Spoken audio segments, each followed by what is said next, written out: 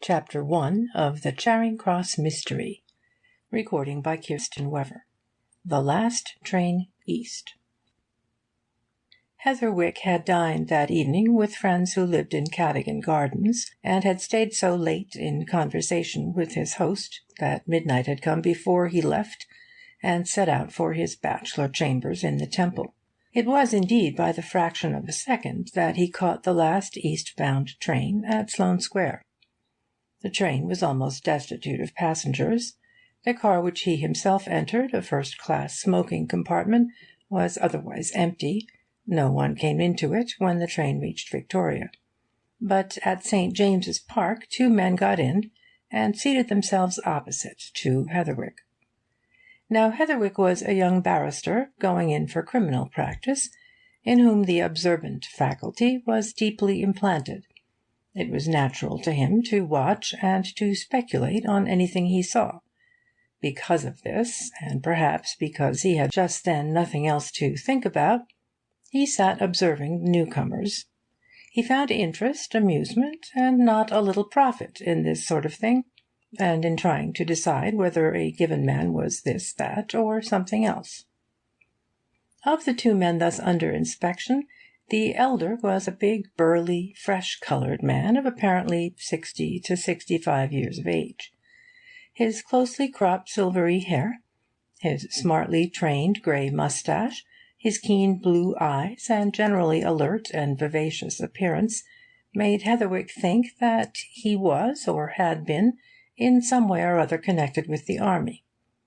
This impression was heightened by an erect carriage, square-set shoulders, and something that suggested a long and close acquaintance with the methods of the drill-yard and the parade-ground. Perhaps, thought Heatherwick, he was a retired non-commissioned officer, a regimental sergeant-major, or something of that sort. This idea again was strengthened by the fact that the man carried a handsome walking cane, the head of which, either of gold or of silver gilt, was fashioned like a crown. There was something military, too, about the cut of his clothes. He was a smartly dressed man, from his silk hat, new and glossy, and worn a little rakishly on the right side of his head, to his highly polished boots. A well-preserved, cheery-looking, good-humoured sort of person this, decided Heatherwick, and apparently well satisfied with himself, and full of the enjoyment of life, and likely, from all outward sight, to make old bones. The other man came into a different category. The difference began with his clothes, which, if not exactly shabby, were semi-shabby, much worn, ill-kept, and badly put on. He was evidently a careless man, who scorned a clothes-brush, and was also indifferent to the very obvious fact that his linen was frayed and dirty. He was a thin, meagre man, of not one-half the respectable, well-fed bulk of his companion. His sallow-complexioned face was worn, and his beard thin and irregular. Altogether, he suggested some degree of poor circumstances. Yet, in Heatherwick's opinion, he was a person of something beyond ordinary mental capacity. His eyes were large and intelligent. His nose was well-shaped, his chin square and determined, and his ungloved hands were finely moulded and delicate of proportion. The fingers were long, thin, and tapering. Heatherwick noticed 2 facts about those fingers. The first, that they were restless. The second, that they were much stained, as if the man had recently been mixing dyes, or using chemicals. And then he suddenly observed that the big man's hands and fingers were similarly stained, blue and red and yellow, in patches. These men were talking when they entered the compartment. They continued to talk as they settled down. Heatherwick could not avoid hearing what they said. "Queerest experience I've ever had in my time," the big man was saying as he dropped into a corner seat. "Tell you, I knew her the instant I clapped eyes on the portrait. After how many years will it be now? 10, I think. Yes, 10. Oh, yes, knew her well enough. When we get to my hotel, I'll show you the portrait. I cut it out and put it aside, and you'll identify it as quick as I did. Lay you aught you like on it. No mistaking that." This was said in a broad north country accent, in full keeping, thought Heatherwick, with the burly frame of the speaker. But the other man replied in tones that suggested the born Londoner. "I think I shall be able to recognise it," he said softly. "I've a very clear recollection of the lady, though, to be sure, I only saw her once or twice." "Ay, well, a fine-looking woman and a beauty like that's not soon forgotten," declared the other. "And nowadays the years don't seem to make much difference to a woman's age. Anyway, I knew her. 'That's you, my fine madam,' says I to myself, as soon as ever I unfolded that paper. But, mind you, I kept it to myself, not a word to my granddaughter, though she was sitting opposite to me when I made the discovery. Nope, not to anybody. Till to-night. Not the sort of thing to blab about, that." "Just so," said the smaller man. "Of course, you'd remember that I was likely to have some recollection of her and of the circumstances. Odd, very. And I suppose the next thing is, what are you going to do about it?" "Oh, well," replied the big man, "of course, 10 years have elapsed. But as to that, it wouldn't matter, you know, if 20 years had slipped by. Still—" At that point he sank his voice to the least of a whisper, bending over to his companion, and Heatherwick heard no more. But it seemed to him that the little man, although he appeared to be listening intently, was in reality doing nothing of the sort.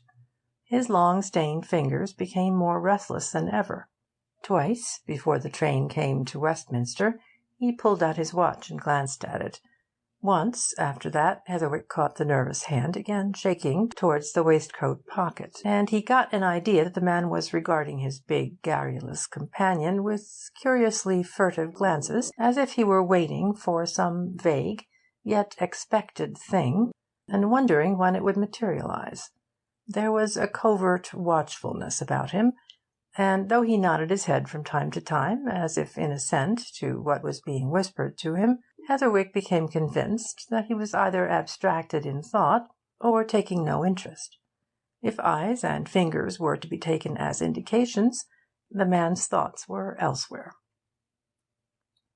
The train pulled up at Westminster, lingered its half-minute, moved onward again. The big man, still bending down to his companion, went on whispering. Now and then, as if he were telling a good story or making a clever point, he chuckled. But suddenly, and without any warning, he paused, coming to a dead, sharp-cut stop in an apparently easy flow of language. He stared wildly around him. Heatherwick caught the flash of his eye as it swept the compartment, and never forgot the look of frightened amazement that he saw in it. It was as if the man had been caught, with lightning-like swiftness, face to face with some awful thing. His left hand shut up, clutching at his breast and throat, the other releasing the gold-headed cane, as if to ward off a blow. It dropped like lead at his side. The other arm relaxed and fell, limp and nerveless, and before Heatherwick could move, the big, burly figure sank back in its corner, and the eyes closed. Heatherwick jumped from his seat, shouting to the other man. "Your friend!" he cried. "Look!" But the other man was looking. He, too, had got to his feet, and he was bending down and stretching out a hand to the big man's wrist. He muttered something that Heatherwick failed to catch. "What do you say?" demanded Heatherwick impatiently. "Good heavens, we must do something. The man's... what is it? A seizure?" "A seizure," answered the other. "Yes, that's it, a seizure. He'd had one, slight giddiness, just before we got in. The train's stopping, though. Charing Cross? I know a doctor close by." The train was already pulling up. Heatherwick flung open the dividing door between his compartment and the next. He had seen the conductor down there, and he beckoned to him. "Quick!" he called. Here, there's a man ill, dying, I think. Come here." The conductor came, slowly, but when he saw the man in the corner, he made for the outer door and beckoned to men on the platform. A uniformed official ran up and got in. "What is it?" he asked. "Gentleman's in a fit? Who's with him? Anybody?" Heatherwick looked round for the man with the stained fingers, but he was already out of the carriage and on the platform, and making for the stairs that led to the exit. He flung back a few words, pointing upward at the same time. "Doctor, close by," he shouted. "Back in 5 minutes. Get him out." But already there was a doctor at hand. Before the man with the stained fingers had fairly vanished, other men had come in from the adjoining compartments. One pushed his way to the front. "I'm a medical man," he said curtly. "Make way, please." The other men stood silently watching, while the newcomer made a hasty examination of the still figure. He turned sharply. "This man's dead," he said in quick, matter-of-fact tones. "Is anyone with him?" The train officials glanced at Heatherwick, but Heatherwick shook his head. "I don't know him," he answered. "There was another man with him. They got in together at St. James's Park. You saw the other man," he continued, turning to the conductor. "He jumped out as you came in here, and ran up the stairs, saying that he was going for some doctor close by." "I saw him, heard him too," assented the conductor. He glanced at the stairs and the exit beyond. "But he ain't come back," he added. "You had better get the man out," said the doctor. "Bring him in to some place on the platform." A station policeman had come up by that time. He and the railwaymen lifted the dead man and carried him across the platform to a waiting room. Heatherwick, feeling that he would be wanted, followed in the rear, the doctor with him. It struck Heatherwick with grim irony that, as soon as they were off it, the train went on, as if careless and indifferent. "Good heavens!" he muttered, more to himself than to the men at his side. "That poor fellow was alive, and, as far as I could see, in the very best of health and spirits 5 minutes ago." "No doubt," observed the doctor dryly. "But he's dead now. What happened?" Heatherwick told him briefly. "And the other man's gone," remarked the doctor. But I suppose nobody thought of detaining him. Now, if he doesn't come back, eh?" "You don't suspect foul play?" exclaimed Heatherwick. "The circumstances are odd," said his companion.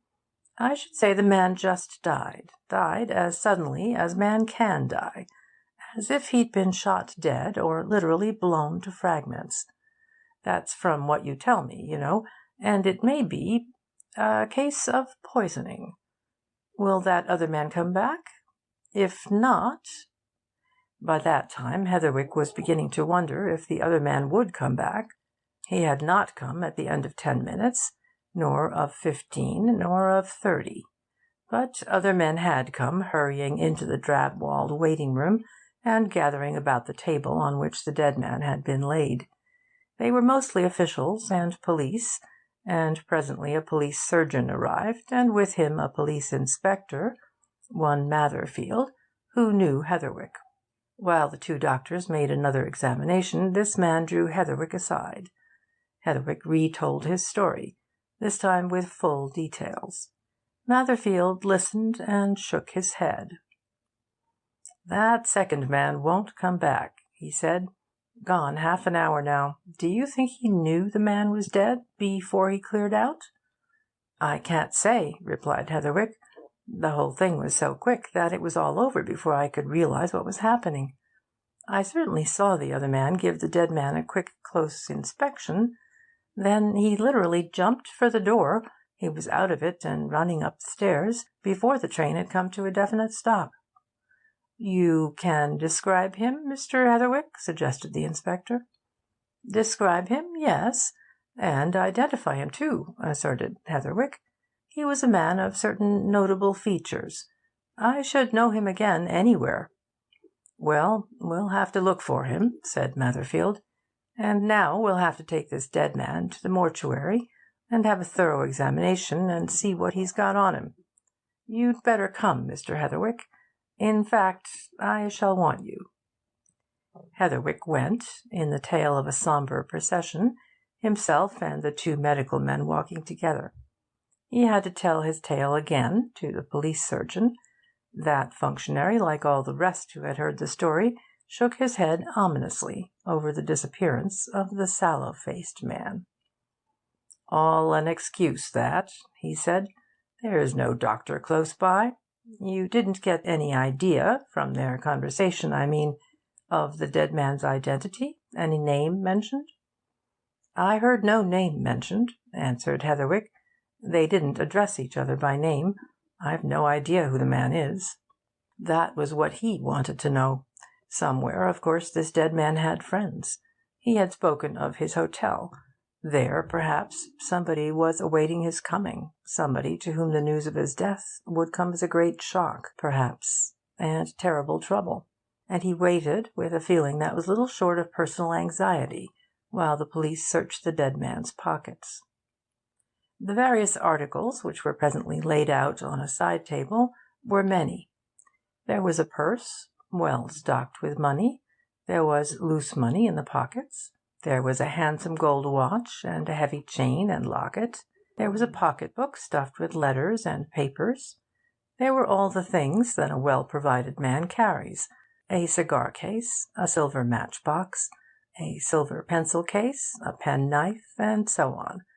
Clearly the dead man had been in comfortable circumstances. But the articles of value were brushed aside by the inspector. His immediate concern was with the contents of the pocket-book, from which he hastened to take out the letters. A second later he turned to Heatherwick and the two doctors, nodding his head sideways at the still figure on the table. "This'll be the name and address," he said, pointing to the envelopes in his hand. "Mr. Robert Hannaford, Malter's Private Hotel, Surrey Street, Strand. Several letters, you see, addressed there, and all of recent date. We'll have to go there. There may be his wife and people of his there. Wonder who he was. Somebody from the provinces, most likely. Well," he laid down the letters and picked up the watch, a fine gold-cased hunter, and released the back. Within that was an inscription engraved in delicate lettering. The inspector let out an exclamation. "Ah," he said, "I half suspected that from his appearance. One of ourselves. Look at this. Presented to Superintendent Robert Hannaford on his retirement by the magistrates of Selithwaite. Selithwaite, eh? Where's that, now?" "Yorkshire," replied one of the men standing close by. "South-West Riding." Matherfield closed the watch and laid it by. "Well," he remarked, "that's evidently who he is. Ex-Superintendent Hannaford, of Selithwaite, Yorkshire, stopping at Malter's Hotel. I'll have to go round there. Mr. Heatherwick, as you were the last man to see him alive, I wish you'd go with me. It's on your way to the Temple." Something closely corresponding to curiosity, not morbid but compelling, made Heatherwick accede to this request. Presently he and Matherfield walked along the embankment together, talking of what had just happened, and speculating on the cause of Hannaford's sudden death. "We may know the exact reason by noon," remarked Matherfield. "There'll be a post-mortem, of course. But that other man, we may get to know something about him here, and I wonder whom we shall find here. Hope it's not his wife." End of chapter 1.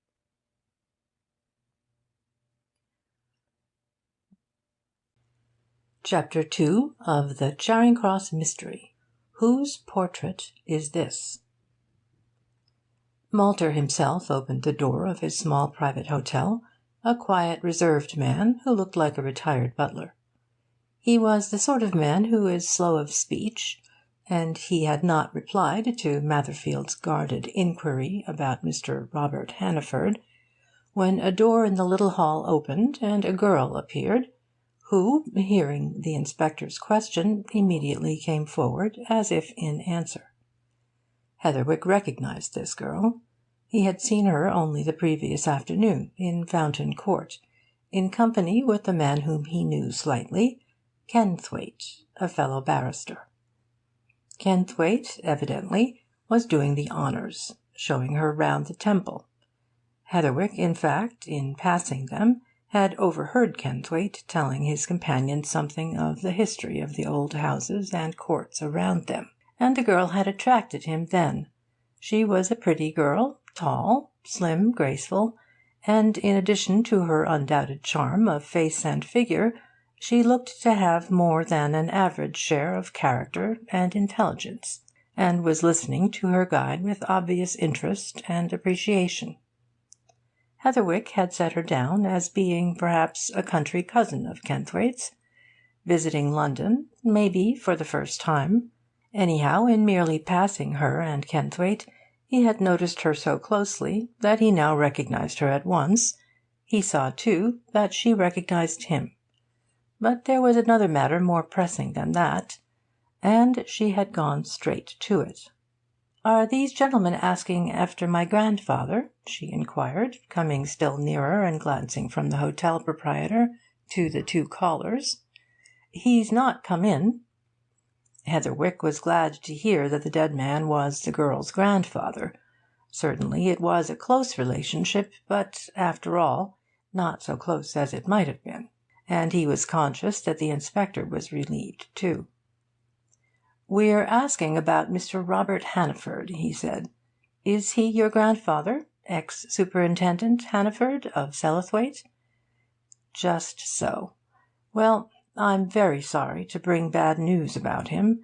He broke off, watching the girl keenly, as if he wanted to make sure that she would take the news quietly. And evidently reassured on that point, he suddenly went on definitely. "You'll understand," he said, "it's, well, the worst news. The fact is—" "Is my grandfather dead?" interrupted the girl. "If that's it, please say so. I shan't faint, or anything of that sort, but I want to know." "I'm sorry to say he is dead," replied Matherfield. "He died suddenly in the train at Charing Cross. A seizure, no doubt. Was he well when you saw him last?" The girl turned to the hotel proprietor, who was standing by, evidently amazed. "Never saw a gentleman look better or seem better in my life than he did when he went out of that door at 6:30, he exclaimed. "Best of health and spirits." "My grandfather was quite well," said the girl quietly. "I never remember him being anything else but well. He was a very strong, vigorous man. Will you please tell me about it?" Matherfield told all about it, turning now and then to Heatherwick for corroboration. In the end he put a question. "This man that Mr. Heatherwick saw in your grandfather's company," he suggested, "do you recognise anyone from that description?" "No, no one," answered the girl. "But my grandfather knew people in London whom I don't know. He has been going about a good deal since we came here, 3 days ago, looking out for a house." "Well, we shall have to find that man," remarked Matherfield. "Of course, if you'd recognised the description as that of somebody known to you—" "No," she said again, "I know nobody like that. But now, do you wish me to go with you to him?" "It's not necessary. I wouldn't, to night, if I were you," replied Matherfield. "I'll call again in the morning. Meanwhile, leave matters to us and the doctors." "You've friends in London, I suppose?" "Yes, we have friends. Relations, in fact," said the girl. "I must let them know at once." Matherfield nodded and turned to the door. But Heatherwick lingered. He and the girl were looking at each other. He suddenly spoke. "I saw you this afternoon," he said, "in Fountain Court with a man whom I know slightly, Mr. Kenthwaite. Is he by any chance one of the relations you mentioned just now? Because if so, he lives close by me. I can tell him, if you wish." "No," she answered, "not a relative. We know him. You might tell him, if you please, and if it's no trouble.' 'No trouble at all,' said Heatherwick. 'And, if I may, I hope you'll let me call in the morning to hear if there's anything I can do for you.' The girl gave him a quick, responsive glance. 'That's very kind of you,' she said. 'Yes.' Heatherwick and the police inspector left the little hotel and walked up the street. Matherfield seemed to be in a brown study. Somewhere up in the Strand, and farther away down Fleet Street, the clocks began striking. 'Seems to me,' exclaimed Matherfield suddenly, 'seems to me, Mr. Heatherwick, this is murder.' 'You mean poison?' said Heatherwick. 'Likely. Why, yes, of course it would be poison. We must have that man. You can't add to your description of him? You've already got everything that I can tell. Pretty full and accurate, too. I should say you oughtn't to have much difficulty in laying hands on him, from my description.' Matherfield made a sound that was half a laugh and half a groan. 'Lord bless you,' he said, 'it's like seeking a needle in a bundle of hay, searching for a given man in London. I mean, of course, sometimes. More often than not, in fact. Here's this chap rushes up the stairs at Charing Cross, vanishes where? One man amongst 7 millions of men and women. However.' Then they parted, and Heatherwick, full of thought, went home to his chambers and to bed, and lay equally thoughtful for a long time before he went to sleep. He made a poor night of it, but soon after 8 o'clock he was in Kenthwaite's chambers. Kenthwaite was dressing and breakfasting at the same time. A ready-packed brief-bag and an open time-table suggested that he was in a hurry to catch a train. But he suspended his operations to stare, open-mouthed, wide-eyed, at Heatherwick's news. 'Hannaford dead!' he exclaimed. 'Great Scott! Why, he was as fit as a fiddle at noon yesterday, Heatherwick. He and his granddaughter called on me, and I took 'em to lunch. I come from Sellathwaite, you know, so of course I knew them. Hannaford had to go as soon as we'd lunched, some appointment. So I showed the girl round a bit. Nice girl, that. Clever. Name of Rona. Worth cultivating. And the old man's dead. Bless me.'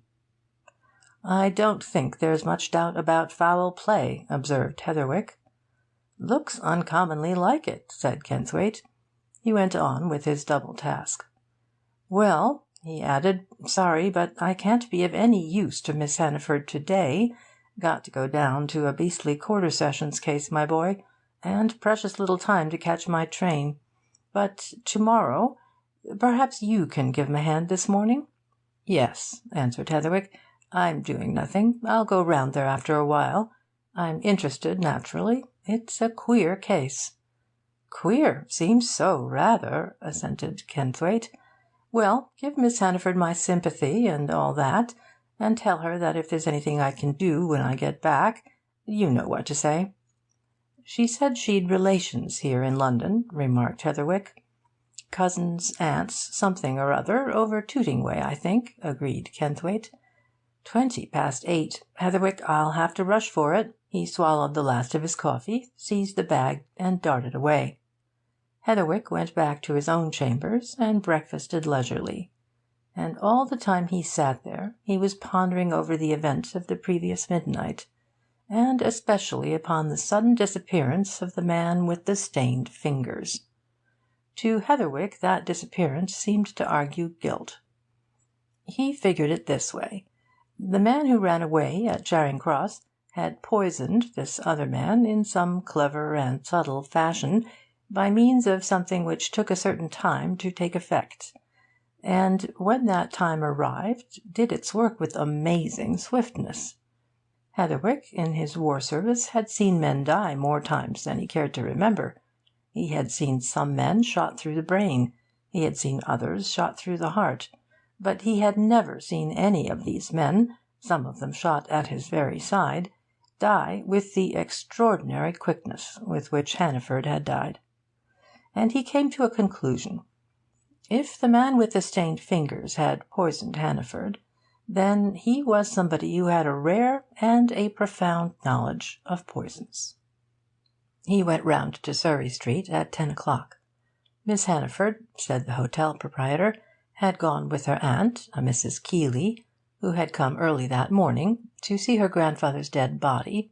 Some police official had fetched them.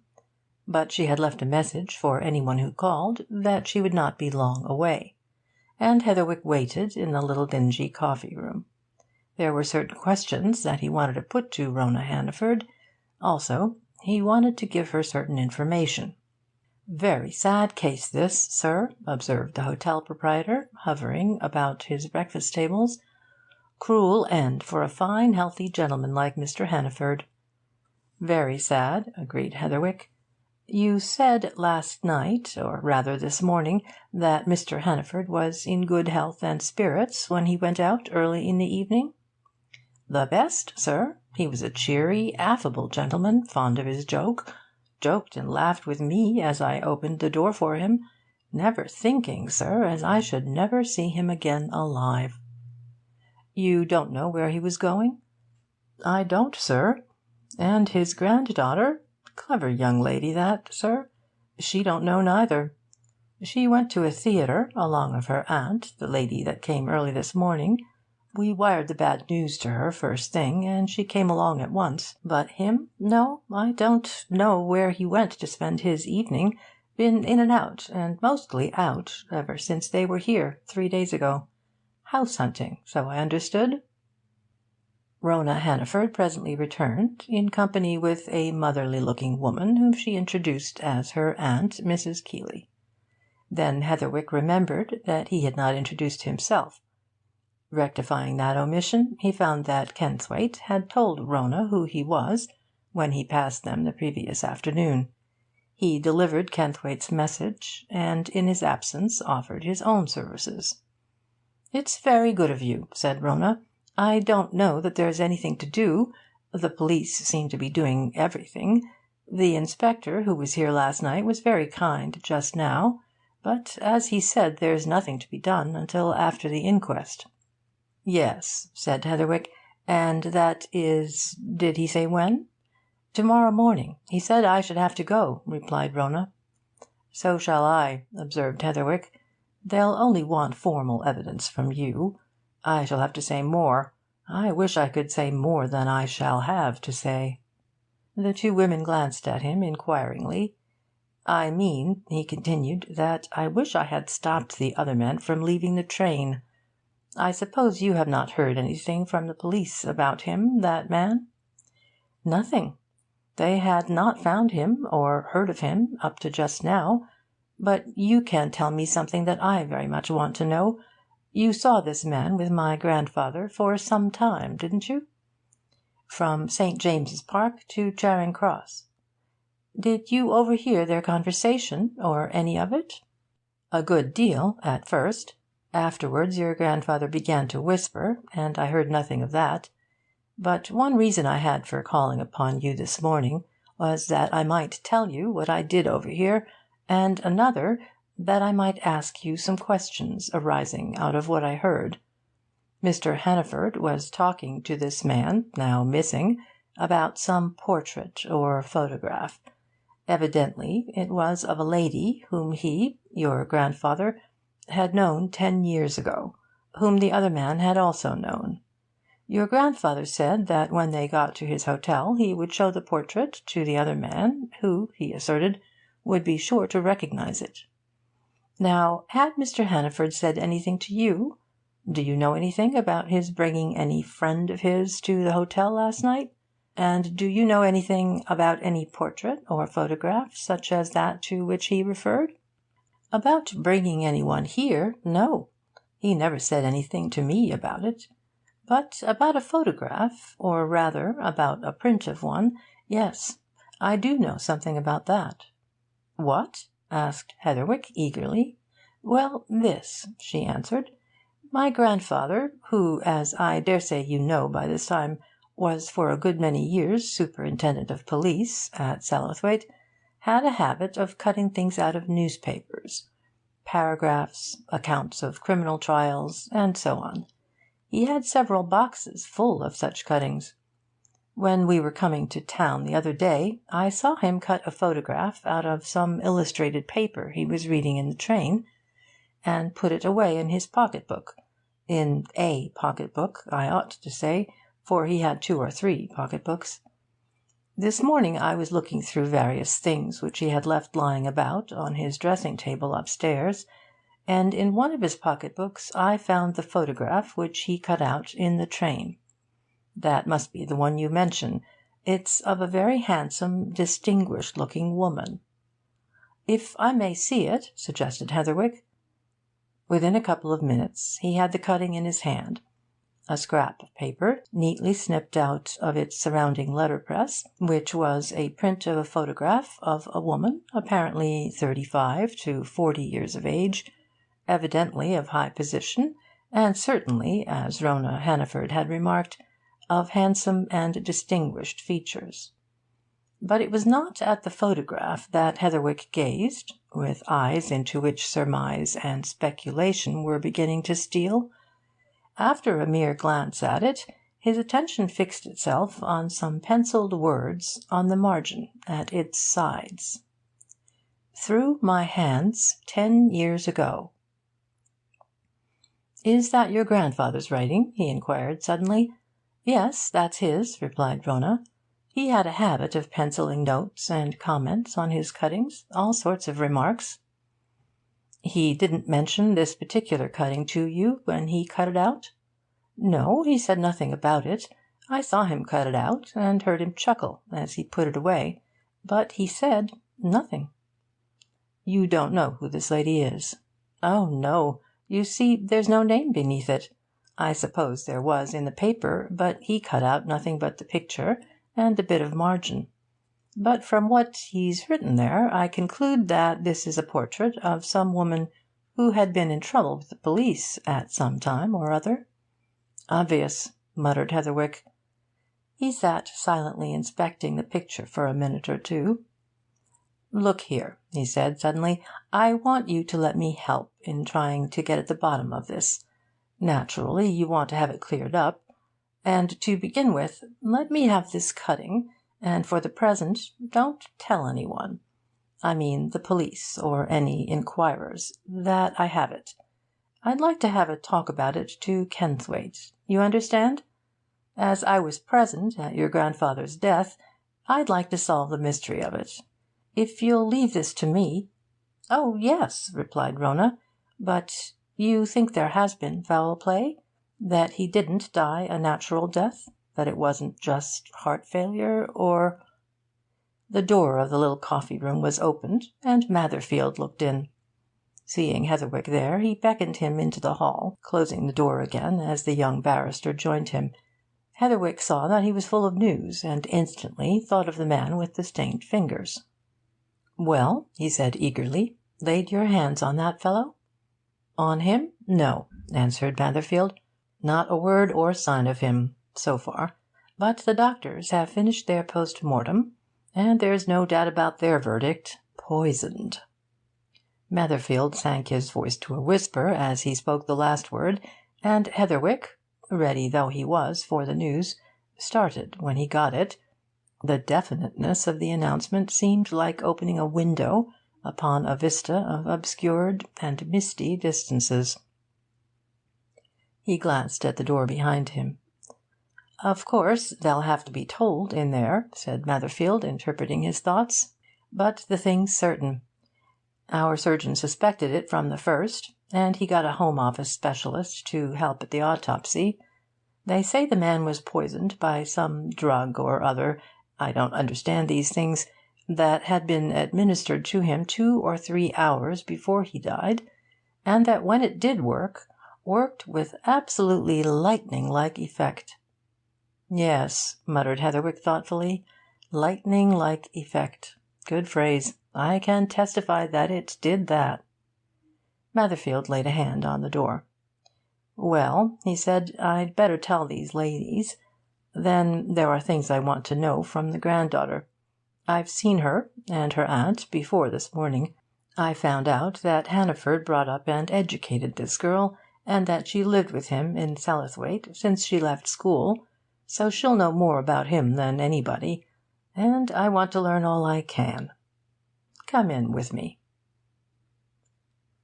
End of Chapter 2.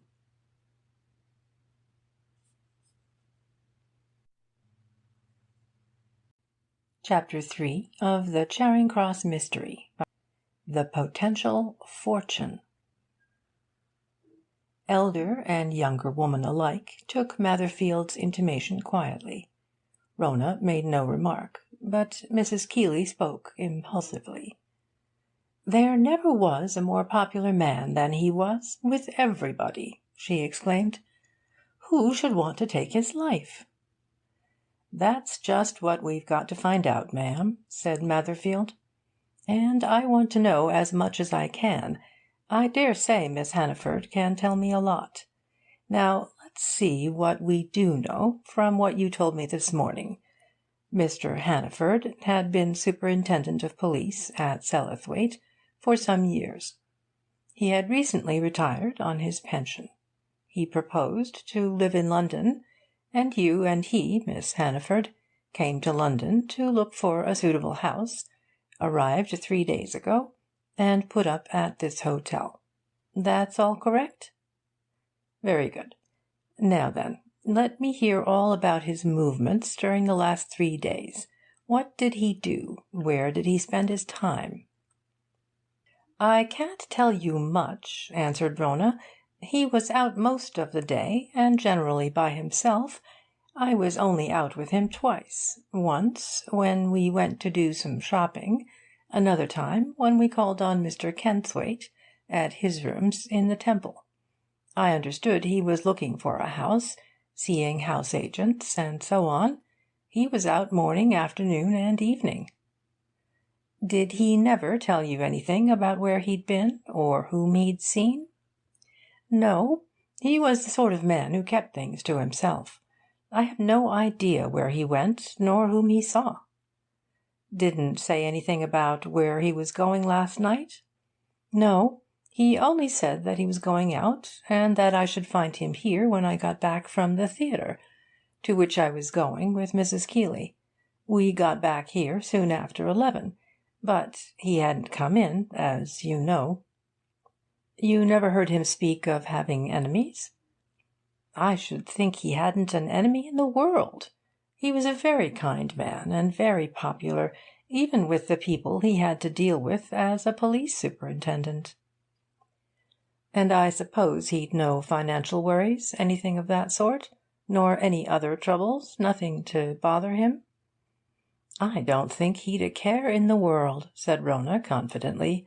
"He was looking forward with real zest to settling down in London.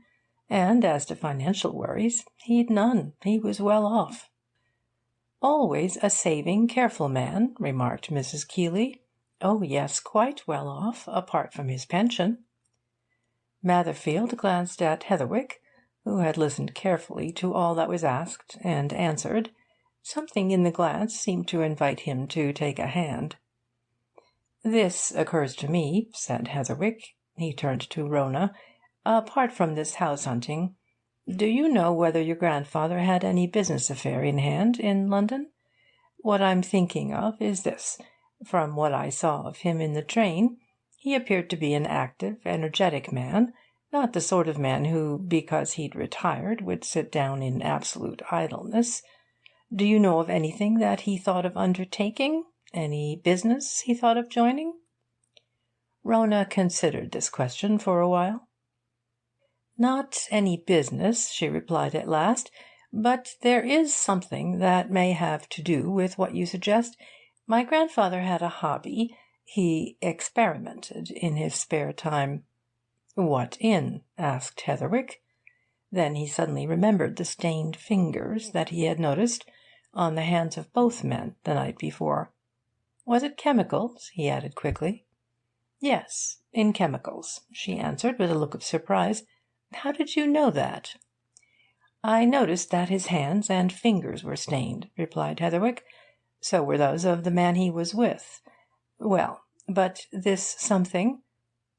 "He had a little laboratory in our garden at Sellathwaite," she continued.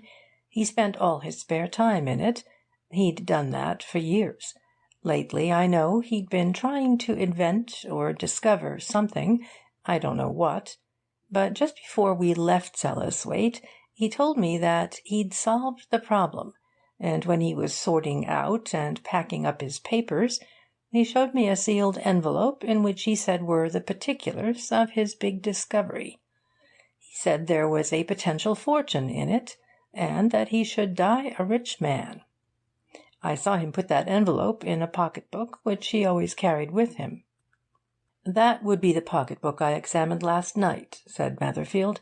"There was no sealed envelope, nor one of which any seal had been broken, in that. There was nothing but letters, receipts, and unimportant papers." "It is not in his other pocket-books," declared Rona. "I went through all his things myself, very early this morning, through everything that he had here. I know that he had that envelope yesterday. He pulled out some things from his pocket when we were lunching with Mr. Kenswaite in a restaurant in Fleet Street, and I saw the envelope. It was a stout, square envelope, across the front of which he had drawn 2 thick red lines, and it was heavily sealed with black sealing-wax at the back." "That was yesterday, you say?" asked Matherfield sharply. "Yesterday noon? Just so. Then, as he had it yesterday at noon, and as it wasn't in his pockets last night, and is not among his effects in this house, it's very clear that between, say, 2 o'clock yesterday and midnight he parted with it. Now then, to whom?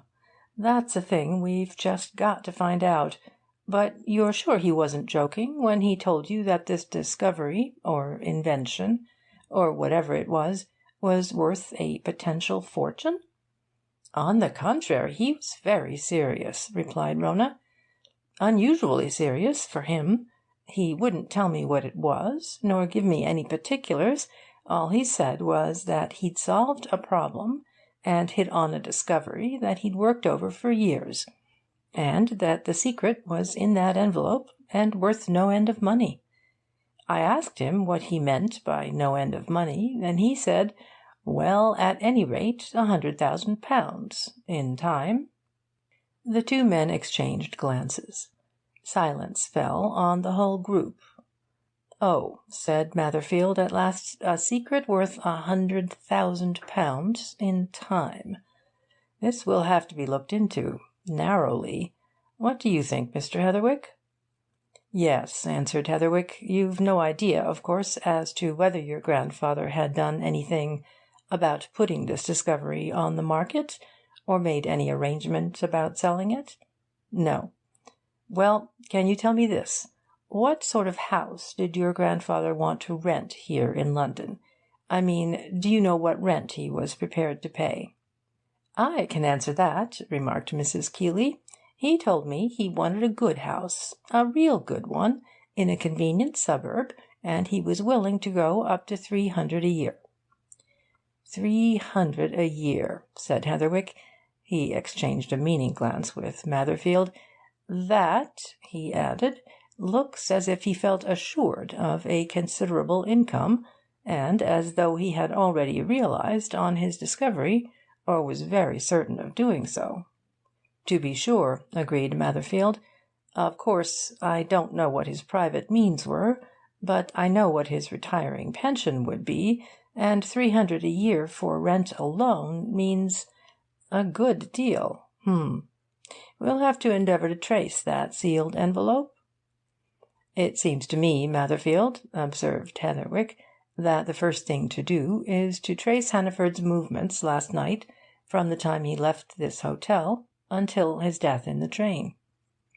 "We're at that already," replied Matherfield. "We've a small army of men at work. But as we want all the help we can get, I'm going to stir up the newspaper men, Mr. Heatherwick. The press, sir, is always valuable in this sort of thing, and I want Miss Hannaford, if she's got one, to give me a recent photograph of her grandfather, so that it can appear in the papers.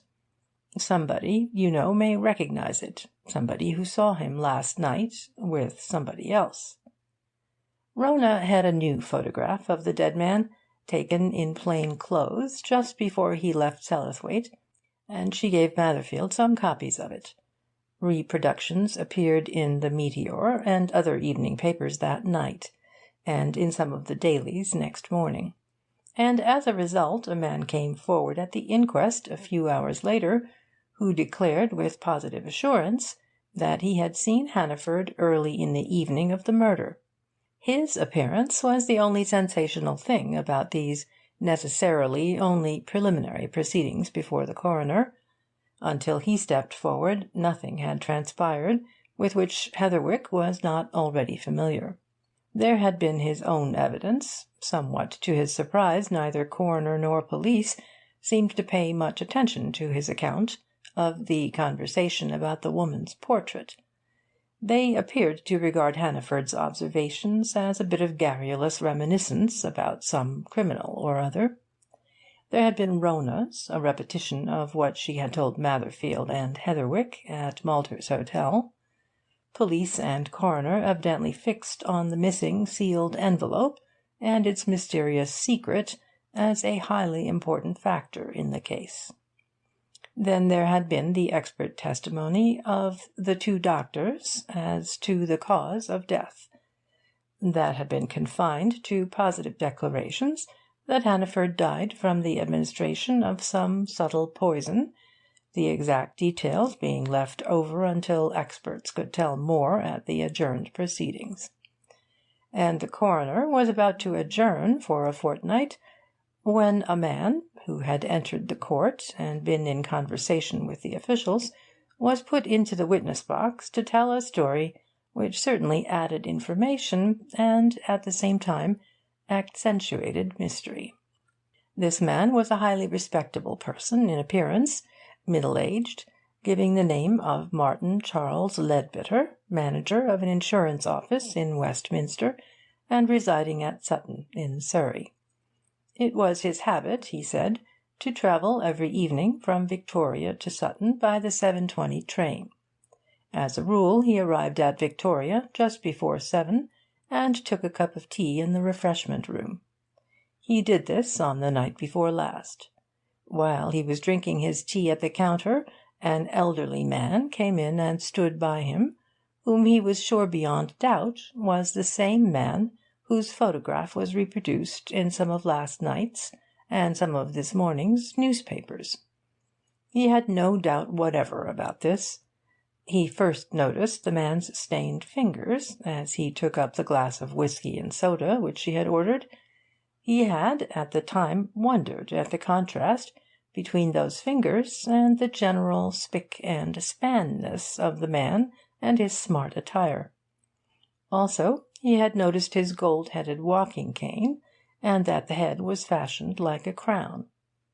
They stood side by side for some minutes, then the man went out. A minute or two later he saw him again, this time at the right-hand side bookstall.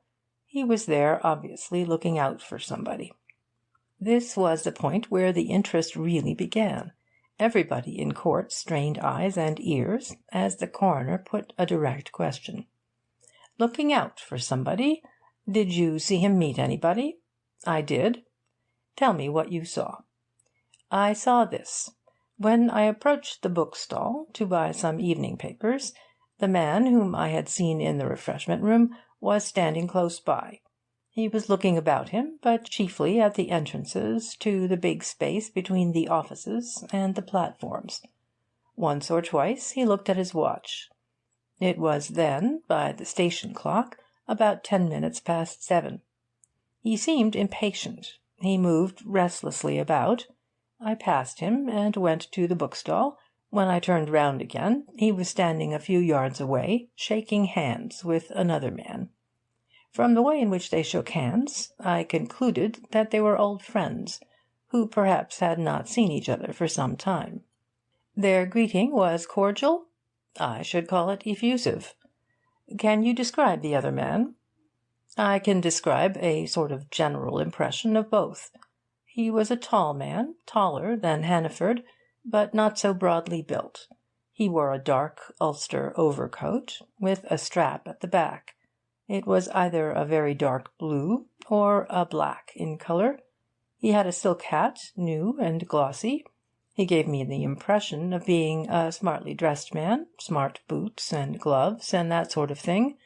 You know the general impression you get at a quick glance. But as to his features, I can't tell you anything. "Why not?" asked the coroner. "Because, to begin with, he wore an unusually large pair of blue spectacles, which completely veiled his eyes, and to end with, his throat and chin were swathed in a heavy white muffler, which covered the lower part of his face as well. Between the rim of his hat and the collar of his coat, it was all muffler and spectacles." The coroner looked disappointed. His interest in the witness seemed to evaporate. "Did you notice anything else?" he asked. "Only that the newcomer took Hannaford's arm, and that they walked away towards the left-hand entrance hall, evidently in earnest conversation. That was the last I saw of them." "There's just one question I should like to put to you in conclusion," said the coroner. "You say that you are confident that the photograph in the newspapers is that of the man you saw at Victoria. Now, have you seen the dead man's body?" "I have. The police took me to see it when I volunteered my evidence." "And you recognised it as that of the man you saw?" "Without doubt. There is no question of that in my mind." 5 minutes later the inquest stood adjourned, and those chiefly concerned gathered together in the emptying court to discuss the voluntary witness's evidence. Matherfield manifested an almost cheerful optimism. "That's better, much better," he declared, rubbing his hands as if in anticipation of laying them on something. "We know now that Hannaford met, at any rate, 2 men that night. It's easier to find 2 men than 1. Rona, whom Heatherwick had escorted to the coroner's court, looked her astonishment. "How can that be?" she asked. "Mr. Heatherwick understands," answered Matherfield, with a laugh. "He'll tell you." But Heatherwick said nothing. He was always wondering about the woman whose picture lay in his pocket. End of chapter 3.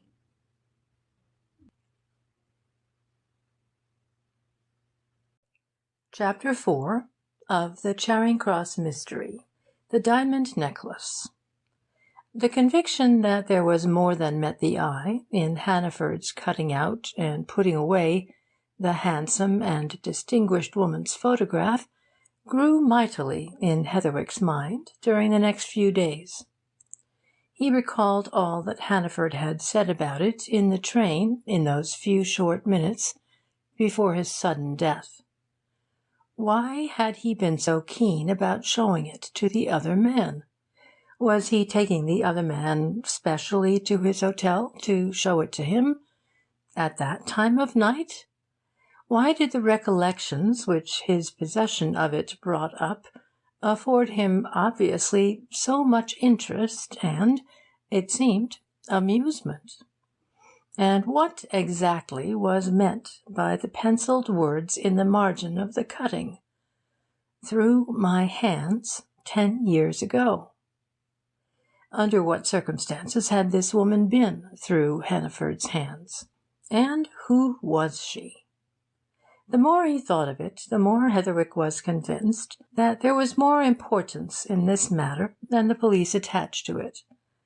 They had proved utterly indifferent to Heatherwick's account of the conversation in the train. That, said Matherfield, with official superiority, was nothing but a bit of chat, reminiscence, recollection, on the ex-superintendent's part. Old men, he said, were fond of talking about incidents of the past. The only significance Matherfield saw in it was that it seemed to argue that whoever the man who had disappeared was, he and Hannaford had known each other 10 years ago. At the end of a week the police had heard nothing of this man, nor had they made any discovery in respect to the other man whom Leadbitter swore he had seen with Hannaford at Victoria. The best Scotland Yard hands had been hard and continuously at work, and had brought nothing to light. Only one person had seen the first man after he darted up the stairs of Charing Cross, calling out that he was going for a doctor. This was a policeman on duty at the front of the Underground station. He had seen the man run out, had watched him run at top speed up Villiers Street, and had thought no more of it than that he was some belated passenger hurrying to catch a last bus in the Strand. But with that, all news and trace of him vanished. Of the tall man in the big blue spectacles and white muffler there was never any trace, nor any news beyond Leadbitter's. Yet Leadbitter was a thoroughly dependable witness, and there was no doubt that he had seen Hannaford in this man's company.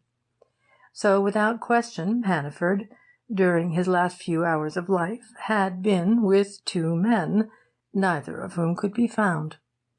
Within 24 hours of his death several men came forward voluntarily, who had had dealings or conversations with Hannaford since his arrival in London. But there was a significant fact about the news which any of them could give. Not one knew anything of the tall man seen by Leadbitter, or of the shabby man seen by Heatherwick, or of the secret which Hannaford carried in his sealed packet.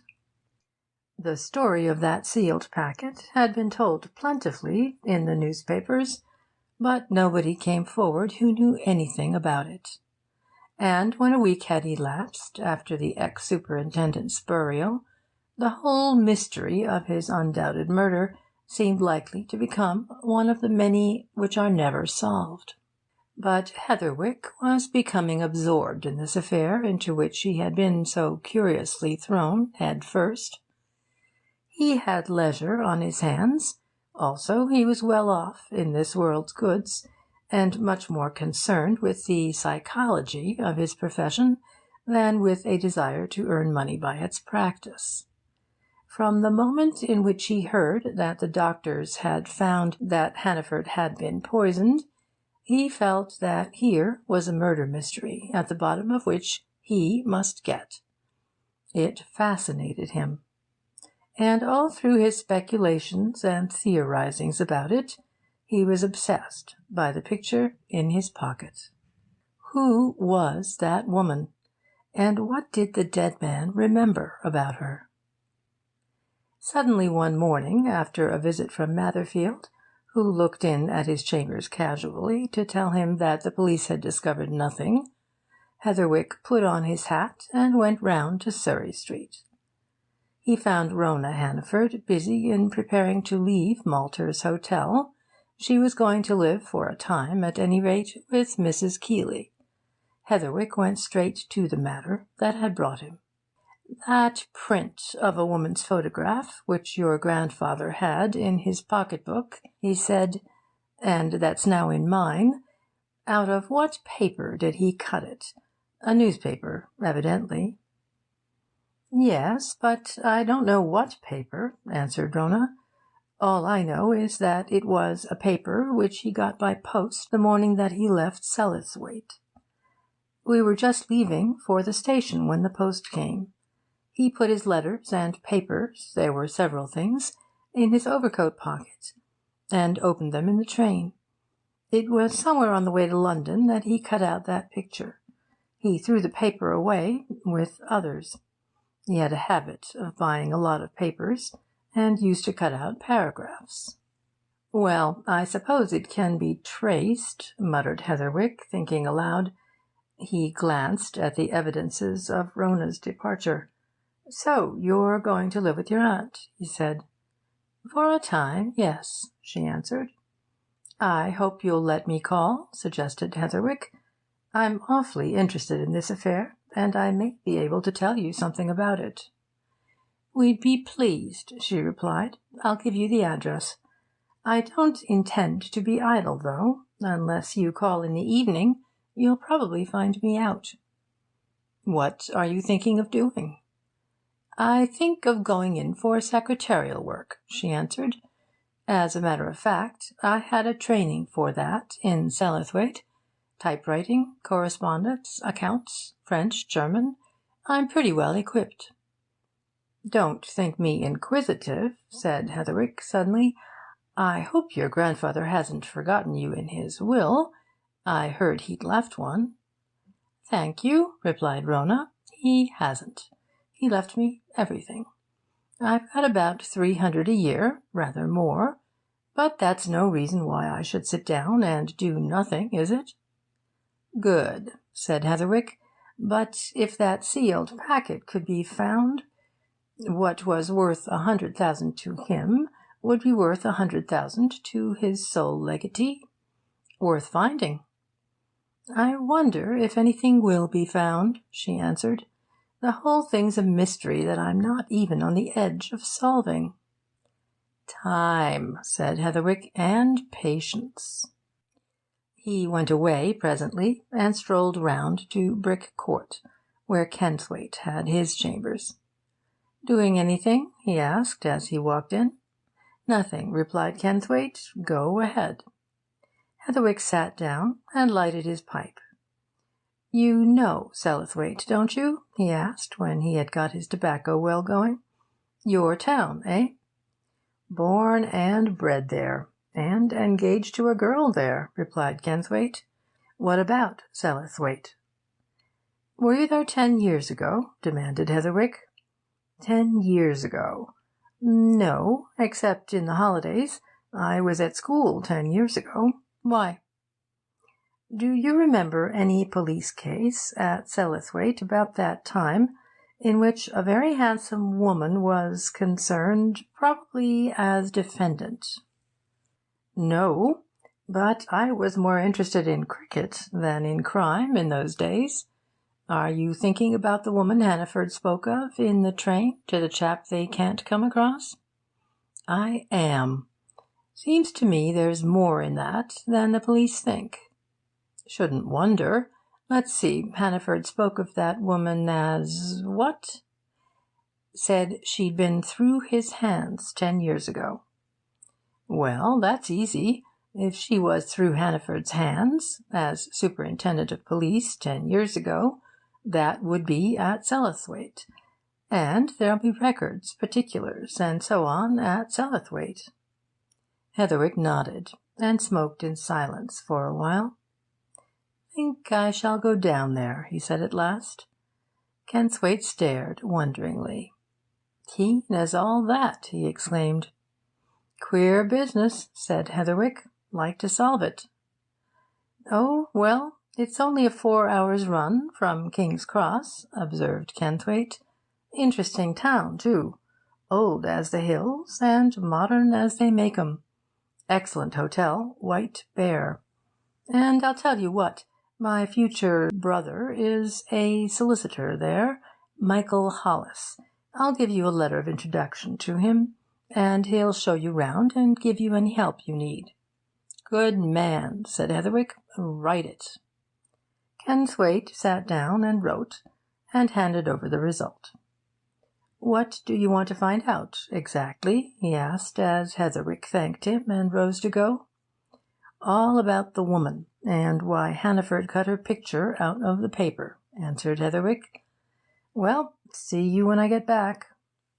He went off to his own chambers, packed a bag, and drove to King's Cross to catch the early afternoon train for the north.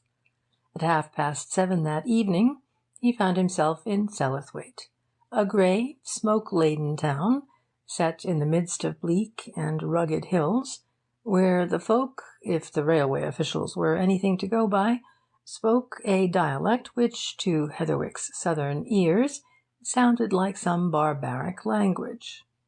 But the White Bear, in which he was presently installed, yielded all the comforts and luxuries of a first-class hotel. The dining-room, into which Heatherwick turned as soon as he had booked his room, seemed to be thronged by a thoroughly cosmopolitan crowd of men. He heard most of the principal European languages being spoken. Later, he found that his fellow guests were principally continental businessmen, buyers intent on replenishing exhausted stocks from the great warehouses and manufactories of Sellathwaite. All this was interesting, nor was he destined to spend the remainder of his evening in contemplating it from a solitary corner, for he had scarcely eaten his dinner when a hall porter came to tell him that Mr. Hollis was asking for Mr. Heatherwick. Heatherwick hastened into the lounge and found a keen-faced, friendly-eyed man of 40 or thereabouts stretching out a hand to him. "Kenthwaite wired me this afternoon that you were coming down, and asked me to look you up here," he said. "I'd have asked you to dine with me, but I've been kept at my office until just now, and again, I live a good many miles out of town. But to-morrow night—" "You're awfully good," replied Heatherwick. "I'd no idea that Kenthwaite was writing. He gave me a letter of introduction to you, but I suppose he thought I wanted to lose no time. And I don't, and I dare say you can tell me something about the object of my visit. Let's find a corner and smoke." Installed in an alcove in the big smoking-room, Hollis read Kenthwaite's letter. "What is it you're after?" he asked. "Kenthwaite mentions that my knowledge of Sellathwaite is deeper than his own. Naturally it is, as I'm several years older." "Well," responded Heatherwick, "it's this, briefly. You're aware, of course, of what befell your late police superintendent in London. His sudden death?" "Oh, yes. Read all the newspapers, anyway," assented Hollis. "You're the man who was present in the train on the Underground, aren't you?" "I am. And that's one reason why I'm keen on solving this mystery. There's no doubt whatever that Hannaford was poisoned, that it's a case of deliberate murder. Now, there's a feature of the case to which the police don't seem to attach any importance. I do attach great importance to it. It's the matter of the woman to whom Hannaford referred when he was talking, in my presence, to the man who so mysteriously disappeared. Hannaford spoke of that woman as having been through his hands 10 years ago. That would be some experience he had here in this town. Now then, do you know anything about it? Does it arouse any recollection?" Hollis, who was smoking a cigar, thoughtfully tapped its long ash against the edge of his coffee-cup. Suddenly his eyes brightened. "That's probably the Whittingham case," he said. "It was about 10 years ago." "And what was the Whittingham case?" asked Heatherwick. "Case of a woman?" "Of a woman, evidently an adventuress, who came to Sellathwaite about 10 years ago, and stayed here some little time, in this very hotel," replied Hollis. "Oddly enough, I never saw her. But she was heard of enough, eventually. She came here, to the White Bear, alone, with plenty of luggage and evident funds. I understand she was a very handsome woman, 28 or 30 years of age, and she was taken for somebody of consequence. I rather think she described herself as the Honourable Mrs. Whittingham. She paid her bills here with unfailing punctuality every Saturday morning. She spent a good deal of money amongst the leading tradesmen in town, and always paid cash. In short, she established her credit very successfully, and with nobody more so than the principal jeweller here, Malladale. She bought a lot of jewellery from Malladale, but in his case she always paid by cheque. And in the end it was through a deal with Malladale that she got into trouble." "And into Hannaford's hands," suggested Heatherwick. "Into Hannaford's hands, certainly," assented Hollis. "It was this way. She had, as I said just now, made a lot of purchases from Malladale, who, I may tell you, has a first-class trade amongst our rich commercial magnates in this neighbourhood. Her transactions with him, however, were never, at first, in amounts exceeding 100 or 2, but they went through all right. She used to pay him by cheque drawn on a Manchester bank. Manchester, you know, is only 35 miles away. As her first cheques were always met, Malladale never bothered about making any inquiry about her financial stability. Like everybody else, he was very much impressed by her. Well, in the end, she'd a big deal with Malladale. Malladale had a very fine diamond necklace in stock. He and she used to discuss her acquisition of it. According to his story, they had a fine old battle as to terms. Eventually they struck a bargain. He let her have it for £3,900. She gave him a cheque for that amount there and then, and he let her carry off the necklace. "Oh!" exclaimed Heatherwick. "Just so," agreed Hollis. "But he did.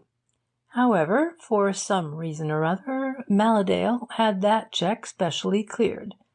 She handed it to him on a Monday afternoon. First thing on Wednesday morning, Malladale found it had been returned with the ominous 'reference to drawer' inscribed on its surface. Naturally, he hurried round to the White Bear, but the Honourable Mrs. Whittington had disappeared. She had paid up her account, taken her belongings, and left the hotel and the town late on the Monday evening, and all that could be discovered at the station was that she had travelled by the last train to Leeds, where, of course, there are several big main lines to all parts of England. And she had left no address. She had indeed told the people here that she should be back before long, and that if any letters came, they were to keep them until her return. So then Malladale went to the police, and Hannaford got busy. "I gather that he traced her?" suggested Heatherwick. Hollis laughed sardonically. "Hannaford traced her, and he got her," he answered. "But he might well use the expression that you mentioned just now. She was indeed through his hands, just as a particularly slippy eel might have been. She got clear away from him." End of chapter 4.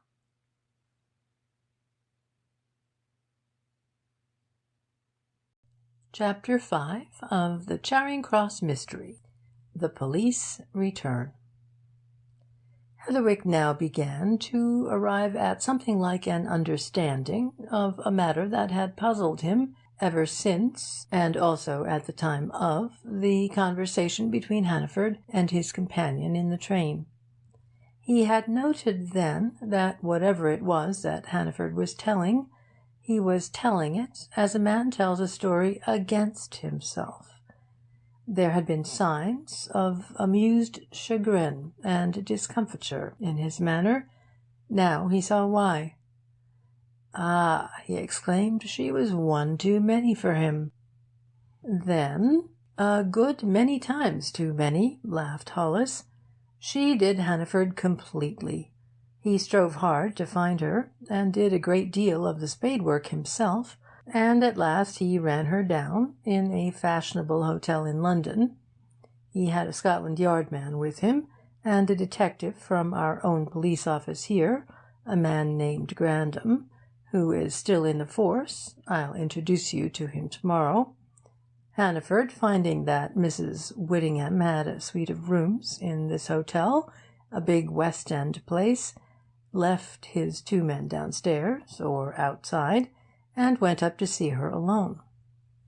According to his own account, she was highly indignant at any suspicions being cast upon her, and still more so rose to a pitch of most virtuous indignation when he told her that he'd got a warrant for her arrest, and that she'd have to go with him.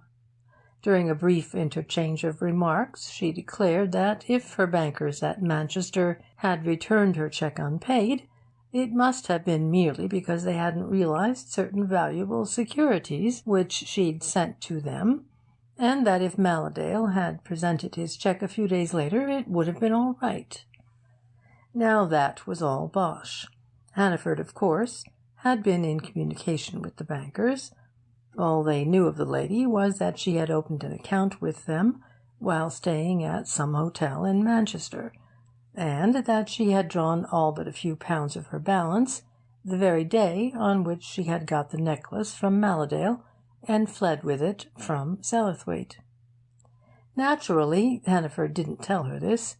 He merely reiterated his demand that she should go with him. She assented at once, only stipulating that there should be no fuss. She would walk out of the hotel with him, and he and his satellites could come back and search her belongings at their leisure.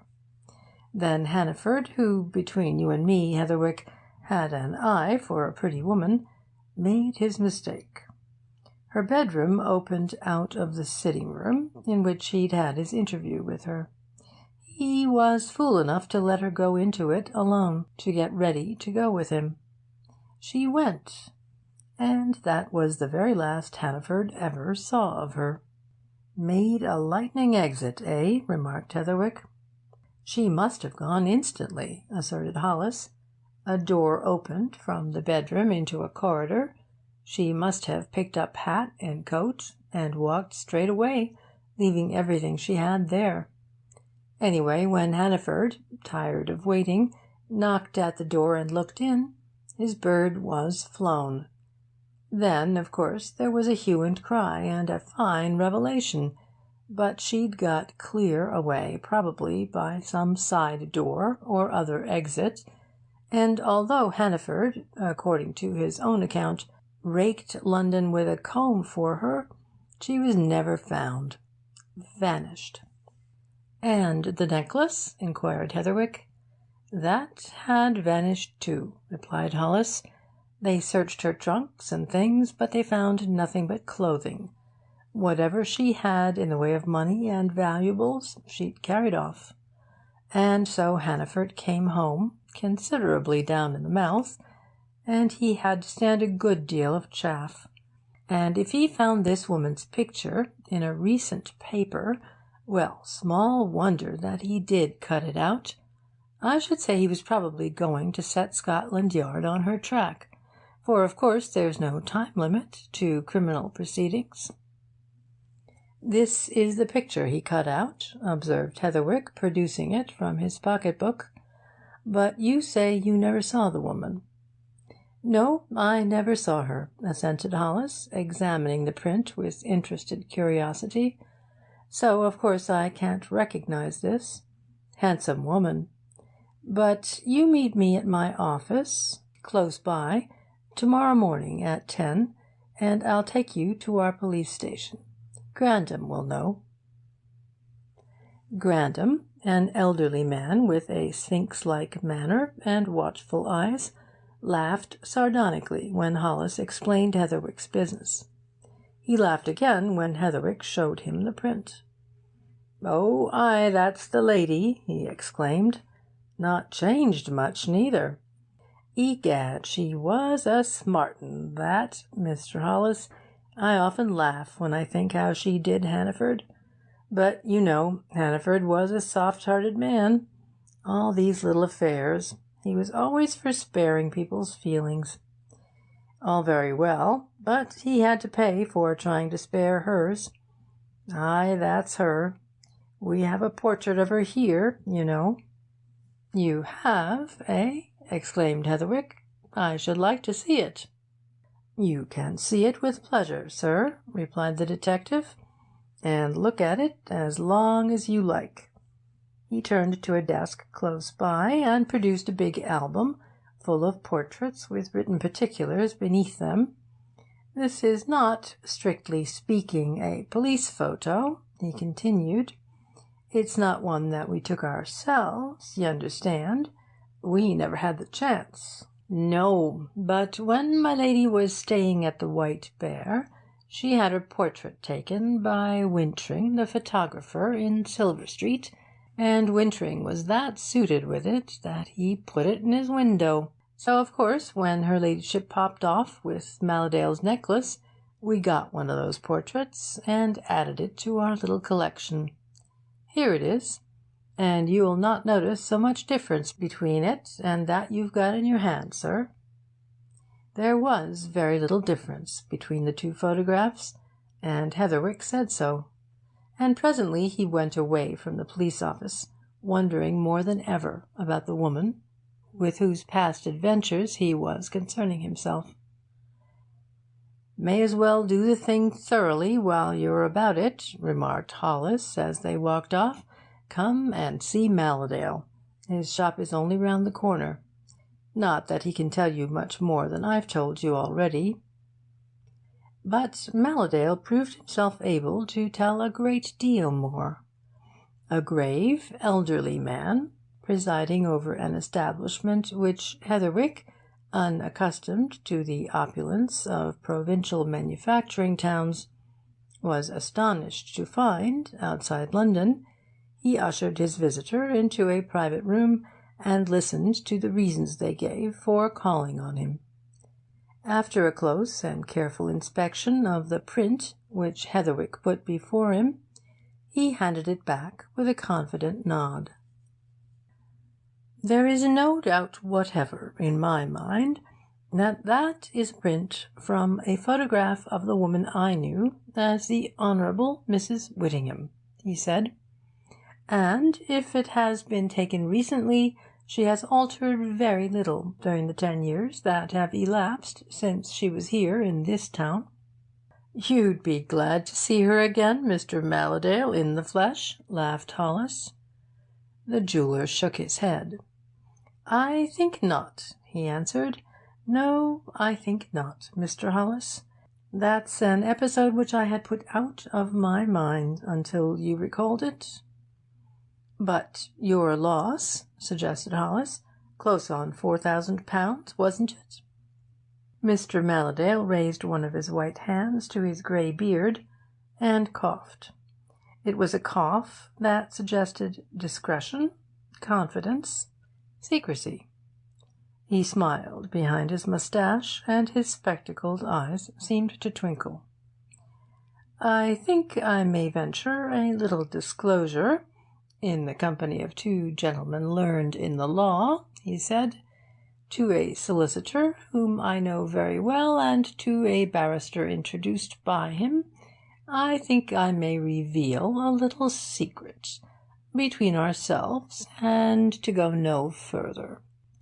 The fact of this matter is, gentlemen, I had no loss." "What?" exclaimed Hollis. "No loss?" "Eventually," replied the jeweller. "Eventually. Indeed, to tell you the truth plain, I made my profit, and something over." Hollis looked his bewilderment. "Do you mean that, eventually, you were paid?" he asked. "Precisely. Eventually, after a considerable interval, I was paid," replied Mr. Malladale. "I will tell you the circumstances. It is, I believe, common knowledge that I sold the diamond necklace to Mrs. Whittingham for £3,900, and that the cheque she gave me was dishonoured, and that she cleared off with the goods and was never heard of after she escaped from Hannaford. Well, 2 years ago, that is to say 8 years after her disappearance, I one day received a letter which bore the New York postmark. It contained a sheet of notepaper on which were a few words and a few figures. But I have that now, and I'll show it to you." Going to a safe in the corner of his parlour, the jeweller, after some searching, produced a paper and laid it before his visitors. Heatherwick examined it with curiosity. There was no name, no address, no date. All that appeared was, as Malladale had remarked, a few words, A few figures. Type written. Principal, £3,900. 8 years' interest at 5%, 1,560. Total, £5,460. Draft, £5,460 enclosed herein. Kindly acknowledge in London Times. Enclosed, as is there said, was a draft on a London bank for the specified amount, continued Mr. Mellowdale, £5,460. You may easily believe that at first I could scarcely understand this. I knew of no one in New York who owed me money, but the first figures, £3,900, threw light on the matter. I suddenly remembered Mrs. Whittingham and my lost necklace. Then I saw through the thing. Evidently Mrs. Whittingham had become prosperous, wealthy, and she was honest enough to make amends. There was my principal, and 8 years' interest on it. Yet I felt somewhat doubtful about taking it. I didn't know whether I mightn't be compounding a felony. You gentlemen, of course, will appreciate my little difficulty." Remarked Hollis, in a non-committal tone.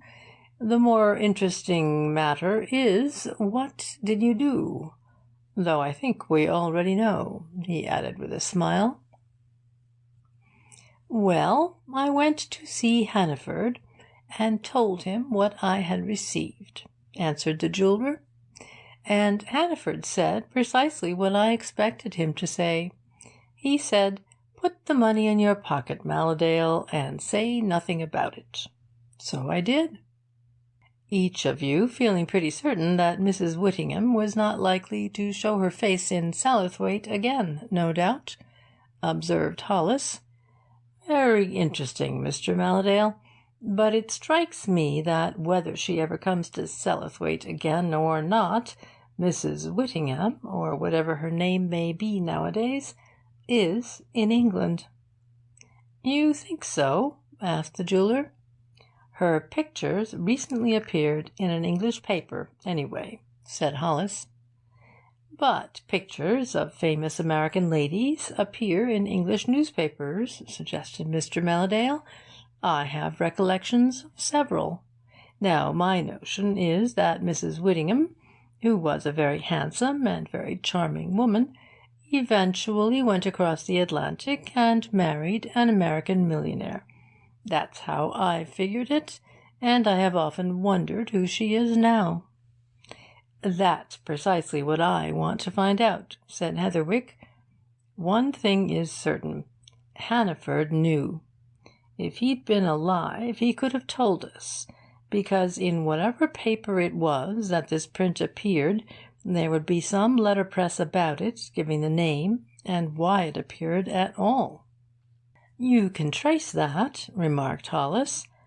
"Just so," agreed Heatherwick, "and I may as well get back to town and begin the job. But I think, with Mr. Hollis," he added, turning to the jeweller, "I believe that the woman is here in England. I think it possible, too, that Hannaford knew where. And I don't think it impossible that between the time of his cutting out her picture from the paper and the time of his sudden death, he came in touch with her." "You think it probable that she in some way had something to do with his murder, if it was murder?" asked Mr. Mellowdale. "I think it possible," replied Heatherwick. "There are strange features in the case. One of the strangest is this. Why, when Hannaford cut out that picture for his own purposes, evidently with no intention of showing it to anyone else, did he cut it out without the name and the letterpress which must have been under and over it?" "Queer, certainly," said Hollis. "But, you know, you can soon ascertain what that name was. All you've got to do is to get another copy of the paper." "Unfortunately, Hannaford's granddaughter doesn't know what particular paper it was," replied Heatherwick. "Her sole recollection of it is that it was some local newspaper, sent to Hannaford by post the very morning that he left here for London." "Still, it can be traced," said Hollis. "It was in some paper, and there'll be other copies." Presently he and Heatherwick left the jeweller's shop. Outside, Hollis led his companion across the street and turned into a narrow alley. "I'll show you a man who'll remember Mrs. Whittingham better than anybody in Sellathwaite," he said, with a laugh. "Better even than Malladale. I told you she stayed at the White Bear when she was here. Well, since then the entire staff of that eminent hostelry has been changed, from the manager to the boots. I don't think there's a man or a woman there who was there 10 years ago. But there's a man at the end of this passage who was formerly hall porter at the White Bear, Amblet Hudson, and who now keeps a rather cosy little saloon bar down here. We'll drop in on him. He's what we call a bit of a character, and if you can get him to talk, he's usually worth listening to." End of chapter 5.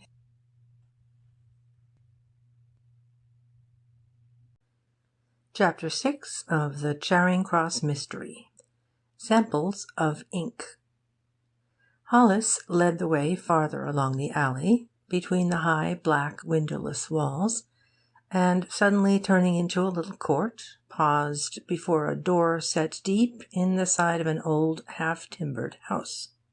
"Queer old place, this," he remarked over his shoulder.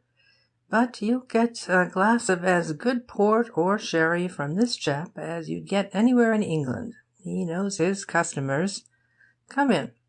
He led the way into a place the like of which Heatherwick had never seen. A snug, cosy room, panelled and raftered in old oak, with a bright fire burning in an open hearth, and the flicker of its flames dancing on the old brass and pewter that ornamented the walls. There was a small bar counter on one side of it, and behind this, in his shirt-sleeves, and with a cigar protruding from the corner of a pair of clean-shaven, humorous lips, stood a keen-eyed man, busily engaged in polishing wine-glasses. "Good morning, gentlemen," he said heartily. "Nice morning, Mr. Hollis, for this time of year. And what can I do for you and your friend, sir?" Hollis glanced round the room, empty save for themselves. He drew a stool to the bar and motioned Heatherwick to follow his example. "I think we'll try your very excellent dry sherry, Hudson," he answered. "That is, if it's as good as it was last time I tasted it." "Always up to standard, Mr. Hollis, always up to standard, sir," replied the barkeeper. "No inferior qualities, no substitutes, and no trading on past reputation in this establishment, gentlemen. As good a glass of dry sherry here, sir, as you'd get where sherry wine comes from, and you can't say that of most places in England, I think. Everything's of the best here, Mr. Hollis, as you know." Hollis responded with a little light chaff. Suddenly he bent across the bar. "Hudson," he said confidentially, "my friend here has something he'd like to show you. Now then," he continued, as Heatherwick, in response to this, had produced the picture, "do you recognise that?" The barkeeper put on a pair of spectacles and turned the picture to the light, examining it closely. His lips tightened, then relaxed in a cynical smile. "Aye," he said, half carelessly, "it's the woman that did old Malladale out of that diamond necklace. Of course, Mistress Whittingham." "Would you know her again if you met her now?" asked Hollis. The barkeeper picked up one of his glasses and began a vigorous polishing. "Aye," he said laconically, "and I should know her by something else than her face." Just then 2 men came in, and Hudson broke off to attend to their wants. But presently they carried their glasses away to a snug corner near the fire, and the barkeeper once more turned to Hollis and Heatherwick. "Ay," he said confidentially, "if need were, I could tell that party by something else than her face, handsome as that is. I used to tell Hannaford, when he was busy trying to find her, that if he'd any difficulty about making certain, I could identify her if nobody else could. You see, I saw a deal of her when I was stoppin' at the White Bear, and I knew something that nobody else knew." "What is it?" asked Heatherwick. Hudson leaned closer across the counter and lowered his voice. "She was a big, handsome woman, this Mrs. Whittingham," he continued.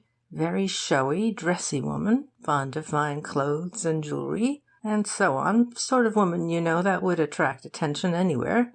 And one of these women, too, that was evidently used to being waited on hand and foot. She took her money's worth out of the White Bear, I can tell you. I did a deal for her, one way or another, and I'll say this for her, she was free enough with her money.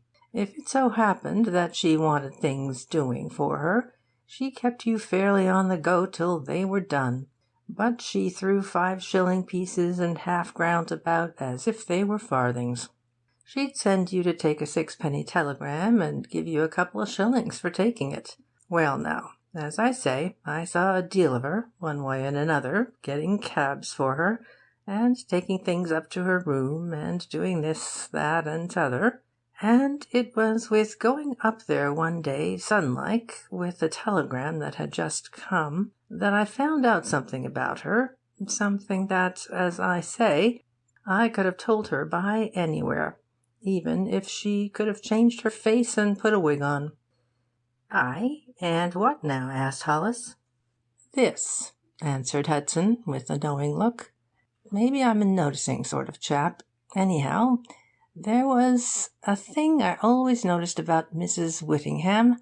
Wherever she was, and no matter how she was dressed, whether it was in her going out things or her dinner finery, she always wore a band of black velvet round her right forearm, just above the wrist, where women wear bracelets. In fact, it was a sort of a bracelet. A strip, as I say, of black velvet, happen about 2 inches wide, and on the front a cameo ornament, size of a shilling, white stone or something of that sort, with one of these heathen figures carved on it. There were other folk about the place noticed that black velvet band, too. I tell you, she was never seen without it. Chambermaid said she slept with it on. But on the occasion I'm telling you about, when I went up to her room with a telegram, I caught her without it. She opened her door to see who knocked. She was in a dressing gown, going to change for dinner, I reckon, and she held out her right hand for what I'd brought her, and the black velvet band wasn't on it, and for just a second like, I saw what was on her arm." "Yes?" said Hollis. "Something remarkable?" "For a lady, aye," replied Hudson, with a grim laugh. "Her arm was tattooed. Right round the place where she always wore this black velvet band there was a snake, red and green and yellow and blue, with its tail in its mouth. Wonderfully done, too. It had been no novice that had done this bit of work, I can tell you. Of course, I just saw it and no more, but there was a strong electric light close by, and I did see it, and saw it plain and all. And that's a thing that woman, whoever she may be, and wherever she's got to, can never rub off nor scrub off. She'll carry that to the day of her death." The 2 listeners looked at each other. "Odd," remarked Hollis. Heatherwick turned toward the barkeeper. "Did she notice that you saw that her arm was tattooed?" he asked. "Nay, I don't think she did," replied Hudson. "Course, the thing was over in a second. I made no sign that I'd seen aught particular, and she said naught. But I saw." Just then other customers came in. and the barkeeper turned away to attend to their wants. Hollis and Heatherwick moved from the counter to one of the snug corners at the far end of the room.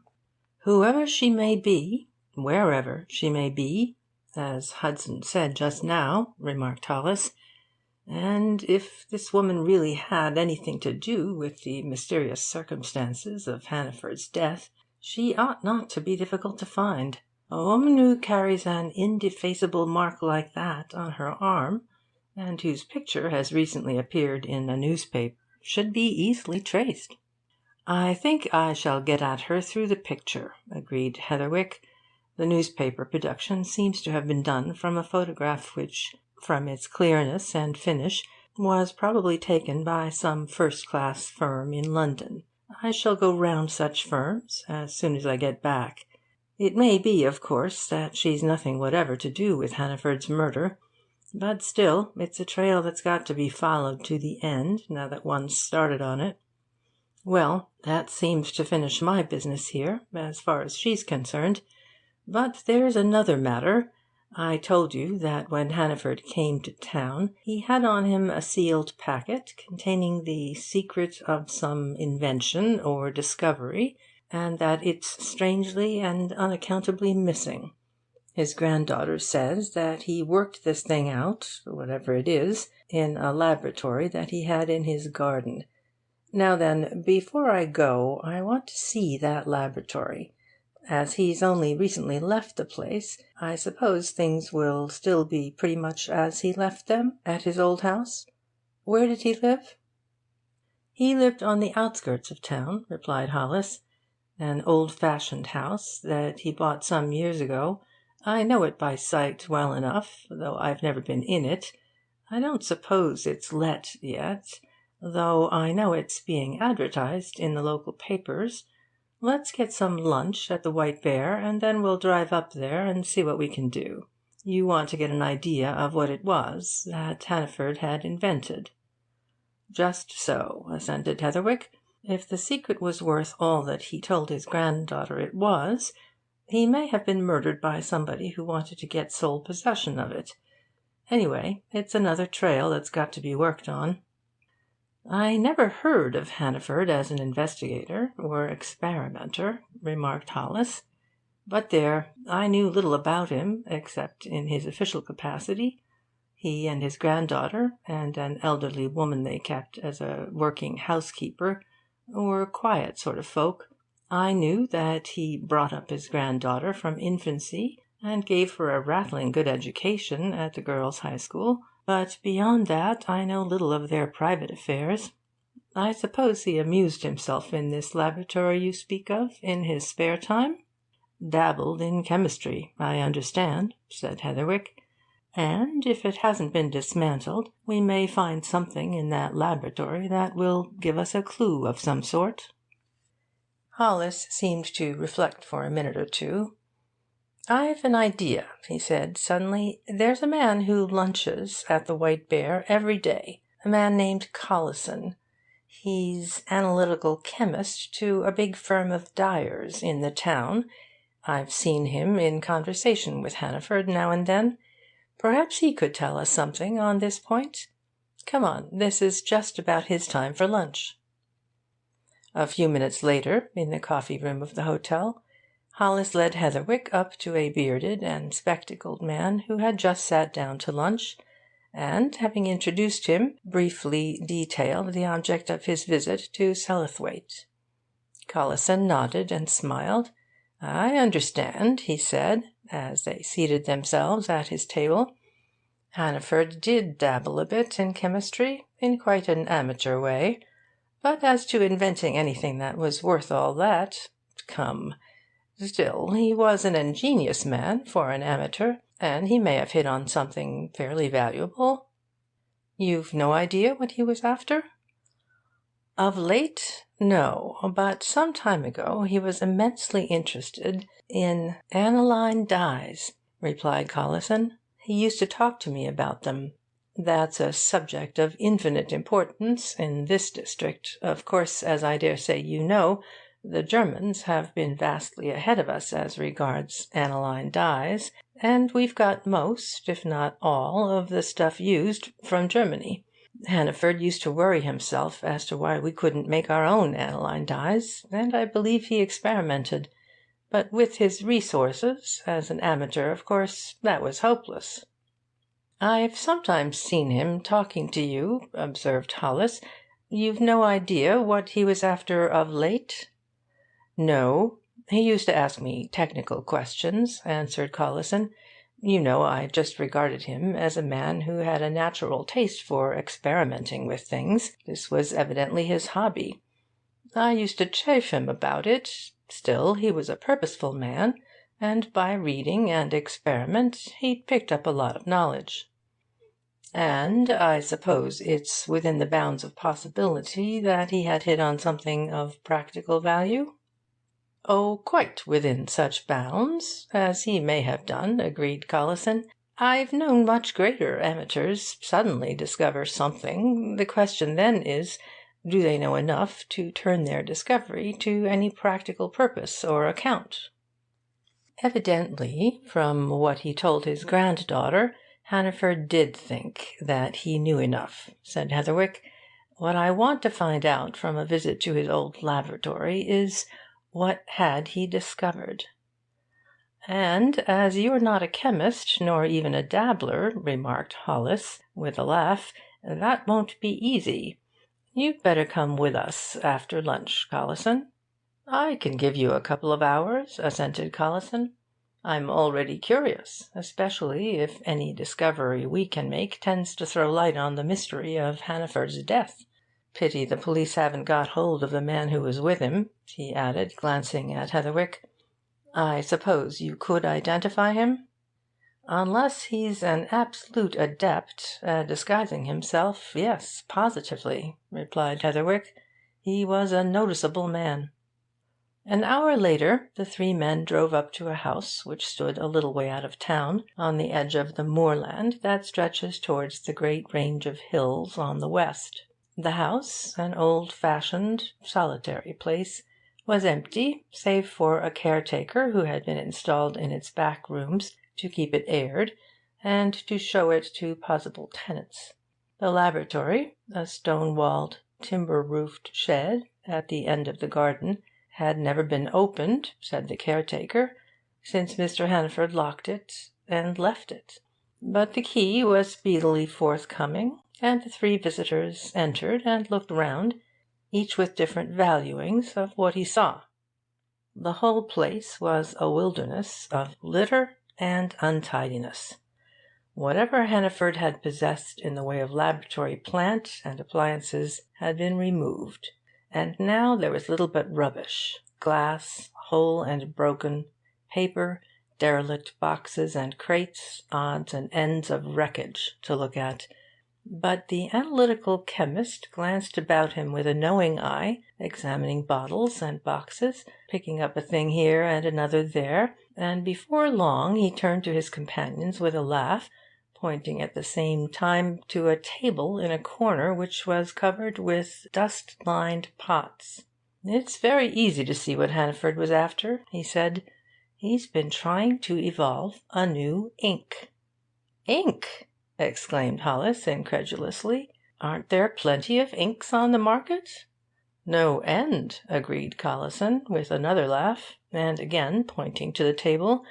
"These are specimens of all the better-known ones. British, of course, for no really decent ink is made elsewhere.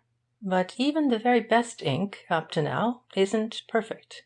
Hannaford perhaps thought, being an amateur, that he could make a better than the known best. Ink, that's what he's been after. A superior, perfectly fluid, penetrating, permanent, non-corrosive writing ink. That's been his notion, 1,000 to 1. I observed the presence of lots of stuffs that he's used. He showed them various things, explaining their properties, and adding some remarks on the history of the manufacture of writing inks during the last 100 years. Taking it all together, he concluded, and in spite of manufacturers' advertisements and boasting, there isn't a really absolutely perfect writing fluid on the market, that I know of, anyway.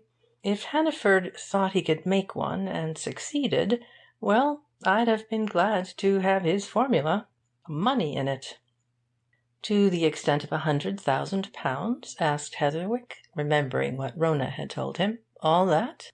"Oh, well," laughed Collison, "you must remember that inventors are always very sanguine, always apt to see everything through rose-coloured spectacles, invariably prone to exaggerate the merits of their inventions. But if Hannaford, by experiment, really hit on a first-class formula for making writing ink superior in all the necessary qualities to its rivals, yes, there'd be a pot of money in it, no doubt of that." "I suppose he'd have to take out a patent for his invention?" suggested Heatherwick. "Oh, to be sure. I should think that was one of his reasons for going to London, to see after it," assented Collison. He looked round again, and again laughed. "Well," he said, "I think you know now, you may be confident about it from what I've seen here, what Hannaford was after. Ink. Just ink." Heatherwick accepted this judgment, and when he left Sellathwaite later in the afternoon, on his return journey to London, he summed up the results of his visit. They were two. First, he had discovered that the woman of whom Hannaford had spoken in the train was a person who, 10 years before, had been known as Mrs. Whittingham, appeared to be some sort of adventuress, and, in spite of her restitution to the jeweller whom she had defrauded, was still liable to arrest, conviction, and punishment if she could be found. Second, he had found out that the precious invention of which Hannaford had spoken so confidently and enthusiastically to his granddaughter, and the particulars of which had mysteriously disappeared, related to the manufacture of a new writing ink, which might, in truth, prove a very valuable commercial asset. So far, so good. He was finding things out. As he ate his dinner in the restaurant car, he considered his next steps. But it needed little consideration to resolve on them. He must find out all about the woman whose picture lay in his pocket-book, what she now called herself, where she was, how her photograph came to be reproduced in a newspaper, and, last, but far from least, if Hannaford, after seeing the reproduction, had got into touch with her or given information about her. To the man in the train, Hannaford had remarked that he had said nothing about her until that evening. Yes, but was that man the only man to whom he had spoken? So much for that. And the next thing was to find out, somehow, what had become of the sealed packet, which Hannaford undoubtedly had on him when he went out of Malter's Hotel on the night of his death. End of Chapter 6. Chapter 7 of the Charing Cross Mystery. Black Velvet. Next morning, and before calling on either Kenswaite or Rona Hannaford, Heatherwick set out on a tour of the fashionable photographers in the West End of London. After all, there were not so many of them, so many, at any rate, of the very famous ones. He made a hit and began to work methodically. His first few coverts were drawn blank, but just before noon, and as he was thinking of knocking off for lunch, he started his fox. In a palatial establishment in Bond Street, the person to whom he applied, showing his picture, gave an immediate smile of recognition. "You want to know who is the original of this?" he said. "Certainly. Lady RIVERSREADE, of RIVERSREADE Court, near Dorking." Heatherwick had no deep acquaintance with Debrett, nor with Burke, nor even with the list of peers, baronets, or knights given in the ordinary reference books, and to him the name of Lady RIVERSREADE was absolutely unknown. He had never heard of her. But the man to whom he had shown the print, and who now held it in his hand, seemed to consider that Lady RIVERSREADE was, or should be, as well known to everybody as she evidently was to him. "This print is from one of our photographs of Lady Riversreade," he said, turning to a side table in the reception-room in which they were standing, and picking up a framed portrait. "This one." "Then you probably know in what newspaper this print appeared," suggested Heatherwick. "That's really what I'm desirous of finding out." "Oh, it appeared in several," answered the photographer. "Recently. It was about the time that Lady Riversreade opened some home or institute, I forget what. There was an account of it in the papers, and naturally her portrait was reproduced." Heatherwick made a plausible prearranged excuse for his curiosity, and went away. Lady Riversreade. Evidently some woman of rank, or means, or position. But was she identical with the Mrs. Whittingham of 10 years ago, the Mrs. Whittingham who did the Sellathwaite jeweller out of a necklace worth nearly £4,000, and cleverly escaped arrest at the hands of Hannaford? And if so... But that led to indefinite vistas. The main thing at present was to find out all that could be found out about Lady Riversreade of Riversreade Court, near Dorking. Heatherwick could doubtless have obtained considerable information from the fashionable photographer, but he had carefully refrained from showing too much inquisitiveness. Moreover, he knew a man, one Boxley, a fellow club member, who was always fully posted up in all the doings of the social and fashionable world, and could, if he would, tell him everything about Lady Riversreade. That was, if there was anything to tell about her. Boxley was one of those bachelor men about town who went everywhere, knew everybody, and kept himself fully informed. He invariably lunched at this particular club, the Junior Megatherium, and thither Heatherwick presently proceeded, bent on finding him. He was fortunate in running Boxley to earth almost as soon as he entered the sacred and exclusive portals. Boxley was lunching, and there was no one else at his table. Heatherwick joined him, and began the usual small talk about nothing in particular. But he soon came to his one point. "Look here," he said, at a convenient interval, "I want to ask you something. You know everybody and everything.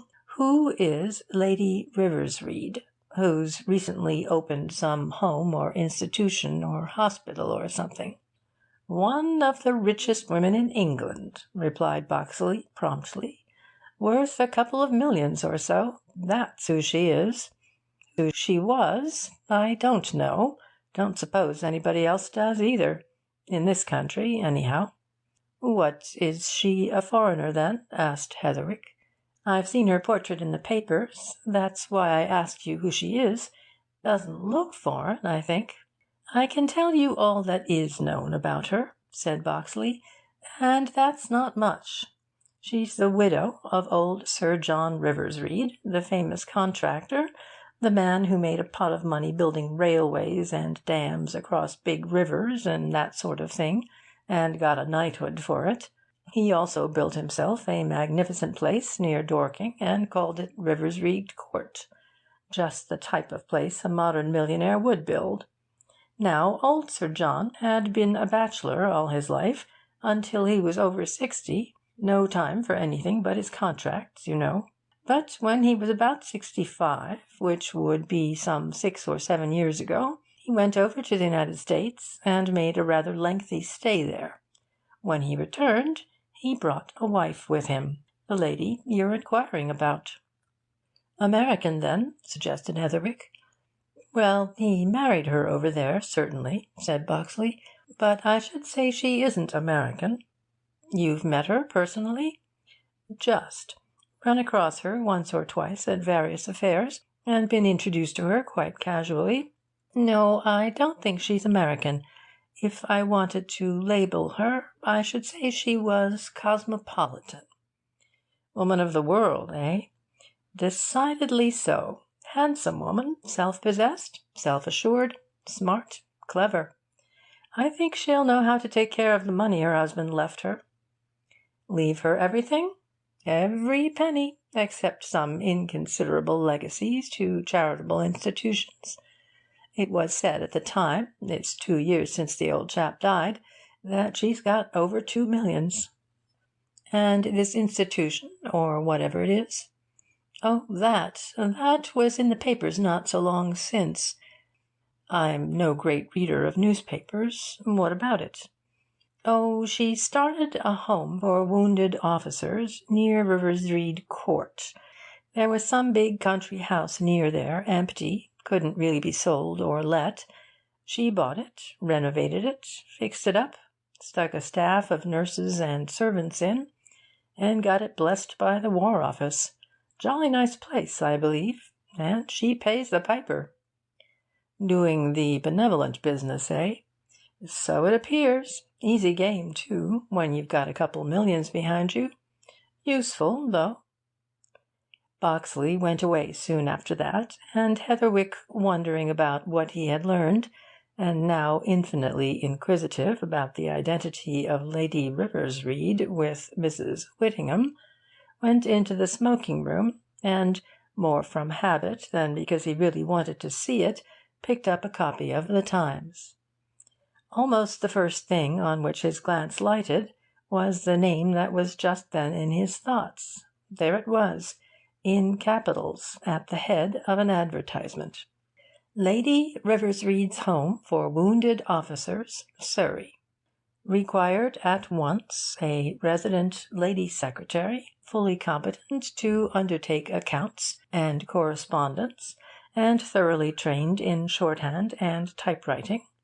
A knowledge of French and German would be a high recommendation. Application should be made personally any day this week between 10 and 12 and 3 and 5 to Lady RIVERSREADE, RIVERSREADE Court, Dorking. Heatherwick threw the paper aside, left the club, and at the first newsagent's he came to bought another copy. With this in hand, he jumped into a taxicab and set off for Surrey Street, wondering if he would find Rona Hannaford still at Malter's Hotel. He was fortunate in that she had not yet left, and in a few minutes he was giving her a full and detailed account of his doings since his last interview with her. She listened to his story about Selithwaite and his discoveries of that morning with a slightly puzzled look. "Why are you taking all this trouble?" she asked suddenly and abruptly. "You're doing more, going into things more, than the police are. Matherfield was here this morning to tell me, he said, how they were getting on. They aren't getting on at all. They haven't made one single discovery. They've heard nothing, found out nothing about the man in the train or the man at Victoria. They're just where they were. But you've found out a lot. Why are you so energetic about it?" "Put it down to professional inquisitiveness, if you like," answered Heatherwick, smiling. "I'm interested, tremendously. You see, I, too, was there in the train, like the man they haven't found. Well, now that I've got to this point I've arrived at, I want you to take a hand." "I? In what way?" exclaimed Rona. Heatherwick pulled out the Times and pointed to the advertisement. "I want you to go down to Dorking tomorrow morning and personally interview Lady RIVERSREADE in response to that," he said. "You've all the qualifications she specifies, so you've an excellent excuse for calling on her. Whether you'd care to take the post is another matter. What I want is that you should see her under conditions that will enable you to observe her closely." "Why?" asked Rona. "I want you to see if she wears such a band as that which Hudson told Hollis and myself about," replied Heatherwick. "Sharp eyes like yours will soon see that. And if she does, then she's Mrs. Whittingham. In that case, I might ask you to do more, still more." "What, for instance?" she inquired. "Well, to do your best to get this post," he answered. "I think that you, with your qualifications, could get it." "And your object in that?" she asked. "To keep an eye on Lady RIVERSREADE," he replied promptly. If the Mrs. Whittingham of 10 years ago at Sellathwaite is the same woman as the Lady RIVERSREADE of Riversreade Court of to-day, then, in view of your grandfather's murder, I want to know a lot more about her. To have you there would be an immense help." "I'm to be a sort of a spy, eh?" asked Rona. "Detective, if you like," assented Heatherwick. "Why not?" "You forget this," she remarked. "If this Lady RIVERSREADE is identical with the Mrs. Whittingham of 10 years ago, she'd remember my name, Hannaford. She's not likely to have forgotten Superintendent Hannaford of Sellathwaite." "Exactly. But I've thought of that little matter," replied Heatherwick. "Call yourself by some other name. Your mother's, for instance." "That was Featherstone," said Rona. "There you are. Go as Miss Featherstone. As for your address, give your aunt's address at Tooting. Easy enough, you see," laughed Heatherwick, "once you begin it properly." "There's another thing, though," she objected. "References. She'll want those." "Just as easy," answered Heatherwick. "Give me as one and Kenthwaite as the other. I'll speak to him about that. 2 barristers of the Middle Temple. Excellent. Come, all you've got to do is to work the scheme out fully and carry it out with assurance, and you don't know what we mightn't discover." Rhoda considered matters a while, watching him steadily. "You think that, somehow, this woman may be at the back of the mystery surrounding my grandfather's murder?" she suddenly asked. "I think it's quite within the bounds of probability," he answered. "All right," she said abruptly. "I'll go. Tomorrow morning, I suppose?" "Sooner the better," agreed Heatherwick. "And look here, I'll go down with you. We'll go down by the 10:10 from Victoria, drive to this place, and I'll wait outside while you have your interview. After that, we'll get some lunch in Dorking, and you can tell me your news." Next morning found Heatherwick pacing the platform at Victoria, and on the lookout for his fellow companion. She came to him a little before the train was due to leave, and he noticed at once that she had discarded the mourning garments in which he had found her the previous afternoon. She now appeared in a smart, tailor-made coat and skirt, and looked the part he wanted her to assume, that of a capable and self-reliant young businesswoman. "Good," he said approvingly, as they went to find their seats. "Nothing like dressing up to it. You're all ready with your lines, eh? I mean, you've settled on all you're going to say and do?" "Leave that to me," she answered with a laugh. "I shan't forget the primary object, anyway. But I've been wondering, supposing we come to the conclusion that this Lady RIVERSREADE is the Mrs. Whittingham of 10 years ago, what are you going to do then?" "My ideas are hazy on that point at present," confessed Heatherwick. "The first thing, surely, is to establish identity. Don't forget that the main thing to do at Riversreade Court is to get a good look at Lady RIVERSREADE's right wrist and see what's on it." Riversreade Court proved to be some distance from Dorking, in the Leith Hill district. Heatherwick chartered a taxicab and gave his companion final instructions as they rode out. Half an hour's run brought them to the house, a big, pretentious, imitation Elizabethan structure, set on the hillside amongst a grove of firs and pines, and having an ornamental park laid out between its gardens and terraces and the high road. At the lodge gates he stopped the driver and got out. "I'll wait here for you," he said to Rona. "You ride up to the house, get your business done, and come back here. Be watchful now of anything." Rona nodded reassuringly and went off. Heatherwick lighted his pipe and strolled about, admiring the scenery. But his thoughts were with Rona. He was wondering what adventures she was having in the big mansion which the late contractor had built amidst these woods. And Rona kept him wondering some time An hour had elapsed before the cab came back. With a hand on its door, he turned to the driver. "Go to the White Horse now," he said. "We'll lunch there, and afterwards you can take us to the station." "Well," he continued, as he got in and seated himself at Rona's side, "what luck?" "Good, I should say," answered Rona. "She wears a broad black velvet band on her right wrist, and on the outer face is a small cameo. How's that?" "Precisely," exclaimed Heatherwick. "Just what that bar-keeper chap at Sellathwaite described. Wears it openly, makes no attempt at concealment. Beneath her sleeve, eh?" "None," answered Rona. "She was wearing a smart, fashionable, short-sleeved jumper. She'd a very fine diamond bracelet on the other wrist." "And she herself?" asked Heatherwick. "What sort of woman is she?" "That's a very good photograph of her that my grandfather cut out of the paper," replied Rona. "Very good indeed.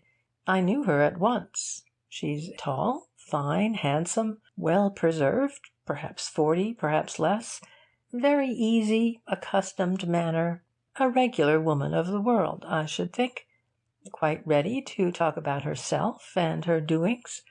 She told me the whole history of this home she's started, and took me to see it. It's a fine old house, much more attractive than the court, a little way along the hillside. She told me that it was her great hobby, and that she's devoting all her time to it. I should say that she's genuinely interested in its welfare. Genuinely." "She impressed you?" suggested Heatherwick. "I think, from what I saw and heard, that she's a good-natured, probably warm-hearted woman. She spoke very feelingly of the patients she's got in her home, anyhow." "And the post, the secretaryship?" "I can have it if I want it. Of course, I told her I did. She examined me pretty closely about my qualifications. She herself speaks French and German like a native, and I mentioned you and Mr. Kenswaite as references. She's going to write to you both to day, so it's for you to decide." "I suppose it's really for you?" "No, I'm willing, eager, indeed, to do anything to clear up the mystery about my grandfather's murder. But I don't think this woman had anything to do with it, in my opinion, and I suppose I've got some feminine intuition. She's honest and straightforward enough." "And yet it looks as if she were certainly the Mrs. Whittingham who did a Sellathwaite jeweller to the tune of £4,000, laughed Heatherwick. "That wasn't very honest or straightforward." "I've been thinking about that," said Rona. "Perhaps, after all, she really thought the cheque would be met. And anyway, she did send the man his money, even though it was a long time afterwards. And again, an important matter, Lady Riversreade may not be Mrs. Whittingham at all.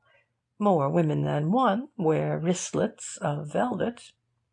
"But the portrait!" exclaimed Heatherwick. "The positive identity." "Well," answered Rona, "I'm willing to go there and to try to find out more. But, frankly, I think Lady Riversreade's all right. First impression, anyhow." The cab drew up at the White Horse, and Heatherwick led Rona into the coffee-room. But they had hardly taken their seats when the manager came in. "Does your name happen to be Heatherwick, sir?" he inquired. "Just so, thank you. A Mr. Mapperley has twice rung you up here during the last hour. He's on the phone again now, if you'll speak to him." "I'll come," said Heatherwick. "That's my clerk," he murmured to Rona as he rose. "I told him to ring me up here between 12 and 3, if necessary. Back in a minute." But he was away several minutes, and when he came to her again his face was grave. "Here's a new development," he said, bending across the table and whispering. "The police have found the man who was with your grandfather in the train. Matherfield wants me to identify him. And you'll gather from that they've found him dead. We must lunch quickly and catch the 2:24." End of chapter 7.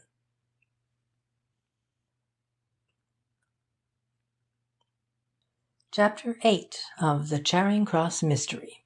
FLIGWOOD'S Rents. Heatherwick went to the hotel telephone again before he had finished his lunch, and as a result Matherfield was on the platform at Victoria when the 2:24 ran in. He showed no surprise at seeing Heatherwick and Rona together. His manifest concern was to get Heatherwick to himself and away from the station, and Heatherwick, seeing this, said good-bye to Rona, with a whispered word that he would look in at Malter's Hotel before evening.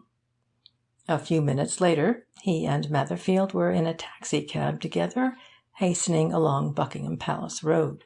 "Well," inquired Heatherwick, "this man?" "I don't think there's any doubt about his being the man you saw with Hannaford," replied Matherfield. "He answers to your description, anyway. But I'll tell you how we came across his track. Last night a man named Appleyard came to me. He's a chap who has a chemist's shop in Horseferry Road, Westminster, a middle-aged, quiet sort of man, who prefaced his remarks by telling us that he very rarely had time to read newspapers, or he'd have been round to see us before. But yesterday he happened to pick up a copy of one of last Sunday's papers, and he read an account of the Hannaford affair. Then he remembered something that seemed to him to have a possible connection with it. Some little time ago he advertised for an assistant, a qualified assistant. He'd 2 or 3 applications which weren't exactly satisfactory.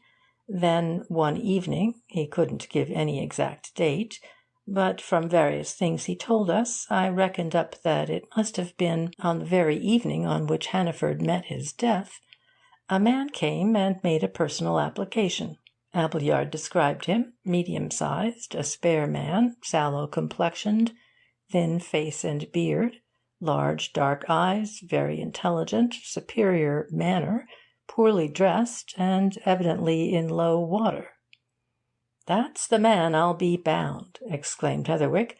"Did he give the chemist his name?" "He did, name and address," answered Matherfield. "He said his name was James Grannet, and his address No. 8 FLIGWOOD'S Rents, Gray's Inn Road, Holborn End. He told Appleyard that he was a qualified chemist, and produced his proofs and some references. He also said that though he'd never had a business of his own, he'd been employed, as indeed the references showed, by some good provincial firms at one time or another. Lately he'd been in the employ of a firm of manufacturing chemists in Eastham. For some reason or other their trade had fallen off, and they'd had to reduce their staff, and he'd been thrown out of work, and had had the further bad luck to be seriously ill. This, he said, had exhausted his small means, and he was very anxious to get another job, so anxious that he appeared to come to Appleyard on very low terms. Appleyard told him he'd inquire into the references and write to him in a day or 2. He did inquire, found the references quite satisfactory, and wrote to Grannet engaging him. But Grannet never turned up, and Appleyard heard no more of him until he read this Sunday paper. Then he felt sure Grannet was the man, and came to me. "I shouldn't think there's any doubt in the case," remarked Heatherwick. "But before we go any further, a question. Did Appleyard say what time it was when this man came to him that evening?"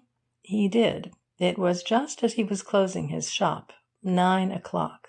Grannet stopped talking with him about half an hour. Indeed, Appleyard told me more after they'd finished their talk. Appleyard, who doesn't live at the shop, locked it up, and he then invited Grannet to step across the street with him and have a drink before going home. They had a drink together in a neighbourhood saloon bar, and chatted a bit there. It would be nearly 10 o'clock, according to Appleyard, when Grannet left him. And he remembered that Grannet, on leaving him, went round the corner into Victoria Street, on his way, no doubt, to the Underground. "And in Victoria Street, equally without doubt, he met Hannaford," muttered Heatherwick, Well, and the rest of it? Well, of course, as soon as I learned all this, I determined to go myself to FLIGWOOD'S Rents, replied Matherfield. I went first thing this morning. FLIGWOOD'S Rents is a slum street. Only a man who is very low down in the world would ever dream of renting a room there. It's a sort of alley or court on the right-hand side of Gray's Inn Road, going up some half-dozen squalid houses on each side, let off in tenements. Number 8 was a particularly squalid house, slatternly women and squalling brats about the door, and general dirt and shabbiness all around. None of the women about the place knew the name of Granite, but after I'd described the man I wanted, they argued that it must be the gentleman on the top back. They added the further information that they hadn't seen him for some days. I went up a filthy stair to the room they indicated. The door was locked, and I couldn't get any response to my repeated knockings. So then I set out to discover the landlord, and eventually unearthed a beery individual in a neighbouring low-class tavern. I got out of him that he had a lodger named Granite, who paid him 6 shillings a week for this top-back room, and he suddenly remembered that Granite hadn't paid his last week's rent. That made more impression on him than anything I said, and he went with me to the house. And to cut things short, we forced the door and found the man dead in his bed. "Dead!" exclaimed Heatherwick. "Dead then!"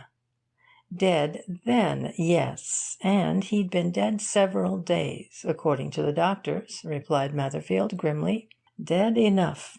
It was a poor room, but clean. You could see from various little things that the man had been used to a better condition, but as regards himself, he evidently had gone to bed in the usual way. His clothes were all carefully folded and arranged, and by the side of the bed there was a chair on which was a half-burnt candle and an evening newspaper."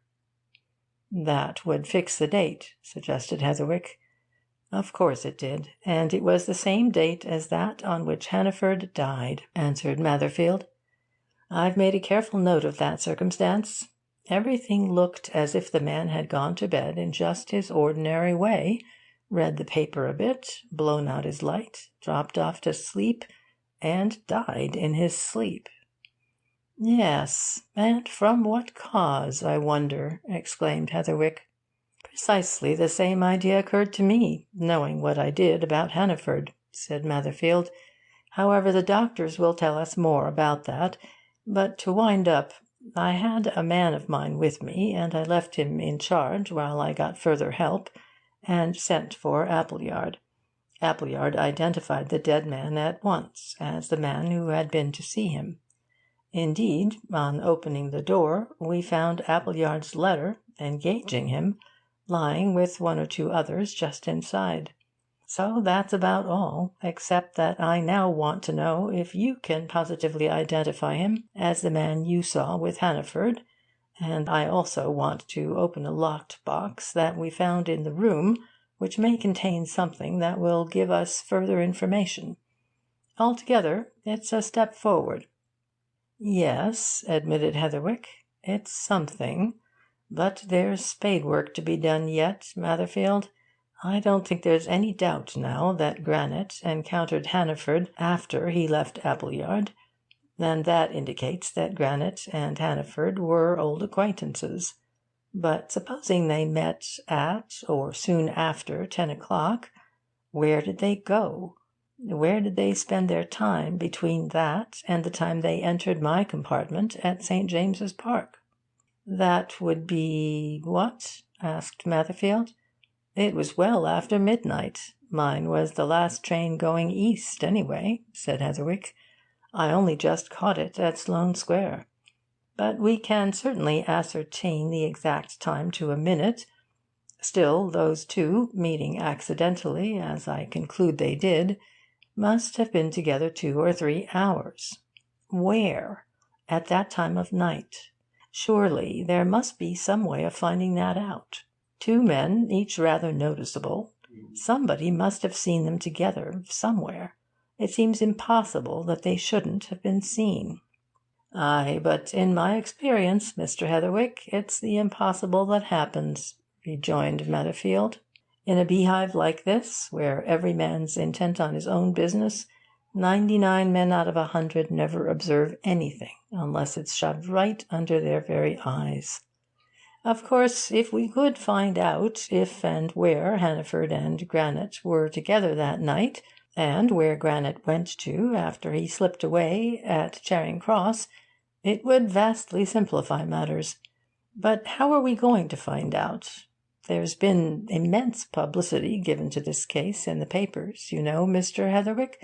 Portraits of Hannaford and details about the whole affair, and so on. And yet we've had surprisingly little help and less information.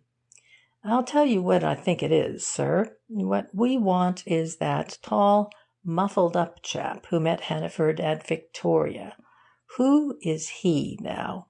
"Who, indeed?" assented Heatherwick. "Vanished, without a trace." "Oh, well," said Netherfield cheerfully, "you never know when you might light on a trace. But here we are at this unsavoury FLIGWOOD'S Rents." The cab pulled up at the entrance to a dark, high-walled, stone-paved alley, which at that moment appeared to be full of women and children. So, too, did the windows on either side. The whole place was sombre and evil-smelling, and Heatherwick felt a sense of pity for the unfortunate man whose luck had been bad enough to bring him there. A murder, a suicide, or a sudden death is a breath of heaven to these folk, said Netherfield, as they made their way through the ragged and frowsy gathering. It's an event in uneventful lives. Here's the place, he added, as they came to a doorway where a policeman stood on guard. And here are the stairs. Mind you don't slip on 'em, for the wood's broken and the banisters are smashed. Heatherwick cautiously followed his guide to the top of the house.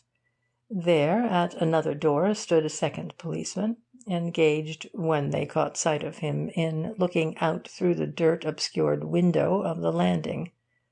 His bored countenance brightened when he saw Netherfield. Stepping back, he quietly opened the door at his side, and the two newcomers, silent in view of the task before them, tiptoed into the room beyond. It was, as Netherfield had remarked, a poor place, but it was clean and orderly, and its occupant had evidently tried to make it as habitable and comfortable as his means would allow. There were one or two good prints on the table, half a dozen books on an old chest of drawers.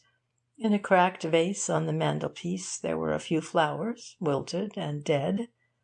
Heatherwick took in all this at a glance, then turned to Netherfield, who silently drew aside a sheet from the head and shoulders of the rigid figure on the bed, and looked inquiringly at his companion.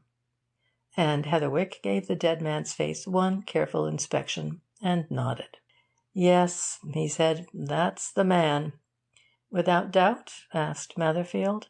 "No doubt at all," affirmed Heatherwick. "That is the man who was with Hannaford in the train. I knew him instantly." Netherfield replaced the sheet, and turned to a small table which stood in the window. On it was a box, a square, old-fashioned thing, clamped at the corners. "This seems to be the only thing he had that's what you may call private," he observed. "It's locked, but I've got a tool here that'll open it. I want to know what's in it. There may be something that'll give us a clue." Heatherwick stood by while Netherfield forced open the lock with an instrument which he produced from his pocket, and began to examine the contents of the box. At first there seemed little that was likely to yield information. There was a complete suit of clothes, and an outfit of decent linen. It seemed as if Grannet had carefully kept these in view of better days. There were more books, all of a technical nature, relating to chemistry. There was a small case containing chemical apparatus, and another in which lay a pair of scales. In a third they found a microscope. "He wasn't down to the very end of his resources, or he'd have pawned these things," muttered Netherfield. They all look good stuff, especially the microscope. But here's more what I want. Letters.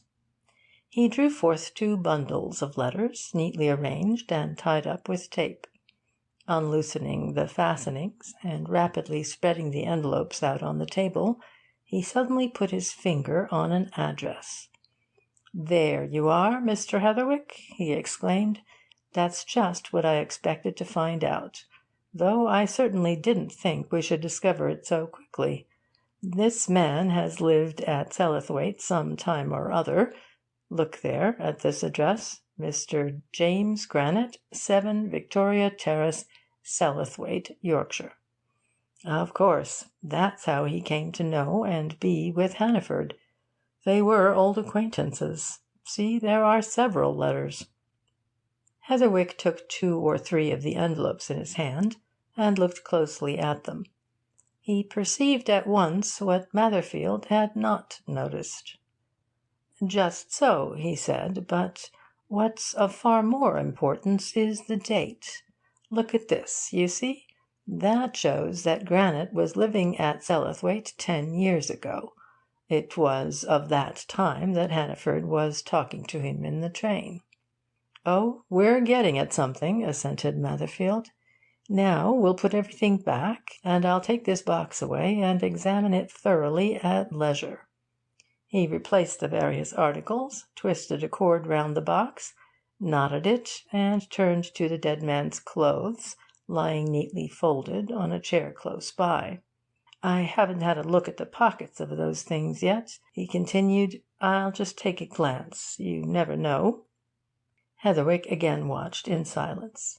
There was little of interest revealed, until Matherfield suddenly drew a folded bit of paper from one of the waistcoat pockets. Smoothing it out, he uttered a sharp exclamation. "Good," he said. "See this? A brand new £5 note. Now, I'll lay anything he hadn't had that on him long. Got it that night, doubtless. And from whom?" "I should say Hannaford gave it to him," suggested Heatherwick. But Matherfield shook his head and put the note in his own pocket. "That's a definite clue," he said with emphasis. "I can trace that." End of chapter 8.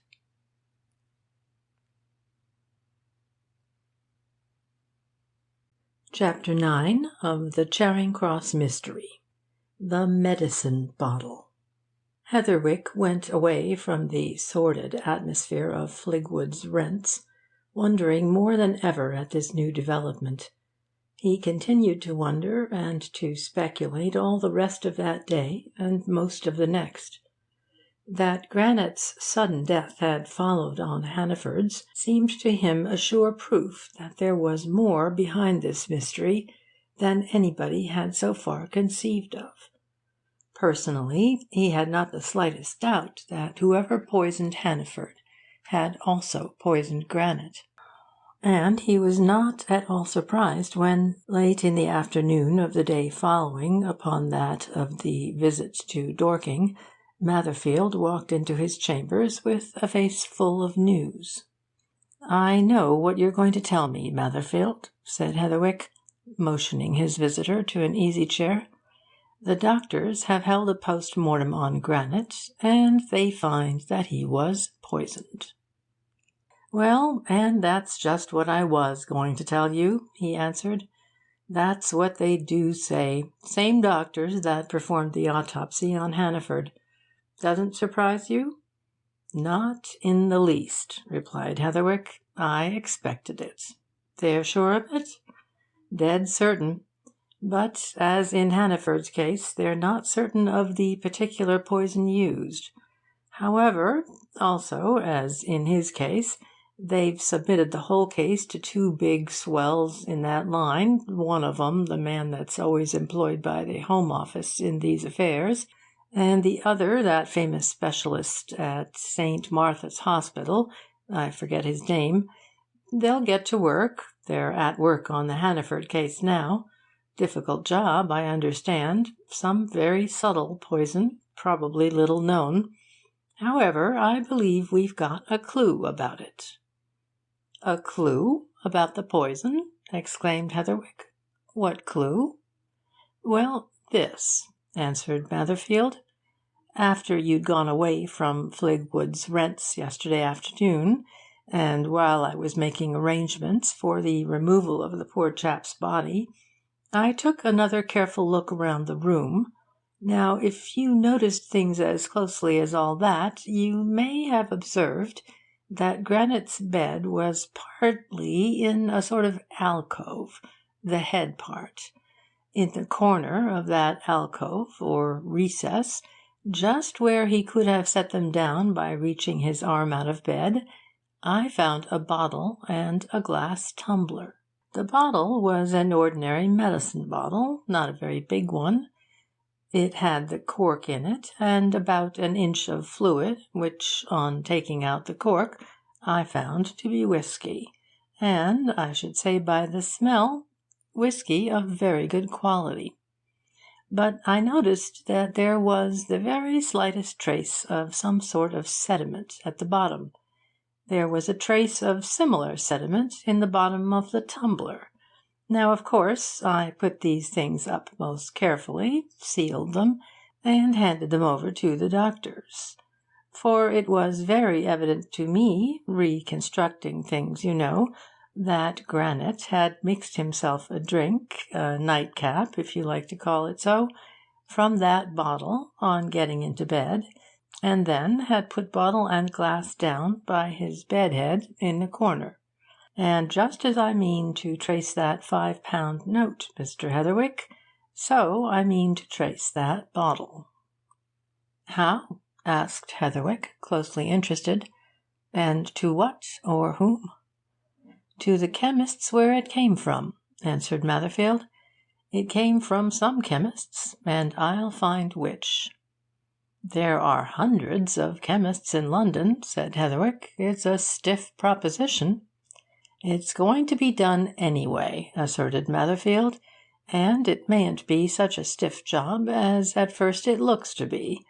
See here, there were labels on that bottle, both of 'em torn and defaced, it's true, but still with enough on them to narrow down the field of inquiry. I've had the face of the bottle photographed.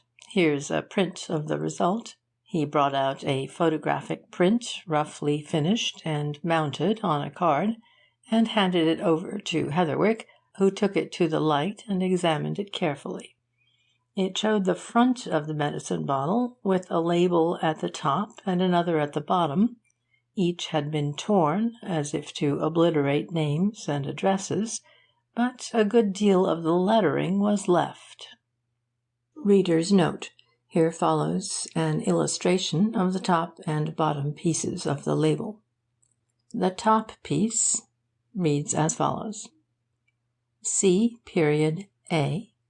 blank, comma, Esquire, comma, blank.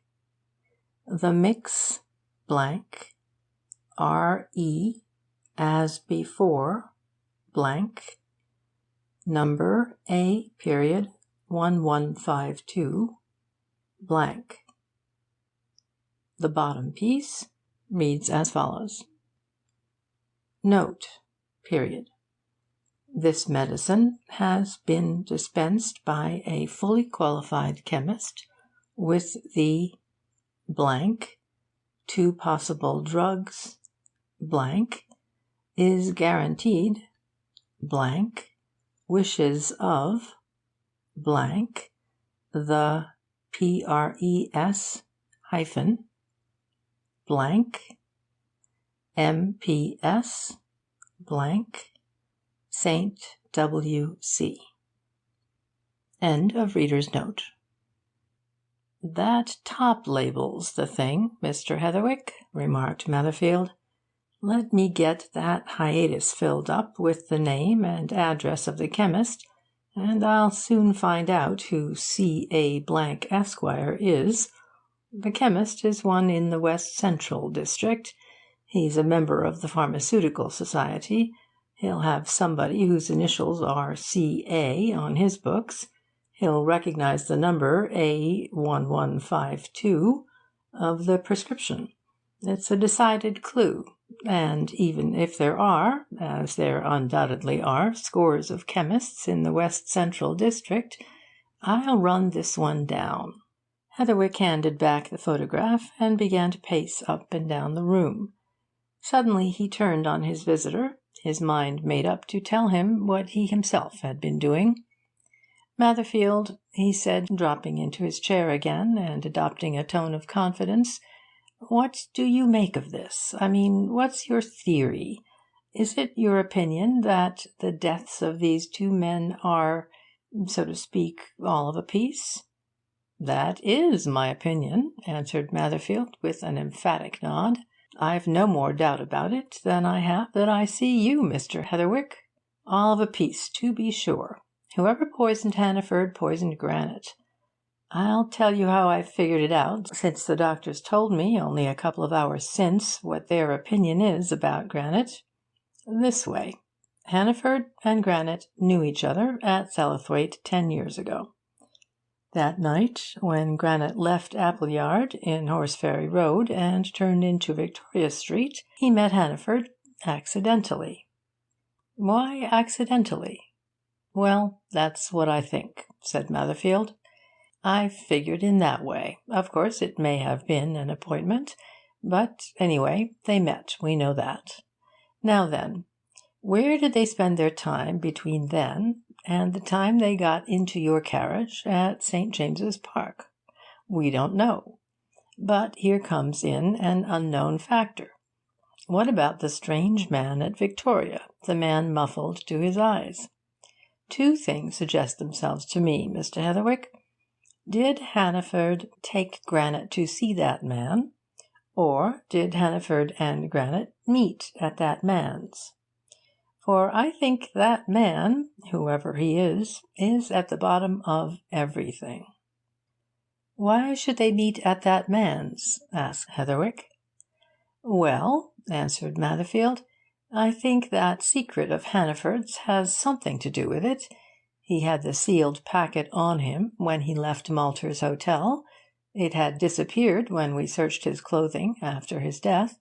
Now, the granddaughter says it had to do with chemicals. Suppose the tall, muffled man was a chap whose business opinion on this secret Hannaford wanted, and that they met at Victoria and went to the man's rooms somewhere in that district. Suppose Granite, another man in the chemistry line, came there knowing both. Suppose the muffled man poisoned both of 'em to keep the secret to himself. Do you see what I'm after? Very well, there you are. The thing is to hunt out that man, whoever he is. I wish I knew what Hannaford's secret was, though, its precise nature." "Matherfield," said Heatherwick, "I'll tell you. You've been very confidential with me. I'll be equally so with you, on condition that we work together from this. The fact is, I've been at work. I'm immensely interested in this case, ever since I saw Hannaford die in that train in that awfully mysterious fashion. It's fascinated me, and I'm going to the very end of it. Now I'll tell you all I've been doing, and what I've discovered. Listen carefully." He went on to tell his visitor the whole details of his visit to Sellathwaite, of the results of his investigations there, and of Rona's doings and observations at Riversreade Court. Matherfield listened in absorbed silence. "Is Miss Hannaford going to this secretaryship, then?" he demanded abruptly at the end of Heatherwick's story. "Is it settled?" "Practically, yes," replied Heatherwick. "I heard from Lady Riversreade this morning. So did Mr. Kenthwaite. We gave Miss Hannaford, to be known to Lady Riversreade as Miss Featherstone, very good recommendations for the post, and I expect that as soon as she's had our letters, Lady Riversreade will telephone to Miss Hannaford that she's to go at once. Then she'll go." "To act as a spy?" suggested Matherfield.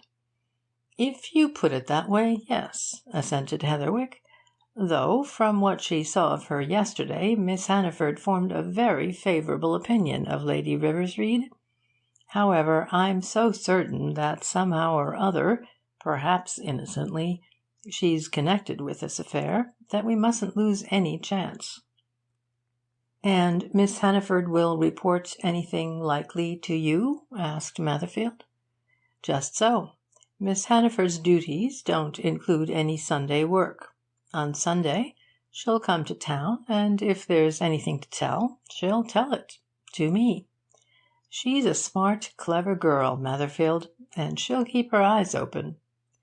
Matherfield nodded, and for a while sat silent, evidently lost in his own thoughts. "Oh, she's a clever girl, right enough," he said suddenly. I wonder who this Lady Riversreade really is, now." "This Lady Riversreade," laughed Heatherwick, "a multi-millionairess." "Aye, just so. But who was she before her marriage? If she is the woman who was known as Mrs. Whittingham, can there be any doubt about it, after what I found out? You never know, Mr. Heatherwick. Lord bless you, they talk about the long arm of coincidence. Why, in my time I've known of things that make me feel there's nothing wonderful about the most amazing coincidence. But if Lady Riversreade used to be Mrs. Whittingham, then I'd like to know all about Mrs. Whittingham until she became Lady Riversreade, and who she was before she was Mrs. Whittingham, if she ever was Mrs. Whittingham." "Stiff job, Matherfield," said Heatherwick.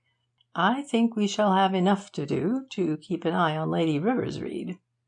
"You anticipate something there?" suggested Matherfield. "I think something may transpire," replied Heatherwick. Matherwick got to his feet. "Well," he said, "keep me informed, and I'll keep you informed. We've something to go on. Lord knows what we shall make out of it." "You're doing your best to trace the tall man?" asked Heatherwick. "Best!" exclaimed Matherfield, with an air of disgust. "We've done our best, and our better than best. I've had special men all round the Victoria district. I should think every tall man in that part's been eyed over, and I believe that Mr. Leadbitter has so got the thing on his brain that he's been spending all his spare time patrolling the neighbourhood and going in and out of restaurants and saloons looking for the man he saw, of course without result." "All the same," said Heatherwick, "that man is somewhere." Matherfield went away, and except at the inquest on Granite, whereat nothing transpired which was not already known, Heatherwick did not see him again for several days. He himself progressed no further in his investigations during that time. Rona Hannaford betook herself to Riversreade Court as secretary to its mistress's home, and until the Sunday succeeding his departure Heatherwick heard nothing of her. Then she came up to town on the Sunday morning, and, in accordance with their previous agreement, Heatherwick met her at Victoria and took her to lunch at a neighbouring hotel. "Anything to tell?" he asked, when they had settled down to their soup. "Any happenings?" "Nothing," answered Rona. "Everything exceedingly proper, businesslike, orderly. And Lady Riversreade appears to me to be a model sort of person. Her devotion to that home and its inmates is remarkable. I don't believe anything's going to happen, or that I shall ever have anything to report." "Well, that'll have its compensations," said Heatherwick. "Leave us all the more time for ourselves, won't it?" He gave her a look to which Rona responded, shyly but unmistakably. She knew, as well as he did, that they were getting fond of each other's society, and they continued to meet on Sundays, and 3 or 4 went by, and still she had nothing to tell that related to the mystery of Hannaford and Granite. 3 weeks elapsed before Matherfield had anything to tell either. Then he walked into Heatherwick's chambers one morning with his news in his face. "Traced it," he said. "Knew I should. That £5 note. Brand new. Only a question of time to do that, of course." "Well?" inquired Heatherwick. It was one of 20 fivers paid by the cashier of the London and Country Bank in Piccadilly to the secretary of Vivian's, continued Matherfield. Date, day before Hannaford's death. Vivian's, let me tell you, is a swell night-club. Now then, how did that note get into the hands of Granite? That's going to be a stiff 'un." "So stiff that I'm afraid you mustn't ask me to go in at it," agreed Heatherwick good-humouredly. "I must stick to my own line when the chance comes." The chance came on the following Sunday, when, in pursuance of now established custom, he met Rona. She gave him a significant look as soon as she got out of the train. "News at last," she said, as they turned up the platform. "Something's happened, but what it means I don't know." End of chapter 9.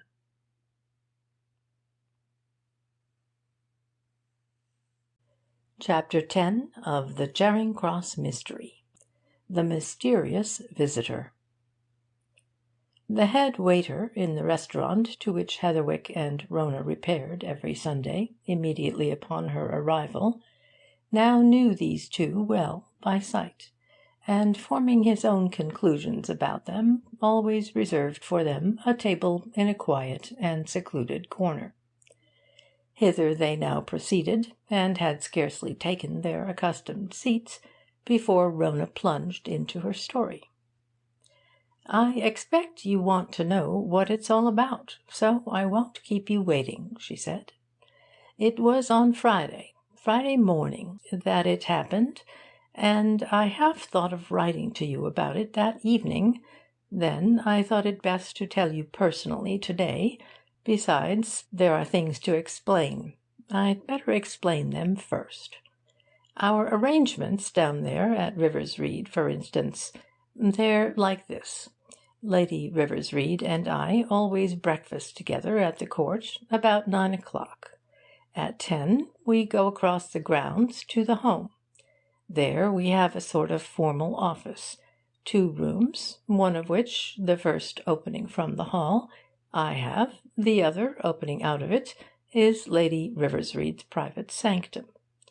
In the hall itself we have an ex-army man, Mitchell, as hall porter, to attend to the door, and so on. All the morning we are busy with letters, accounts, reports of the staff, and that sort of thing. We have lunch at the home, and we're generally busy until 4 or 5 o'clock. Got that?" "Every scrap," replied Heatherwick. "Perfectly plain." "Very well," continued Rona. "One more detail, however. A good many people, chiefly medical men and folk interested in homes and hospitals, call, wanting to look over and to know about the place, which I may tell you in parenthesis costs Lady RIVERSREADE a pretty tidy penny. Mitchell's instructions, as regards all callers, are to bring their cards to me. I interview them first. If I can deal with them, I do. If I think it necessary or desirable, I take them in to Lady RIVERSREADE. We have to sort them out. Some, I am sure, come out of mere idle curiosity. In fact, the only visitors we want to see there are either medical men who have a genuine interest in the place and can do something for it, or people who are connected with its particular inmates. Well, on Friday morning last, about 11:45, as I was busy with my letters, I heard a car come up the drive, and presently Mitchell came into my room with a card bearing the name Dr. Cyprian Vasveri. Instead of being an engraved card, as by all recognised standards it should have been. It was a printed card. That was the first thing I noticed. "Your powers of observation," remarked Heatherwick admiringly, "are excellent, and should prove most useful." "Thank you for the compliment, but that didn't need much observation," retorted Rona, with a laugh. "It was obvious. However, I asked Mitchell what Dr. Basvery wanted. Mitchell replied that the gentleman desired an interview with Lady Riversreade. Now, as I said before, we never refuse doctors, so I told Mitchell to bring Dr. Basvery to me. A moment later, Dr. Basvery entered. I want to describe him particularly, and you must listen most attentively. Figure, then, to yourself a man of medium height, neither stout nor slender, but comfortably plump, and apparently about 45 years of age, dressed very correctly and fashionably in a black morning coat and vest, dark striped trousers, immaculate as to linen and neckwear, and furnished with a new silk hat, pearl grey gloves, and a tightly rolled gold-mounted umbrella. Incidentally, he wore a thin gold watch-chain, white spats, and highly polished shoes. Got that? "I see him. His clothes and things, I mean," assented Heatherwick. "Fashionable medico sort, evidently. But himself?" "Now his face," continued Rona. "Imagine a man with an almost absolutely bloodless countenance. A face the colour of old ivory, lightened by a pair of peculiarly piercing eyes, black as sloes, and the pallor of the face heightened by a rather heavy black moustache, and equally black, slightly crinkled hair, thick enough above the ears, but becoming sparse and thin on the crown. Imagine, too, a pair of full, red lips above a round but determined chin, and a decidedly hooked nose, and you have the man I'm describing." Said Heatherwick reflectingly. "Hebraic, I think, from your description." "That's just what I thought myself," agreed Rona. "I said to myself at once, 'Whatever and whoever else you are, my friend, you're a Jew.' But the creature's manner and speech were English enough, very English. He had all the well-accustomed air of the medical practitioner who is also a bit of a man of the world, and I saw at once that anybody who tried to fence with him would usually come off second best. His explanation of his presence was reasonable and commonplace enough. He was deeply interested in the sort of cases we had in the home, and desired to acquaint himself with our methods and arrangements, and so on. He made use of a few technical terms and phrases which were quite beyond my humble powers, and I carried in his card to Lady Riversreade. Lady Riversreade is always accessible when there's a doctor in the case, and in 2 minutes Dr. Basvery was closeted with her. "That ends the first chapter, I suppose?" said Heatherwick. "Interesting, very. A good curtain. And the next?" "The events of the second chapter," replied Rona, "took place in Lady Riversreade's room, and I cannot even guess at their nature. I can only tell of things that I know, but there's a good deal in that.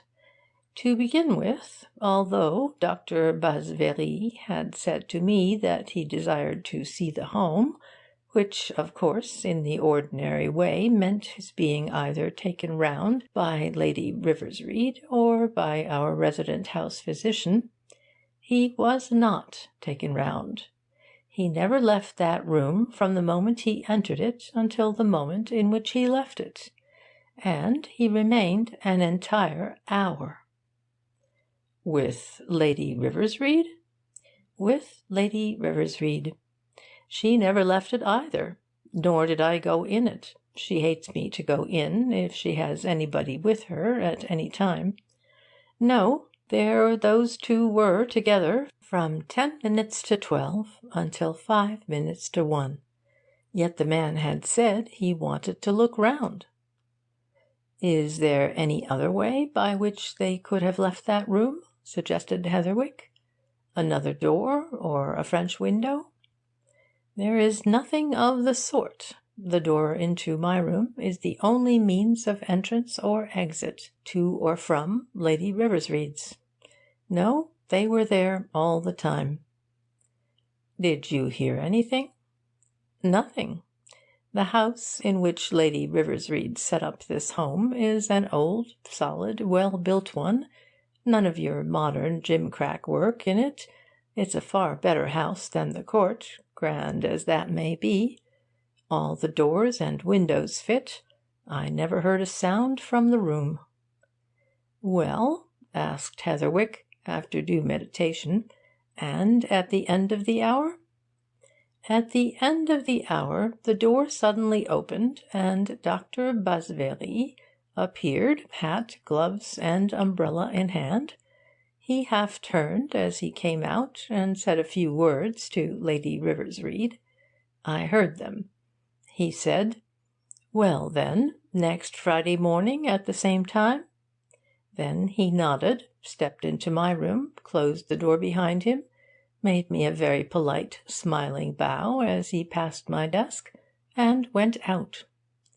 A moment later he drove off in his car. It had been waiting at the entrance all that time." "I suppose that's the end of Chapter 2," suggested Heatherwick. "Is there more?" "Some," responded Rona. "During the hour which Dr. Basvéry had spent with Lady Riversreade, I had been very busy typing letters. When he had gone, I took them into her room so that she could sign them. I suppose I was a bit curious about what had just happened, and may have been more than usually observant. Anyway, I felt certain that the visit of this man, whoever he is, had considerably upset Lady Riversreade. She looked it." "Precisely how?" inquired Heatherwick. "Well, I couldn't exactly tell you. Perhaps a man wouldn't have noticed it. But, being a woman, I did. She was perturbed. She'd been annoyed, or distressed, or surprised, or something. I saw signs which, as a woman, were unmistakable to a woman. The man's visit had been distasteful, troubling. I'm as certain of that as I am that this is roast mutton." "Did she say anything?" "Not one word. She was unusually taciturn, silent, in fact. No, on reflection, she never spoke a word while I was in her room. I took the letters away and began putting them in their envelopes. Soon afterwards, Lady Riversreade came through my room and went out, and I saw her go across the grounds to the Court. She didn't turn up at the usual luncheon at the home, and I didn't see her again that afternoon. In fact, I didn't see her again that day, for when I went home to the Court at 5 o'clock, Lady Riversreade's maid told me that her mistress had gone up to town, and wouldn't be home until late that night. I went to bed before she returned." "Next morning?" suggested Heatherwick. "Next morning she was just as usual, and things went on in the usual way." "Did she ever mention this man and his visit to you?" asked Heatherwick. "No, not a word of him. But I found out something about him myself on Friday afternoon." "What? Something relevant?" "Maybe relevant to something. I was wondering about him and his printed card. I thought it odd that a medical man, so smartly dressed and all that, should present a card like that, not one well printed, a cheap thing. Besides, it had no address. I wondered, mere inquisitiveness perhaps, where the creature came from. Now, we've a jolly good lot of usual reference books there at the Home, and there's a first-class, right up-to-date medical directory amongst them. So I looked up the name of Dr. Cyprian Bazevry. I say I looked it up, but I didn't do that, for it wasn't there. He's neither an English, nor a Scotch, nor an Irish medical man. "Foreigner, then," said Heatherwick. "French, perhaps, or American?" "Maybe an Egyptian, or a Persian, or a Eurasian, for anything I know," remarked Rona. "What I know is that he's not on the list in that directory, though from his speech and manner you'd think he'd been practising in the West End all his life. Anyway, that's the story. Is there anything in it?" Heatherwick picked up his glass of claret by its stem, and looked thoughtfully through the contents of the bowl. "The particular thing is the extent and quality of Lady Riversreade's annoyance, or dismay, or perturbation, occasioned by the man's visit," he said at last. "If she was really very much upset—" "If you want my honest opinion as an eyewitness and as a woman," remarked Rona, "Lady Riversreade was very much upset. She gave me the impression that she'd just received very bad, disconcerting, unpleasant news. After seeing and watching her as she signed the letters, I had no doubt whatever that the man had deliberately lied to me when he said he wanted to see the Home and its working. What he really wanted was access to Lady Riversreade." "Look here," exclaimed Heatherwick suddenly, "were you present when this man went into Lady Riversreade's room?" "Present? Of course I was. I took him in myself." "You saw them meet?" "To be sure." "Well, then, you know, were they strangers? Did she recognise him? Did she show any sign of recognition whatever when she set eyes on him?" "No, none. I'm perfectly certain she'd never seen the man before in her life. I could quite well see that he was an absolute stranger to her." "And she to him?" "Oh, that I don't know. He may have seen her 1,000 times, but I'm sure she had never seen him." Heatherwick laid down his knife and fork with a gesture of finality. "I'm going to find out who that chap is," he answered. "Got to." "You think his visit may have something to do with this?" asked Rona. "May, yes. Anyhow, I'm not going to let any chance go. There's enough mystery in what you tell me about the man to make it worth while following him up. It must be done." "How will you do it?" "You say he said he was going there again next Friday at the same time? Well, the thing to do, then, is to watch and follow him when he goes away." "I'm afraid I'm no use for that. He'd know me." "Nor am I. I'm too conspicuous," laughed Heatherwick. "If I were a head and shoulders shorter, I might be some use. But I've got the very man, my clerk, one Mapperly. He's just the sort to follow and dog anybody and yet never be seen himself. As you'll say when you've the pleasure of seeing him, Mapperly's the most ordinary, commonplace chap you've ever set your eyes on. Pass absolutely unnoticed in any Cockney crowd. But he's as sharp as they make 'em, veiling a peculiar astuteness under his eminently undistinguished features. And what I shall do is this. I'll give Mapperly a full and detailed description of Dr. Cyprian Bazevry. I've memorised yours already. Mapperly will memorise mine. Now, Bazevry, whoever he may be, will probably go down to Dorking by the 10:10 from here. So will Mapperly. And after Mapperly has once spotted his man, he'll not lose sight of him." "And he'll do what?" asked Rona. Follow him to Dorking, watch him, follow him back to London, find out where he goes when he returns, run him to earth, in fact. Then he'll report to me, and we shall know more than we know now, and also what to do next." "I wonder what it's all going to lead to," said Rona. "Pretty much of a maze, isn't it?" "It is," agreed Heatherwick. "But if we can only get a firm hold on a thread—" "And that might break," she laughed. "Well, then, one that won't break," he said. "There are several loose ends lying about already. Matherfield's got a hold on one or two." He went to see Matherfield next morning and told him the story that he had heard from Rona.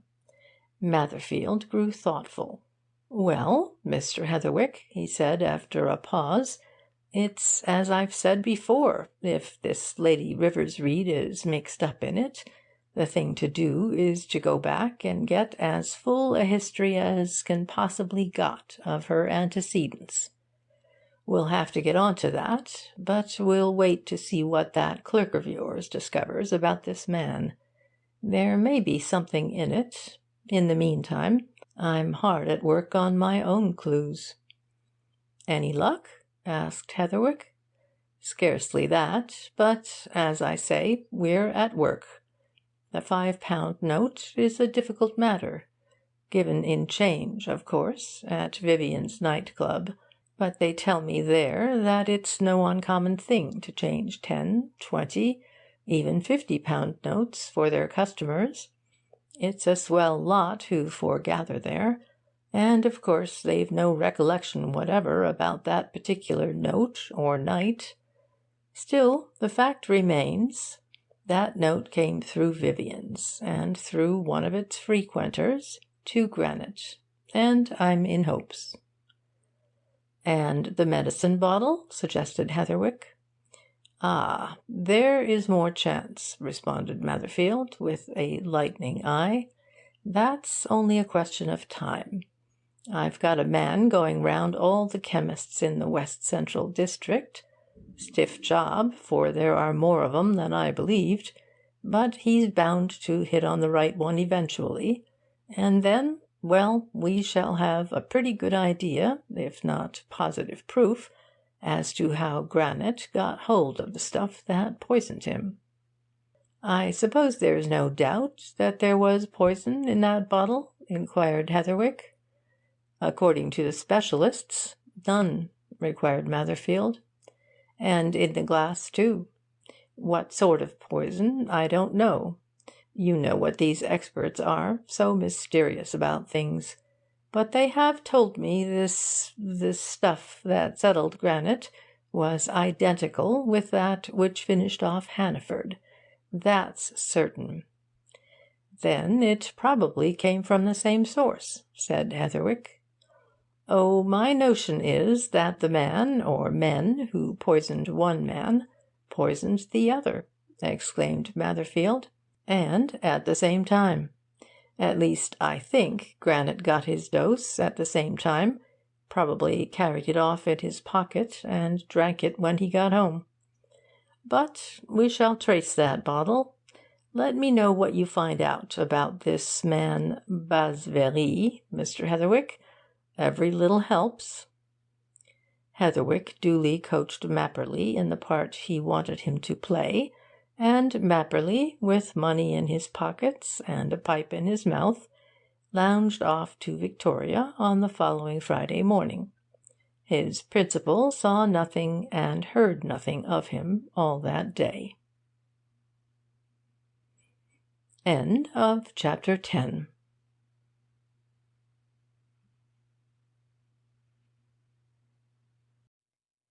Chapter 11 of the Charing Cross Mystery. Lady Riversreade. As Heatherwick was breakfasting next morning, Mapperley, outwardly commonplace and phlegmatic as ever, walked into his room. "Brief outline first, Mapperley," commanded Heatherwick, instinctively scenting news. "Details later. Well?" "Spotted him at once at Victoria," said Mapperley. "Followed him down there. He was at RIVERSREADE an hour, then went back to Dorking, had lunch at Red Lion, stopped there till 4 o'clock, lunching and idling, went back to town by the 4:29, arriving 6:05. I followed him then to the Café de Paris. He dined there and hung about till past 10, and then he went to Vivian's nightclub." Heatherwick pricked up his ears at that. Vivian's nightclub. Here, at any rate, seemed to be a link in the chain of which Matherfield believed himself to hold at least one end. The £5 note found on granite had been traced to Vivian's nightclub. Now Mapperley had tracked Lady Riversreade's mysterious visitor to the same resort. "To Vivian's nightclub, eh, Mapperley?" he said. "Let's see, where is that?" "Entrance is in Candlestick Passage, off St. Martin's Lane," replied Mapperley with promptitude. "Club's on the first floor. Jolly fine suite of rooms, too." "You've been in it?" suggested Heatherwick. "Twice. Not last night, though. You didn't give me any further orders than to see where he went finally, after returning to town. So when I'd run him to earth at Vivian's, I went home. I argued that if he was wanted further, Vivian's would find him." "All right, Mapperley, but before that you followed him to Riversreade Court?" Mapperley grinned widely. "No, I did better than that. I was there before him. Much better that than following. I spotted him quick enough at Victoria, and made sure he'd got the 10:10. Then I got in. As soon as we got to Dorking, I jumped out, got outside the station, and chartered a taxi and drove off to Riversreade Court. I made the driver hide his cab up the road. I laid low in the plantation opposite the entrance gates. Presently my lord came along and drove up to the house. He was the best part of an hour. Then he drove off again towards Dorking. I followed at a good distance, keeping him in sight all the same. He got out of his conveyance in the High Street. So did I. He went into the Red Lion. So did I. He had lunch there. So had I. After that he lounged about in the smoking-room. I kept an eye on him." "I suppose he didn't meet anybody?" "Nobody." "Well, and at the Café de Paris, did he meet anybody there?" "He exchanged a nod and a word here and there with men and women that came in and went out. But as to any arranged meeting, I should say not. I should say, too, that he was well known at the Café de Paris." "Did he seem to be a man of means? You know what I mean." "He did himself very well at lunch and dinner, anyway," said Mapperley, with another grin. "Bottle of claret at Dorking, and a pint of champagne at the Café de Paris. Big cigars, too. That sort of man, you know." Heatherwick considered matters a moment. "How did you get into this Vivian's nightclub?" he asked suddenly. "Pay," answered Mapperley laconically. "At the door. Some nonsense about being proposed, but that's all bosh. Two of you go, say Brown and Smith. Brown proposes Smith, and Smith proposes Brown. All rot. Anybody can get in, with money." "And what goes on there?" "Dancing, drinking, devilry. Quite respectable, though," replied Mapperley. "Been no prosecutions, anyway, so far." "What time does it open?" 9 o'clock, answered Mapperley, with a suggestive grin. "In the old days it didn't open till after the theatres, but now earlier."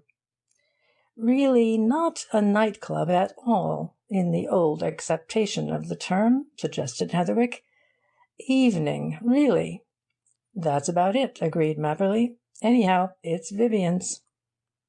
For the second time in the course of his investigations, Heatherwick's thoughts turned to Boxley. Boxley's love of intimate acquaintances with all sides of London life had doubtless led him to look in at Vivian's. He would ask Boxley for some further information, and he looked up Boxley at the club.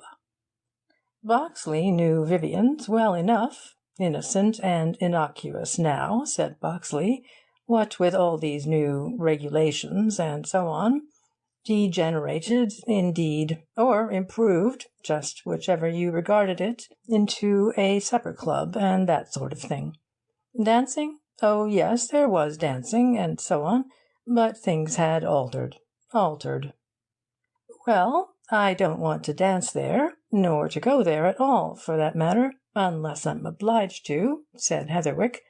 What I want to know is something about a man who, I believe, frequents the place, a somewhat notable man. Describe him, commanded Boxley.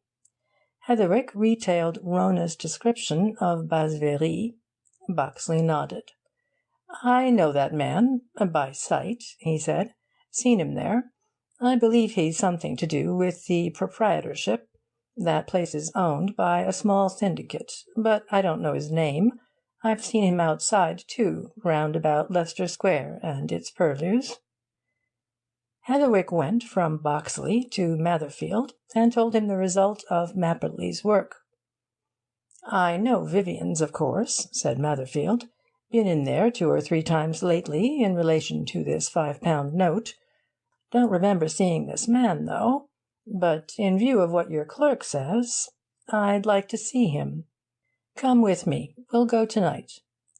Make it Monday, suggested Heatherwick. To-morrow, Sunday, I shall be meeting Miss Hannaford again, and before we go to Vivian's, I'd like to know if she has anything to tell about the last visit of Basvery to Riversreade Court, the visit that Mapperley watched yesterday. She may have. Monday night, then, agreed Matherfield. I don't know what we can expect, but I'd certainly like to know who this man is and why he goes to Lady Riversreade. No good, you may be sure, said Heatherwick, but we'll ferret it out, somehow. Odd that things seem to be centring round Vivian's, mused Matherfield. The fiver, and now this. Well, Monday evening, then. Perhaps Miss Hannaford can supply a bit of extra news tomorrow. Heatherwick, meeting Rona at Victoria next day, found his arm grasped in Rona's right hand and himself twisted round. If you want to see Lady Riversreade in the flesh, there she is, whispered Rona. Came up by the same train. There, going towards the bookstall. A tall man with her. At that moment Lady Riversreade turned to speak to a porter who was carrying some light luggage for her, and Heatherwick had a full and good view of her face and figure. A fine, handsome, capable-looking woman, he said to himself, and one that once seen would not easily be forgotten. Who's the man? He asked, looking from Lady Riversreade to her companion, a tall, bronzed man of military appearance, and apparently of about her own age. Major Pentony, replied Rhoda promptly. He's a friend of hers, who takes a tremendous interest in the home. In fact, he acts as a sort of representative of it here in town. He's often down at the court. I believe he's in love with her. Well-matched couple, observed Heatherwick, as the 2 people under notice moved away towards the exit. And what's Lady Riversreade come up for? Oh, I don't know that, replied Rona. She never tells me anything about her private doings. I heard her say that she was going to town this morning and shouldn't be back until Tuesday, but that's all I know. That man Basvery came again on Friday, suggested Heatherwick. But I know he did. Mapperley watched him. Anything happen? Nothing, except that Lady Riversreade told me that if Dr. Basvery called, he was to be brought in to her at once, answered Rona. He came at the same time as before, and was with her an hour. Any signs on her part of being further upset? Asked Heatherwick. No. On the contrary, she seemed quite cool and collected after he'd gone, said Rona. Of course she made no reference to his visit. Has she never mentioned him to you? Never, in spite of the fact that his professed object was to see the home and the patients. He's seen neither. Which shows that was all a mere excuse to get speech with her, muttered Heatherwick. Well, we're going to find out who this Dr. Basvery is. Matherfield and I intend to get in touch with him tomorrow night." But when the next night came, Heatherwick's plans about the visit to Vivian's were frustrated by an unexpected happening, and neither he nor Matherfield as much as crossed the threshold of the night club in Candlestick Passage. They went there at 10 o'clock.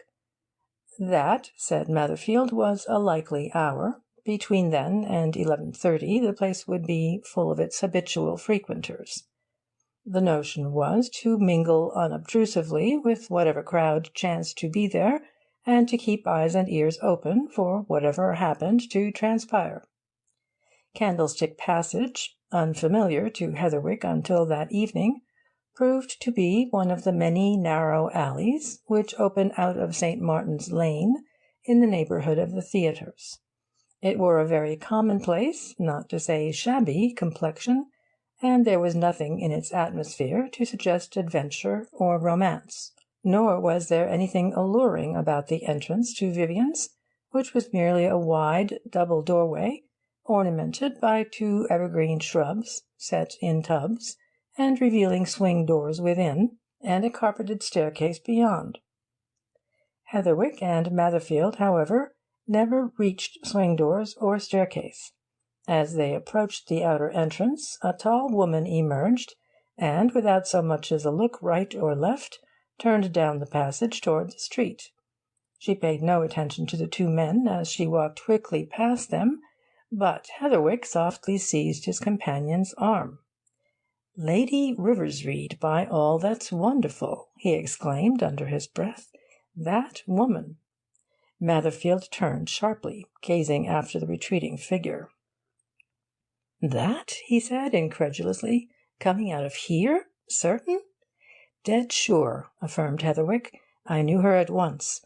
I'd had a particularly good look at her yesterday. That's she." "What's she doing at Vivian's?" muttered Matherfield. "Queer, that." "But she's going away from it," said Heatherwick. "Come on, let's see where she goes.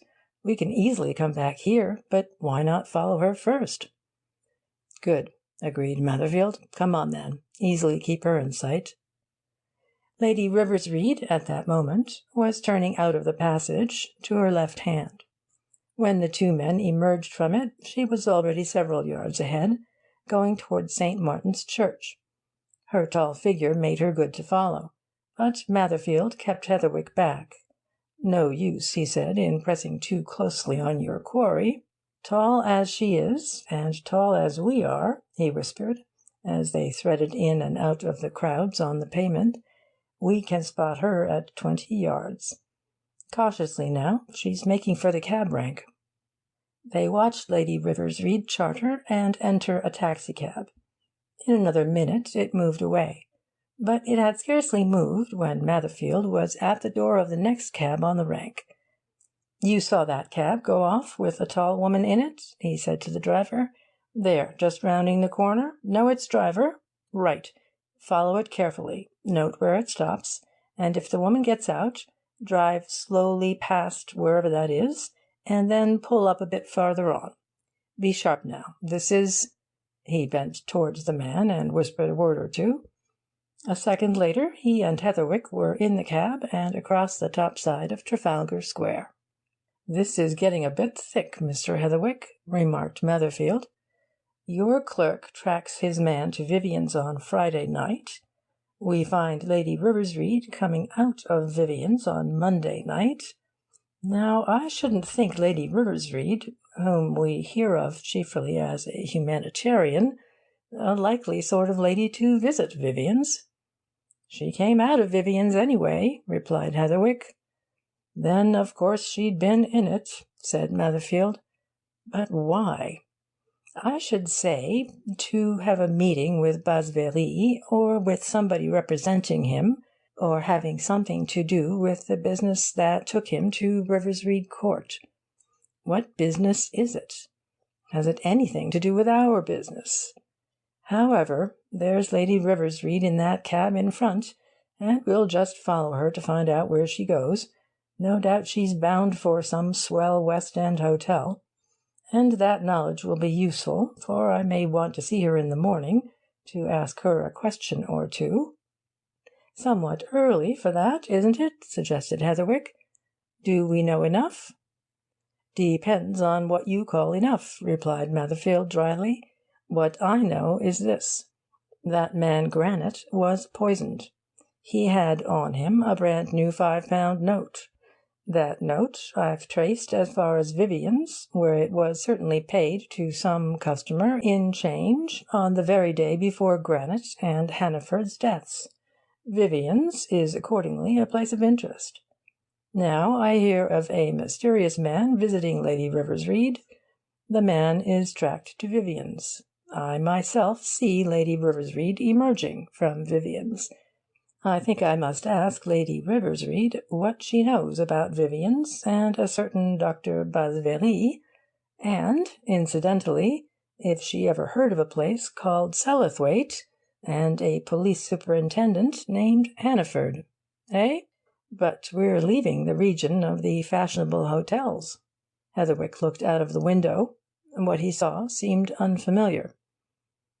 "We're going up Edgware Road," said Matherfield. He leaned out of the cab and gave some further instructions to the driver. "I don't want to arouse any suspicion there in front," he remarked, dropping into his seat again. "The probability is that she's going to some private house, and I don't want her to get any idea that she's followed. Now we turn into Harrow Road." The cab went away by Paddington Green, turned sharply at the Town Hall, and made up St. Mary's Terrace. Presently it slowed down, proceeded still more slowly, passed the other cab, which had come to a standstill in front of a block of high buildings. A few yards farther on it stopped altogether. The driver got down from his seat and came to the door. "The tall lady," he said confidentially. "Her as got into the other cab. She's gone into St. Mary's Mansions, just below." "Flats, aren't they?" asked Matherfield.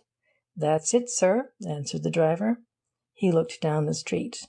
"Cab's going off again, sir. Porter came out and paid." "That looks as if she was going to stay here a while," remarked Matherfield in an undertone. "Well, we'll get out too and take a look round." He paid and dismissed the driver, and crossing over to the opposite side of the roadway, pointed out to Heatherwick the block of flats into which Lady Riversreade had disappeared. "Big place," he muttered. "Regular rabbit warren. However, no other entrance than this. The old burial ground's at the back. No way out there, I do know that. So she can't very well vanish that way." "You are going to wait, then?" asked Heatherwick. "I don't believe in starting out on any game unless I see it through," replied Matherfield. "Yes, I think we'll wait. But there's no necessity to hang around in the open street.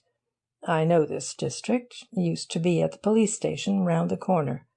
You see all these houses on this side, Mr. Heatherwick? They're all lodging-houses, and I know most of their keepers. Wait here a minute, and I'll soon get a room that we can watch from, without being seen ourselves." He left Heatherwick standing under the shadow of a neighbouring high wall, and went a little way down the street. Heatherwick heard him open the gate of one of the little gardens and knock at a door. There some little delay. Heatherwick passed the time in staring at the long rows of lighted windows in the flats opposite, wondering to which of them Lady Riversreade had gone, and what she was doing there at all.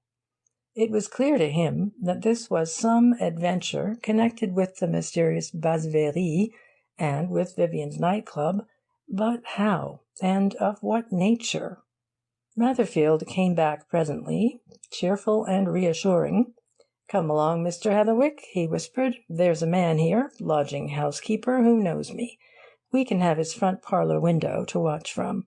Far better than patrolling the street. We shall be comfortable there." "You're intent on watching, then?" said Heatherwick as they moved off. "I'm not coming all that way for nothing," replied Matherfield. "I'm going to follow her up till she settles for the night. That won't be here. She'll be off to some hotel or other before long." But Matherfield's prediction proved to be faulty. Time dragged slowly by in the stuffy and shabby little room in which he and Heatherwick took up a position, and from the window of which Matherfield kept a constant watch on the entrance of the flats exactly opposite. Midnight came and went, but nothing happened. And at 12:30, Heatherwick suggested that the game wasn't worth the candle, and that he should prefer to depart. "You do as you like, Mr. Heatherwick," said Matherfield, stifling a suspicious yawn. "I'm sick enough of it, too, but here I stop till she comes out, whether it's this side of breakfast or the other side." "And what then?" asked Heatherwick. "Then we'll see, or I'll see, if you're going, where she goes next." "Don't believe in half measures," retorted Matherfield. "Oh, I'll see it out," said Heatherwick. "After all, it'll be daylight soon." Daylight came over the housetops at 4 o'clock. They had seen nothing up to then. But at 20 minutes to 5, Matherfield tugged his companion's arm. Lady Riversreade, in a big Ulster travelling coat and carrying a small suitcase, was emerging alone from the opposite door. End of chapter 11.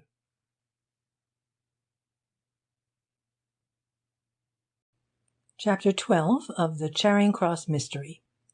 Alias Madame Listorelle.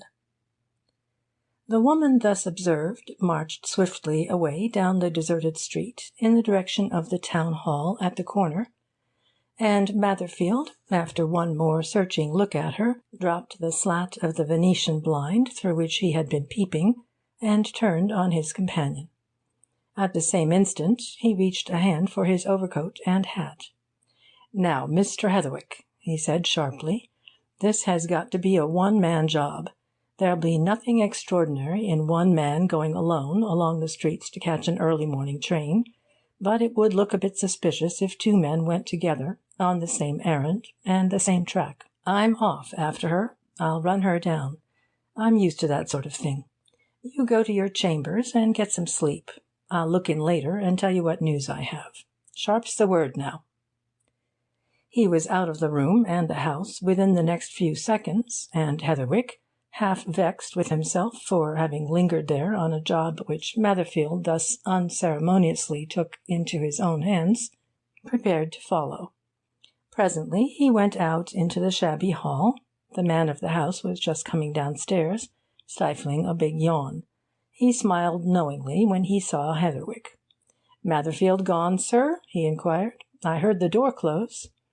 "He's gone," assented Heatherwick. "The person he wanted appeared suddenly, and he's gone in pursuit." The man, a smug-faced, easy-going sort of person, smiled again. "Rum doings these police do have," he remarked. "Queer job, watching all night through a window. I was just coming down to make you a cup of coffee," he continued. "I'll get you one in a minute, if you like, or tea now. Perhaps you'd prefer tea?" "It's very good of you," said Heatherwick, "but to tell you the truth, I'd rather get home and to bed. Many thanks all the same." Then, out of sheer good nature, he slipped a Treasury note into the man's hand, and, bidding him good morning, went away. He, too, walked down the street in the direction taken by Lady Riversreade and her pursuer. But when he came to the bottom and emerged into Harrow Road, he saw nothing of them, either to left or right. The road, however, was not deserted. There were already workmen going to early morning tasks, and close by the corner of the town hall a roadman was busy with his broom. Heatherwick went up to him. "Did you see a lady and then a gentleman come down here from St. Mary's Terrace just now?" he asked. "Tall people, both of them." The man rested on his broom, half turned, and pointed towards Paddington Bridge. "I see 'em, guv'nor," he answered. "Tall lady, carrying a little portmantle. Gone along over the bridge yonder, Paddington Station way. And after her, Matherfield." "Oh, you know him, do you?" exclaimed Heatherwick in surprise. The man jerked a thumb in the direction of the adjacent police station. "Used to be a sergeant here, did Matherfield," he replied. "I knows him right enough. Once run me in, me and a mate o' mine, for being a bit festive like. 5 bob in costs, that was. But I don't bear him no grudge, not me, thank ye, guv'nor." Heatherwick left another tip behind him, and walked slowly off towards Edgware Road. The tube trains were just beginning to run, and he caught a south-bound one and went down to Charing Cross and thence to the Temple. And at 6 o'clock he tumbled into bed and slept soundly until, 4 hours later, he heard Mapperley moving about in the adjoining room. Mapperley, whose job at Heatherwick's was a good deal of a sinecure, was leisurely reading the news when his master entered. He laid the paper aside and gave Heatherwick a knowing glance. "Got some more information last night," he said, "about that chap I tracked the other day." "How did you get it?" asked Heatherwick. "Put in a bit of time at Vivian's," answered Mapperley. "There's a fellow there that I know, clerk to the secretary chap, named Flowers. That man Basvery has a share in the place, sort of director, I think." "What time were you at Vivian's?" inquired Heatherwick. "Late or early?" "Early, for them," answered Mapperley.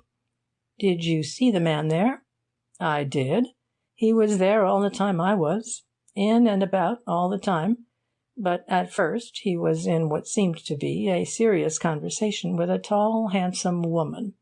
They sat talking in an alcove in the lounge there some time. Then she went off alone." "Oh, you saw that, did you?" said Heatherwick. "Well, I may as well tell you, since you know what you do, that the woman was Lady RIVERSREADE." "Oh, I guessed that," remarked Mapperley. "I figured in that at once. But that wasn't all. I found out more. The dead man, Hannaford, from what I heard from Flowers, I've no doubt whatever that Hannaford was at Vivian's once, if not twice, during the 2 or 3 nights before his death. Anyway, Flowers recognized my description of him, which I'd got, of course, from you and the papers." "Hannaford there, huh?" exclaimed Heatherwick. "Alone?" "No. Came in with this Basvery. They don't know him as Dr. Basvery there, though. Plain Mister. I'm quite sure it was Hannaford who was with him." "Did you get the exact dates and times?" asked Heatherwick. "I didn't. Flowers couldn't say that. But he remembered such a man." "Well, that's something," said Heatherwick. He turned into another room and sat down to his breakfast, thinking. "Mapperley, come here," he called presently. "Look here," he went on as the clerk came in. "Since you know this Vivian place, go there again tonight, and try to find out if that friend of yours knows anything of a tall man who corresponds to the description of the man whom Hannaford was seen to meet at Victoria. You read Leadbitter's account of that, given at the inquest?"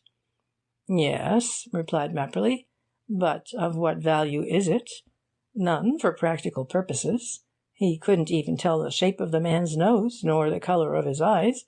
All he could tell was that he saw a man muffled in such a fashion that he saw next to nothing of his face, and that he was tall and smartly dressed.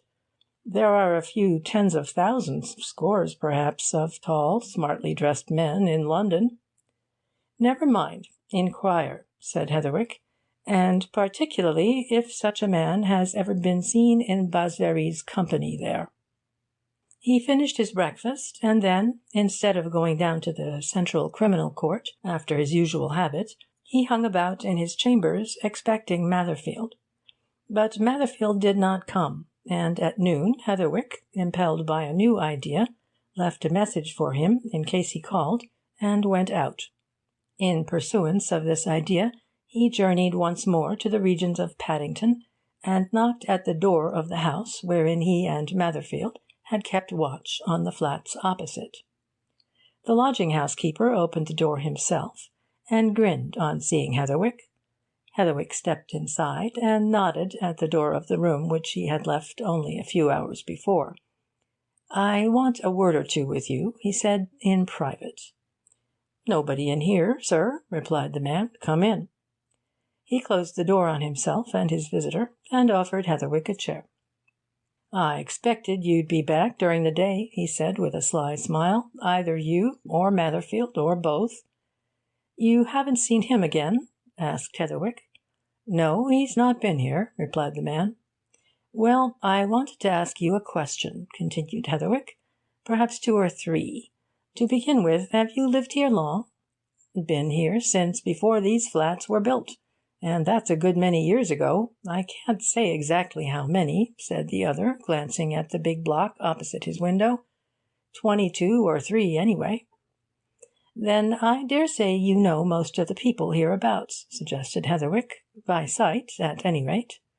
The lodging-house keeper smiled and shook his head. "That would be a tall order, mister," he answered. "There's a few thousand of people packed into this bit of London. Of course, I do know a good many close at hand.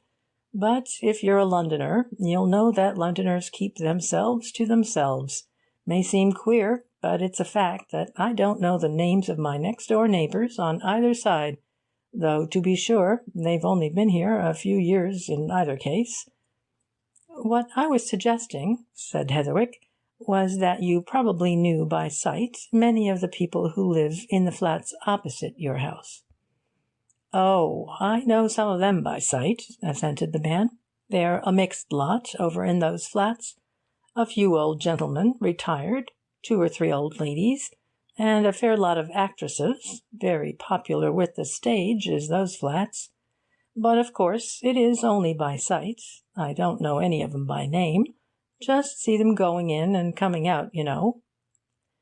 "Do you happen to know by sight a tall, handsome young woman who has a flat there?" asked Heatherwick. "A woman who's likely to be very well dressed?" The lodging-house keeper, who was without his coat and had the sleeves of his shirt rolled up, scratched his elbows and looked thoughtful. "I think I do know the lady you mean," he said at last.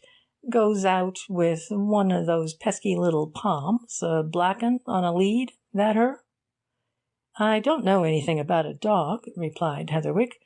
"The woman I mean is, as I said, tall, handsome, distinguished-looking, fair hair and a fresh complexion, and about 40 or so." "I dare say that's the one I'm thinking of," said the man. "I have seen such a lady now and then. Not of late, though." Then he gave Heatherwick a shrewd, inquiring glance. "You and Matherfield after her?" he asked. "Not exactly that," answered Heatherwick. "What I want to find out now is her name. The name she's known by here, anyway." "I can soon settle that for you," said the lodging-house keeper with alacrity. "I know the caretaker of those flats well enough. Often have a talk with him. He'll tell me anything, between ourselves. Now then, let's get it right. A tall, handsome lady, about 40, fair hair, fresh complexion, well dressed. That's it, mister?" "You've got it," said Heatherwick. "Then you wait here a bit, and I'll slip across," said the man. "All on the strict between ourselves, you know. As I said, the caretaker and me's pals." He left the room, and a moment later Heatherwick saw him cross the road and descend into the basement of the flats. Within a quarter of an hour he was back, and evidently primed with news. "Soon settled that for you, mister," he announced triumphantly. "He knew who you meant. The lady's name is Madame Listorelle. Here, I got him to write it down on a bit of paper, not being used to foreign names. He thinks she's something to do with the stage. She's the tenant of flat 26. But he says that of late she seldom comes there. Comes for a night or two, then away, maybe for months at a time. He saw her here yesterday, though. She hadn't been there, he says, for a good bit. But there, it don't signify to him whether she's there or away. Always punctual with her money. That's the main thing, ain't it?" Heatherwick added to his largesse of the early morning, and went away. He was now convinced that Lady Riversreade, for some purpose of her own, kept up a flat in Paddington, visited it occasionally, and was known there as Madame Listorelle. How much was there in that, and what bearing had it on the problem he was endeavouring to solve? End of chapter 12.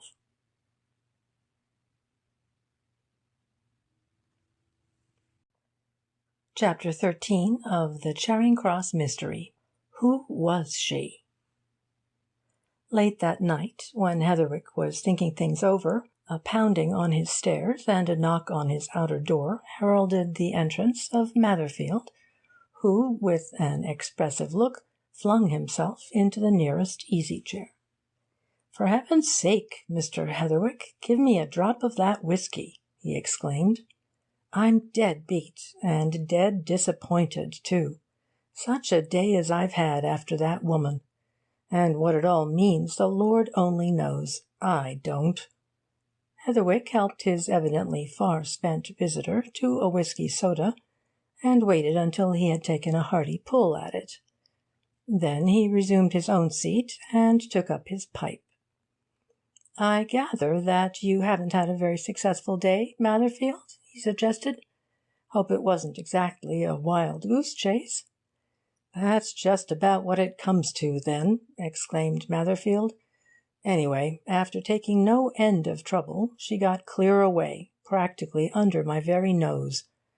But I'll tell you all about it. That's what I dropped in for. When I went out of that house in St. Mary's Terrace, she was just turning the corner to the right, Bishop's Road way. Of course I followed. She went over the bridge, the big railway bridge, and at the end turned down to Paddington Station. I concluded then that she was going up by some early morning train. She entered the station by the first-class booking-office. I was not so many yards in her rear then, but instead of stopping there and taking a ticket, she went right through, crossed the station to the arrival platform, and signalled a taxicab. In another minute she was in it and off. Very luckily there was another cab close by. I hailed that, and told the driver to keep the first cab in sight and follow it to wherever it went. So off we went again on another pursuit. And it ended at another terminus, Waterloo. "Going home, I suppose," remarked Heatherwick, as Matherfield paused to take up his glass. "You can get to Dorking from Waterloo." "She wasn't going to any Dorking," answered Matherfield. "I soon found that out. Early as it was, there were a lot of people at Waterloo, and when she went to the ticket office, I contrived to be close behind her, close enough at any rate to overhear anything she said. She asked for a first single to Southampton." "Southampton!" exclaimed Heatherwick. "Southampton," repeated Matherfield. "First single for Southampton. She took the ticket and walked away, looking neither right nor left. She never glanced at me. Well, as I said yesterday, I don't believe in starting out on anything unless I go clean through with it. So, after a minute's thought, I booked for Southampton, 3rd. Then I went out and looked at the notice-board. Southampton, 5:40. It was then 5:25. So I went to the telephone office, rang up our headquarters, and told 'em I was after something they needn't expect to see me all day. Then I bought a timetable and a newspaper or two at the bookstall, just opening, and went to the train. There were a lot of people travelling by it. The train hadn't come up to the platform then. When it came down a minute or two later, I watched her get in it. She was good to spot because of her tall figure. I got into a smoker, a bit lower down, and in due course off we went, me wondering, to tell you the truth, precisely why I was going. But I was going, wherever she went." "Even out of the country?" asked Heatherwick, with a smile. I thought of that," assented Matherfield. "She might be slinging her hook for anything I knew. That made me turn to the steamship news in the paper, and I saw then that the Tartaric was due to leave Southampton for New York about 2 o'clock that very afternoon. Well, there were more improbable things than that she meant to go by it, for reasons of her own, especially if she really is the Mrs. Whittingham of the Sellathwaite affair 10 years ago. You see, I thought it out like this.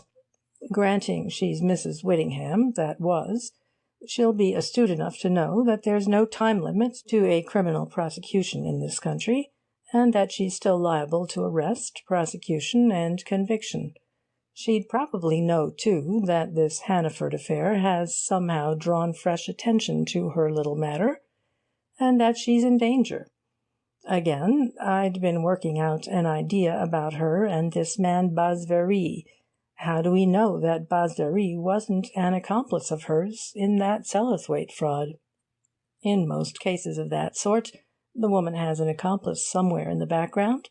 Basvery may well have been mixed with her then. And now he may have information that has led him to warn her to make herself scarce, eh? There's something in that, Matherfield, admitted Heatherwick. Yes, decidedly something. There may be a good deal, affirmed Matherfield. You see, we've let those newspaper chaps have a lot of information. I'm a believer in making use of the press. It's a valuable aid sometimes, perhaps generally, but there are other times when you can do too much of it. It's a sort of giving valuable aid to the enemy. I don't know whether we haven't let these reporters know too much about this case. We've let 'em know, for instance, about the portrait found in Hannaford's pocket-book, and about the sealed packet in which, we believe, was the secret of his patent. All that's been in the papers, though, to be sure, they didn't make much copy out of it. Still, there was enough for anybody who followed the case closely.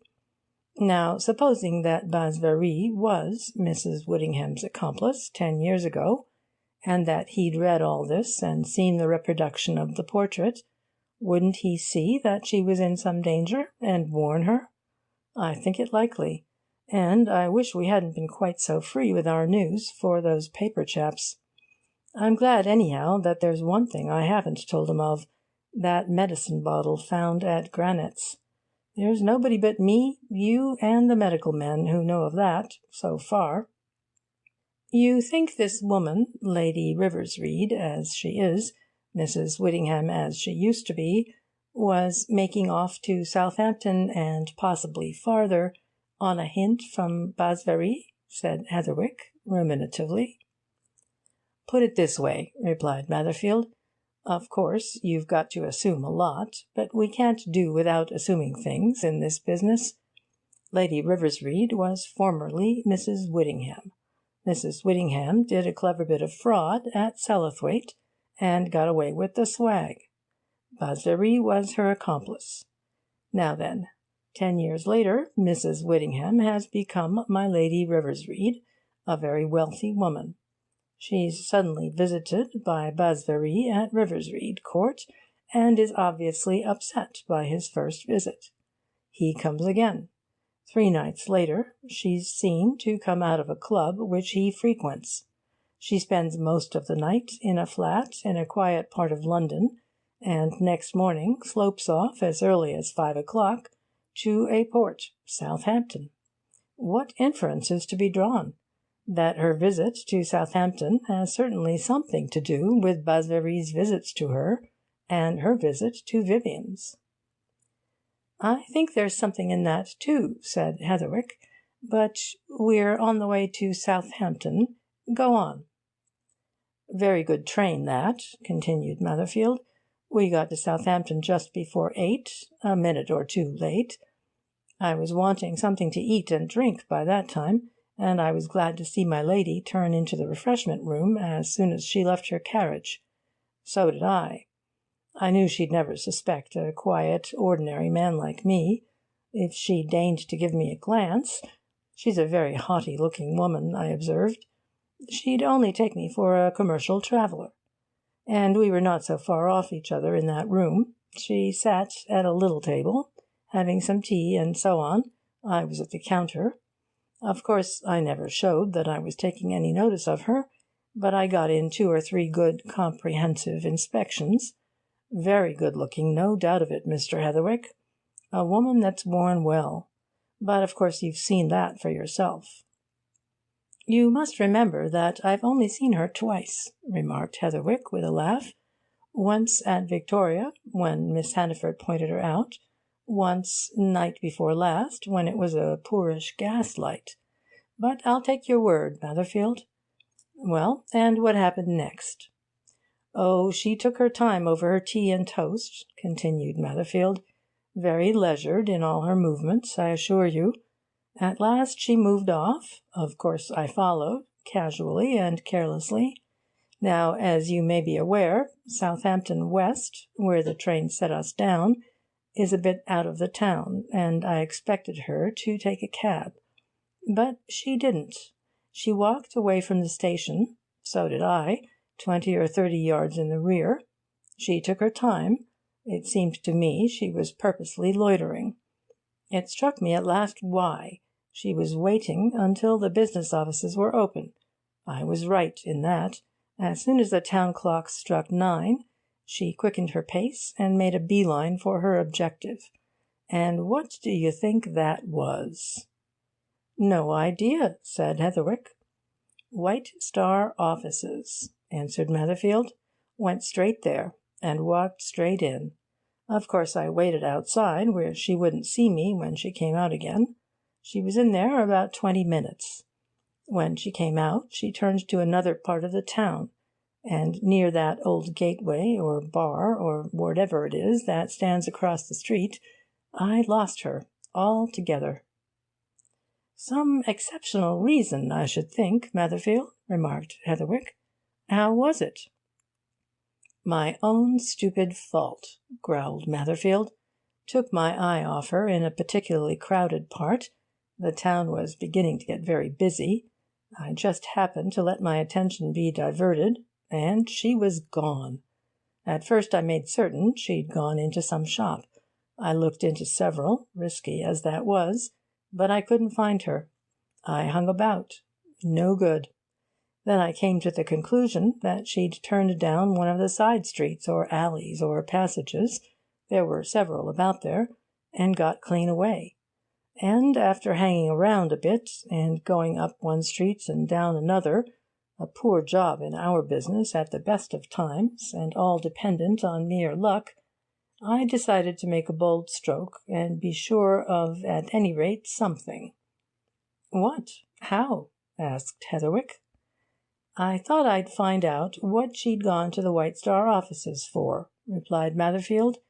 Of course, I didn't want to raise any suspicion against her under the circumstances, but I flattered myself I'm a bit of a diplomatist, and I laid my plans. I went in there, got hold of a clerk who was likely-looking chap for secret-keeping, told him who I was and showed him my credentials, and asked him for the information. I got it. As luck would have it, my man had attended to her himself, and remembered her quite well. Of course, a little more than an hour and a half had passed since she'd been there. And what had she been in for? Asked Heatherwick. What did you hear? Matherfield nodded significantly. Just what I expected, he answered. She booked a second-class passage for New York in the Tartaric, sailing that afternoon, in the name of H. Cunningham. As soon as I found that out, I knew I should come across her again. There'd be no need going raking the town for her. I ascertained that passengers would be allowed to go aboard from 2 o'clock. The boat would sail between 5 and 6. So, having once more admonished the clerk to secrecy, and given him plausible excuses for my inquisitiveness, I went off to relax a bit, and in due time sat down to an early and comfortable lunch.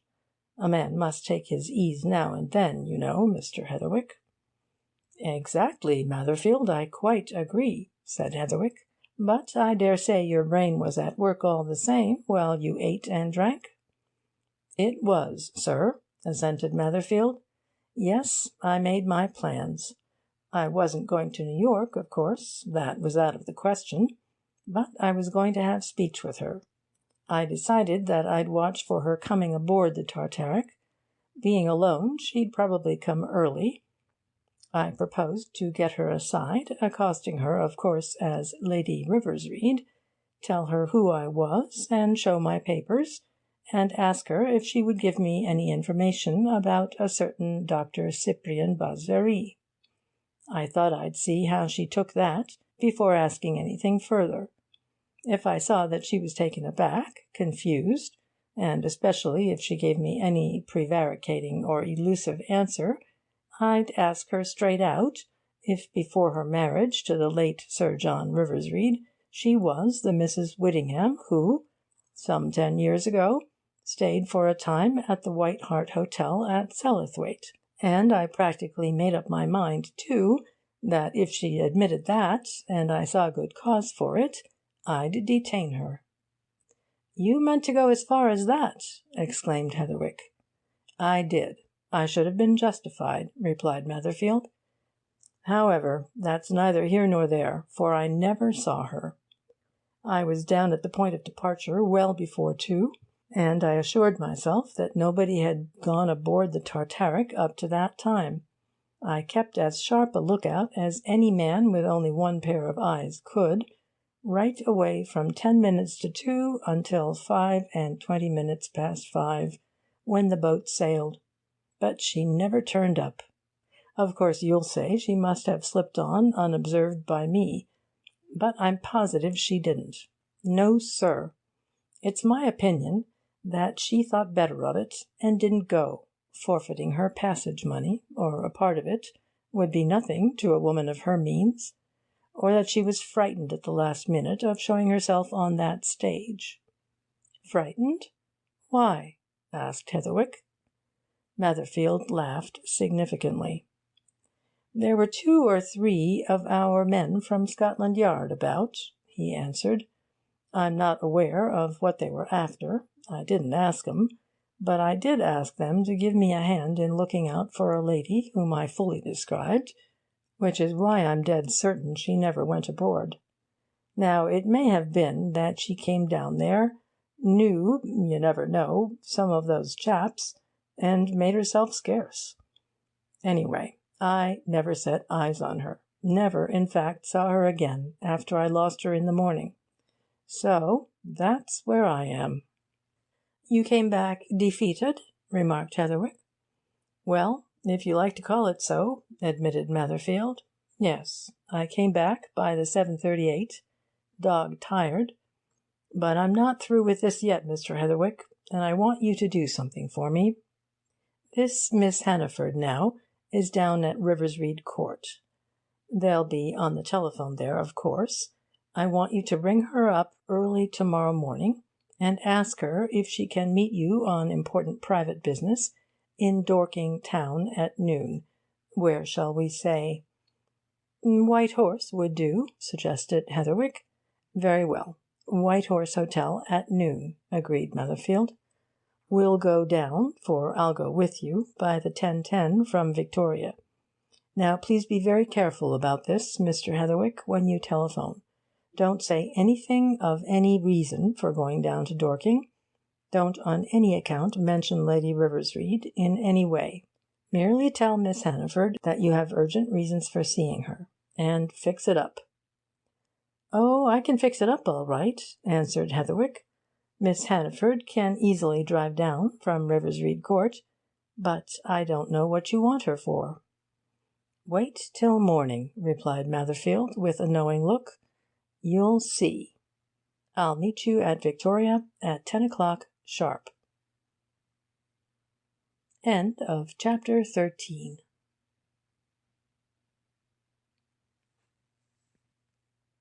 Chapter 14 of The Charing Cross Mystery. Is it blackmail? Heatherwick was still in ignorance of the reason of Netherfield's desire to see Rona, when, just before noon next day, Netherfield and he walked up from Dorking Station into the High Street and made for the White Horse. Netherfield halted a few yards away from its door. "Let's wait for her outside," he said, "till I've asked her a question or two. I don't want to even run the risk of being overheard." Rona came along in a car a few minutes later, and, seeing the 2 men, advanced to meet them. Matherfield lost no time in getting to business. "Miss Hannaford," he said, with a cautious look round, and in a low voice, "just tell me, is Lady Riversreade up there at the Court?" "She is," he continued, as Rona nodded. "When did she come back, then?" "Very early yesterday morning," answered Rona promptly. "By the 7:45 from Victoria. She was up at the Court by 9:30. Matherfield turned an utterly perplexed face on Heatherwick. Then he stared at Rona. "Up at Riversreade Court at 9:30 yesterday, Tuesday, morning!" he exclaimed. "Impossible! I saw her at Southampton at 9:30 yesterday morning with my own eyes." "I'm quite sure you didn't," replied Rona, with a satirical laugh. "You're under some queer mistaken impression, Mr. Matherfield. Lady Riversreade was in her own house here with me at 9:30 yesterday morning. That's a fact that I can vouch for." The two men looked at each other. Each seemed to be asking the other a silent question. But Matherfield suddenly voiced his, in tones full of wonder and of chagrin. "Then who on earth is that woman that I followed to Southampton?" Matherfield's question went without answer. Rona, who had no idea of what he was talking about, turned a surprised and inquiring look on Heatherwick. And Heatherwick saw that the time had come for a lot of explanation. "Look here," he said, "we've got to do some talking, and we can't keep Miss Hannaford standing in the street. Come into the hotel. We'll get a private room for lunch, and then we can discuss matters all to ourselves.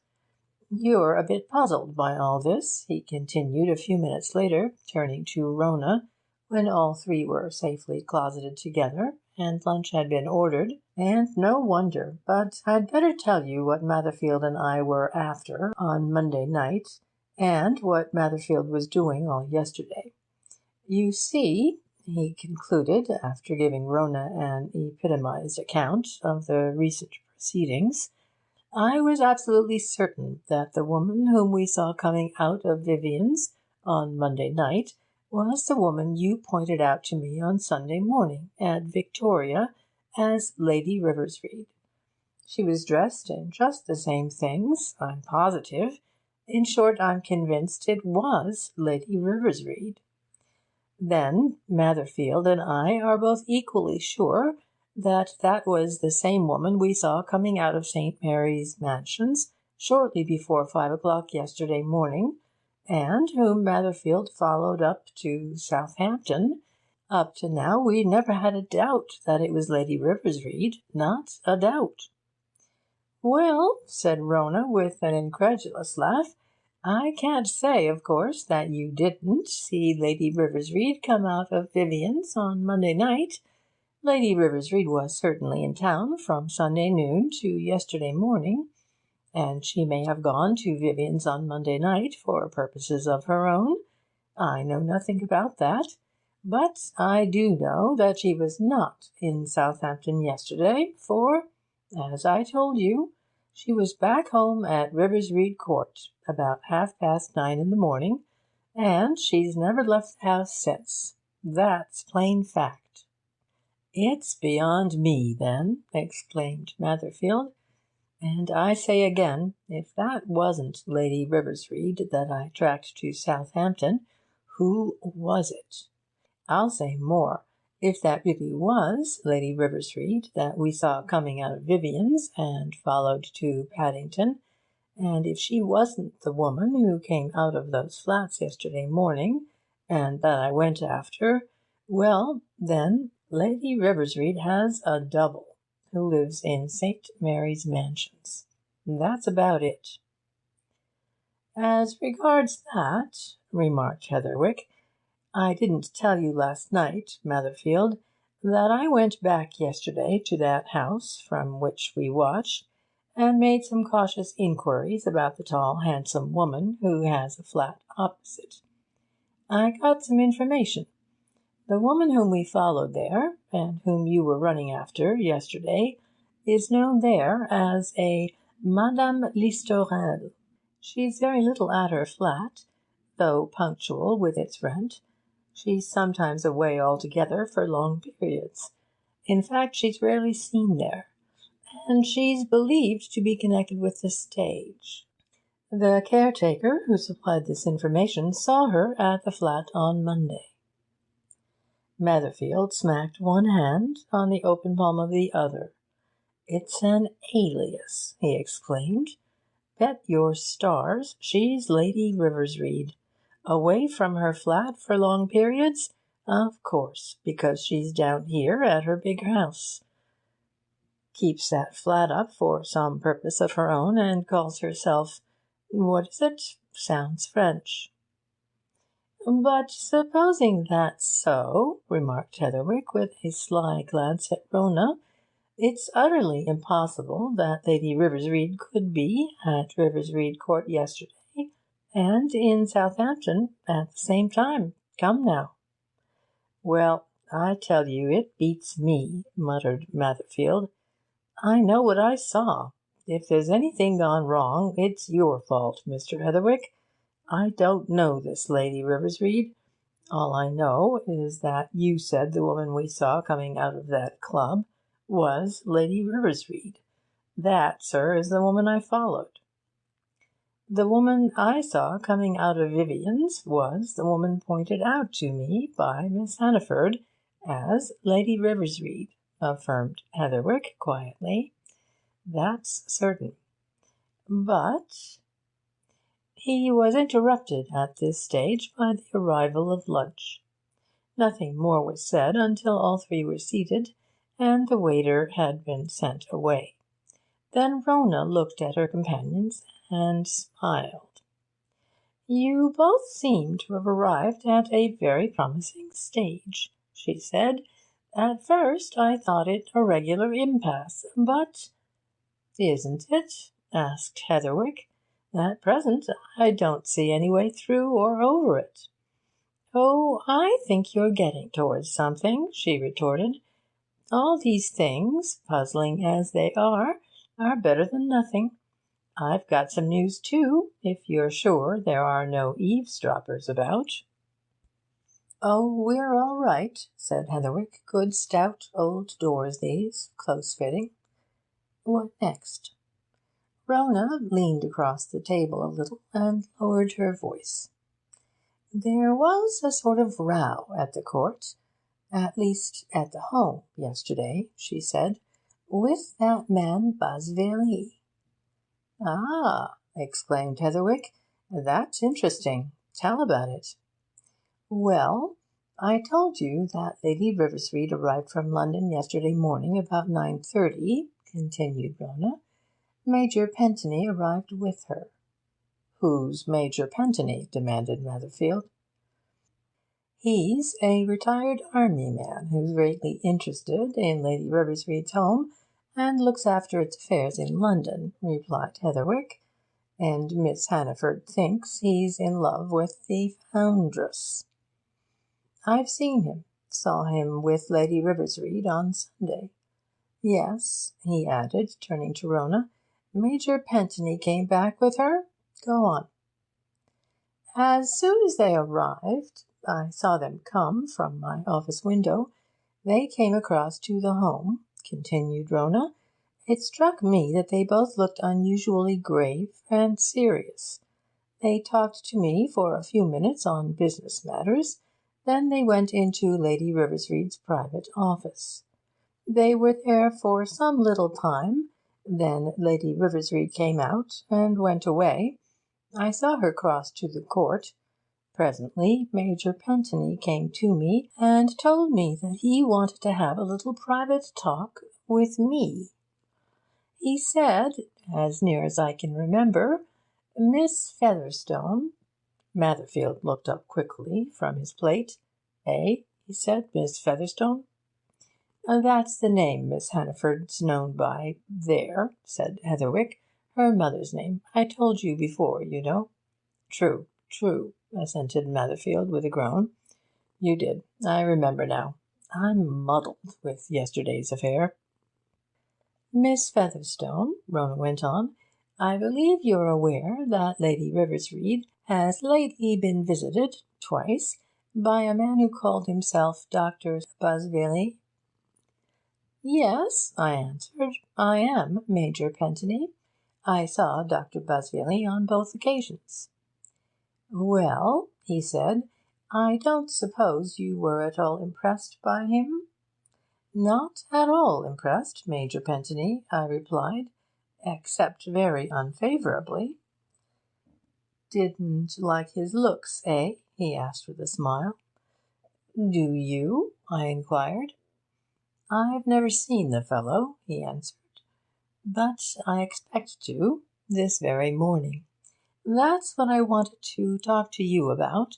I believe he'll turn up about noon, as, I understand, he did before, wanting, of course, to see Lady Riversreade. I want you to tell the doorkeeper, Mitchell, to bring him straight in when he comes, and Mitchell is not to say that Lady Riversreade is not in. She won't be in. He's to admit him immediately, and you, if you please, are to show him straight into the private office. Instead of finding Lady Riversreade there, he'll find me. Is that clear? Perfectly clear, Major Pentony, I replied. I'll see to it. Well, there's something else, he said. After I have had a little plain-spoken talk with this fellow, I shall ring the bell. I want you to come in, and Mitchell with you. And that's all at present. Do you understand? I understand, Major Pentony, I answered. I'll see to it. But as you've never seen this man, there's one thing I'd like to say to you. He's the sort of man who looks as if he might be dangerous. He smiled at that. Thank you, he said. I'm prepared for that, Miss Featherstone. You show him right in. Rona paused for a moment to attend to the contents of her plate, but Heatherwick's knife and fork had become idle. So had Matherfield's. Each man, it was plain, was becoming absorbed. And Matherfield suddenly brightened and gave Heatherwick an unmistakable wink. Good, good, good, he muttered. I'm beginning to see a bit of daylight. Excellent. When you're ready, Miss Featherstone. Well, continued Rona, after a few minutes' pause, about noon Dr. Cyprian Busville drove up. I had already given Mitchell his instructions, and he brought Busville straight into my office. Busville was evidently in the very best of spirits. He bowed and grimaced at sight of me. I made no answer to his flowery greetings. I just got up, ushered him to the door of the private room, and closed it after him as he stepped across the threshold. Then I laughed. He wouldn't see who was awaiting him until he got right into the room, and I'd already gathered from Major Pentony that his reception couldn't be exactly pleasant or agreeable. Matherfield rubbed his hands together. Good, good, he chuckled. Wish I'd been in that room. It wasn't long before I was there, Mr. Matherfield, said Rona. I was, of course, tremendously curious to know what was going on there, but the door fits closely, and I heard nothing. No angry voices or anything. However, in less than 10 minutes the bell rang sharply. I called Mitchell. He's a big, strapping, very determined-looking ex-guardsman, and in we went. I took everything in at a glance. Major Pentony sat at Lady Riversreade's desk. On the blotting-pad, his right hand close to it, lay a revolver. "Ha!" exclaimed Matherfield. "To be sure, just so. Fine." Opposite the desk stood Busville, staring, first at Major Pentony, then at us. It's difficult for me to describe how he looked. I think the principal expression on his face was one of surprise. "Surprise?" ejaculated Heatherwick. "Surprise, astonishment. He looked like a man who had just heard something that he has believed it impossible to hear. But there was also such a look of anger and rage. Well, if Major Pentony hadn't had that revolver close to his finger ends, and if Mitchell hadn't been there, I should have screamed and run. However, it was not I who was doing the running. As soon as Mitchell and I entered, Major Pentony spoke very quietly. He nodded at Basville. 'Miss Featherstone, and you, Mitchell, you see this man? If he ever comes here again, you, Mitchell, will deny him entrance, and you, Miss Featherstone, on hearing from Mitchell that he's here, will telephone for the police, and, if he hangs about, will give him in charge.' Then he turned to Basville. 'Now, my man,' he continued, pointing to the door, 'you get out. Quick. Go.' Of course I looked at Basville. He stood staring, almost incredulously, at Major Pentony. It seemed to me that he could scarcely believe his ears. He gave me the impression of being unable to credit that he could be so treated. But he was also livid with anger. His fingers worked, his eyes blazed. It was dreadful to see his lips. He got some words out at last. 'Give me the exact ones, if you can,' interrupted Matherfield. 'I can. I'm not likely to forget them,' said Rona. 'He said, "What, you defy me, knowing what I know? Knowing what I know?"' 'Knowing what I know,' muttered Matherfield. 'Knowing what he knew. And then?' 'Then Major Pentony just pointed to the door. "Get out, I tell you," he said, "and look in the papers to-night. Be off." 'Look in the papers to-night, eh?' said Matherfield. 'And then I suppose he went?'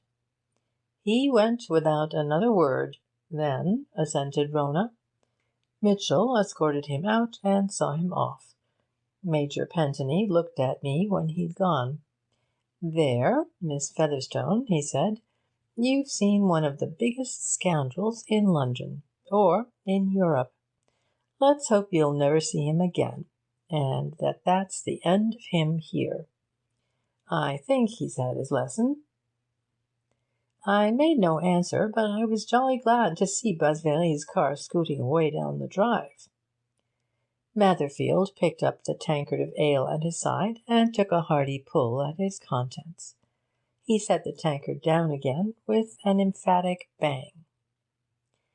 "I know what this job is," he exclaimed triumphantly. "Blackmail." "Just so," agreed Heatherwick. "I've been thinking that for the last 10 minutes. Basville has been endeavouring to blackmail Lady Riversreade.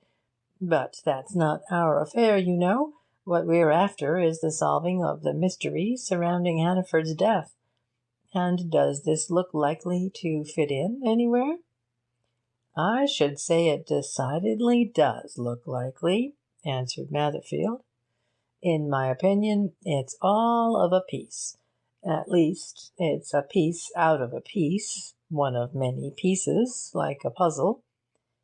The thing is to put these pieces together, and there are two things we can try to do at once. First, find out more about this man Basville.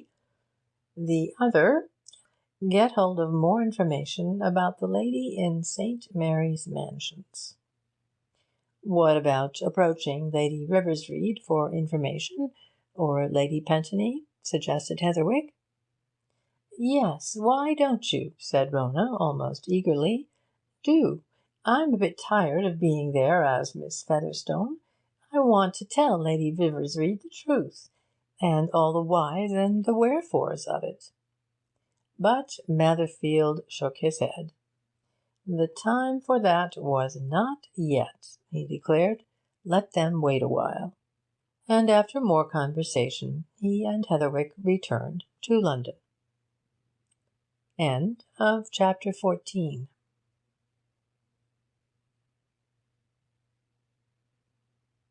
Chapter 15 of the Charing Cross Mystery. Revelations. The late afternoon edition of the evening papers were just out when Heatherwick and Matherfield reached Victoria. Matherfield snatched one up. A moment later he thrust it before Heatherwick, pointing to some big black capitals. "Good God!" he exclaimed. "Look at that!" Heatherwick looked, and gasped his astonishment at what he read. "Murder of Robert Hannaford, £5,000 reward." Heatherwick turned on his companion with a look that was both questioning and surprised. This is certainly what Pentony referred to when he told Basveley to look in the newspapers, he said. "That was yesterday. It must have been in last night's papers, and this morning's. I saw neither." "Wait," said Matherfield. He hurried back to the bookstall, and returned with an armful of papers, turning the topmost over as he came. "It's here and here," he continued. "Let's get a quiet corner somewhere, and look this thing carefully over." "Come into a waiting room, then," said Heatherwick. "Odd," he muttered, as they turned away. "Who should offer a reward like that, too? Who isn't concerned in the case?" "How do we know who isn't concerned in the case?" exclaimed Matherfield. "Somebody evidently is. Somebody who can not only afford to offer £5,000, but isn't afraid to spend no end in advertising. Look at that, and that, and that," he went on, turning over his purchases rapidly. "It's in every paper in London." "Let's read it carefully," said Heatherwick. He spread out one of the newspapers on the waiting-room table, and muttered the wording of the advertisement, while Matherfield looked over his shoulder. "Mysterious, very," he concluded. "What's it mean?" But Matherfield was re-reading the advertisement.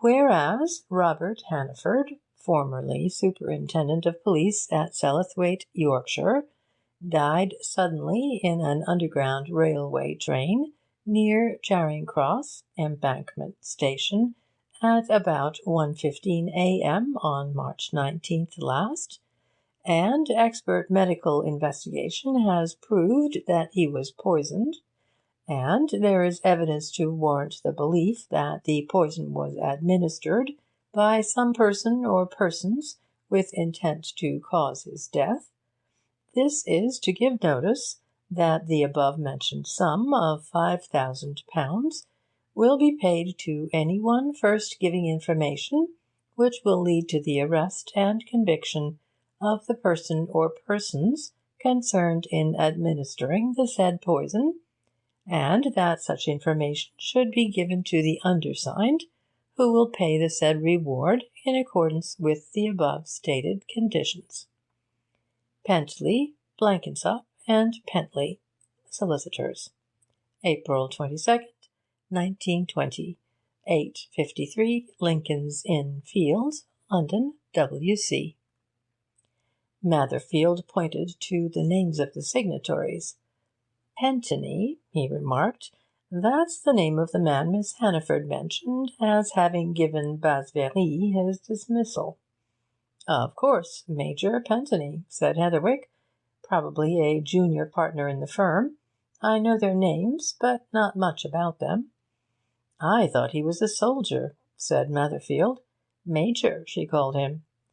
"Very likely a territorial officer," replied Heatherwick. "Anyway, it's very plain what this is, Matherfield, considering all we know. This advertisement has been issued on behalf of Lady RIVERSREADE. Pentony, Blenkinsop, and Pentony are no doubt her solicitors. But why?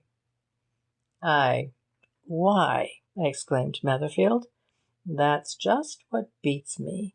What interest has she in Hannaford's murder? Why should she want to bring his murderer to justice? If his granddaughter had offered, say, £100 for information, I could understand it. She's his flesh and blood. But Lady Riversreade, why, if she's really the woman who was once Mrs. Whittingham, you'd have thought she'd have been rather glad that Hannaford was out of the way. And, after all, this mayn't come from her." "I'm absolutely certain it does," asserted Heatherwick. "Putting everything together, what other conclusion can we come to? It comes from Lady Riversreade and her adviser, Major Pentony. And it's something to do with that man Basvéry. But what?" "It ought to be looked into," muttered Netherfield. "They've never approached us on the matter. It's a purely voluntary offer on their part. They've left the police clean out. I think you and I had better call at Pentony's to-morrow morning. We can tell them something. Perhaps they'll tell us something. Anyway, it's a foolish thing to divide forces. We'd far better unite in a common effort." Replied Netherfield doubtfully. "But these lawyer chaps, they've generally got something up their sleeves, some card that they want to play at their own moment. However, we can try 'em." "Meet me at the southeast corner of Lincoln's Inn Fields at 10:30 to-morrow morning," said Heatherwick. "Pentony's offices are close by. We'll go together and ask them straight out what this advertisement means." "All right. But if they won't tell?" suggested Netherfield. "Then, in that case, we'll introduce Lady Riversreade's name, and ask them if Lady Riversreade of Riversreade Court and Mrs. Whittingham, formerly of Sellathwaite, are one and the same person," replied Heatherwick. "Come, I think we can show them that we already know a good deal." "We have certainly a card or two to play," admitted Netherfield. "All right, Mr. Heatherwick. To-morrow morning, then, as you suggest." He was waiting at the appointed place when Heatherwick hurried up next morning. Heatherwick immediately turned him down the lower side of the Fields. "I've found out something about these people we're going to see," he said. "My clerk, Mapperley, told me a bit. He's a sort of walking encyclopaedia. Old, highly respectable firm, this. Pentony senior is retired. Firm is now really Blenkinsop and Pentony junior, and Pentony junior is the Major Pentony who takes such an interest in Lady Riversreade's home and in Lady Riversreade. As I suggested last night, he was a territorial officer, so now he's back at his own job. Now then, Netherfield, let's arrange our plan of campaign. You, of course, have your official credentials. I'm a deeply interested person, the man who chanced to witness Hannaford's death. I think you'd better be spokesman." "Well, you'll come in when wanted," suggested Netherfield. "You're better used to lawyers than I am, being one yourself." "I fear my acquaintance with solicitors is, so far, extremely limited, Netherfield," replied Heatherwick, with a laugh. "I have seen a brief, but only occasionally. However, here we are at 8:53, and a solid and sombre old house it is." The two callers had to wait for some time before any apparent notice was taken of their cards by the persons to whom they had been sent in. Netherfield was beginning to chafe when, at last, an elderly clerk conducted them up to an inner room, wherein one cold-eyed, immobile-faced man sat at a desk, while another, scarcely less stern in appearance, in whom Heatherwick immediately recognised the Major Pentony pointed out by Rona, stood, hands in pockets, on the hearthrug. Each stared silently at the two callers. The man at the desk pointed to chairs on either side of his fortress. He looked at Matherley. "Yes?" he asked. "Mr. Blenkinsop, I presume," began Matherley, with a polite bow to the desk, "and Mr. Pentony," with another to the hearthrug. "Just so," agreed Blenkinsop. "Precisely. Yes?" "You have my card, gentlemen, and so you know who I am," continued Matherfield. "The police—" "A moment," interrupted Blenkinsop. He picked up Heatherwick's card and glanced from it to its presenter. "Mr. Guy Heatherwick," he remarked. "Does Mr. Heatherwick call also on behalf of the police? Because," he added with a dry smile, "I think I've seen Mr. Heatherwick in wig and gown." "I am the man who was present at Robert Hannaford's death," said Heatherwick. "If you are conversant with the case, quite." "Every detail," said Blenkinsop. "Then you know what I saw, and what evidence I gave at the inquest," continued Heatherwick. "I have followed up the case ever since, and that's why I am here." "Not as amicus curiae, then?" remarked Blenkinsop, with a still drier smile. "You're not a disinterested adviser. I see. And Mr. Matherfield, why is he here?" "I was saying, Mr. Blenkinsop, that the police have seen the advertisement signed by your firm, offering £5,000 reward, etc.," answered Matherfield. "Now, I have this Hannaford case in hand, and I can assure you I've done a lot of work at it. So, in his way, has Mr. Heatherwick. We're convinced that Hannaford was murdered by poison, and that whoever poisoned him also poisoned the man Granite at the same time. Now, as either you or some person, a client, I suppose, behind you, is so much concerned in bringing Hannaford's murderer to justice as to offer a big sum for necessary information, we think you must know a great deal, and I suggest to you, gentlemen, that you ought to place your knowledge at our disposal. I hope my suggestion is welcome, gentlemen." "I don't think we have anything to say." Blenkinsop drummed the blotting-pad before him with the tips of his fingers, and his face became more inscrutable than ever. As for Pentony, he maintained the same attitude which he had preserved ever since the visitors entered the room, lounging against the mantelpiece, hands in pockets, and his eyes alternately fixed on either Heatherwick or Matherfield. There was a brief silence. At last Blenkinsop spoke abruptly. "I don't think we have anything to say," he said. "What we have to say has been said already in the advertisement. We shall pay the offered reward to the person who gives satisfactory information. I don't think that interferes with the police work." "That doesn't help me much, Mr. Blenkinsop," protested Matherfield. "You, or your client, must know more than that.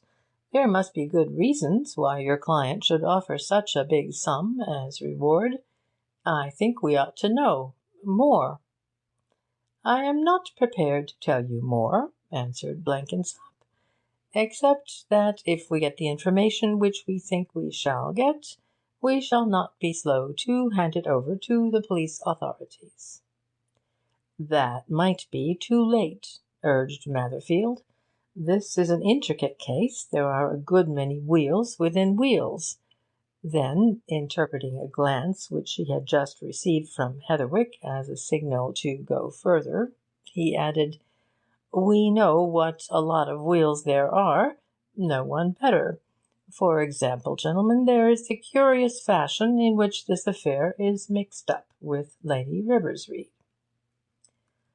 In spite of their evidently habitual practice of self-control, the two solicitors could not repress signs of astonishment. Blenkinsop's face fell.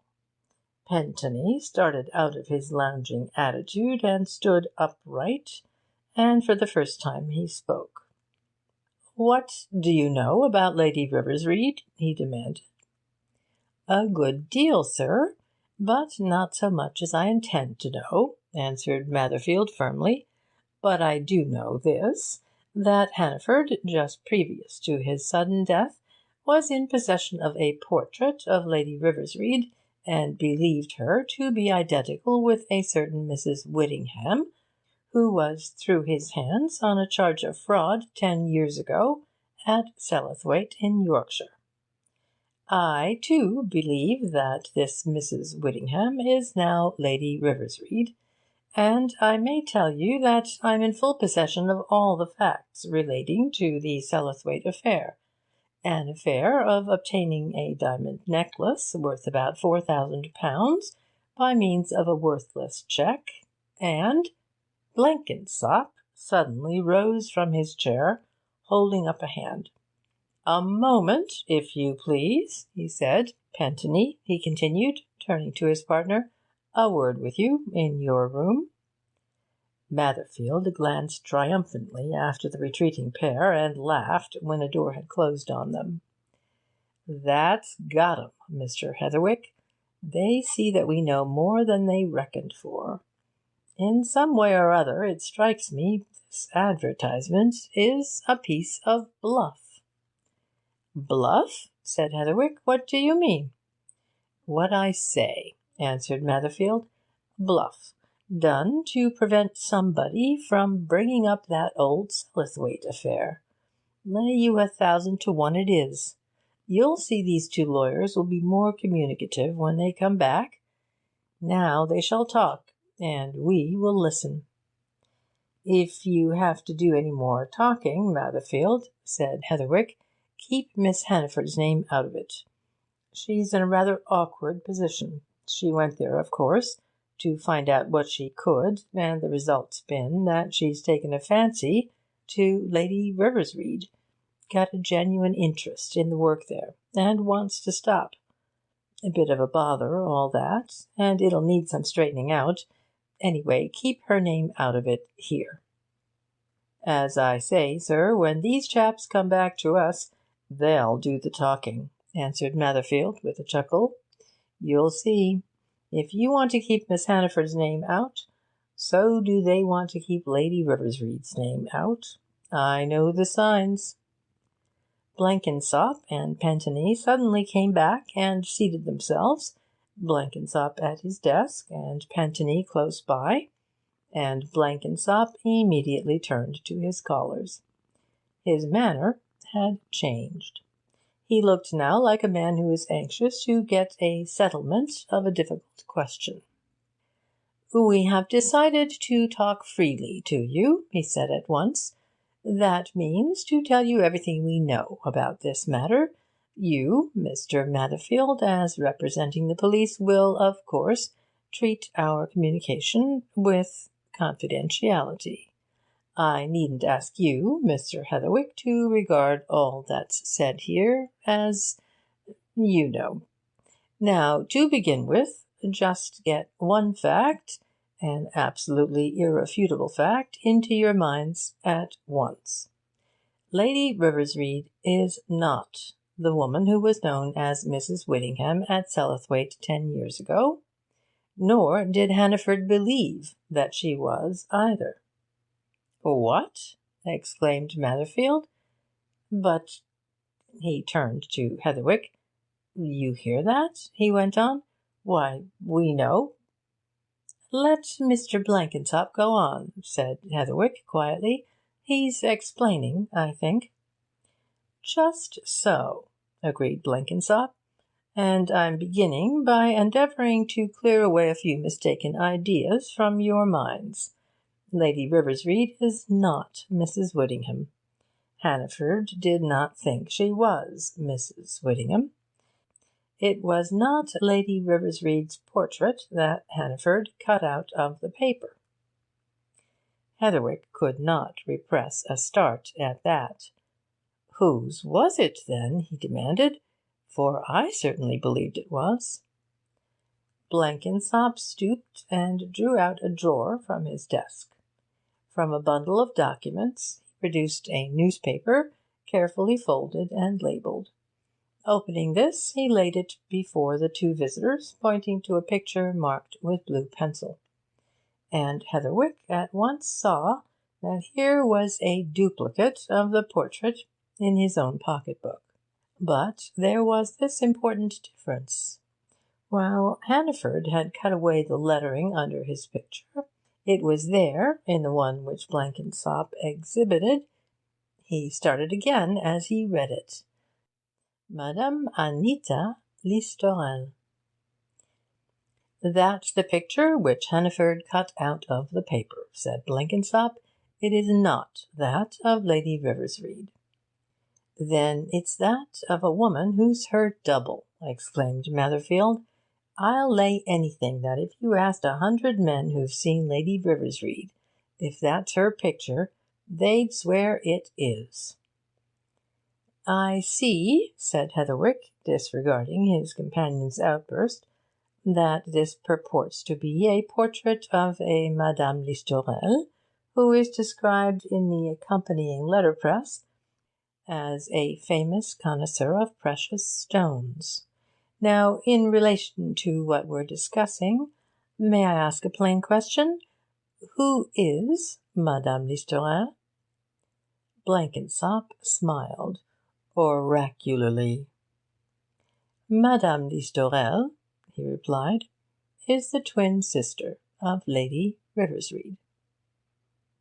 End of chapter 15.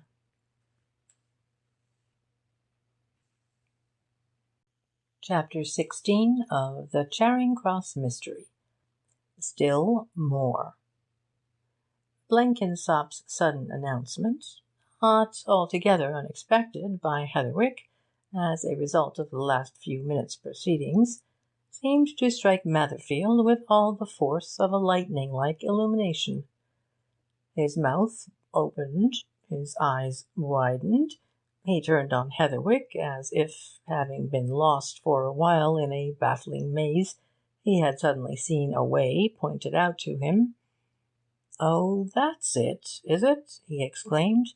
"A twin sister, eh? Then but go on, Mr. Blenkinsop. I'm beginning to see things." "The matter is doubtless puzzling to outsiders," responded Blenkinsop. "To clear it up, I shall have to go into some family history. Lady Riversreade and Madame Listorelle are, I repeat, twin sisters.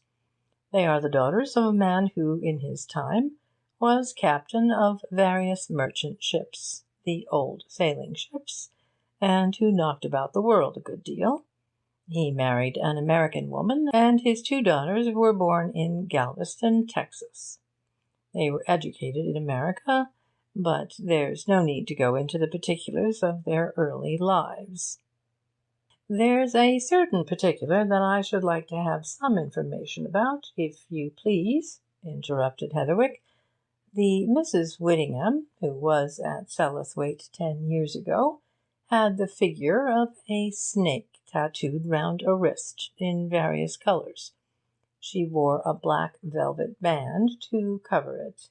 Now—" Blenkinsop turned to his partner with a smile. "I thought that would come up," he said. "Well, Mr. Heatherwick, if you want to know about that matter, both sisters are tattooed in the same fashion. That was a bit of work of the old sea-dog, their father, a fancy, and a very foolish one, of his. He had the children tattooed in that way when they were quite young, much to their disgust when they grew older. Each lady wears a covering velvet armlet, as I know." "Proceed, if you please," said Heatherwick. "That's cleared up." "I gather that you've been making inquiries on your own account," observed Blenkinsop. "Well, since we're determined to tell you everything, we'll be as good as our word. So let's come to the Sellathwaite affair. You've probably heard only one version. You may have got it from Hannaford, you may have got it from old newspapers, you may have got it on the spot. It's immaterial to us. But you haven't heard the version of the lady who was then Mrs. Whittingham. That puts rather a different complexion on things. For reasons of her own, with which we've nothing to do, Mrs. Whittingham, her proper and legal name at that time, stayed at Sellathwaite for a while. She had various transactions with a jeweller there. Eventually she brought from him a diamond necklace at a price, £3,900.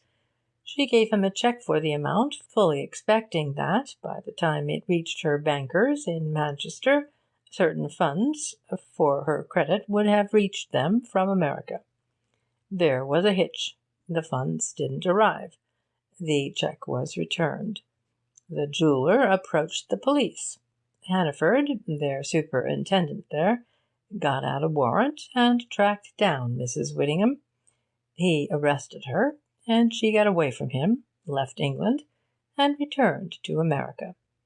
For some time she was in financial straits, but she did not forget her liabilities, and eventually she sent the Sellathwaite jeweller the agreed price of the diamond necklace, and 8 years' interest at 5%.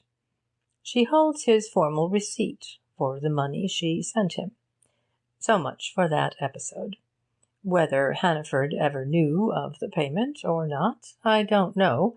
We are rather inclined to believe that he didn't, but the necklace was paid for, and paid for handsomely. "I may as well say that I'm aware of that," remarked Heatherwick. "I have been informed of the fact at first hand." "Very good. I see you have been at Sellathwaite," said Blenkinsop, with another of his shrewd smiles. "Now then, we come to what is far more pertinent, recent events. The situation, as regards Lady Riversreade and Madame Listorelle, some little time ago, say when Hannaford came to town, was this. Lady Riversreade, widow of Sir John Riversreade, had inherited his considerable fortune, and was settled at Riversreade Court in Surrey, and had founded a home for wounded officers close by, of which my friend and partner, Mr. Pentony there, is London representative. Her sister, Madame Listorelle, had a flat at Paddington and another in New York. She was chiefly in New York, but she was sometimes in London and sometimes in Paris. As a matter of fact, Madame Listorelle is an expert in precious stones, and a dealer in them. But she has recently become engaged to be married to a well-known peer, an elderly, very wealthy man, which possibly has a good deal to do with what I am going to tell you. "Probably, I think, Blenkinsop, not possibly," suggested Pentony. "Probably, decidedly." "Probably, then, probably," assented Blenkinsop. He leaned forward across his desk toward the two listeners. "Now, gentlemen, your closest attention, for I'm coming to the really important points of the matter, those that affect the police particularly.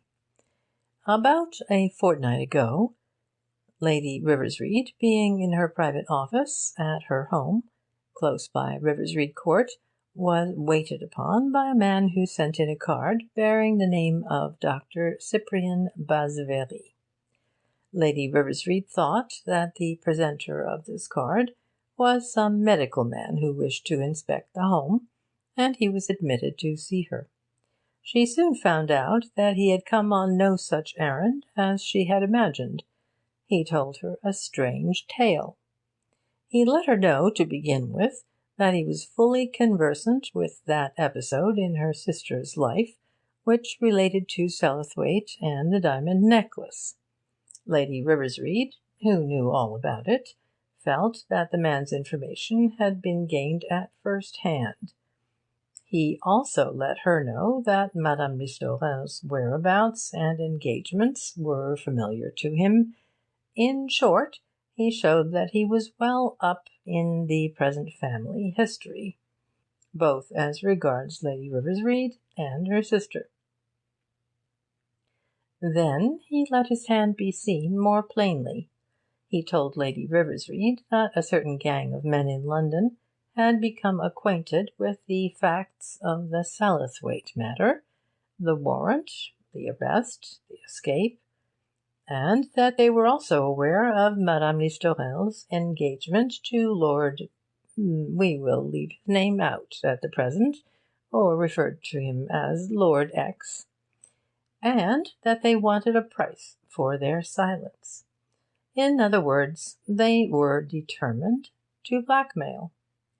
If they were not paid their price, they were going to Lord X with all the facts, to tell him that he was engaged to a woman who, as they would put it, was still liable by the law of the land to arrest and prosecution for fraud. "Isn't she?" asked Matherfield suddenly. "No time limit in these sort of cases, I think, Mr. Blenkinsop. Liable 10 or 20 or 30 years after, I think."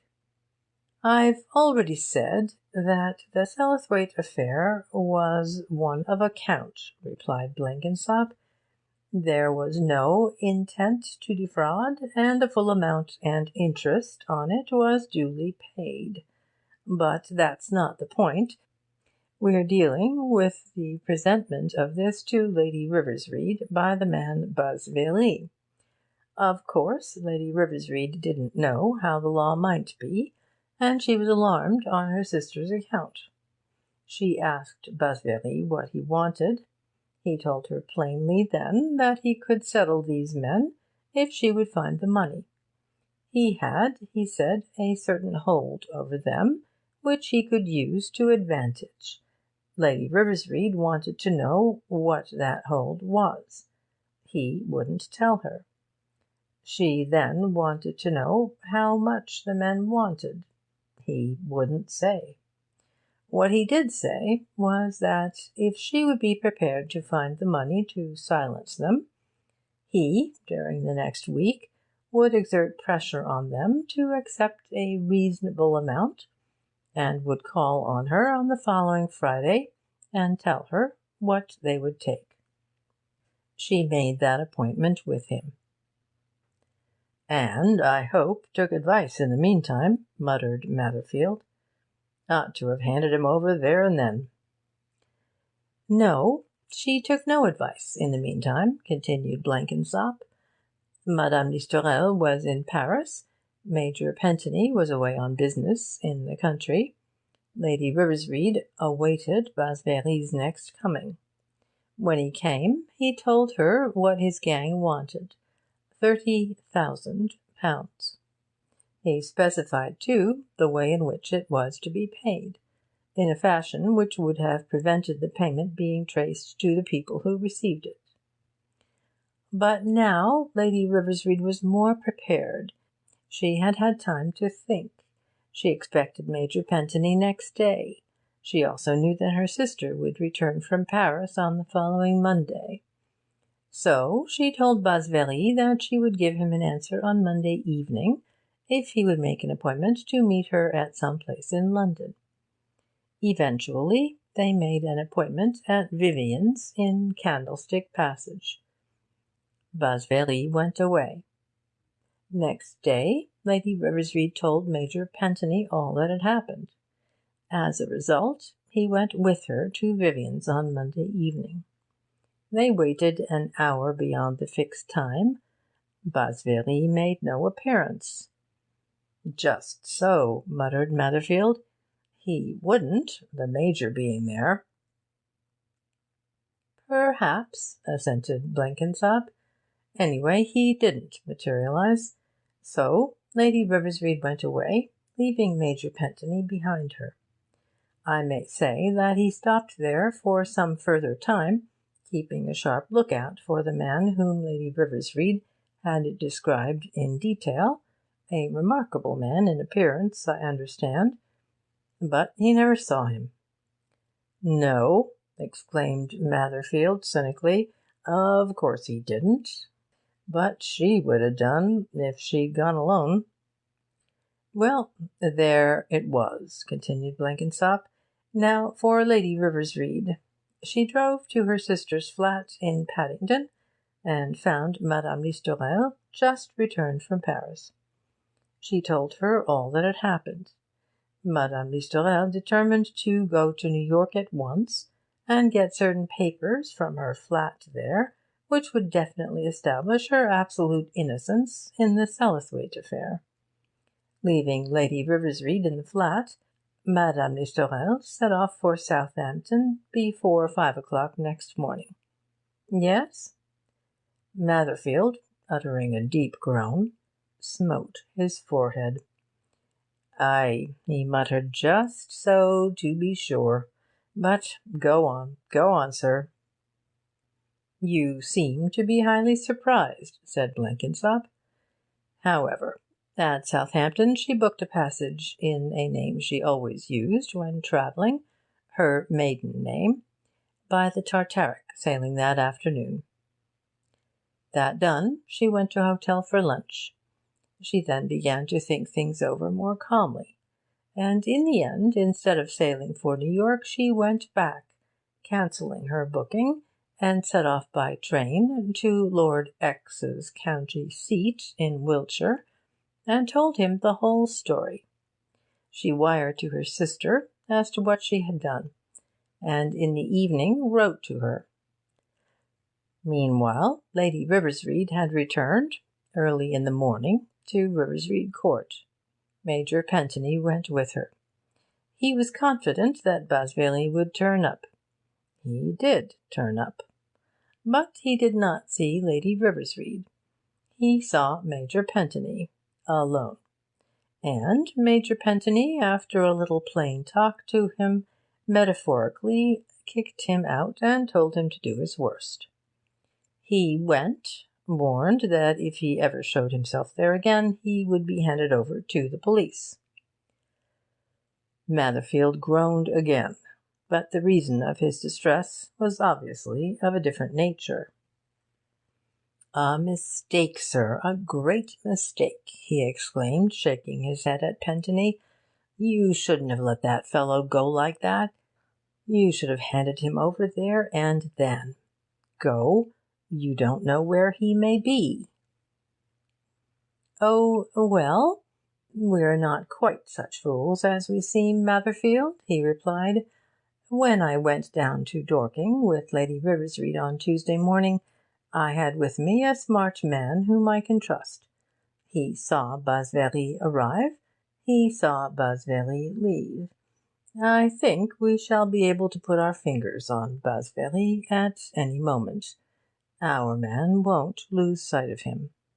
"Oh, well, that's better, sir, that's much better," said Matherfield. "That's all right. A chap like that should be watched night and day. But now, gentlemen, about this reward. Your notion of offering it sprang, of course, from this Basvely business. But how, exactly? Did he mention Hannaford to Lady Riversreade?" "No," replied Blenkinsop. "I'll tell you how we came to issue the advertisement. All Sunday afternoon and evening, and for some time on Monday morning, Lady Riversreade, Major Pentony, and myself were in close consultation about this affair. I'll tell you at once how and why we connected it with the poisoning of Hannaford, of which, of course, all of us had read in the newspapers." "Ay, how now?" asked Matherfield. "Because of this," answered Blenkinsop. He tapped his desk to emphasise his words, watching Matherfield keenly as he spoke. "Because of this. Basvely told Lady Riversreade that the gang of blackmailers had in their possession the original warrant for Mrs. Whittingham's arrest. Heatherwick felt himself impelled to jump in his chair, to exclaim loudly. He repressed the inclination, but Matherfield was less reserved.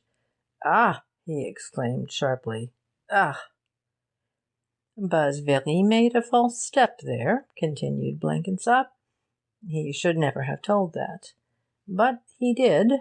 No doubt he thought a rich woman easy prey.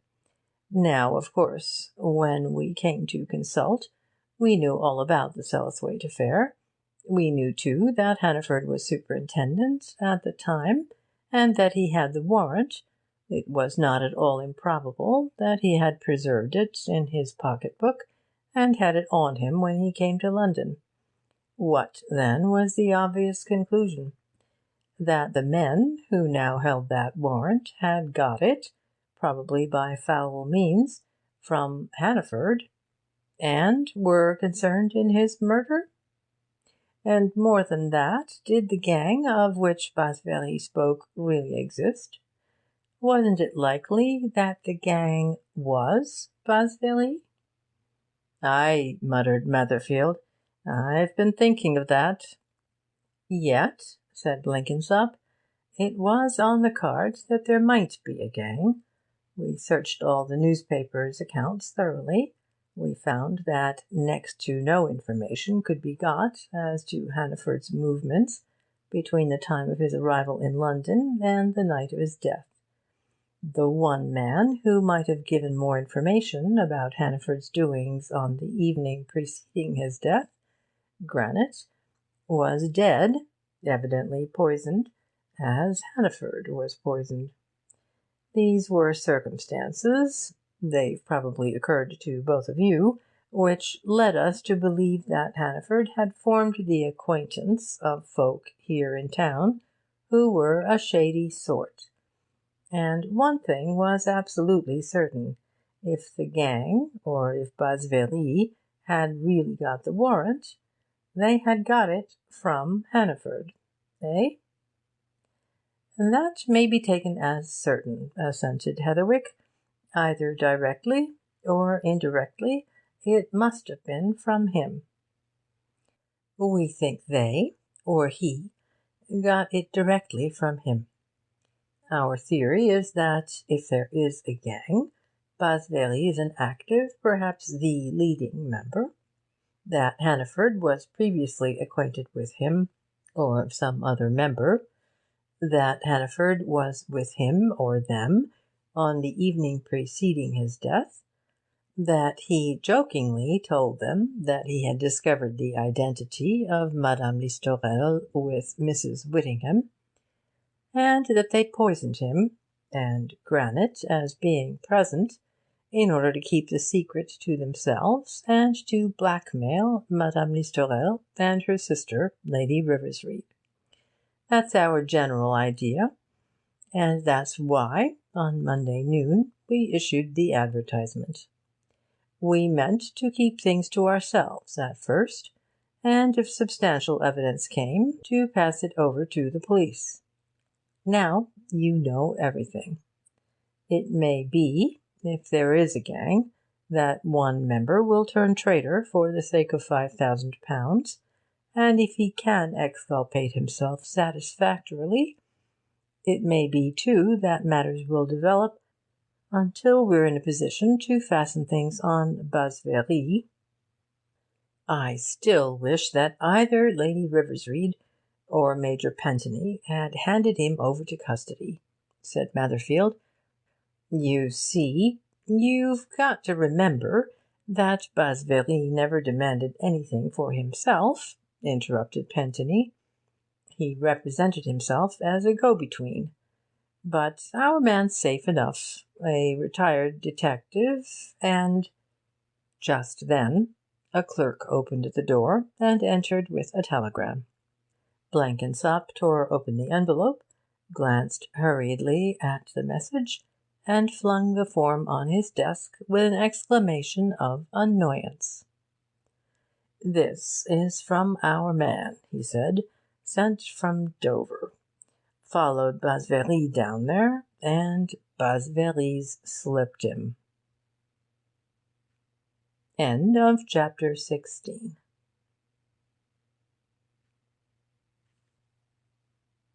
Chapter 17 of the Charing Cross Mystery. Torn Labels. Pentony strode forward and picked up the telegram. A moment later he passed it over to Heatherwick. "That's most unfortunate," he exclaimed, "and unexpected, too. Of course the fellow's slipped off to the Continent." Matherfield looked over Heatherwick's shoulder and read the message. "Followed him down here last night. Put up at same hotel, but he slipped me and got clear away early this morning. Returning now." "You should have employed 2 men, gentlemen," said Matherfield. "One's not enough in a case of that sort.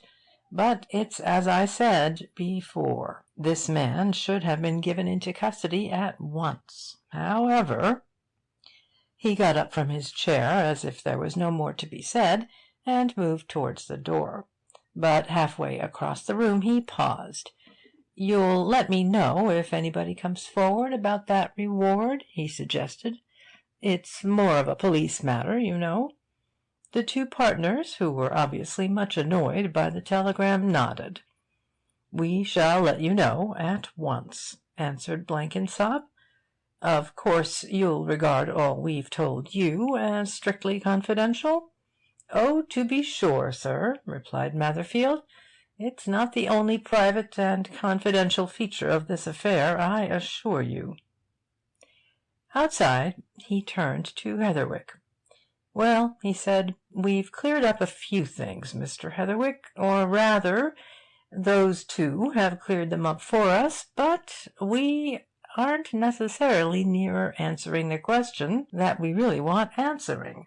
Who poisoned Robert Hannaford?" "I think we are," replied Heatherwick. "I am, anyhow. Either BLACKMAIL poisoned him, or he knows who did." "Knows who did," repeated Matherfield. That's more like it. I don't think he did it. He wouldn't be so ready about showing himself forward." "I'm not so sure of that," remarked Heatherwick. "From what we've heard of him, he seems to be a bold and daring sort of scamp. Probably he thought he'd have a very easy prey in Lady Riversreade. Probably, too, he believed that a woman who's got all that money would make little to do about parting with £30,000. One thing's sure, however, BLACKMAIL knows what we want to know, and he's gone." "Perhaps, said Matherfield, "and perhaps not. This man of Pentony's no doubt tracked him to Dover, and there he lost him. But that isn't saying that BLACKMAIL's gone on the Continent. If BLACKMAIL's the cute customer that he seems to be, he'd put 2 and 2 together when Major Pentony warned him off Riversreade Court. He'd probably suspect Pentony of setting a watch on him. He may have spotted the very man who was watching. Then, if he'd any sense, he'd lead that man a bit of dance. Eventually he'd double on him. No, I should say BLACKMAIL's back here in town. That's about it, Mr. Heatherwick. But what's this? Here's one of my men coming to meet us. I left word where I should be found." Heatherwick looked up and saw a man who was obviously a policeman in plain clothes coming towards them.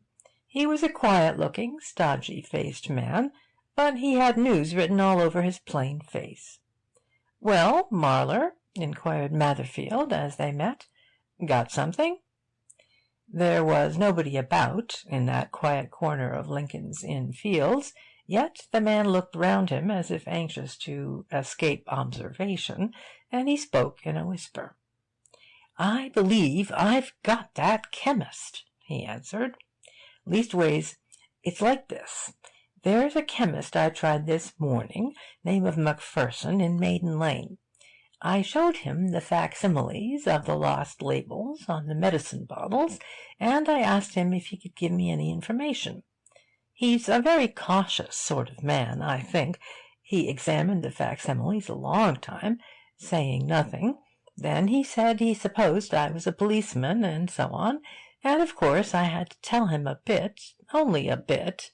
Then he said all of a sudden, 'Look here, my friend,' he said, 'you'd better tell me straight out, has this to do with that Hannaford poisoning case?' So, of course, I said that between ourselves it had. 'Isn't Matherfield in charge of that?' he said. Of course I said you were. 'Very well,' he said, 'you send Matherfield to me. I'm not going to say anything to you,' he said. 'What I've got to say, I'll say to Matherfield.' So I went back to headquarters, and they told me you'd gone to Lincoln's Inn Fields." "All right, my lad," said Matherfield. "If you found the right man, I'll remember you.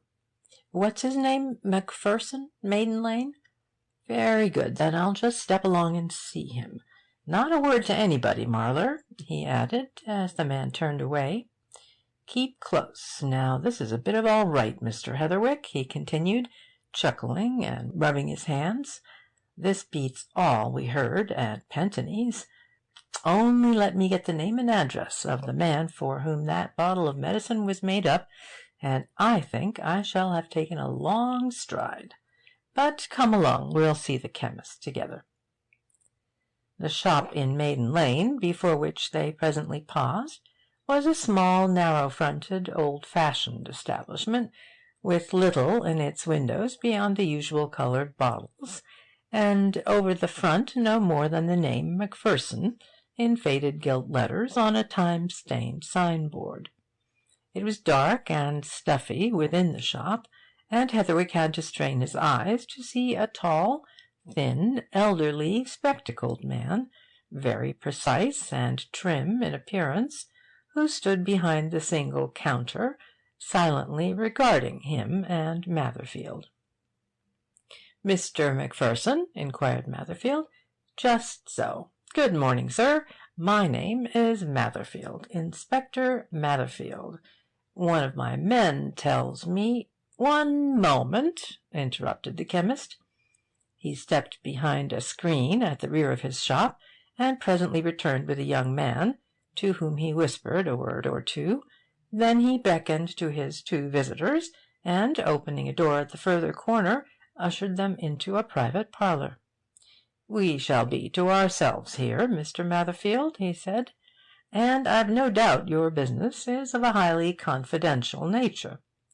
"Something of that sort, Mr. Macpherson," assented Matherfield, as he and Heatherwick took chairs at a centre table. "But my man'll have prepared you a bit, no doubt.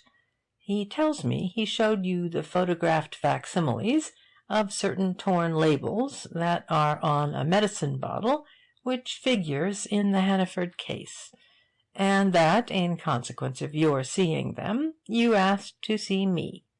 Well, sir, here I am." "Aye, just so, Mr. Matherfield, just so, precisely," replied the chemist, turning up the gas-jet, which hung above the table. "Aye, to be sure." He, too, sat down at the table and folded his thin, long fingers together. "Aye, and you'll be thinking, Mr. Matherfield, that your bottle has something to do with the poisoning of Hannaford?"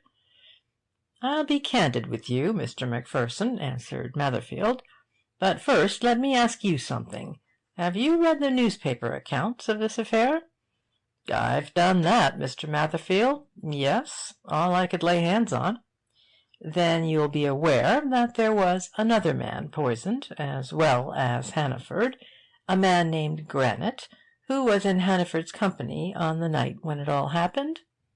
This gentleman here is the one that was in the underground train, and saw Hannaford die, and Granite make off, as he said, to fetch a doctor." "That'll be Mr. Heatherwick, I'm thinking," said the chemist, with a polite bow. "Aye, just so." "I see you've read the reports of the inquest," remarked Matherfield, with a smile.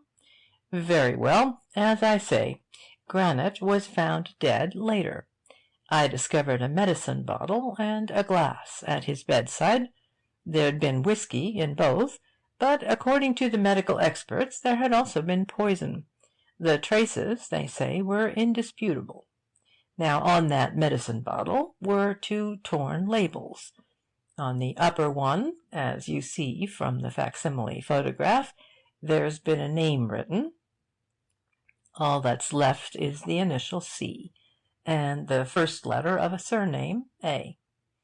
All the rest's gone. And what I want to know is, are you the chemist that made up the medicine or tonic, or whatever it was, that was in that bottle? And if so, who is the customer for whom you made it, and whose Christian name begins with C and surname with A? Do you comprehend me?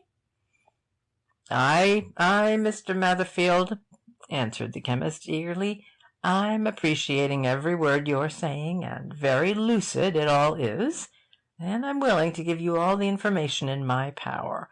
But first I'd just like to have a bit myself on a highly pertinent matter. Now you'll be aware, Mr. Matherfield, if you've seen the newspapers of this last day or two, that there's a firm of solicitors in Lincoln's Inn Fields that's offering a reward of £5,000. I'm well enough aware of it, Mr. Macpherson, interrupted Matherfield, with a laugh and a sly glance at Heatherwick. Mr. Heatherwick and myself have just come straight from their office, and what you want to know is, if you give me information, will it turn out to be the same thing as giving it to them? You want to make sure about the reward. Precisely, Mr. Matherfield, precisely, assented the chemist eagerly. You've hit on my meaning exactly, for, of course, when there's a reward like yon, if you give us information, Mr. Macpherson, that'll lead to the arrest and conviction of the guilty party, you can rest assured you'll get that reward, said Matherfield, and Mr. Heatherwick'll support me in that, I'm sure. I'm satisfied, gentlemen, exclaimed Macpherson, as Heatherwick murmured his confirmation. Well, it's a strange black business, and I'd no idea that I would come to be associated with it until that man of yours called in this morning, Mr. Matherfield. But then I knew, and I'll shorten matters by telling you, at once, I made up the tonic that was in the bottle. Matherfield rubbed his hands. Good, he said quietly. Good. Now, the critical question, for whom? For a Dr. Charles Ambrose, from a prescription of his own, replied Macpherson. It's a sort of pick-me-up tonic. I first made it up for him 2 years ago. I've made it up for him several times since. The last occasion was about 6 weeks ago. I have all the dates, though, in my books. I can show you them. Wait a bit, said Matherfield. That's of no great importance yet. Dr. Charles Ambrose, eh? Have you his address? Aye, to be sure, answered the chemist. His address is 38, number 59, John Street. Adelphi, suggested Matherfield. Adelphi, precisely. 38, number 59, John Street, Adelphi, repeated Macpherson. That's in the books, too. Matherfield suddenly became silent, staring at the floor. When he looked up again, it was at Heatherwick. Didn't Granite exclaim that he knew a doctor close by when he rushed out of that train at Charing Cross Underground? He asked. Gave the impression that he knew of one close by, anyway? He said distinctly close by, answered Heatherwick. Why, are you thinking— Matherfield interrupted him with a wave of the hand, and turned again to the chemist. You've seen this Dr. Charles Ambrose? He asked abruptly. Oh, I have, Mr. Matherfield, many a time and often, replied Macpherson. But now I come to think of it, not lately. When last? Demanded Matherfield. I should think last, when he called in and told me to make him another bottle of this tonic," answered Macpherson, after some thought. "As I said just now, perhaps about 6 weeks ago. But the books— never mind the books yet. What's this Dr. Charles Ambrose like?" "A tall, handsome man. Distinguished looking, I should say, about 40 years of age. A dark man, hair, eyes, beard. He wears his mustache and beard in, well, a sort of foreign fashion. In fact, he's more like a Spaniard than an Englishman." "But is he an Englishman?" "He was always taken by me for an Englishman. He speaks like one, that is, like an Englishman of the upper classes. He once told me he was an Oxford man. We'd been talking about universities." "Well-dressed man?" "Aye, he was that. A smart, fine man."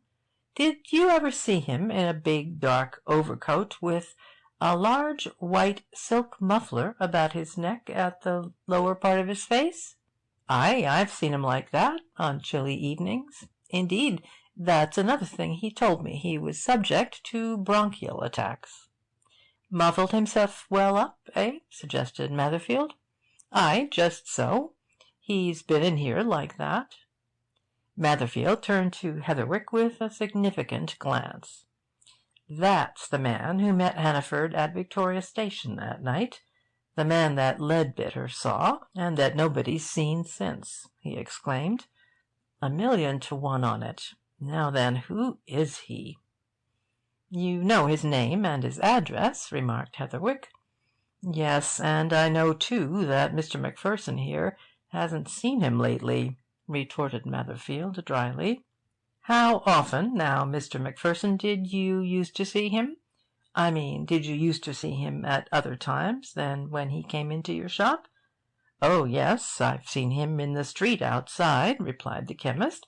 "I've seen him, too, going in and out of Rule's, and in and out of Romano's."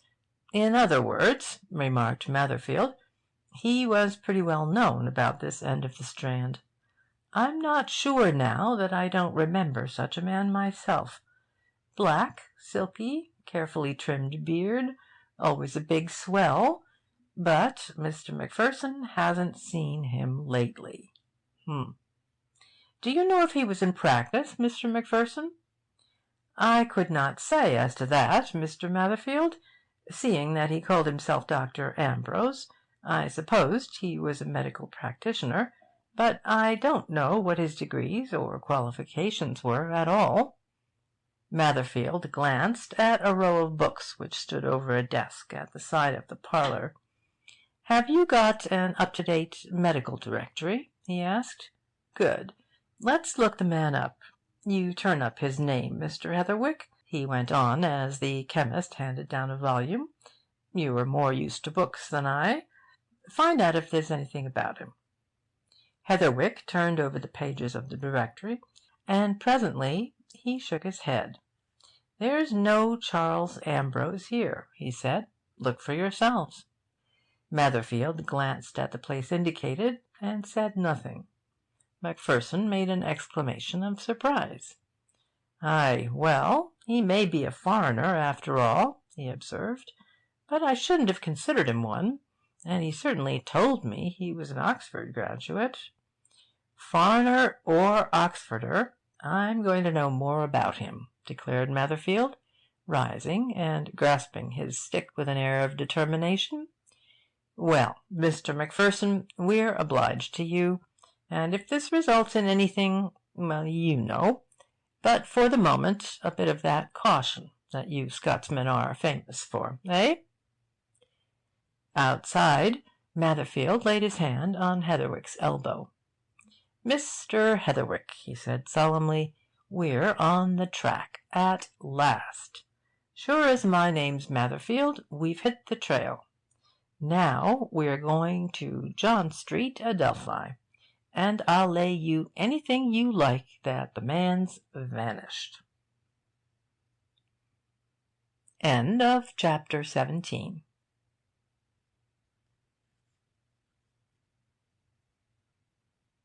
Chapter 18 of the Charing Cross Mystery. The Telegram. Heatherwick followed his companion across the Strand, into the Adelphi, and to the house they wanted, an old Adams mansion, now divided into flats. Matherfield did not take the trouble to ascend to the upper regions. He sought and found a caretaker, and put a question to him. The man shook his head. "Dr. Ambrose, sir," he replied. "Oh, yes, Dr. Ambrose lives here, 38, but he ain't in, sir, ain't at home, in fact.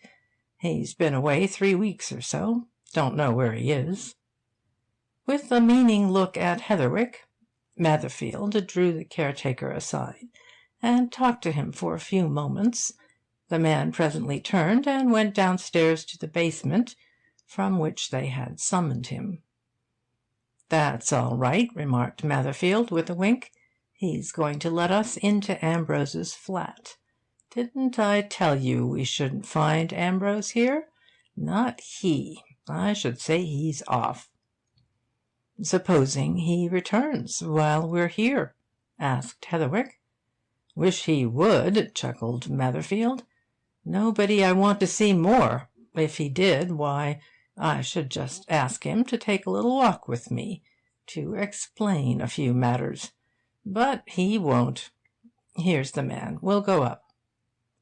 The caretaker reappeared with a bunch of keys, and led the way to a flat at the top of the old house. He unlocked a door and stood aside. "You needn't wait," said Matherfield. "I'll shut the place up again when we leave, and let you know. All right." He walked in, with Heatherwick at his heels, as soon as the caretaker had gone, and once inside closed the door carefully upon himself and his companion. But Heatherwick, after a first glance at the sitting-room into which they had entered, a somewhat untidy, shabbily furnished place, went straight to the hearth and pointed to a framed photograph, time-stained and faded, which hung over the mantelpiece.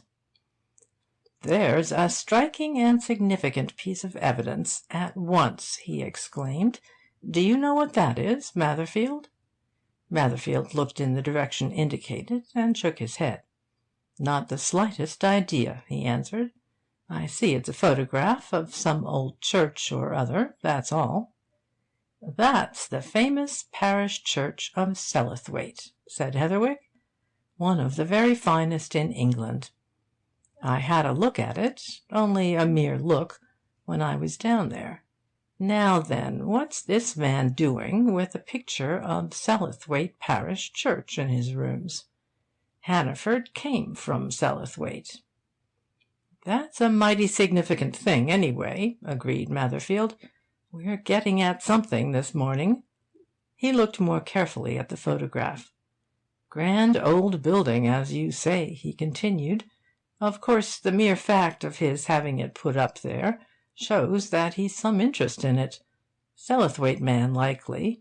But we'll find that all out. Now let's look around."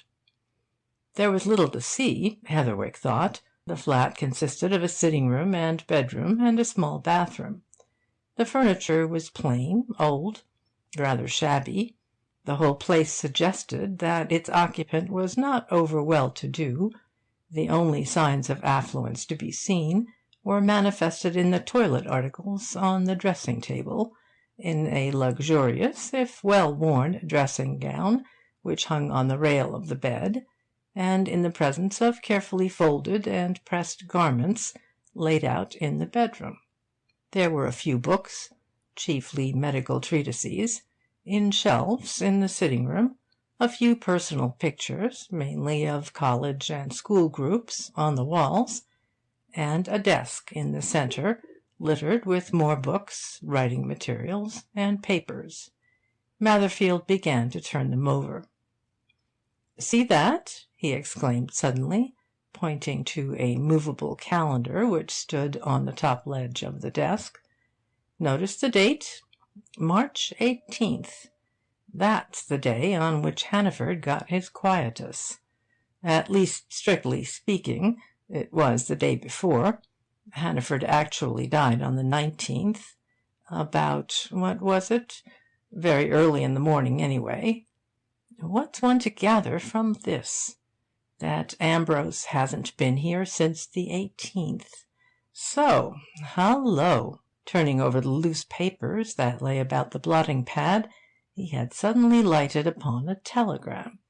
Just as suddenly he thrust it into Heatherwick's hands. "Look at that!" he exclaimed. "Now that is a find. Biggest we've ever had, so far."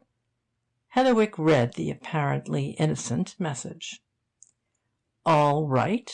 Will meet you, Victoria Bookstall, this evening, as suggested. Hannaford." "See the date?" said Netherfield excitedly.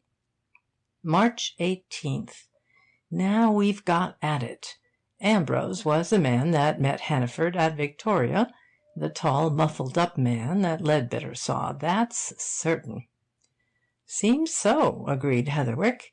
He was still studying the telegram. "Sent off from Fleet Street, 12:15 that day," he muttered. "Yes, there doesn't seem much doubt about this. I wonder who this man Ambrose is." "We'll soon get to know something about that, Mr. Heatherwick," exclaimed Netherfield briskly. "Now I'm just going to put that wire into my pocket, lock up this flat again, have another word or two with that caretaker chap, and go in search of the information you refer to. Come with me. Later I shall get a search warrant, and make a thorough examination of this flat. Let's be moving." Downstairs again, Netherfield called up the caretaker. "You say Dr. Ambrose has been away for a bit?" he asked. "Is there anything unusual in that?" "Well, not so very," answered the man. "Ever since he came here 2 or 3 years ago, he's been used to going away for a while. I believe he used to go over to Paris, but I never remember him being away more than a week at a time before." "Evidently he's a doctor," suggested Netherfield. "Did he ever have patients come to see him here?" The caretaker shook his head.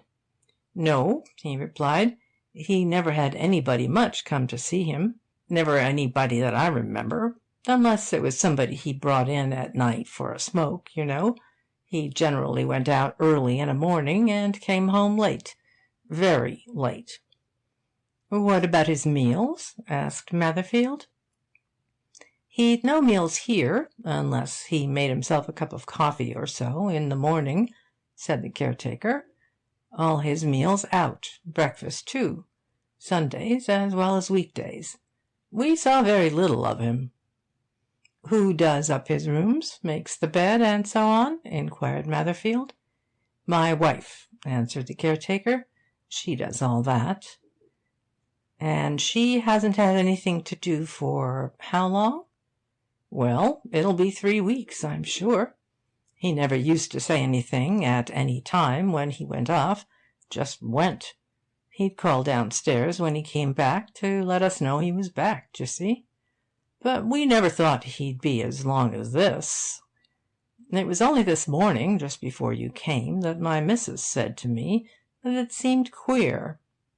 "Why queer?" "Because he's taken nothing with him. However a short time he might be away for, he would always take a suitcase, clean linen, shaving things, so on. He was a very particular gentleman about his appearance, always dressed like a swell, and had a clean shirt every day. Used to have a nice heavy washing bill, anyhow." "Did he seem to be pretty well supplied with money?" asked Netherfield. "Or the opposite?" "Couldn't rightly say, sir," replied the caretaker. "Always paid his rent, and us, and the washing regular. But as for anything else, why, we'd no means of knowing. Of course, as I tell you, he always looked the gentleman." "I see," said Netherfield. "All right, you'll see me again this afternoon." He strode away towards the Strand, and there ushered Heatherwick into the first empty taxicab they met. "Where now?" asked Heatherwick, as Matherfield followed him into the cab, after a word to its driver. "We're going now, sir, to Hallam Street, to the offices of the General Medical Council," answered Matherfield promptly. "I've had experience of inquiring into the antecedents of medical men before, and I know where to find out all about any of 'em. I'm going to find out all about this Dr. Charles Ambrose. That is, of course, if he's an English doctor." "Probably he isn't," remarked Heatherwick, "any more than Basvéry is."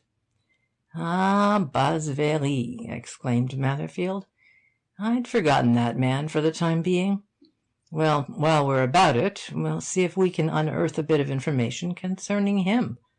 We've done a bit of good work this morning, you know, Mr. Heatherwick," he went on, rubbing his hands with satisfaction.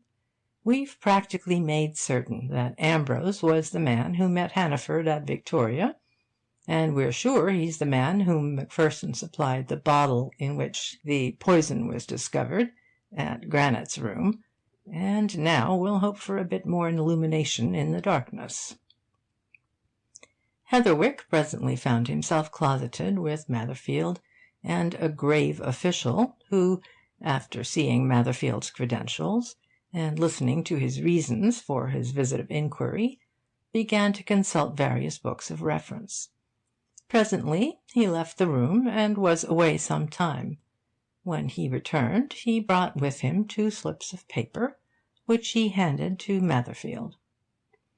"I have had the particulars you require written out for you," he said, "so you can examine them at your leisure.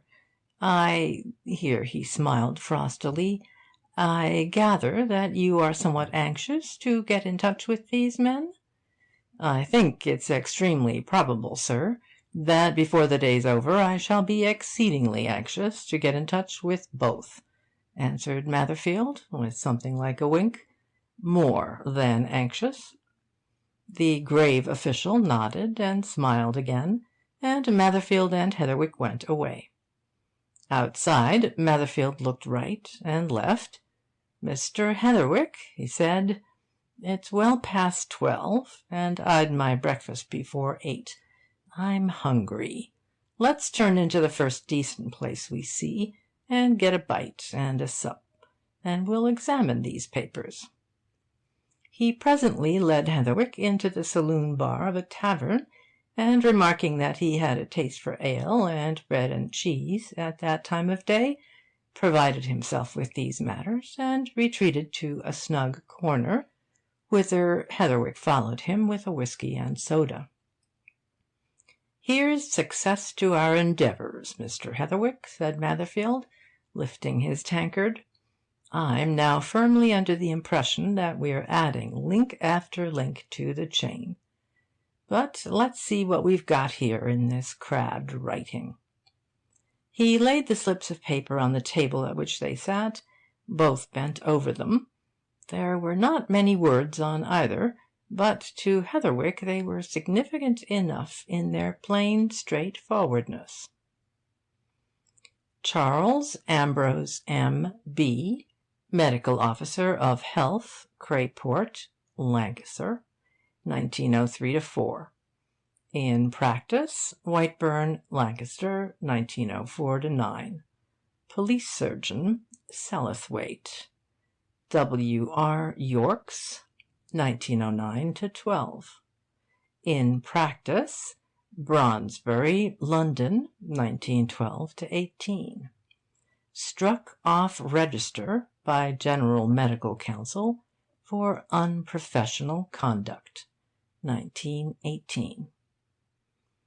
"So much for him," muttered Matherfield, his cheek bulging with bread and cheese. "I thought it would be something like that. Now the other. Cyprien Basvéry, L.R.C.P., L.R.C.S. In practice, Birmingham, 1897-1902. At Wyborough, North Hants, 1902-11. At Dalston, North, 1911-17.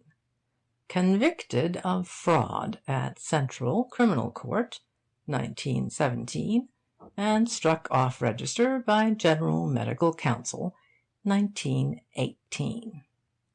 "Ho, ho!" exclaimed Matherfield. "Been in the dock already, has he? Well, well, Mr. Heatherwick, we continue to learn, sir. We know still more. Busberry's a convicted criminal. Both have been struck off the register. Ambrose was certainly at Sellathwaite, and he'd be there, according to these dates, at the time of the Whittingham affair. A promising pair for our purposes. What do you think?" "I'm wondering if the two men know each other," answered Heatherwick. "Shouldn't wonder," said Matherfield. "Probably they do. Probably they're mixed up together in this affair. Probably they're actual partners in it, accessories to each other. But now that I know this much about them, I can find out more, especially about Ambrose, as he was a police surgeon. I can find out, too, what Busberry's particular crime was. Defrauding a patient, I should imagine. But I'll put one or two men onto working up particulars and records of both Busberry and Ambrose this afternoon. And, of course, I shall go back and thoroughly examine that flat in John Street." "And I suppose, in view of the evidence supplied by Macpherson, set up a search for Ambrose?" suggested Heatherwick. "To be sure. We'll get out a tract by the police notice, describing him to the best of our power," replied Matherfield. "But I'll tell you, in my opinion, it'll be a stiff job getting hold of him.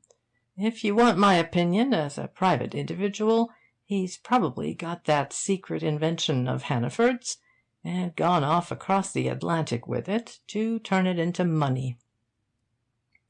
"That's very likely," assented Heatherwick. "But what about Busberry?" "I'm not so much concerned about him now," said Matherfield. "Ambrose seems to be the man I want, first, anyway. But I shall do what I can to get hold of Busberry.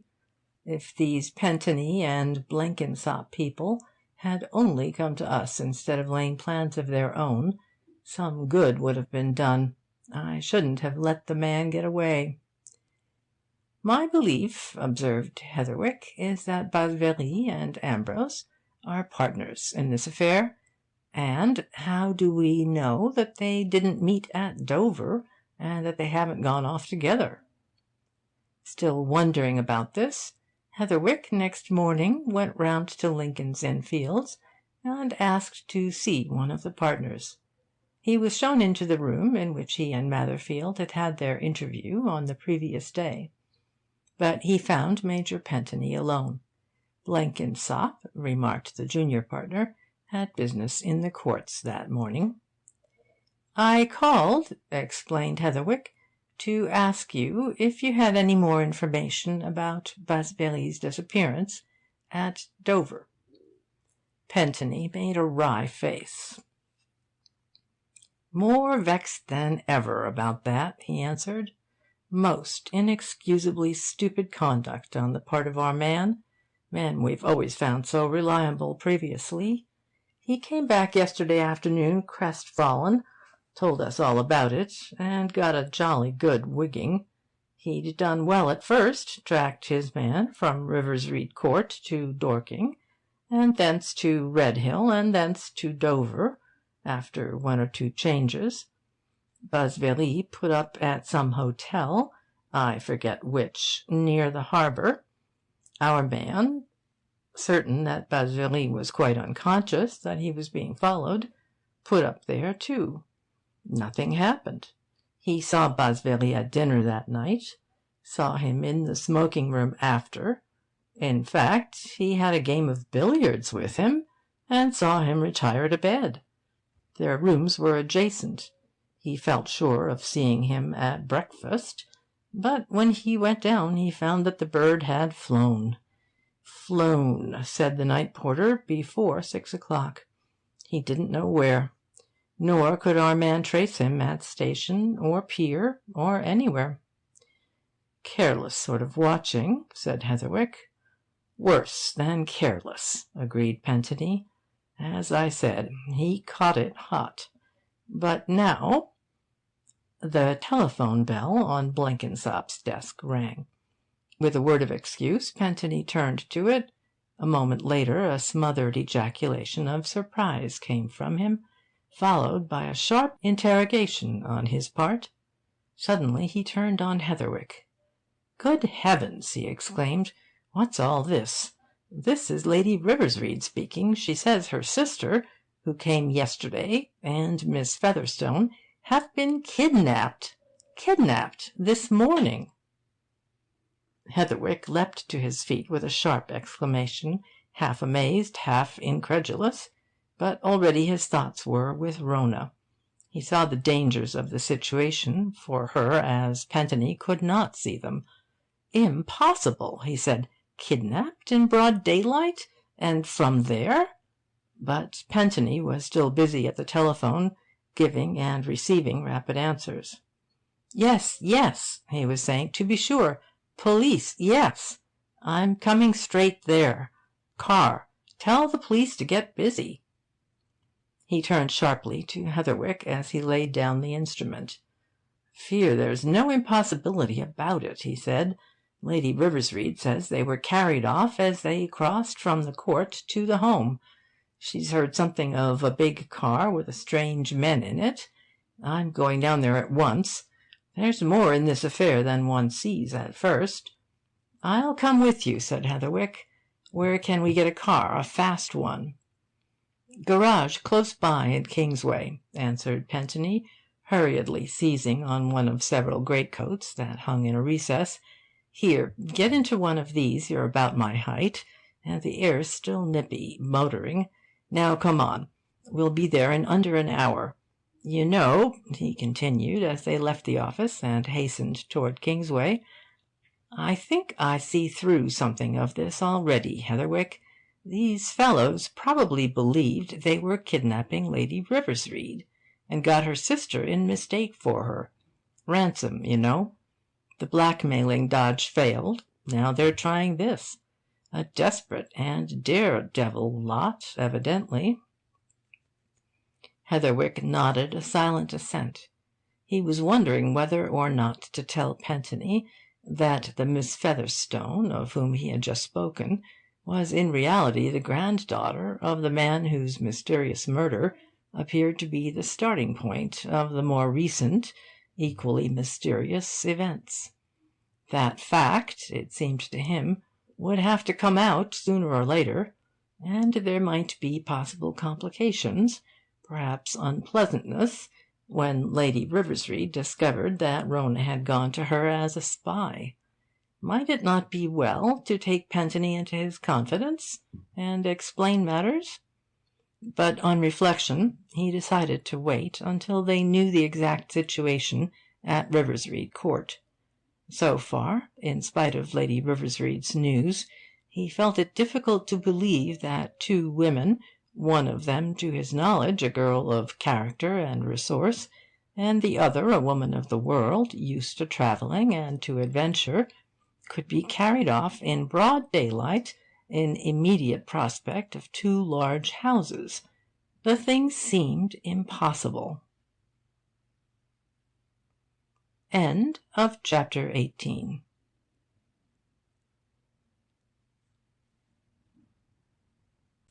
Chapter 19 of The Charing Cross Mystery. The London Road. Some 50 minutes later, the big, powerful car, which Pentony had commissioned in Kingsway, dashed up to Riversreade Court. Heatherwick found that there had been no exaggeration in Lady Riversreade's telephone message. She herself came hurrying out to meet them. There were men standing about the terrace, outside, and others visible in the park. A couple of uniformed policemen followed Lady Riversreade from her study, where Heatherwick supposed her to have been in consultation with them, and her first glance was directed on Heatherwick himself. She addressed him before Pentony could go through any hurried introduction. "I've seen you before," she exclaimed abruptly. "You were with my secretary, Miss Featherstone, at Victoria Sunday morning. Are you engaged to her?" "No," replied Heatherwick, "but we are close friends." "Well, Miss Featherstone's been run away with, and so has my sister, Madame Listorelle," continued Lady Riversreade. "That's the long and short of it. You seemed almost incredulous when I rang you up," she continued, turning to Pentony, "but there's no doubt about it. They've been kidnapped under my very windows, and we haven't a single clue, a trace of any sort." "So far, you mean," answered Pentony coolly. "But let me hear all about it. What are the details?" "Details!" exclaimed Lady Riversreade. "We don't know any details. All I know is this. My sister came here from Hampshire yesterday evening to stay a few days. This morning, after we had breakfasted, she and Miss Featherstone set out across the park for the home, leaving me here. I meant to follow in a few minutes. I did follow. I wasn't 10 minutes behind them. But when I got to the home, they weren't there. And Mitchell, the man at the door, said they hadn't come. They didn't come. Eventually I came back here to find out if something had happened and they'd returned by some other way. But they weren't here.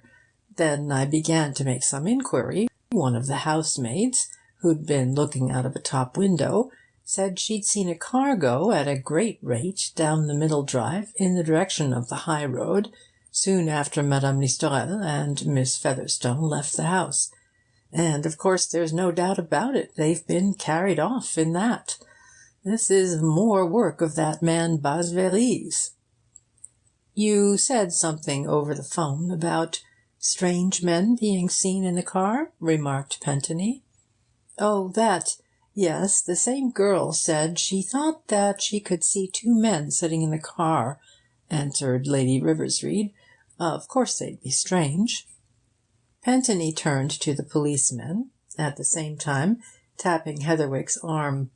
"I think we'd better go across the park and see for ourselves if there are any signs of a struggle at any particular place," he said. "I don't think either Madame Listorelle or Miss Featherstone likely persons to be carried off without making a fight of it. Have you been across the grounds yet?" he added to the elder of the 2 men. "I mean by the path they took?" "Not yet, sir. We've only just arrived," answered the man. "Come along, then," said Pentony. He lingered a moment as Heatherwick and the policemen left the hall, and said a few words to Lady Riversreade. Then he hurried out and headed his party.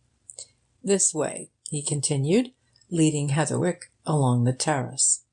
"I know the usual route to the home, plain sailing from here to there, except at one spot, and there, I conclude, whatever has happened did happen." Heatherwick paid particular attention to the route along which Pentony led his party.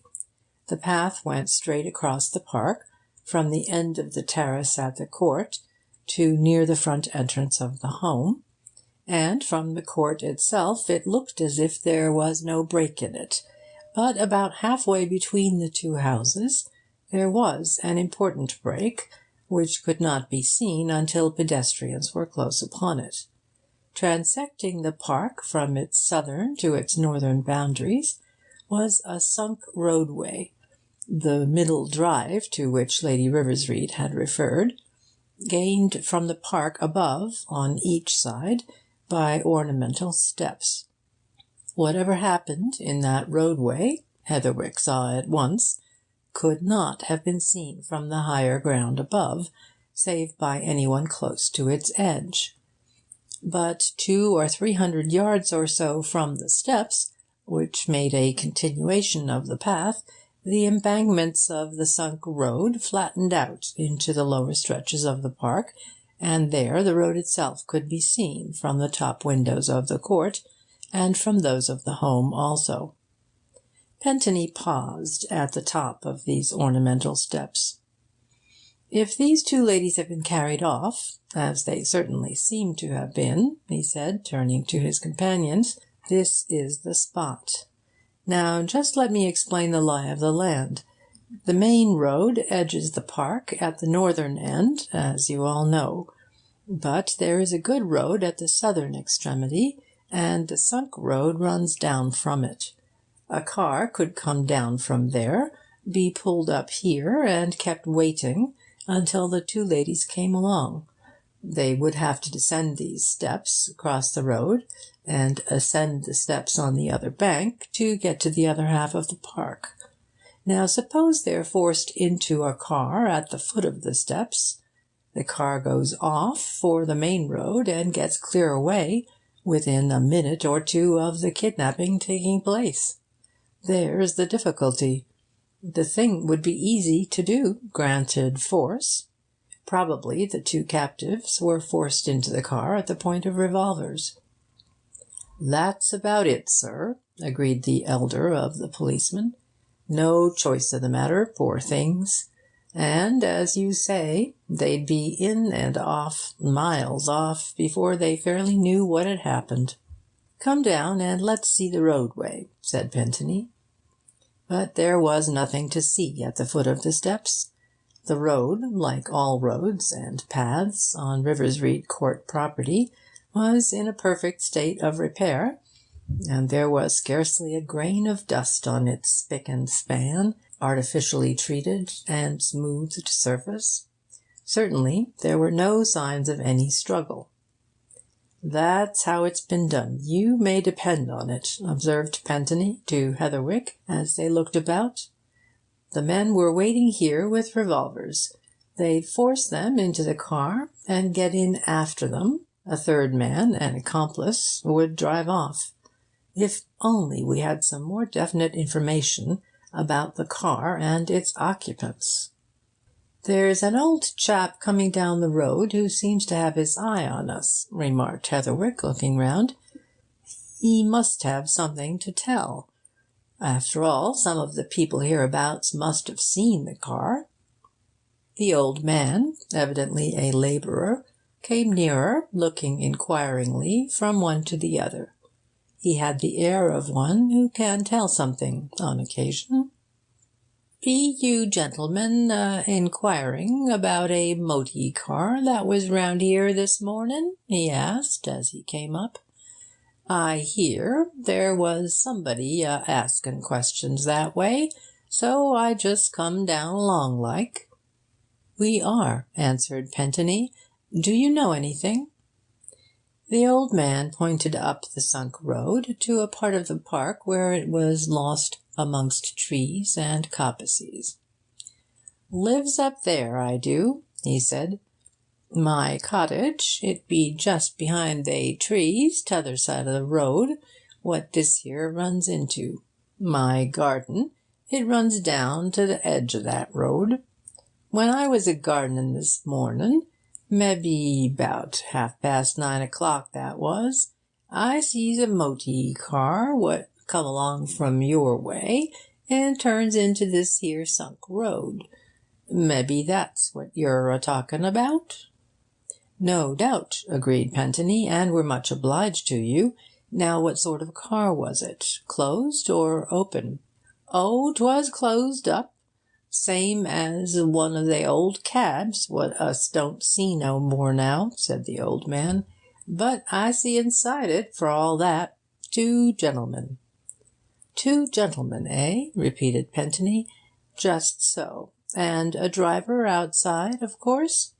"Oh, ay, there was a driver outside, to be sure. In livery he was, like a gentleman's servant. Smart feller." "Could you describe the gentleman?" "No, surely. 2 gentlemen, though. A-sittin' back, I sees 'em, and sees the moty car, too, turn down this here very road." "What sort of a car was it?" inquired Pentony. "What colour was it painted?" "Well, now, you beats me. It med be a sort o' greyish colour, Or again, it med be a sort of yaller, lightish yaller, or it med be drabish. I couldn't exactly go for to say what it was, proper, but a lightish colour. Lightish, grey, yellow, or drab, something of that sort? Surely. Her wasn't a dark un, anyhow. But the feller what drove, now, he were in a dark livery. I took particular notice of he, 'cause he was so smart as never was. Green, that was his colour, and gold lace. Looked like a dude, he did. And I thought, hearin' as there was them in the park as was inquirin' like, as 'ow I'd come and tell 'ee. Pentony rewarded the informant with some silver, and turned to his companions with a shake of the head. A light-coloured car with 2 men in it, driven by a man who wore a dark green livery with gold lace on it, he remarked. That's about all we're likely to get. And if this has been a carefully planned affair, the chauffeur would change his livery before they'd gone far, slip on another coat. However, they went back to the court, consulting together. Obviously, there was nothing to do but send out inquiries in the surrounding country. Pentony was sceptical about the success of these. When one considers the thousands of cars to be seen in any given area during one morning, he said, how can one expect that anybody, even rustics, should give special attention to any particular one? There's no doubt about it, they've got clean away. It seemed as if nothing could be done but to give the kidnapping full publicity through the police and the press. In the neighbourhood of the court, nobody beyond the housemaid and the old cottager appeared to have seen the car and its occupants. But during the afternoon, as Heatherwick and Pentony were about to set out for London, a man came to the house and asked to see Lady Riversreade. Lady Riversreade went out to him.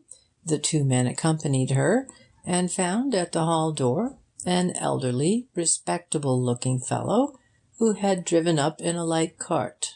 He had heard, he said, of what had happened at Riversreade Court that morning, and he believed he could tell something, for he was sure that he had seen a car, such as that the police were inquiring after, pass his house. "And where is that?" asked Lady Riversreade. "About 2 miles the other side of Dorking, my lady, on the London road. I'm a market gardener, name of Thomas Chilham, and I was outside my garden gate this morning, about, near as I can reckon, 10 o'clock, when I saw a car, light-coloured, coming from Dorking at a particularly high speed, a good deal faster than it had any right to do. I watched it carefully, my lady, but just as it got near to my place, there was a man drove some sheep out of a by-lane a few yards past my garden, and the car was obliged to slow down. And so I saw the folks in it." "Yes," said Lady Riversreade, "and who was in it?" "There was a couple of men, my lady, on the front seat, and a couple of ladies in the back. Of course it was a closed car, but I saw 'em plain enough, all 4. It seemed to me as if they were all either quarrelling or having high words. They were all talking together, anyhow. But though the car had slowed down 'cause of the sheep, it was still moving at a fair pace, and of course they were gone, still moving at a fair pace, London way, in a minute, as it were. All the same, I saw him clearly enough to see that one of the men inside was a man I've seen before." "About here?" exclaimed Lady Riversreade. "No, my lady," answered Chilham. "In London. It's this way, my lady. Me and my missus, we've a grown-up daughter what's in service in London, Grosvenor Gardens. Now and again we go up to see her and stop a night or 2 close by. And of course we take a look around. Now I've seen that man 2 or 3 times about Victoria Station, I knew him at once when I saw him this morning, and—" "Just tell us what he's like, will you?" interrupted Pentony, "as near as you can." "Well, sir, I ain't good at that, but he's a tall, good-looking, smart-dressed gentleman, with a beard and a moustache, taller nor what you and that other gentleman is, sir. I seen him in Victoria Street. Mebbe it was his height made me notice him." "And you're sure that was the man you saw in the car this morning?" "Make no doubt on it, sir. I'm as certain as that I see yourself. Oh, yes." Heatherwick put in a question. "The second man in the car, did you notice him? Can you remember him?" Chillum reflected for a while. "I remember that he was a white-faced chap," he said at last. "Wore a top-hat, silk." When Chillum had gone away, Heatherwick turned to his companions. "That sounds like Ambrose for one man and Basveli for the other," he said. "What devilry are they up to now? Pentony, we must get back to London." End of chapter 19.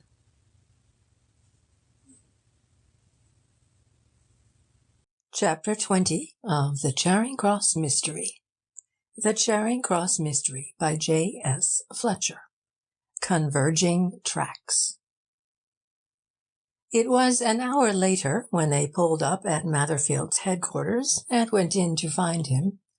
Matherfield, brought to them after some search, rubbed his hands at sight of them. "Come at the right moment," he exclaimed. "I've got news of Ambrose." Matherfield evidently expected his visitors to show deep interest, if not passive enthusiasm, in respect of this announcement, and he stared wonderingly on seeing that their faces showed nothing but gloom and concern. "But you look as if you'd had bad news," he exclaimed. "Something gone wrong?" "I forgot that we might have telephoned you from RIVERSREADE Court," replied Heatherwick, suddenly realizing that Matherfield seemed to know nothing of the day's happening. "But I thought the Dorking police would do that. Gone wrong. Yes. And it may have to do with Ambrose. We've heard news that seems to fit in with him. But it's this." He went on to give Matherfield a brief account of the day's events. "There you are," he concluded.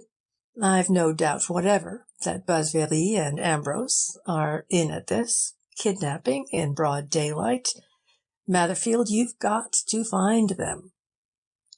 Matherfield had listened with close attention to Heatherwick's story, and now he looked from him to Pentony, from Pentony to a printed bill which lay on his desk at his side. "I think I see what all this is about," he remarked after a pause. "Those chaps think they've got, or they thought they got, Lady Riversreade, to hold for ransom, of course. They took Miss Hannaford because she chanced to be there. What they really kidnapped, and there's more of that done than you gentlemen might think, I can tell you, was Lady Riversreade's sister. But, however twin sisters, may closely resemble each other, there comes a time when difference of identity is bound to come out. By this time, perhaps long before, those men must have discovered that they laid hands on the wrong woman. And the question is, what would they do then? It seems to me that the more immediate question is, where are the two women?" exclaimed Heatherwick. "Think of their danger." "Oh, well, Mr. Heatherwick, I don't suppose they're in any personal danger," answered Matherfield. "They're in the hands of brigands, no doubt, but I don't think there'll be any maltreatment of them. Set your mind at rest about that. They don't do that sort of thing nowadays. It's all done politely, and with every consideration, I believe. As to where they are, Why, somewhere in London. And there are over 7 millions of other people in London, and hundreds upon hundreds of thousands of inhabited houses. A lot of needles in that bundle of hay, gentlemen." "They've got to be found," repeated Heatherwick doggedly. "You'll have to set all your machinery to work. This can't—" "Wait a bit, Heatherwick," interrupted Pentony. He turned to Matherfield. "You said you had news of this man Ambrose. What news?" Matherfield tapped the printed bill which lay on his desk. "I had that circulated broadcast this morning," he answered. "And then, of course, the newspapers have helped. Well, not so very long before you came in, I was called to the telephone by a man named Killiner, who told me he was the landlord of the Green Archer Tavern in Wood Street, Westminster." "Westminster again?" exclaimed Heatherwick. "That seems to be the centre point." "And a very good thing to have a centre point, Mr. Heatherwick," said Matherfield. "When things begin to narrow down, one gets some chance. Well, I was saying, this man rang me up to say that if I'd go down there, he thought he could give me some information relative to the bill about the missing man. What he'd got to say, he said, was too long for a telephone talk. I answered that I'd be with him shortly, and I was just setting off when you arrived. Of course, I don't know what he can tell. It may be nothing. It may be something. Perhaps you gentlemen would like to go with me and hear what it is?" "I would, but I mustn't," replied Pentony. "I must go to my office and hear if Lady Riversreade or the local police have had any fresh news. Keep in touch with me, though, Matherfield. Let me know what you hear." "I'll go with you," said Heatherwick. "Westminster," he muttered again, when Pentony had gone. "It looks as if this man Ambrose was known in that district." "Likely," assented Matherfield. "But you know, Mr. Heatherwick, there are some queer spots in that quarter. People who know the purely ornamental parts of Westminster, such as the Abbey and the Houses of Parliament and Victoria Street and so on, don't know that there are some fine old slums behind 'em. But I'll show you when we get down there. We shall go through one or two savoury slices." He was putting on his overcoat as he spoke, in readiness for setting out, but before he had buttoned it, a constable entered with a card. "Wants to see you particularly and at once," he said, waiting outside. "Bring him in, straight," answered Matherfield. He pushed the card along his desk in Heatherwick's direction. "Lord Moradale!" he exclaimed. "Who's he?" "The man who's engaged to Madame Listorelle," replied Heatherwick in an undertone. "Hampshire magnate." Matherfield turned expectantly to the open door. A shortish, stoutish person, who looked more like a typical city man, prosperous and satisfied, came hustling in and gave Heatherwick and his companion a sharp, inquiring glance, which finally settled on Matherfield. "Mr. Matherfield?" he asked. "Just so. I'm Lord Moradale. Oh, of course, I sent in my card. Just so. Well, Mr. Matherfield, I've had an extraordinary communication from Lady Riversreade.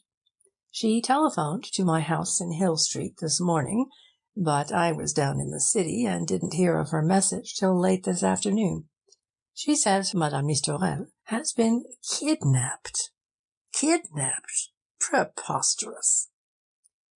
"I'm afraid it's neither preposterous nor improbable, my lord," answered Matherfield. "I'm quite sure Madame Listorelle has been kidnapped, and Lady Riversreade's secretary, Miss Featherstone, with her. I've been down at Riversreade Court most of the day, and there's no doubt about it. The two ladies were carried off from there by 3 men in a fast car, which was driven toward London. That's a fact." "God bless my soul!" exclaimed Lord Moradale. "In broad daylight! 20th century, too! And there is no clue?" "None so far, my lord. Of course, we've noised the affair as much as possible, and all our people are on the lookout. But it's a difficult case," continued Matherfield. "The probability is that the ladies have been rushed to some house in London, and that they're there in captivity. Of course, one theory is that the kidnappers took Madame Listorelle for her sister. They meant to get Lady RIVERSREADE and hold her ransom." Lord Morredale pursed his lips. Then he rubbed his chin. Then he shook his head. Finally, he gave Heatherwick a shrewd glance, eyeing him from head to foot. He said. "Ah.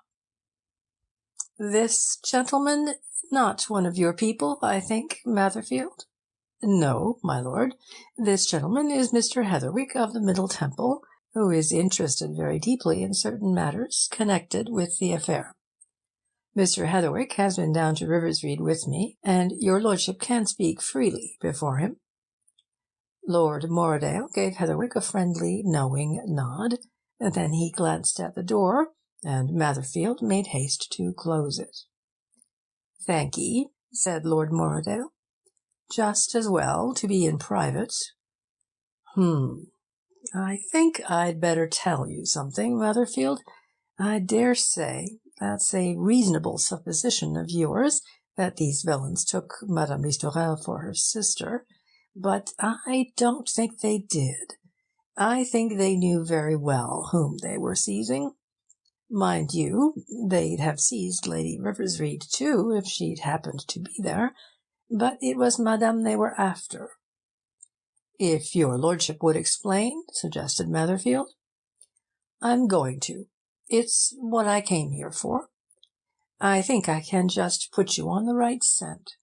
You may have heard that Madame Listorelle and I are about to marry? Well, I accordingly knew a good deal about her affairs.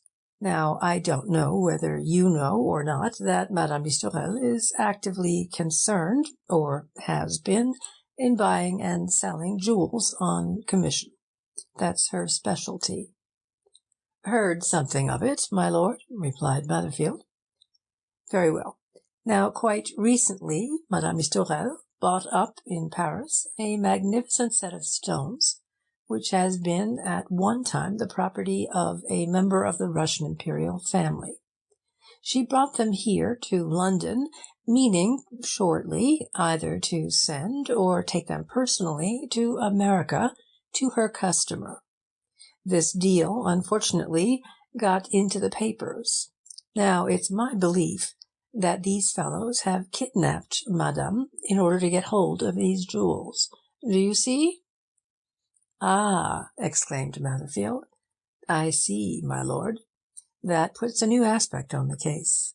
But surely Madame Listorelle wouldn't have the stones on her?" Lord Morredale winked deliberately at both his hearers. "No," he said, "no, she wouldn't. But the scoundrels would figure on this, that when she was fairly in their power, they would be in a position to make her give them up, to force her, in short, to disclose their whereabouts. If they're desperate villains, not likely to stick at anything, I think they'll have forced Madame to compliance, and in doing so give you a chance to lay hands on them." "How, my lord?" asked Matherfield eagerly. Lord Morredale gave the two men a confidential glance. "This way," he replied. "The jewels were deposited for safety by Madame Listorelle at the Imperial Safe Deposit. She rents a safe there. Now, don't you see what I'm suggesting? These men may force her to give them the necessary key and a signed order to the safe people to let the bearer open Madame's safe and take away a certain case in which the jewels are packed. That's what I think will be done. And what you ought to do is to see the Imperial Safe Deposit officials at once, warn them of what I suggest may happen, and take your own means of watching for such a messenger arriving, and for tracking him when he departs, eh?" "Or arresting him then and there," said Matherfield. "No, I shouldn't," declared Lord Morridale. "I'm not a policeman, you know, but I can give a hint to one. Instead of arresting the man, who, you must remember, will be sure to have Madame's written authority on him, that is, if things turn out as I suggest, I should carefully follow him. For he'll probably go back to where Madame and the young lady, Miss what's her name, are detained, eh?" Matherfield shook his head. "I should doubt that, my lord," he answered.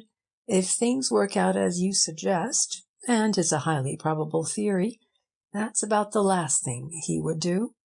Once the jewels were in his possession—" "You forget this," interrupted Lord Morridale. "They may use a cat's paw, eh?" "Well, there's that in it, certainly," assented Matherfield. "However, I'll see that the Imperial Safe Deposit people are warned, and that this entrance is carefully watched tomorrow morning. But the thing may have been done already. There's been plenty of time since the ladies were carried off." "No," said Lord Morridale, "nothing's happened so far. I called in at the Imperial Safe Deposit as I came here. They had neither seen Madame Listorelle nor had any communication from her today, and now the place is closed for the night." "Did you warn them, then?" inquired Matherfield. "I didn't. I thought it best to see you first," replied Lord Morridale. "The warning and the rest of it will come best from you." "Very good, my lord.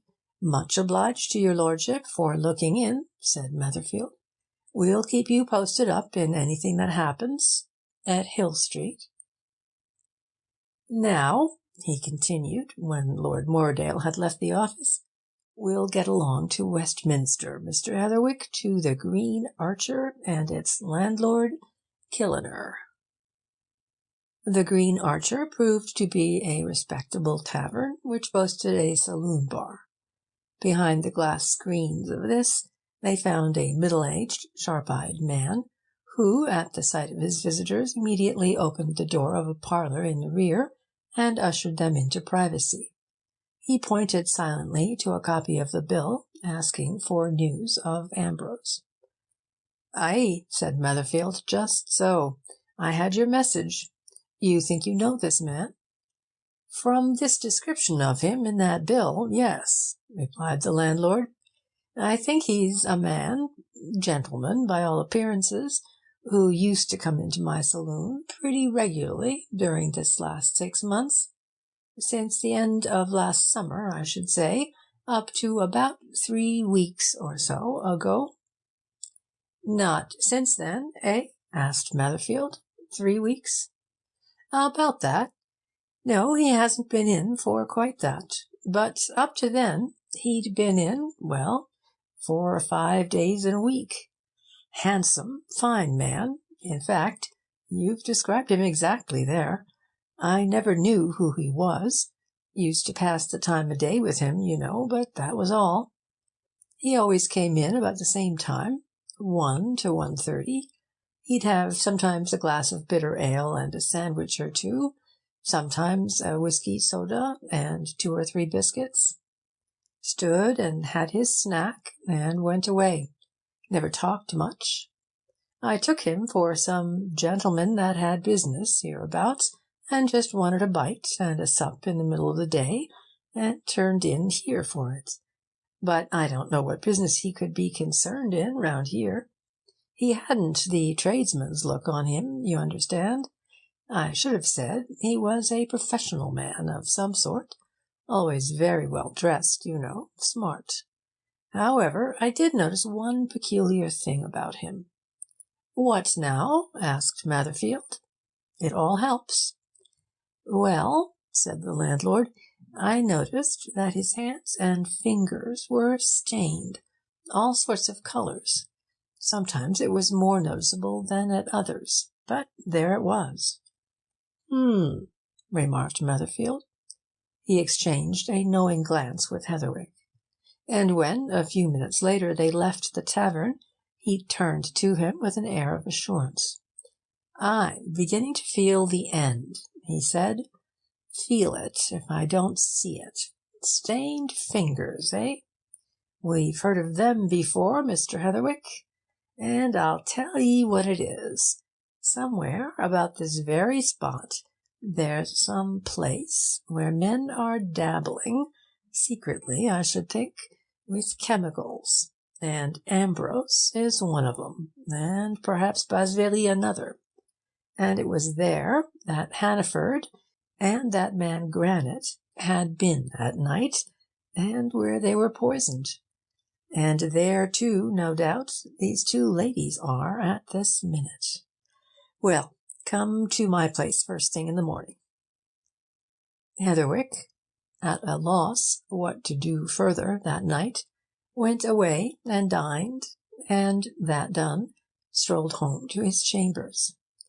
There was light in his parlour, and when he opened the door he found Mapperly evidently awaiting him, and with Mapperly a curly-headed, big-nosed, beady-eyed young Jew. End of Chapter 20. Chapter 21 of the Charing Cross Mystery. The Order in Writing. Heatherwick realized at once that Mapperly had news, and was waiting there to communicate it. But he looked not so much at Mapperly as at Mapperly's companion. Mapperly, as Heatherwick had remarked to more than one person in the course of those proceedings, concealed his sharpness under an unusually commonplace exterior.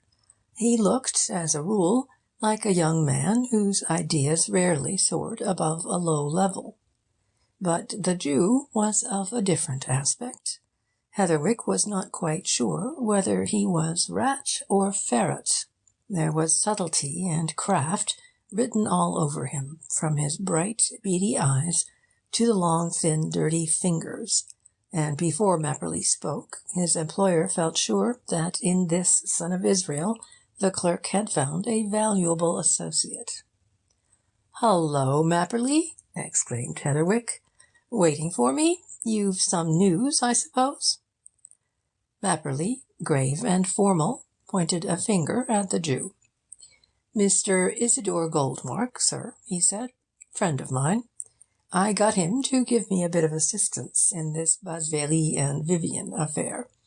The fact is, sir, he knows Vivian's. Don't you, Issy?" "Some," replied Mr. Goldmark, with a grin. "And he knows Basveli, too," continued Mapperly.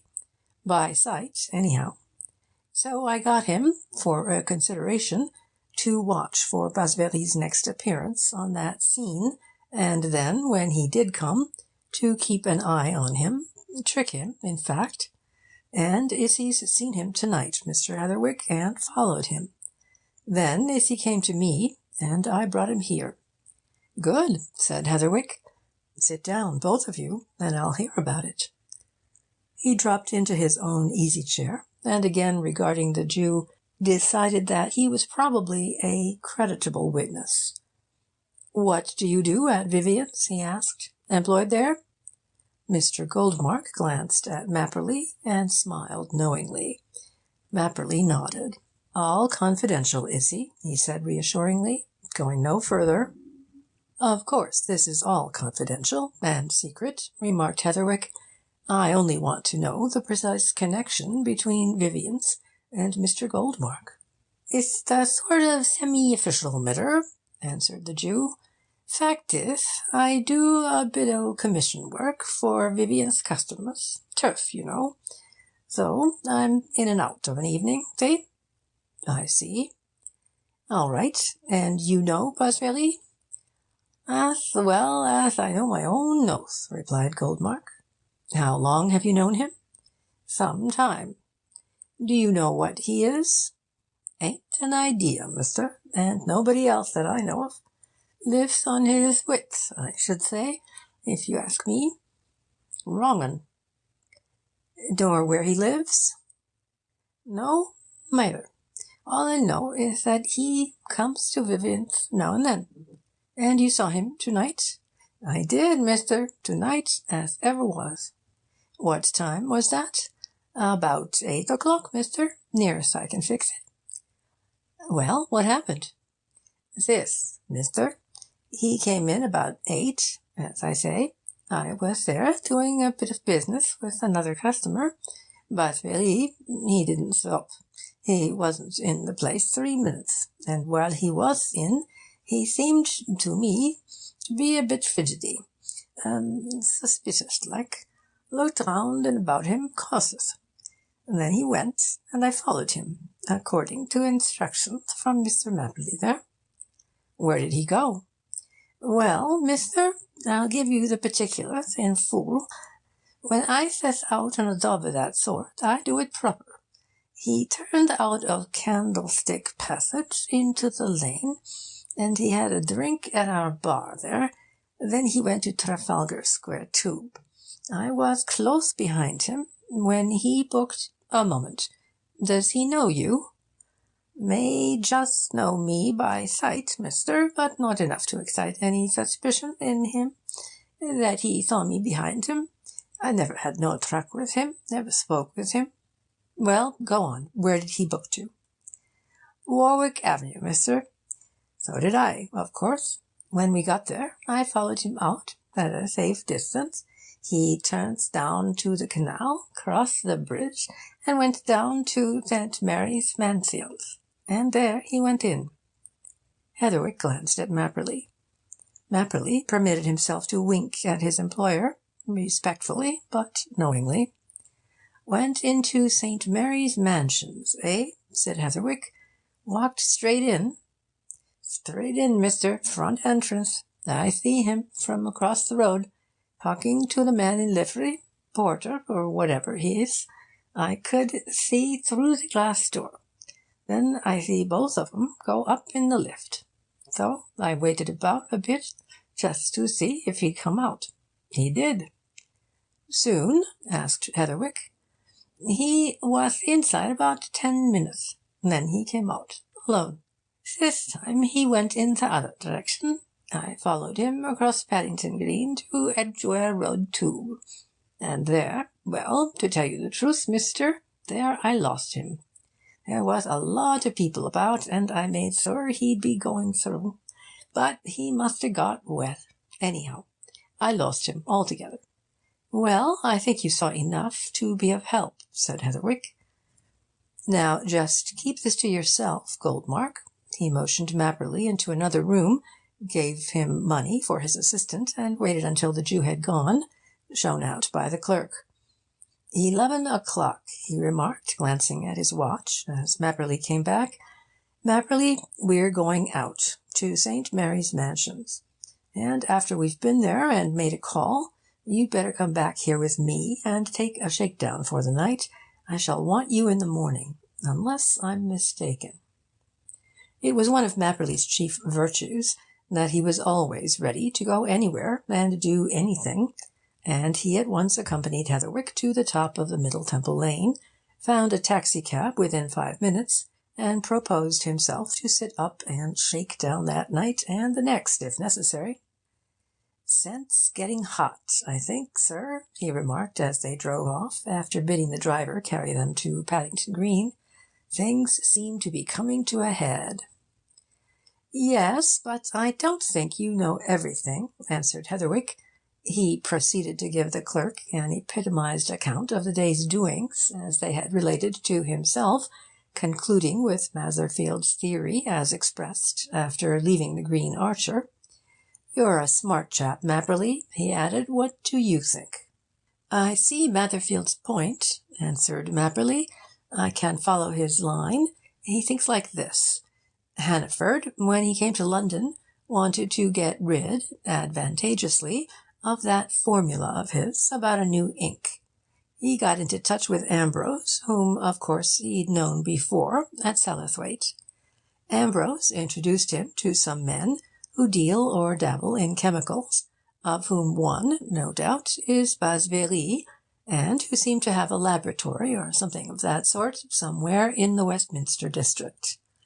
On the night of the murder, Ambrose met Hannaford by appointment at Victoria and took him there. Probably Hannaford left a sealed packet, opened by that time, with these fellows.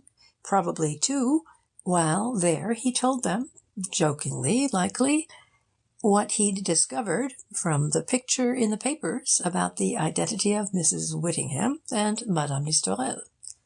And now comes in Granite.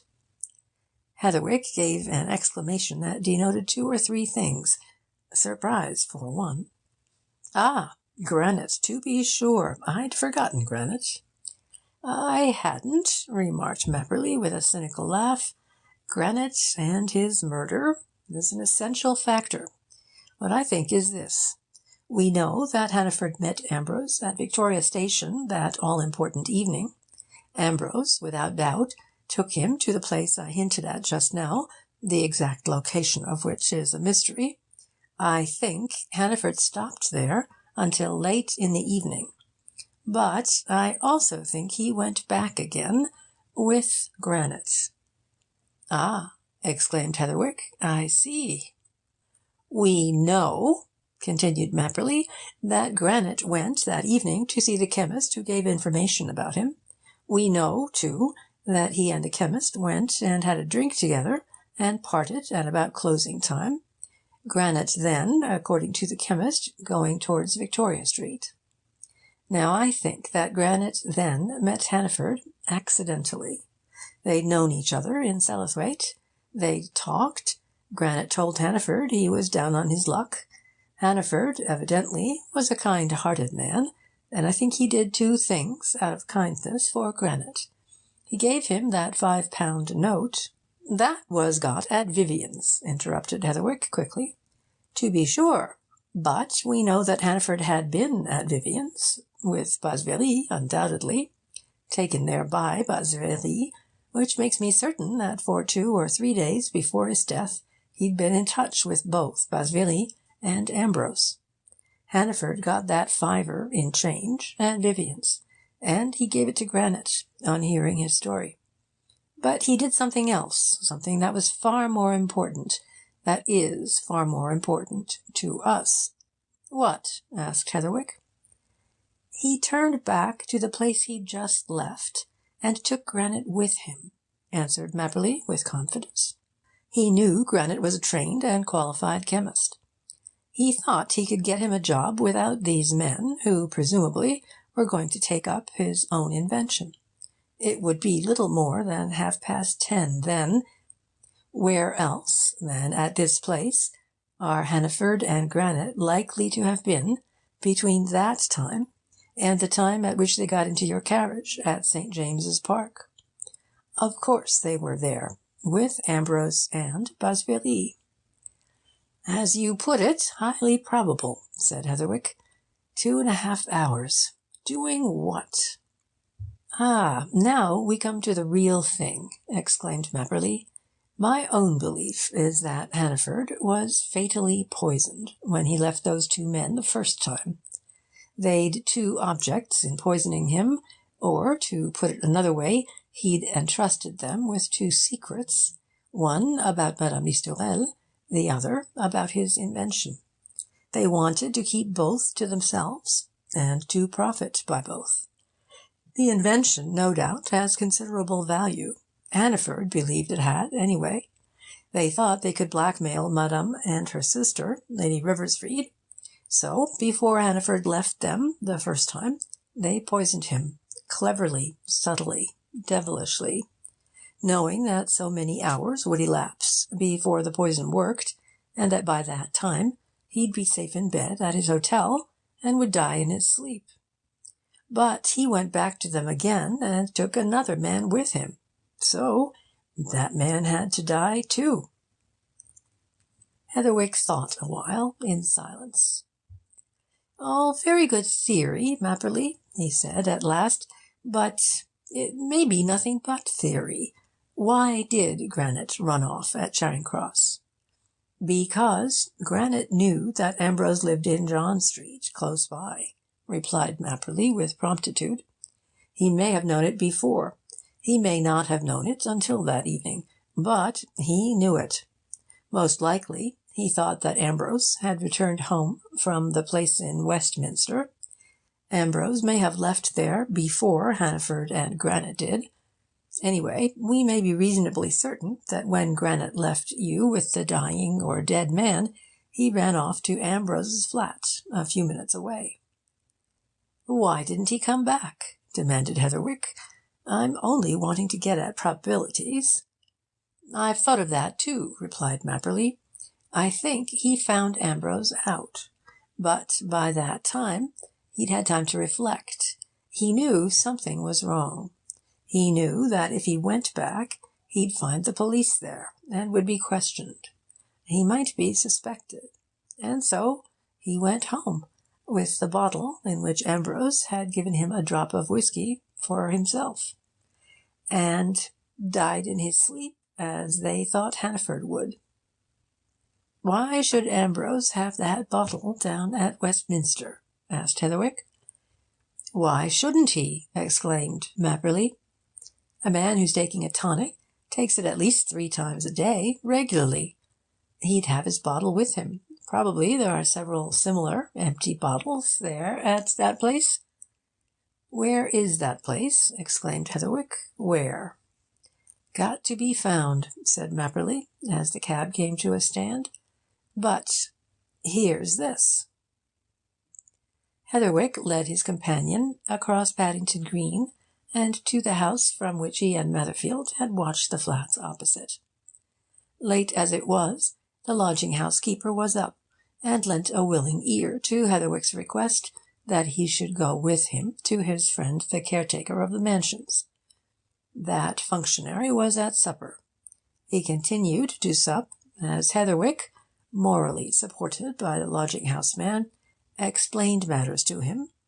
But at last he allowed his cheek to bulge with unswallowed food, and turned a surprised and knowing eye on his principal visitor.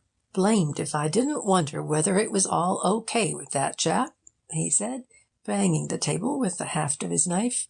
"For all he was quite the gentleman, I somehow suspicioned him. And yet he'd a straight tale to tell. Come here on Madame's behalf, to get something for her out of her rooms, had her keys, and give me a note from her saying as how I was to allow the bearer to go up to her flat. What more could I expect? And what could I do under the circs, I ask her?" "Oh, he had a note, had he?" inquired Heatherwick. "In Madame's writing?" The caretaker laid down his knife, and, thrusting his hand in his breast pocket, drew forth an envelope and silently handed it over. It was an azure-tinted envelope of a very good quality of paper, and the sheet inside matched it in tint and quality. But Heatherwick at once noticed something about that sheet. So, too, did Mapperley, peering at it from behind his elbow. About 1.5 inches had been rather roughly cut off at the top. Obviously some address had been engraved or embossed or printed on the missing portion. As for what was written on the sheet, it was little. A simple order that the caretaker should allow bearer to go into Madame Listorelle's flat. "You recognise that as Madame's handwriting?" suggested Heatherwick. "Oh, that's her fist, right enough, that is," replied the caretaker. "I knew it at once, and no wonder. I ain't no scholar, not me, but I knows enough that it'd puzzle one of them here forgers, as he reads about, to imitate that there sort of writing, more like as if it had been done with a wooden skewer than a Christian pen. Oh, that's hers." Heatherwick handed the letter and envelope to Mapperley, who was holding out a hand. "Well," he said, "I wish you'd just let me have a look into Madame's flat. There's something seriously wrong, and—" "Oh, you can do that, long as I'm with you," said the caretaker readily. He rose and led the way to the left, and presently ushered them into a small flat and turned on the electric light. "Don't see nothing wrong here," he observed. "The chap wasn't here 10 minutes, and he carried nothing heavy away, whatever he had in his pockets." Heatherwick and Mapperley looked round. Everything seemed correct and in order. The surroundings were those of a refined and artistic woman, obviously one who loved order and system. But on a desk that stood in the centre of the sitting-room, a drawer had been pulled open, and in front of it lay scattered a few sheets of Madame Listorelle's private note-paper, with her engraved address and crest. Near by lay some envelopes, similarly marked. And with a sudden idea in his mind, Heatherwick picked up a sheet or two of the paper and a couple of envelopes and put them in his pocket. A few minutes later, once more in the cab which they had kept waiting, and on the way to Hill Street, whither Heatherwick had bidden the driver to go next, Mapperley turned to his employer with a sly laugh and held up something in the light of a street lamp by which they were passing. "What's that?" asked Heatherwick. "The order, written by Madame Listorelle," answered Mapperley, chuckling. "The caretaker didn't notice that I carried it off, envelope and all, under his very eyes, but I did, and here it is." "What do you want to do with it?" demanded Heatherwick. "What's your notion?" But Mapperley only chuckled again, and without giving any answer, restored the azure-tinted envelope and its contents to his pocket. End of chapter 21.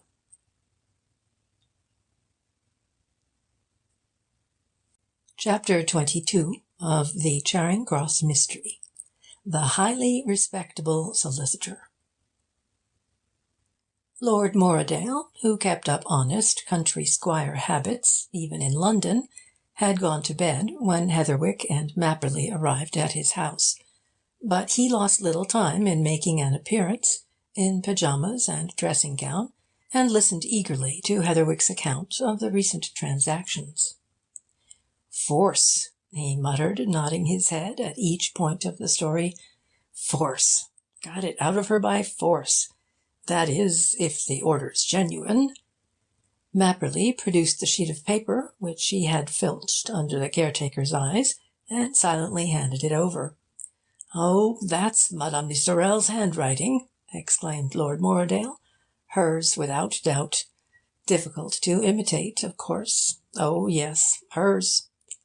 Well, that proves what I've just said, Mr. Heatherwick. Force. She's in their power. With the young lady, Miss Featherstone, to be sure, and they've made her write that. Next, they'll make her write an order on the Imperial Safe Deposit. We must be beforehand with them there. Early as possible in the morning. Meet me at Matherfield's. I think he's pretty keen. Bless me, what a pack of villains! Now I wonder where, in all London, these unfortunate ladies are." "That's precisely what all this ought to help us find out," remarked Heatherwick. "I'm not so much concerned about the valuables these men are after as about the safety of—" Lord Morradale gave him a quick, understanding glance. "Of Miss Featherstone, eh?" he said. I see. And I'm concerned, too, about Madame Listorelle. Well, this, as you say, ought to help. But look here, we must be cautious, very cautious. We mustn't let Matherfield, you know what the police are, we mustn't let him be too precipitate. Probably, if a man comes to the safe place, he'll go away from it to where those scoundrels are. We must follow. "I agree," said Heatherwick. 9 o'clock, then, at Matherfield's," concluded his lordship. "And may we have a strong scent, a rousing one, and a successful kill." With this bit of sporting phraseology in their ears, Heatherwick and Mapperley returned to the Middle Temple, and retired for the rest of the night, one to bed, the other to a shakedown on the sitting-room sofa. But when Heatherwick's alarm clock awoke him at 7:30, and he put his head into the next room to rouse the clerk, he found that Mapperley had vanished. The cushions, rugs, and blankets with which he had made himself comfortable for the night were all neatly folded and arranged. On the topmost was pinned a sheet of brief paper with a message scrawled in blue pencil. You won't want me this morning. Off on an important notion of my own. Look out for messages from me about noon. M. Muttering to himself that he hadn't the least idea as to what his clerk was about, Heatherwick made a hurried toilet and an equally hurried breakfast, and hastened away to meet Matherfield and Lord Morredale. He found these two together, and with them a quiet, solemn-faced individual, clad in unusually sombre garments, whom Matherfield introduced as Detective Sergeant Quigman. Matherfield went straight to business. "His lordship's just told me of your adventure last night, Mr. Heatherwick," he said, "and I'm beginning to get a sort of forecast of what's likely to happen. It was, of course, Basvéry who went to Madame's flat last night. That's settled. But what do you suppose he went for?" "Can't say that I've worked that out," answered Heatherwick, with a glance at the others. "But I imagine that he went there to get, say, certain keys, having forced Madame Listorelle to tell him where they were. The keys of her safe at the deposit place, I should think." "No," replied Matherfield, shaking his head knowingly, and with a sly smile at Quigman. "No, not that. I'll tell you what he went for. A very simple thing. He went to get some of Madame's private note-paper. He knew well enough that if he was to take an order on that safe deposit to allow the bearer access to Madame's safe, it would have to be what the French, I believe, call en règle, written on her own note-paper, in her own handwriting, and so on. See?" "I think you're right, and I think he got it," said Heatherwick. A drawer in her desk, containing boxes of stationery, had been pulled out, and some of its contents lay about the desk. As a matter of fact, though I scarcely know why I did it, I put some paper and some envelopes in my pocket. Here they are. I had a faint idea that they might be useful, somehow. "Well, that's the notion, depend upon it," asserted Matherfield, glancing at the paper which Heatherwick produced. "I've no doubt that somebody, representing Madame Listorelle, and bearing an authorization from her, written on her note-paper, in her own writing, will present himself at the Imperial Safe Deposit this morning. But it won't be Basvéry, and it won't be Ambrose." "A stranger, eh?" suggested Heatherwick. "We shall see. Now," continued Matherfield, glancing at the clock, "we'll be off to the scene of operations. This Imperial Safe Deposit is in Kingsway, Holborn End, and very fortunately situated for our job, being close to the tube station. There'll be lots of people about there, and we shan't attract attention. And this is the way of it. His lordship and myself will go into the safe deposit, see the people in charge, explain matters, and get them to tell us at once if and when the expected ambassador arrives. We shall let him—" "Or her," interrupted Quigman solemnly. "Just so, my lad. It might be a she," assented Matherfield. "Quite likely. We shall let him or her get what is wanted from the safe, and go away, closely followed by all four of us. While Lord Morredale and I are inside, you and Quigman, Mr. Heatherwick, will be outside, talking casually. When we come out, and you'll both keep a sharp watch on the entrance hall, I'll give you the office as to the particular person we're following, and wherever that person goes, you two will go. But don't come near us. We'll keep on one side of the street, you the other. If the person takes a cab or a bus, well, we'll have to do the same. But I've reasons for thinking he or she will stick to his feet." "How do we go? All together?" asked Heatherwick. "Because it's a mere idea. How do you know, Matherfield, that these people, there would appear to be more than one concerned, aren't keeping an eye on you?" "I've thought of that," answered Matherfield. "No, we're all going separately. It's now 9:15. That Imperial Safe Deposit doesn't open its doors till 10. Nobody can get in there until that time, anyway. We all four go out of this office on our own hook. Each takes his own method of getting to the top of Kingsway. As soon as I get there, I go straight in and ask for the manager. As soon as Lord Morridale gets there, he follows suit. He and I foregather in the manager's room. As for you two, go how you like. Fly, if it suits you, or wander round the side streets. But you meet right opposite the safe deposit entrance at precisely 10 o'clock, and under pretence of casual meeting and conversation, keep your eyes on it, noticing everybody who goes in and comes out. That clear? Then we all clear out, one by one. Outside, and left to his own devices, Heatherwick walked a little way and then hailed a taxicab. He gave his driver a confidential smile. "You can just help me to employ 40 minutes, he said as he got in. "Drive around, anywhere you like, up and down, as long as you put me down at the corner of the Holborn restaurant at precisely 2 minutes to 10. Got that?" The driver comprehended, and began a leisurely journey round certain principal streets and thoroughfares. 2 minutes before 10, he pulled up at the Holborn-Kingsway corner and gave his fare a grin. "Done it to the second, sir," he announced, nodding at an adjacent clock. "Good man," said Heatherwick, handing out something over the registered fare. Then an idea struck him. "Look here," he continued confidentially, "I and another man may have to follow somebody from here presently. Just drive down the street here, keeping your flag down, and wait. If I want you, I shall be close at hand." The driver showed his understanding by a nod and a wink, and moved a little distance off to the curbstone. Heatherwick walked slowly down the west side of Kingsway, and precisely as the clock struck 10, he saw Lord Morridale come from one direction and enter the formidable-looking and just-opened door of the safe deposit, and Matherfield appear from the other.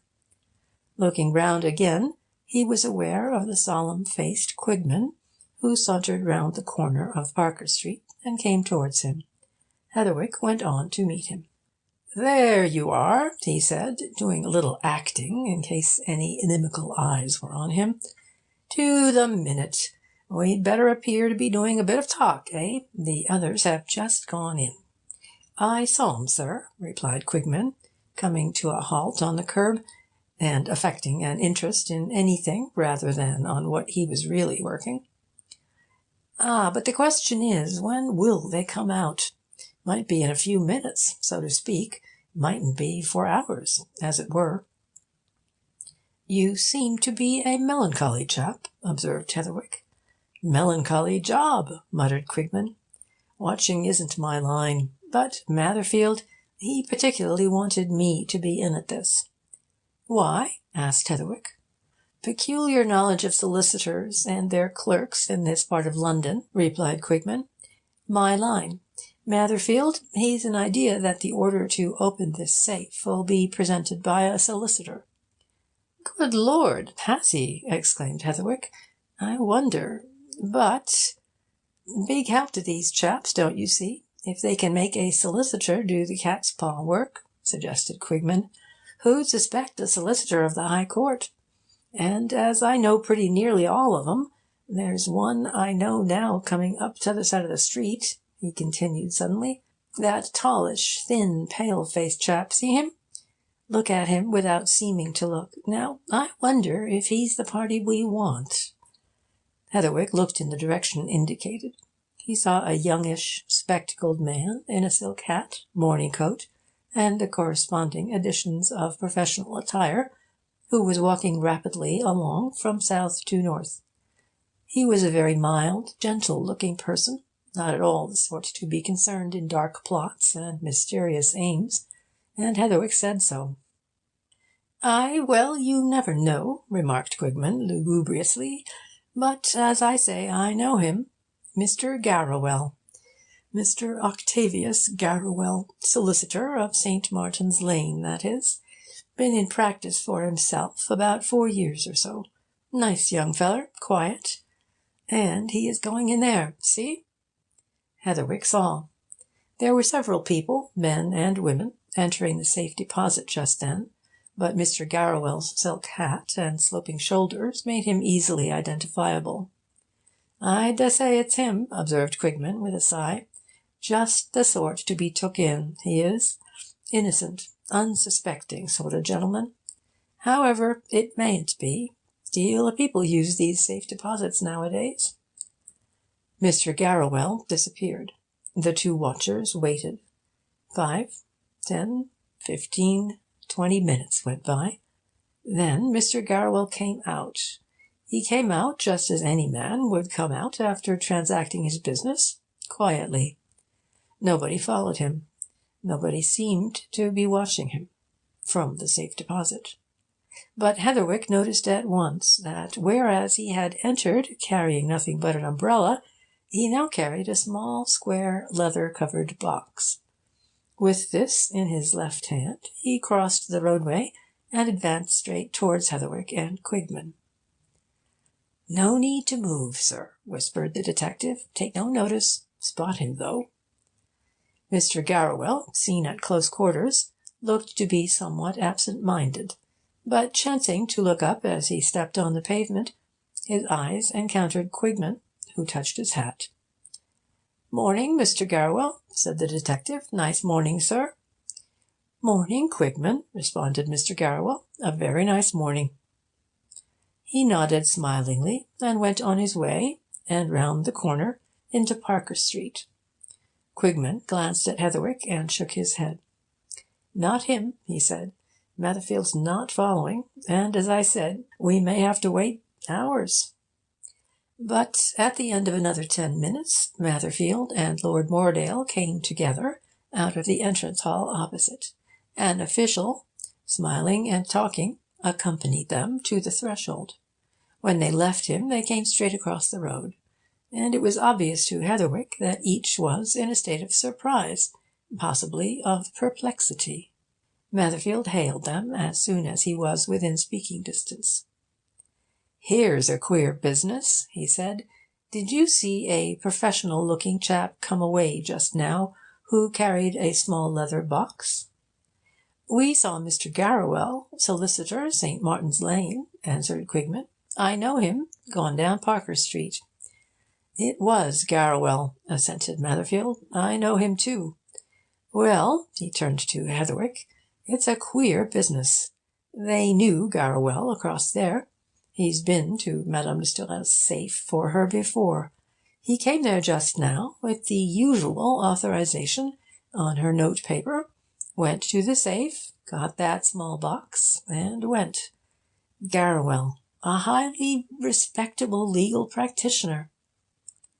"Why didn't you stop him and ask him questions?" inquired Heatherwick. Matherfield exchanged a glance with Lord Moredale. "Not there," he said. It looks as if Madame really had sent him. Her business." "Of course she'd sent him," exclaimed Heatherwick. "Sent him under compulsion. The whole thing's a clever plant. These fellows probably know that she's employed Garrowell now and then, and they forced her to write a letter to him, authorizing him to come here again, and enclosing an order on the safe deposit people. Don't you see?" "By gad, there's something in that, Matherfield," said Lord Moredale. "Didn't strike me, though. 'Pon my honour, I really thought he had come direct from her. Couldn't think why, exactly, but then, as Matherfield says, a highly respectable solicitor, eh?" "We'll soon settle it," exclaimed Matherfield suddenly. "We'll go to Garrowell's office. Better discuss it there than have tackled him here. Anyway, he'll have the square box. Quigman, call a taxi." "There's a man here waiting for me," said Heatherwick.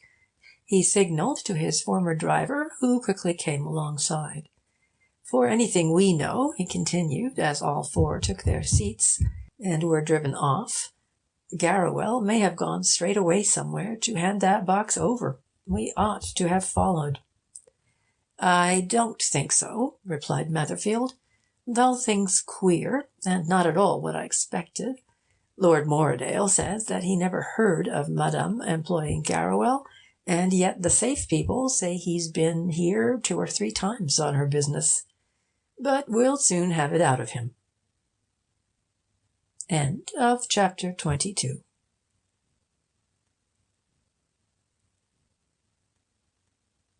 Chapter 23 of the Charing Cross Mystery. The Landlady of Little Smith Street.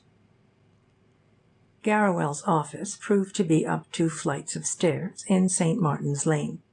They were dark and dingy stairs, and none of the 4 men clambering up them noticed that an office boy, rushing unceremoniously downward, carried a small parcel with which he fled out of the door and away down the street. They were indeed thinking of Garrawell, and within 5 minutes they were all in his private room. For another 5 minutes Matherfield was explaining matters, explaining to an obviously startled and much astonished listener. "That's how it stands," concluded Matherfield. "You've evidently got the explanation, Mr. Garrawell. Now—" "But you surprise me," broke in the solicitor. "I've acted for Madame Listorelle in 2 or 3 matters. I've got things from her safe for her before, once or twice, and I saw nothing unusual in the letter she sent me this morning. Here it is, you can see it. Her usual notepaper, certainly her handwriting. Nobody, I think, could imitate that successfully. You see what she says. I was to give the enclosed authorization to the safe people, take out a small square brown leather-covered box from the safe, pack it up, and send it off to Mr. C. Basing, Post Office, Southampton, at once by express delivery. Nothing unusual in all that, I think. Of course, I carried out her wishes. But look at the letter." All 4 men were looking at the letter. It was as Garrawell described, and whether it had been written under duress or not, the writing was bold and firm. But Matherfield seized on the envelope, and after a glance at it, pointed to the postmark. "See that?" he exclaimed. "Posted in the S.W. district late last night. If Madame had been at home in Paddington, the postmark would have been different. Well, but the square box, Mr. Garrawell, you've got it, of course? Do you know that that box probably contains jewels worth—" "The box?" ejaculated Garrawell. "Got it? Of course not. It's gone. The boy went off to the post office with it, just before you came." "Gad!" muttered Lord Morredale. "Well, the post office at once, Matherfield." But Matherfield suddenly laughed, throwing up both hands, as if with a sudden inspiration.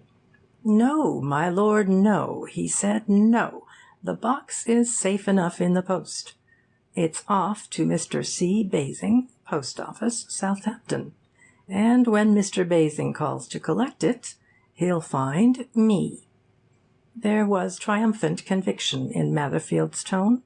There was the impulse to immediate action, in the way in which he pulled out a railway guide from his pocket and rapidly turned its pages. But Heatherwick and Lord Morredale looked at each other, and each saw that the other was dubious.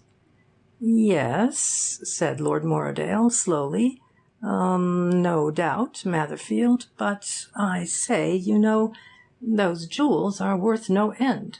Safe enough, perhaps, in the hands of the postal authorities, now they are there, but there's many a slip, you know, and—" "You might take the postal authorities into your confidence," suggested Heatherwick. "These people are up to all sorts of wily tricks." Matherfield laughed quietly. It was the laugh of a man who knows his own business thoroughly, and is a little impatient of outside criticism. "I know what I'm doing, gentlemen," he answered. "Leave it to me as to what I do with the post office people. I've as good as got the handcuffs on Basvery, or on Ambrose, perhaps on both. This is how I figure the thing," he went on, with a final glance at the timetable.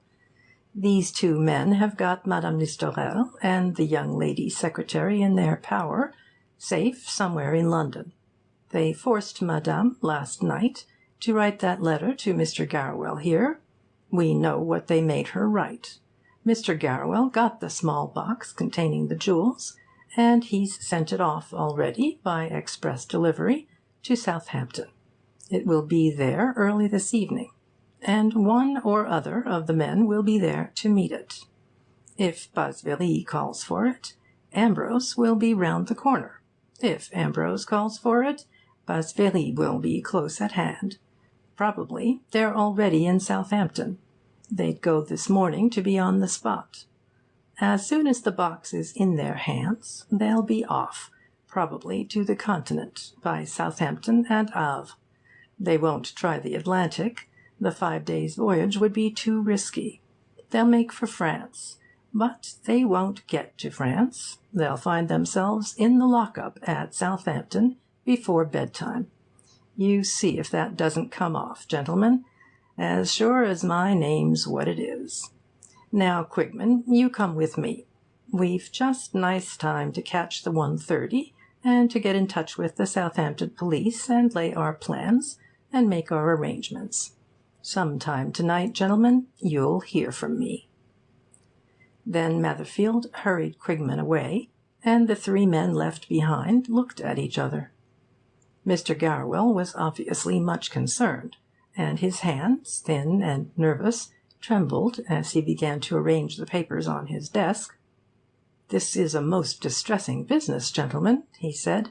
"It is very painful to me to think that I have been made an instrument in a crime of this sort, however innocent a one. But how could I tell that this letter was forced out of Madame Listorelle? On the face of it—" "Oh, there's no blame attaching to you, Mr. Garrawell," interrupted Lord Morrodale. "On the face of it, the letter's genuine enough. But I wanted to ask you a question. How much do you know of Madame Listorelle? I mean, how often has she employed you?" "2 or 3 times only," replied Garrawell. "She came to me first about an agreement which I had to send her on behalf of another client. She seemed very friendly, and was kind enough to say that next time she had any legal business she would remember me, as she hadn't any regular solicitor of her own.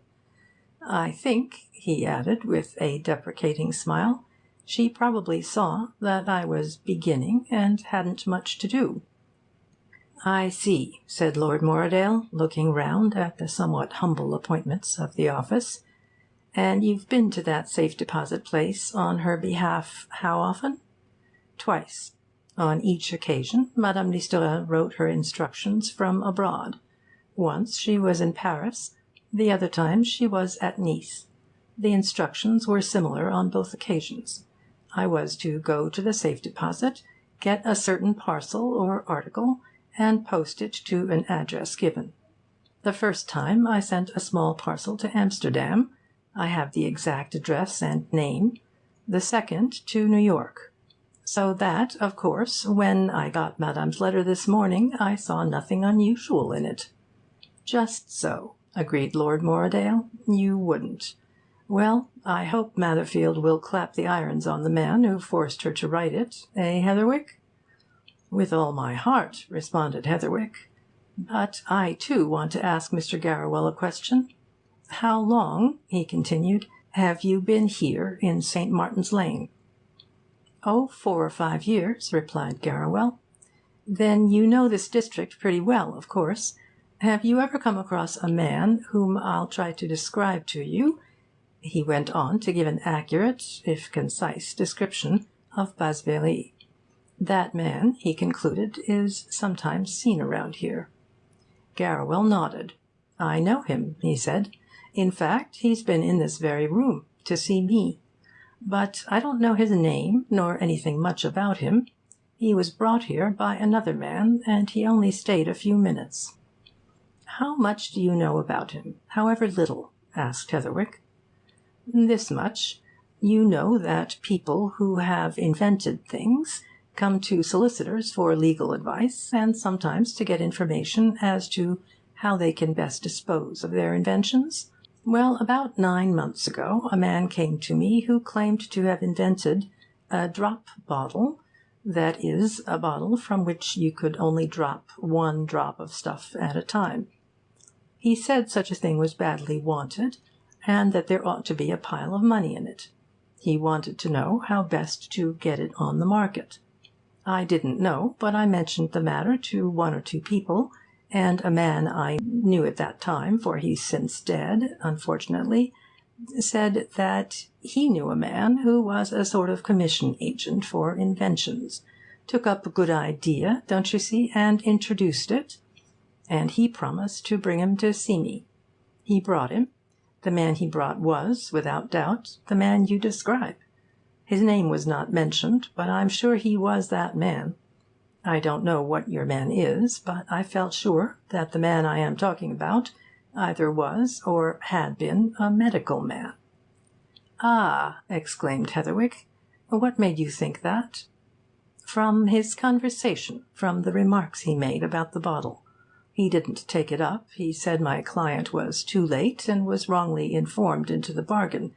There was such a thing, and a superior one, already on the market. He went away then, and, as I say, I never heard his name, and I've never seen him since." "That's the man we want," said Heatherwick, "if Matherfield can only lay hands on him. But we shall know more by midnight." Outside he turned to Lord Morrodale with a shake of his head. "We're no nearer to any knowledge of where the 2 women are," he exclaimed. "Oh, I don't know," responded Lord Morrodale. "I think we are, you know. You see, if Matherfield nabs those chaps, or even one of them, he or they will see that the game's up, and will give in and say where their captives are. Odd business, Heatherwick, that people can be kidnapped and imprisoned in broad daylight in London." "I don't think there's anything impossible or odd in London," answered Heatherwick dryly. "If one had only the least idea as to which quarter of the town that car was driven, one might be doing something." "Lots of subsections in every quarter, and subsections again in each of those," replied Lord Morrodale, with equal dryness. "Takes some time to comb out this town. No, I think we must trust to Matherfield. Nothing else to trust to, in fact." But Heatherwick suddenly thought of Mapperley. He began to wonder what the clerk was after, what his notion had been. Then he remembered Mapperley's admonition to look out for a message about that time, and, excusing himself from Lord Morrodale, he jumped on a bus and went along to the Temple. There, in the letter-box, he found a telegram: "Meet me, Victoria, 3 o'clock. Mapperley." Heatherwick set off for Victoria there and then. But it was only 2:15 when he got there, and, as he had had no lunch, he turned into the restaurant. There, when he was half-way through a chop, Mapperley found him, and slipped into a chair close by before Heatherwick noticed his presence. "Thought I might find you in here, sir," said Mapperley. They were alone in a quiet corner, but the clerk lowered his voice to a whisper. "Well," he continued, bending across the table, "I've done a bit, anyhow." "In what way?" asked Heatherwick. Mapperley produced from his breast pocket some papers, and from amongst them selected an envelope, the azure-tinted envelope which he had picked up from the caretaker's supper-table at St. Mary's Mansions. "You recognize this?" he said, with a sly smile. "You know where I got it? This is the envelope which Basveley took to the caretaker, with the order to enter Madame Listorelle's flat. You knew that I carried it off from under the man's nose last night, but you didn't know why. I only laughed when you asked me." "Well, why then?" inquired Heatherwick. "This reason," replied Mapperley. "We both noticed that the sheet of paper on which the order had been written by Madame had been shortened. There was no doubt that a printed or embossed address had been trimmed off, rather roughly, too. We noticed that, I say, both of us. But I don't think you noticed something far more important. far, far more important for our purposes." "No," admitted Heatherwick, "I didn't. What?" "This," said Mabberley, turning back the broken flap of the envelope. "You didn't notice that here on the envelope is the name and address of the stationer who supplied the stuff. There you are, W. H. Calkin, 85 Broadway, Westminster.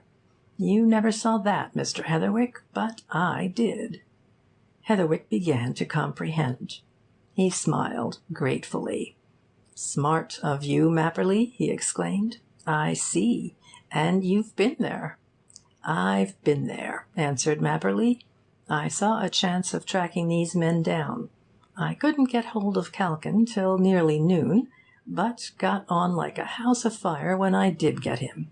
You see," he went on, "that paper is, to start with, of an unusual tint in colour. Secondly, it's of very superior quality, though very thin, intended chiefly for foreign correspondence. Thirdly, it's expensive. Now, I felt certain its use would be limited, and what I wanted to find out from the stationer was to whom he'd supplied it. That was easy. He recognized the paper and envelope at once. Of the handwriting on the paper he knew nothing whatever, Madame's writing, you know, that he'd never seen before, but he said at once that he'd only supplied that particular make of paper and envelope to 3 people, and for each person he'd prepared a die to emboss the address. The embossing had been done at his shop, and he showed me specimens of each. One was for the Dowager Lady Markentree, 120 Grosvenor Gardens. That was no use. The second was for Miss Chellandry, 87 Ebury Street. That was out of count, too. But the third was what I wanted. It was just the address, 56 Little Smith Street, Southwest 1. As soon as I saw it, I knew I'd got onto the right track. "Go on," said Heatherwick. "The stationer, Calkin, didn't know the name of the man who ordered this paper and gave this address," continued Mapperley. "He knew him well enough as a customer, though, and described him. Bazveri, without a doubt. Calkin says that Bazveri during the last few months bought various items of stationery from him, notebooks, duplicating paper, office requisites, and so on. He never knew his name, but as he always carried away his own purchases and paid spot cash for them, that didn't matter. Calkin supplied him with 10 quires of this paper and envelopes to match a couple of months ago. So there you are. And there I was, sure at last that Bazveri's mysterious hiding-place was 56 Little Smith Street." "Good, good," said Heatherwick. "What next?" "Well, I thought we could do with a bit of help," replied Mapperley, smiling. "So I left Calkin, bound to secrecy, of course, and telephoned to Issy Goldmark. Issy is just the sort of chap for games of this sort. Issy came, and he and I took a stroll round. Do you know Little Smith Street?" "Not I," answered Heatherwick. "Never heard of it." "Oh, well, but it is a street," said Mapperley. "It lies between Great Smith Street and Tufton Street, back at the church house, not so far from the Abbey. Bit slummy down those quarters, roundabout. Sort of district that's seen decidedly better days. Still, there's good, solid houses there. 56 is one of 'em. From outside it looks the sort of house you can't get into. Dark, silent, heavily curtained windows. Sort of place in which you could murder anybody on the quiet. Very substantial front door, painted dark green, with an old-fashioned brass knocker. That sort of house. We took a good look at it." "See anything?" asked Heatherwick. "Nothing but what I've told you. Lifeless sort of place," answered Mapperley. "However, having once seen it, I wasn't going to leave it unwatched. So I posted Issy there, in the window of a convenient public-house, and came away to telegraph to you. And there Issy is, either in his pub or loafing around. And now we ought to go and hear if he's anything to report. And if he hasn't, what then?' 'Just so,' said Heatherwick. 'That's it. What then? But before we do anything at all, Mapperley, I'd better post you up as to what's happened elsewhere this morning. You see,' he continued, when he had finished his story, 'if Matherfield's theory is correct, and Basvéry has already gone to Southampton to collect that parcel on its arrival, and if Ambrose has gone with him, we shan't find Basvéry at this address. But we might inquire if he's known there.' Mapperley reflected a while. Then an idea seemed to suggest itself. 'Pay your bill, sir, and let's get out to a post-office directory somewhere,' he said. 'We'll get the name of the occupier of 56 Little Smith Street.' 10 minutes later they were looking down the long columns of names in a directory. Mapperley suddenly pointed to what they wanted. 'There we are,' he said. 'Mrs. Hannah Mallet, boarding-house proprietor.' 'Come along,' said Heatherwick. 'We'll see Mrs. Mallet, anyhow.' But on arrival at Little Smith Street, Mapperley looked round first for his friend Mr. Goldmark. Mr. Goldmark materialised suddenly, apparently from nowhere, and smiled. 'Afternoon, mister,' he said politely to Heatherwick. 'Lovely weather, isn't it? Ain't seen nothin', Mapperley, old bean. Ain't been a soul in or out of that house since you hopped it. Seems to me it's locked up.' 'We'll see about that,' remarked Heatherwick. 'Come with me, Mapperley. You stay here, Goldmark, and keep your eyes as open as before.' He advanced boldly, with the clerk at his heels, to the door of number 56, and knocked loudly on the stout panel, supplementing this with a ring at the bell. The dual summons was twice repeated, with no result. 'Somebody coming,' whispered Mapperley suddenly, 'bolted inside as well as locked.' Heatherwick distinctly heard the sound of a stout bolt being withdrawn, then of a key being turned. The door was opened, only a little, but sufficiently to show them the face and figure of an unusually big woman, an Amazon in appearance, hard of eye and lip, who glared at them suspiciously as soon as she saw that there were two of them, narrowed the space through which she inspected her callers. But Heatherwick got a hand on the door and a foot across the threshold. 'Mrs. Mallet?' he inquired, in a purposely loud voice. 'Just so. Is Dr. Basvéry in?' Both men were watching the woman keenly, and they saw that she started a little, involuntarily. But her head shook a ready negative. 'Nobody of that name here,' she answered. She would have shut the door, but for Heatherwick's foot. He advanced it further, giving Mrs. Mallet a keen, searching glance. 'Perhaps you know Dr. Basvéry by another name,' he suggested. 'So is Mr. Basing in?' But the ready shake of the head came again, and the hard eyes grew harder and more suspicious. 'Nobody of that name here either,' she said. 'Don't know anybody of those names.' 'I think you do,' persisted Heatherwick sternly. He turned to Mapperley purposely. 'We shall have to get the police.' 'Look out, sir!' exclaimed Mapperley, snatching at Heatherwick's arm. 'Your fingers!' The woman suddenly banged the door to, narrowly missing Heatherwick's hand, which he had closed on the edge. A second later they heard the bolt slipped and the key turned. And Heatherwick, as with a swift illumination, comprehended things and turned sharply on his clerk. 'Mapperley, sure as fate!' he exclaimed. 'Those ladies are in there, trapped.' 'Shouldn't wonder, sir,' agreed Mapperley. 'And, as you say, the police—' 'Come back to Goldmark,' said Heatherwick.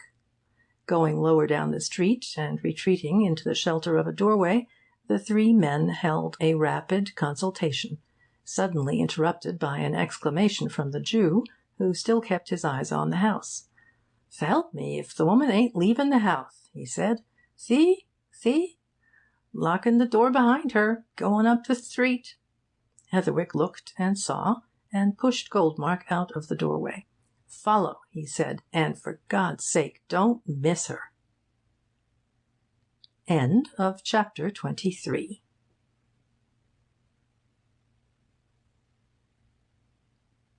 Chapter 24 of the Charing Cross Mystery. The House in the Yard. The Jew silently and promptly set out in the wake of the hurrying woman. Presently she and her pursuer disappeared round a corner. "That's the result of our call, Mapperly," said Heatherwick. "She's gone somewhere to tell somebody." "Likely," assented Mapperly. "But wherever she's gone, Issy Goldmark'll spot her. He's the eyes of a lynx." "He let Basari slip him the other night, though," remarked Heatherwick. "Well, there was some excuse for that," said Mapperly. "To begin with, he was only instructed to find out where Basari went, and to end with, he had found out.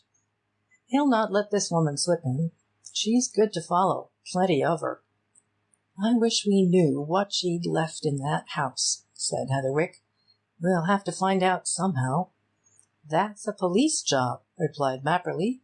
"Can't walk into people's houses without a warrant. And you say Matherfield's on the other track?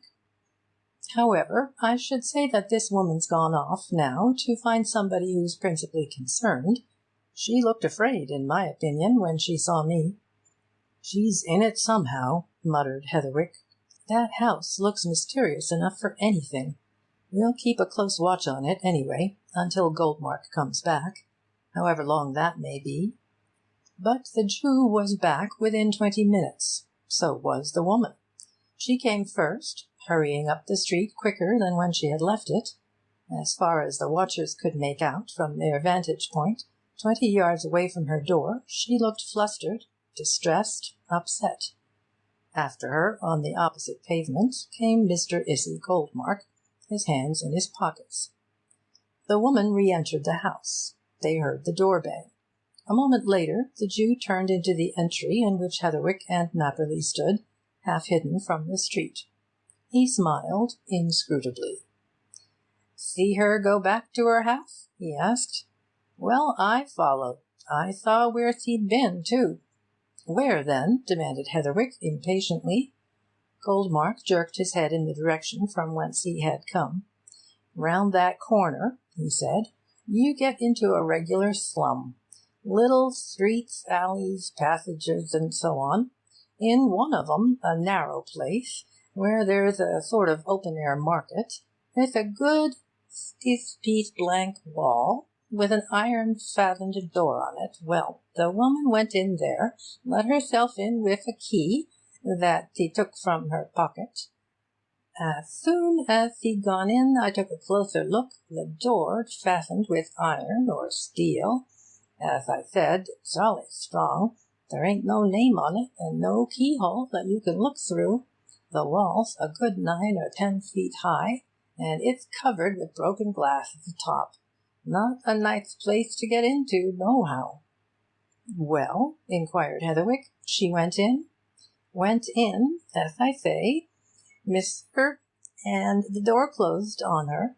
After I'd taken a glimpse at the door, I got a pass behind one of the stalls in the street and watched. She came out again in about 10 minutes. Looked to me, too, as if she hadn't had a very pleasant time inside. Upset. And she set off back here faster than what she came. Now she's gone into her house again, as you no doubt saw. And that's all. But if I was you, mister," concluded Issy, "I should just find out what is behind that door and the wall in there. I should do that, though." "That's a police job," said Mapperly once more. "If we'd only got Matherfield with us, we could—" Heatherwick paused, thinking. "Look here, Mapperly," he continued, with a sudden inspiration. "I know what we'll do. You get a taxicab as quickly as possible. Drive to the police station where I usually meet Matherfield. There's another man there whom I know, and who's pretty well up in this business, Detective Sergeant Robmore. Ask for him. Tell him what we've discovered, and ask him to come back with you, to bring another man if he thinks necessary. Now then, Goldmark, tell Mapperly exactly where this place is." The Jew pointed along the street to its first corner. "Round that corner," he said, "first turning to the right, then first to the left, then first to the right. That's the spot. Lots o' little fells in a bitty crowded place."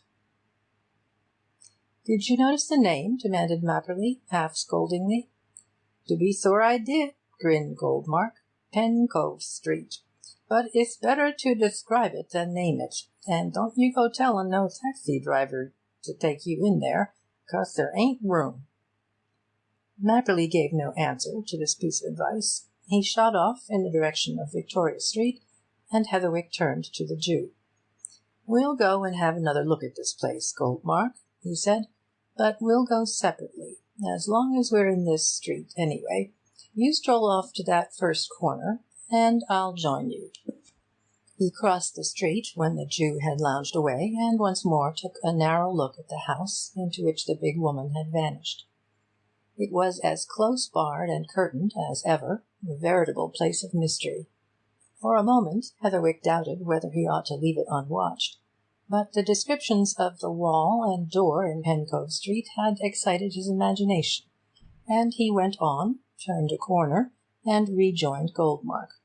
Goldmark at once went in front, piloting him into a maze of unusually dirty and crowded streets, and finally into one, narrower than the rest, on each side of which were tent-like stalls, whereon all manner of cheap wares were being offered for sale by raucous-voiced vendors. He saw at once that this was one of those open-air markets, of which there are many in the poorer neighbourhoods of London, and wherein you can buy a sixpenny frying-pan as readily as a paper of fried fish and a gay neckerchief alongside a damaged orange. Threading his way behind Issy, and between the thronged stalls and miserable shops that lined the pavement, Heatherwick presently came to the piece of blank wall which the Jew had told him about. The houses and shops around were old and dilapidated, but the wall was either modern or had been rebuilt and strengthened.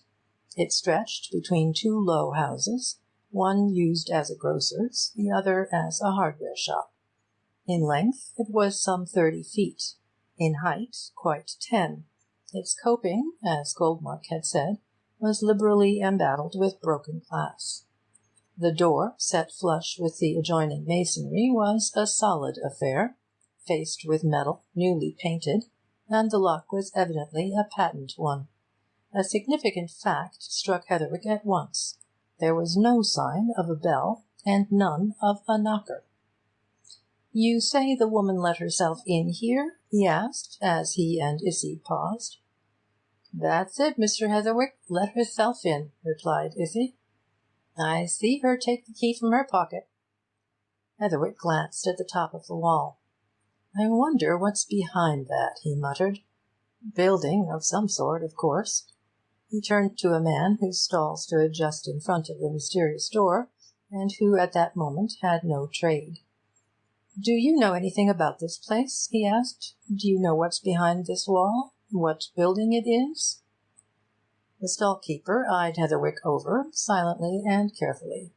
Deciding that he was an innocent person, and not a policeman in plain clothes, he found his tongue.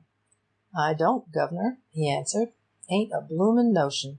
I been comin' here, or hereabouts, this 3 year or more, but I ain't never seen behind that wall, nor in at that there doorway, s'help me."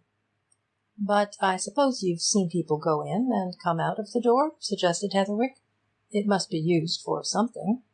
"I reckon it is, governor, but I don't call nobody to mind, though. To be sure, I see a woman come out of it a while ago, big, heavy-jawed woman she was. But queer as it may seem, I don't call to mind ever seeing anybody else. You see, governor, I comes here at about 10 o'clock of a morning, and I packs up and ops it at 5. If there's folks come in and out of that spot, it must be early in a morning and late at night, so I shouldn't see 'em. But it's my belief this here wall and door is back premises to something. The front of the place'll be on the other side." "That's a good idea," said Heatherwick, with a glance at Goldmark. "Let's go round." But there was no going round. Although they tried various alleys and passages and streets that ought to have been parallel to Pencove Street, they failed to find any place that could be a frontage to the mysterious wall and its close-set door. But the Jew's alert faculties asserted themselves. "We can see what's behind that wall, mister, easy enough, if we get one of them shopkeepers opposite to let us go upstairs to the first floor. Look right across the street there, stalls and all, into whatever there is. Try that one," he said, pointing to a greengrocer's establishment which faced the close-set door. "Tell him we're doing a bit of land surveying, which is true." Heatherwick made his request.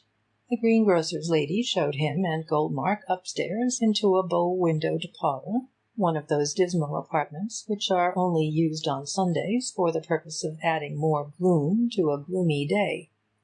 She observed that there was a nice view both ways of the street, but Heatherwick confined his inspection to the front. He saw across the wall easily enough now. There was little to see.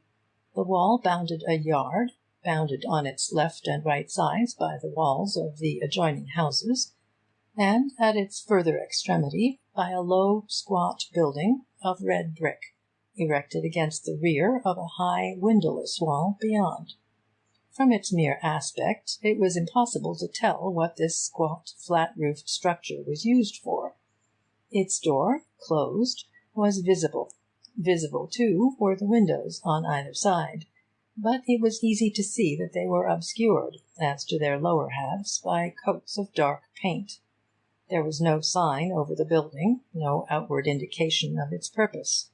In the yard, however, were crates, boxes, and carboys in wicker cases. A curiously shaped chimney, projecting from the roof above, suggested the presence of a furnace or forge beneath, and Heatherwick, after another look, felt no doubt that he was gazing at the place to which Hannaford had been taken, and where he had been skilfully poisoned. Goldmark suddenly nudged his arm, and nodded at the crowded street below. "Mapperley," he whispered, "and 2 men with him."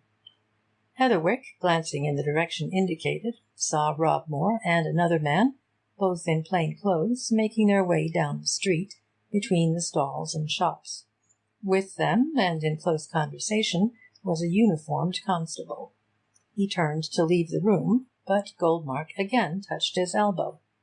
"Before we go, mister," he said, "just take another glance at that place opposite and its surroundings. I see where we can get in. D'ye see, Mr. Heatherwick, the wall between that yard and the next house, the right-hand side one? It's fairly low at the far end. Now, if the man in that house would let us go through to his backyard, what?" "I see," agreed Heatherwick. "We'll try it. But Robmore first. Come along." He slipped some silver into the hand of the greengrocer's lady, and went down to the street. A brief explanation to the 2 detectives supplemented the information already given them by Mapperley, and then Robmore nodded at the constable who stood by, eagerly interested. "We've been talking to him, Mr. Heatherwick," he said. "He's sometimes on day duty here, and sometimes he's on night.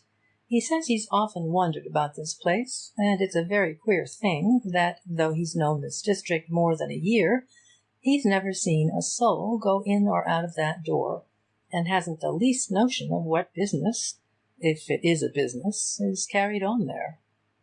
"Never seen anything or anybody," corroborated the constable, "at any time, day or night. When I first came on this beat, maybe 15 months ago, that door had been newly set and painted, and the glass had just been stuck atop of the wall. But it's a fact, I've never seen anybody go in or come out." "I propose to go in," said Heatherwick. "I think we've abundant cause, knowing what we do. It may be that the 2 missing ladies are there. I've been having a look into the yard, and we could get into it easily by going through the grocer's shop there on the right, and climbing the wall from his back premises. What do you say, Robmore?" "Oh, I think so," agreed Robmore. Now we're on the job, we'll carry it through. Better let me tackle the grocer, Mr. Heatherwick. I'll see him first, and then call you in." The other waited while Robmore entered the shop and spoke with its owner. They saw him engaged in conversation for several minutes. Then he came to the door and beckoned the rest to approach. "That's all right," he said in an aside to Heatherwick. "We can go through to his backyard, and he'll lend us a step-ladder to get over the wall. But he's told me a bit. He knows the two men who have this place in the next yard, and there's no doubt at all, from his description of them, that one of 'em's Ambrose and the other is Buzz-Very. He says they've had the place almost 18 months, and he thinks they use it as a laboratory, chemicals or something of that sort. But he says they're rarely seen. Sometimes he's never seen them for days and even weeks together. Usually they're there of a night. He's seen lights in the place at all hours of the night. Well, come on." The posse of investigators filed through the dark little shop to a yard at its rear, the grocer's apprentice going in front with a step-ladder, which he planted against the intervening wall at its lowest point. One by one, the uniformed constable going first, the 6 men climbed and dropped over.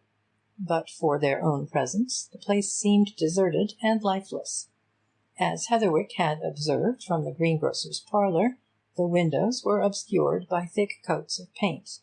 Nevertheless, 2 or 3 of the men approached and tried to find places from which the paint had been scratched, in an effort to see what lay inside. But the constable, bolder and more direct, went straight to the entrance. "Door's open!" he exclaimed. "Not even shut!" He pushed the door wide and went into the building, the rest crowding after him. "Hullo!" he shouted. "Hullo!"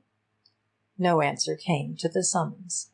The constable crossed the lobby, in which they were all standing, and opened an inner door, and Heatherwick saw at once that the grocer's surmise as to the purpose to which the place was put had been correct.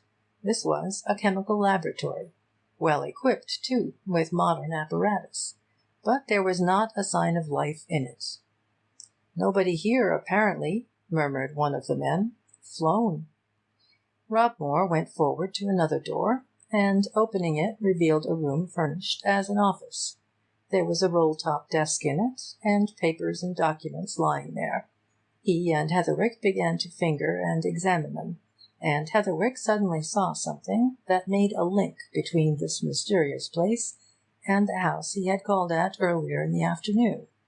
There, before his eyes, lay some of the azure-tinted note-paper, which Mapperley had traced with the embossed address on it of which the stationer had told. "There's no doubt we've hit the place at last, Robmore," he said. "I wish we'd had Matherfield here, but—" Before he could say more, a sudden shout came from Goldmark, who, while the others were investigating the lower regions, had courageously and alone gone up the low staircase to the upper rooms. Mr. Heatherwick, come up here. Come up, all of you. Here's a man here, a-sittin' in a chair, and to help me, if I don't believe he's a stiff 'un, dead." End of chapter 24.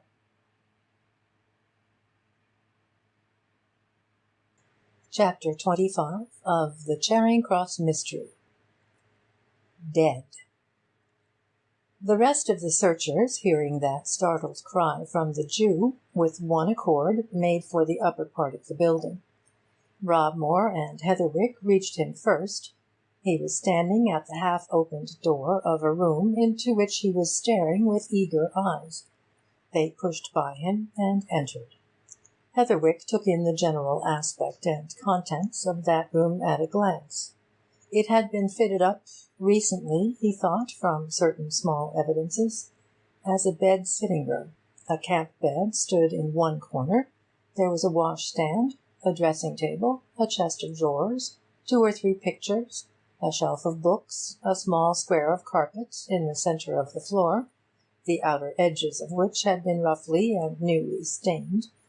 On the bed lay, open, a suitcase already packed with clothes and linen. By it lay an overcoat, hat, gloves, umbrella. It was evident that the man to whom it belonged had completed his preparations for a departure, and had nothing to do but to close and lock the suitcase, put on his overcoat and hat, pick up the other things, and go away. But the man himself? There was a big, old-fashioned easy-chair at the side of the bed, a roomy, comfortable affair. A man lay, rather than sat, in it, in an attitude which suggested that he had dropped there, as with a sudden weariness, laid his head back against the padded cushions, and gone to sleep. But the men knew, all of them, as they crowded into that room, that it was no sleep that they had broken in upon. It was death. This, as the Jew had been quick to see, was a dead man. Dead. Heatherwick took him in as quickly as he had taken in his surroundings. His head lay quietly against the padding of the chair, a little inclined to his left shoulder. The face was fully visible. It was, to Heatherwick, the face of a stranger. In all his and Matherfield's investigations, it had not been described to them. Yet he was certain that he was looking on the man known to them by repute as Ambrose, disguised, of course. He had shaved off the dark beard and moustache of which they had heard, and he could see at once that the loss of them had made a remarkable difference in his appearance. But nothing could disguise his height and general build. This, without doubt, was the man Matherfield and he had hunted for, the man who had met Hannaford at Victoria, who had disappeared from his flat in the Adelphi, the man who was associated with Basvery, and who— "Dead as a doornail," muttered Robmore. "And he's been dead a good bit, too. Some hours, anyhow. Stiff. Do you know him, Mr. Heatherwick?" Heatherwick said what he thought. Robmore pointed to the things on the bed. "Looks as if he'd been taken with a seizure just as he was about to set off somewhere," he remarked. "Well, if this is the Dr. Ambrose we've been seeking. But let's see if he's got anything on him to prove his identity." While the rest of the men stood by watching, he put his hand into the dead man's inside breast pocket. He was wearing a smart, brand-new grey tweed suit. Heatherwick later on remembered how its newness struck him as being incongruously out of place somehow, and drew out a pocket-book. Touching Heatherwick's elbow and motioning him to follow him, he went over to the window, leaving the others still staring wonderingly at the dead man. "This is a queer business, Mr. Heatherwick," he whispered as they drew apart. "You think this is the Ambrose we were after?" "Sure of it," answered Heatherwick. "He's shaved off his beard and moustache, and that's no doubt made a big difference in his appearance. But you may depend upon it, this is the man. But what's caused his sudden death?" Then a keen, vivid recollection flashed in upon him, and he turned sharply, glancing at the rigid figure in the background. "What is it?" asked Robmore curiously. "Something strikes you?" Heatherwick pointed to the dead man's attitude. That's just how Hannaford looked when he died in the railway carriage," he whispered. "After the first signs, you know, he laid back and died, just like that, as if he'd dropped quietly asleep. Can it be that—" "I know what you're thinking," muttered Robmore. "Poisoned. Well, what about the other man?" "Basvery," exclaimed Heatherwick. "Why not? To rid himself of an accomplice? But this pocket-book," said Robmore. "Let's see what's in it. Doesn't seem to be anything very much by the thinness." From one flap of the pocket-book he drew out a wad of carefully folded bank-notes, and rapidly turned them over. £150 there, he remarked. "And what's this paper? A draft on a New York bank for 200. New York, eh? So that's where he was bound. And this," he went on, turning out the other flap, see this, Mr. Heatherwick? He'd got his passage booked by the Mahratic, sailing to-night. And Matherfield's gone to Southampton after BLACKMAIL. I'm beginning to see a bit into this, I think." "What do you see?" asked Heatherwick. "Well, it looks to me as if BLACKMAIL had gone ahead to collect that box containing the jewels, and that Ambrose was to follow later, join him there, when BLACKMAIL had secured the loot, and that they were then to be off with their harvest. But do you notice this, the name under which the passage is booked? Not Ambrose, Charles Andrews, Esquire, Andrews, and BLACKMAIL is Basing and Andrews. Now I wonder if they carried on business here under those names." "That's an important detail," said Heatherwick. "The important thing surely is that. How did that man come by his death?" "Well, but I don't think that is very important just now," replied Robmore. "After all, he is dead, and whether he died as the result of a sudden seizure, or whether BLACKMAIL cleverly poisoned him before he left, is a question we'll have to settle later. But I'll tell you what, Mr. Heatherwick, I'll lay anything he didn't poison himself. Look round. There isn't a sign of anything he's been drinking out of. No, sir, the other man's done this. And if Matherfield has the luck to lay hands on him to-night... But now, what was this your clerk Mapperly told us as we came along about the Little Smith Street landlady coming in here this afternoon?" "She was followed here by Goldmark," replied Heatherwick. "Goldmark saw her admit herself by a key which she took from her pocket. She stayed inside a few minutes, came out looking much upset, and hurried away to her own house." "And now you and I'll just hurry after her," said Robmore. "After all, she's living, and we'll make her find her tongue. Of course she came in here expecting to find this man, and to tell him somebody was on the lookout, and she found him dead. Come round there with me, Mr. Heatherwick, at once." He turned to the other detective and the constable, and after giving instructions left the room, Heatherwick, after a word or two with Mapperly, following him. But before they had reached the outer door, they heard steps in the yard, and suddenly two men appeared in the doorway. If Heatherwick and his companion looked questioningly at these two men, they, on their part, looked questioningly at Robmore and Heatherwick. They were youngish men. Heatherwick set them down as respectably dressed artisans. That they were surprised to find anyone confronting them at the door, whereat all four now stood, was evident. Their surprise indeed was so great that they came to a sudden halt, staring silently. But Robmore spoke. "Wanting somebody?" he asked sharply. The two strangers exchanged a glance, and the apparently elder one replied, "Well, no," he said, "not that we know of, but might we ask if you are, and how you got in here? Because this place happens to be ours." "Yours!" exclaimed Robmore. "Your property?" "Well, if buying it, paying for it, and taking a receipt and papers makes it so," answered the man. "Bought it this morning, and settled up for it, too, anyway." Robmore produced and handed over a professional card, and the faces of the two men fell as they read it. The elder looked up quickly. "I hope there's nothing wrong," he said anxiously.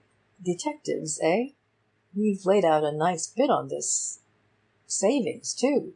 And—" "I don't suppose there's anything wrong that way," replied Robmore reassuringly.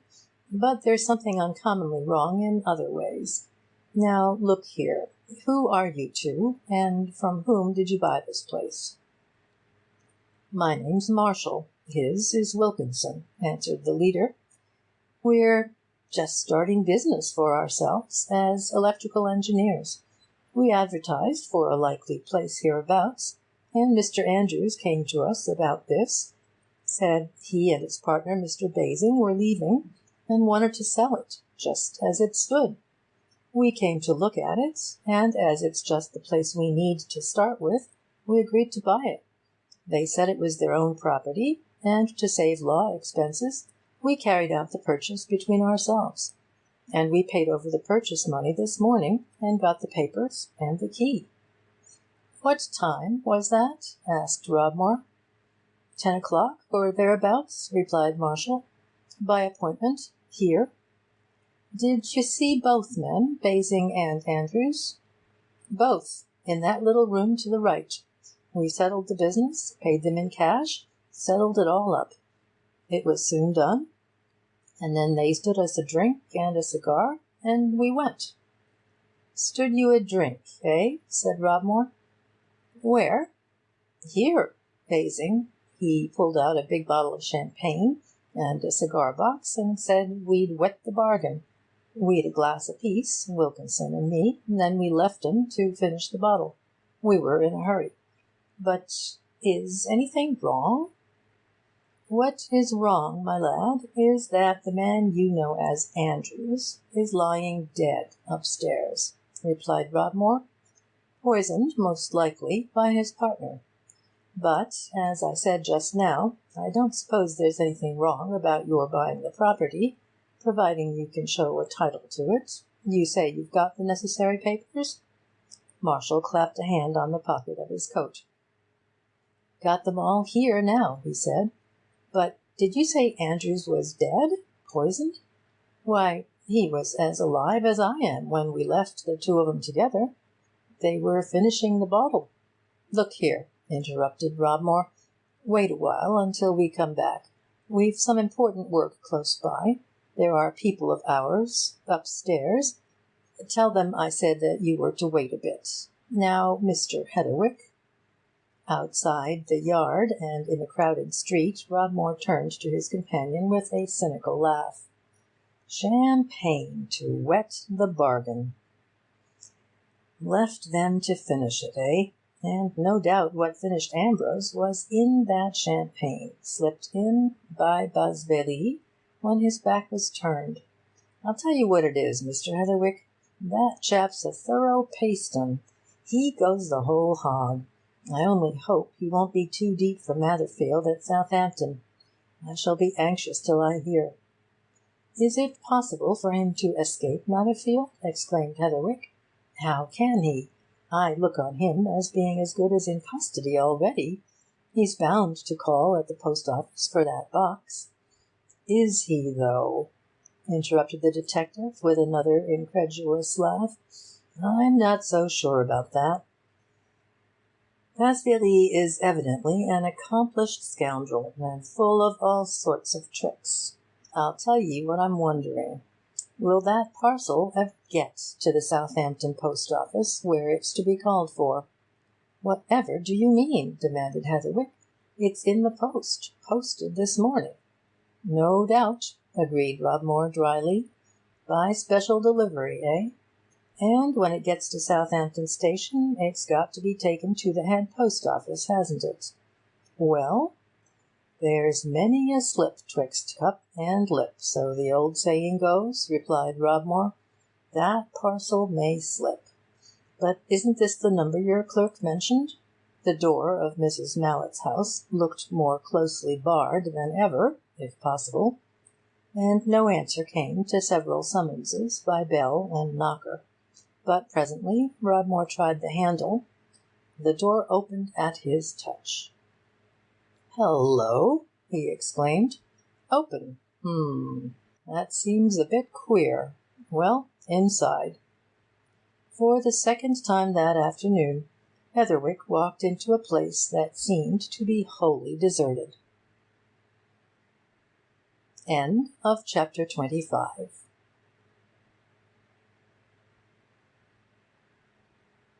Chapter 26 of the Charing Cross Mystery. Waterloo. The detective, walking a little in advance of his companion, stepped forward to a hall table and knocked loudly on its polished surface. No answer came. He went further along, to the head of a railed stair, which evidently communicated with a cellar kitchen. Again he knocked, more loudly than before, on an adjacent panel, and again got no reply. And at that, turning back along the hall, he opened the door of the room which faced upon the street, and he and Heatherwick looked in. A musty-smelling, close-curtained room that, a sort of Sunday parlour, little used, cold, and comfortless in its formality. But the room behind it, to which Rodmore turned next, showed signs of recent occupancy and life. There was a fire in the grate, with an easy-chair drawn near to it. On the table close by lay women's gear, a heap of linen with needle and thread thrust in, a work-basket, scissors, thimble. It required no more than a glance to see that the owner of these innocent matters had laid them down suddenly interrupted in her task. "I'll tell you what it is, Mr. Heatherwick," exclaimed Rodmore abruptly. "This house is empty of people, anyway." "Silent enough, to be sure," agreed Heatherwick. "The woman, you've frightened her by calling here," said Rodmore. "Then she slipped round to Pencove Street, and there she found Ambrose dead. She's some connection with him and Basvery, because she possesses a key that admits you to that yard, and finding Ambrose dead, she came back here, got her things, and cleared out. There isn't a soul in this house. I'll lay anything on that." "It struck me that this might be the place where the two ladies were detained," remarked Heatherwick. "We'll soon see about that," declared Rodmore. "Come upstairs. We'll search the place from top to bottom. But stop downstairs first." He ran down the stair to the cellar kitchen, with Heatherwick at his heels, and at the door he laughed, pointing within. "Look there!" he exclaimed. "I told you you'd interrupted things. See, there's one tea-tray laid out all ready for two, cups and saucers, teapot, bread and butter cut, cake. There's another for one, and there's the kettle singing away like a bird on a bough. What's that mean? The woman was going to carry up tea for two somewhere. T'other tray was for herself. Well, you nip that in the bud. She'll have to get her tea somewhere. But the others. Come upstairs." Going back to the hall, he led the way up the main staircase. There were 2 stories above the ground floor. On the first were rooms the doors of which, being opened, or being found open, revealed nothing but ordinary things. Of these rooms there were 3, opening off a main landing. But on the next floor there were only 2 rooms. One was unfurnished. At the door of the other, a few inches ajar, the detective immediately paused. "Look you there now, Mr. Heatherwick," he said, pointing here and there. "Here's recent work. Do you see that a strong bolt, more like a bar, has been fitted on the outside of this door? And the door itself fitted with a new patent lock? Ah, good Lord, a chain as well. Might as well be in jail. But what's inside?" He pushed the door open and revealed a large room fitted with 2 small beds, easy chairs, a table on which books, magazines, newspapers lay. On the table, too, was fancy work, which, it was evident, had been as hastily laid aside as the sewing downstairs. Heatherwick bent over the things, but Rodmore went to the one window. "Jail, did I say?" he exclaimed. "Why, this is a jail. Look here, Mr. Heatherwick.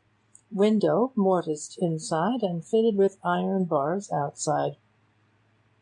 Even if whoever's been in here could have opened the window, and if there'd been no bars there, they couldn't have done anything, though, for there's nothing but a high blank wall opposite, back of some factory or other, apparently. But what's this?" he added, opening a door that stood in the corner. Small bathroom. And this," he continued, going to a square hatch set into the wall next to the staircase, "a trap big enough to hand things like small trays through, but not big enough for a grown person to squeeze through. Well, I shouldn't wonder if you're right, Mr. Heatherwick. This, probably, is where these ladies were locked up. But they're gone." Heatherwick was looking around. Suddenly his eyes lighted on a familiar object. He stepped forward, and from a chair near one of the beds picked up a handbag of green silk. He knew it well enough. "That settles it," he exclaimed. "They have been here. This is Miss Featherstone's bag. I've seen her carry it often. These are her things in it, purse, card case, and so on. She's left it behind her." "Aye, just so," agreed Rodmore. "As I say, they all left in a hurry. I figure it out like this. The woman, who of course acted as a sort of jailer to these unfortunate ladies, when she made that discovery round yonder, came back here, got her outdoor things, and cleared off. But before she went, she'd the decency to slip up here, undo that chain, slip the bolt back, and turn the key. Then, no doubt, she made tracks at express speed, leaving the ladies to do what they liked. And they, Mr. Heatherwick, having a bit of common sense about 'em, did what I should have done. They hooked it as quick as possible. That's that, sir." Heatherwick thrust Rona's handbag into his pocket and made for the door. "Then I'm off, Rodmore," he said. "I must try to find out where they've gone. I've an idea probably they'd go to Pentony's office. I'll go there. But you?" "Oh, I'm going back to Pencove Street," answered Rodmore. "Plenty to do there. But off you go after the ladies, Mr. Heatherwick. There's nothing you can do round here now. I'll keep that clerk of yours a bit, and the Jew chap, they might come in. We shall have some nice revelations in the papers to-morrow morning, I'm thinking, especially if Matherfield has the luck he expects." "What are you going to do about this house?" asked Heatherwick, as they went downstairs. "Do you think the woman will come back?" "Bet your life she won't," answered Rodmore. "Not she. I should think she's halfway across London, north, south, east, or west, by this. House? Why, I shall just lock the front door and put the key in my pocket. We shall want to search this house narrowly." Heatherwick bade him good day for the time being, and hurried off to Victoria Street to fling himself into the first disengaged taxicab he encountered, and to bid its driver go as speedily as possible to Lincoln's Inn Fields. He was anxious about Rona, and yet he felt that she was safe. And he was inquisitive too. He wanted to hear her story, to find out what had happened behind the scenes. He felt sure of finding her at Pentony's office. She and Madame Listorelle, once released from their prison, would naturally go there. But the clerk whom he encountered as soon as he rushed into the outer office dampened his spirits at once by shaking his head. "Mr. Pentony's not in, sir," he answered. "He was in until not so long ago, but he got a telephone call and went out immediately afterwards. No, I don't know who it was that rang him up, Mr. Heatherwick, nor where he went. Seemed a bit excited when he went out, and was in a fearful hurry." Heatherwick concluded that Madame Listorelle had summoned Pentony, and that he had gone to meet her and Rona. He went away, somewhat at a loss. Then, remembering that Matherfield had promised to wire from Southampton, he turned towards his chambers. At the foot of the stairs he met his caretaker. "Been a young lady here inquiring for you, Mr. Heatherwick," said the man. "Been here twice. I said I didn't know when you'd be in any time. She said, but there is the young lady, sir, coming back." Heatherwick turned sharply and saw Rona coming across the square. Hurrying to meet her, and disregarding whatever eyes might be watching them, he took both her hands in his, in a fashion that brought the colour to her cheeks. "You're all right? Safe?" he asked quickly. "Sure?" "I'm all right, and quite safe, thank you," she answered. I've been here twice before, but you were out. I came to borrow some money. I left my bag and purse in the place where we were locked up, and—" Heatherwick pulled out the handbag and silently gave it to her. She stared at him. "You've been there?" she exclaimed. "How—" "Got in this afternoon. An hour ago," he answered. "Here, come up to my rooms. We can't stand talking here. Madame Listorelle, where's she?" "I left her at Victoria, telephoning to Major Pentony," replied Rona. "She, too, had no money. She wanted me to wait until Major Pentony arrived, but I wouldn't. I walked here. I thought you'd want to know that we've got out at last." Heatherwick said nothing until they had entered his sitting-room. Then, staring silently at her, he put his hands on Rona's shoulders, and, after a long look at her, suddenly and impulsively bent and kissed her. "By gad," he said in a low voice, "I didn't know how anxious I was about you until I saw you just now, but now I know." Then, just as suddenly, he turned away from her and, in a matter-of-fact manner, lighted his stove, put on a kettle of water, and began preparations which indicated his intention of making tea. Rona, from an easy-chair into which he had unceremoniously thrust her, watched him. "Liberty," she said suddenly. "We're both discovering something. When you've been locked up day and night for a while—" "How was it?" he asked, turning on her. "Of course, we know all about the kidnapping, but the rest until to-day. Basveli, of course?" "Basveli and another man," she answered. "A tall, clean-shaven man whose name we never heard. But Basveli was the chief villain. As to how it was, they met us at the sunk road at RIVERSREADE, forced us at the point of revolvers into a car, and drove us off to London, to Westminster, and into a house there, the house you've been in. There—" "A moment," said Heatherwick, who was finding cups and saucers. "The driver of that car, he must have been an accomplice." "No doubt, but we never saw him again. We only saw those two, and a woman who acted as jailer and brought our meals. We were fed all right, and they gave us books and papers, and actually provided us with fancy work. But they were inexorable about Madame and her jewels. They must have known all about them, because they had got her own note-paper—" "I know all about that," said Heatherwick.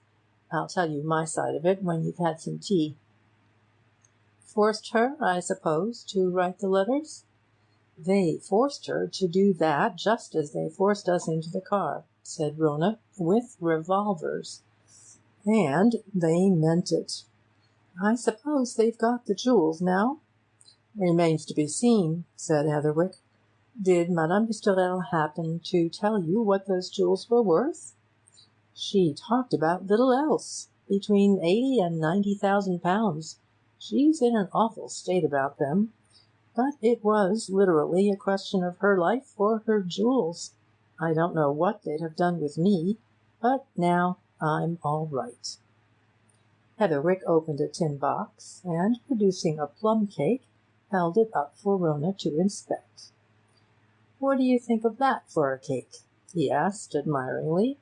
"Present from my old aunt in the country. Real proper cake, that. Yes," he went on, setting the cake on the table. "Yes, you're all right now. But, by George—" Rona said nothing. She saw that his relief at seeing her was greater and deeper than he cared to show. She poured out the tea, They sat discussing the recent events until dusky shadows began to fall over the whole room. "I ought to be getting back to Riversreade," she remarked at last. "It's late." "Wait a bit," said Heatherwick, who by that time had told her all he knew. "There'll be a wire from Matherfield before long. Don't go down to Riversreade to-night. Telephone to Lady Riversreade that you're staying in town. Her sister will be there by now, and will have told her everything. Wait till we get the wire from Matherfield. Then we'll go and dine somewhere, and you can put up at your old hotel in Surrey Street for the night.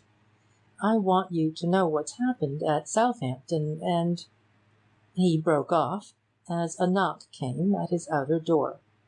"That'll be Matherfield's wire," he exclaimed. "Now then." A moment later he came back to her with the message in his hand. "It is from Matherfield," he said. "Handed in Southampton West, 619. Doesn't say if he's got him. All he says is, 'Meet me Waterloo, arriving 8:20. Well, "I wonder," said Rona, "but Basvery is—" "Just what Robmore says," muttered Heatherwick. "However," he looked at his watch. "Come along," he continued. "We've just time to get some dinner at Waterloo, and to be on the platform when the 8:20 comes in. If only we could see Basvery in charge of Matherfield and Quigman, it would give me an appetite." The vast space between the station buildings and the entrance to the platform at Waterloo was thronged when Heatherwick and Rona came out of the restaurant at 8:10. Heatherwick was inquiring as to which platform the Southampton train would come in at, when he felt a light touch on his arm. Turning sharply, he saw Robmore. Robmore gave him a quiet smile, coupled with an informing wink. "Guess you're on the same job, Mr. Heatherwick," he said. "Wire from Matherfield, eh?" "Yes," replied Heatherwick. "And you?" "Same here," assented Robmore. "Just to say I was to be here for the 8:20, with help," he added significantly. "I've got the help. There's 4 of us roundabout. Heard anything of those ladies, Mr. Heatherwick?" "Here is one of them," replied Heatherwick, indicating Rona. "They're safe. You'll hear all about it later. But this business, what do you make of Matherfield's wire? Has he failed?" "I'll tell you what I make of it," answered Robmore. "I think you'll find that Basvery is on the train, with Matherfield and Quigman in close attendance. For some reason of his own, Matherfield means to arrest Basvery here. Here. That's how I figure it. They've seen Basvery there, and decided to follow him back to town. As soon as that train is in—" A sudden, sharp exclamation from Rona interrupted him, and made both men turn to her. She clutched Heatherwick's arm, at the same time pointing with the other hand across the space behind them. "Basvery himself," she said. "There, under that clock. See? He's going towards the gates." With a swift and unceremonious gesture, Robmore laid a hand on Rona's shoulder, twisted her round, and drew her amongst a group of bystanders. "Keep out of sight, miss," he muttered. "He'll know you. Now, again, which man? That with the pale face and high hat? I see him. Good to remember, too. All right. Stop here, you two. If he moves in this direction, Mr. Heatherwick, move away, anywhere. Wait." Robmore slipped away. A moment later they saw him speak to a couple of quiet-looking men, who presently glanced at Basvery. Heatherwick was watching Basvery too. Basvery, quiet, unconcerned, evidently wholly unsuspicious, had taken up a position at the exit through which the Southampton passengers must emerge. He was smoking a cigar, placidly, with obvious appreciation. "You're certain that's the man?" whispered Heatherwick. "Basvery, positive," declared Rona, "as if I could mistake him. I've too good reason to remember his whole appearance. But here, daring." "Well," said Heatherwick, "something's going to happen. Keep back, keep well back.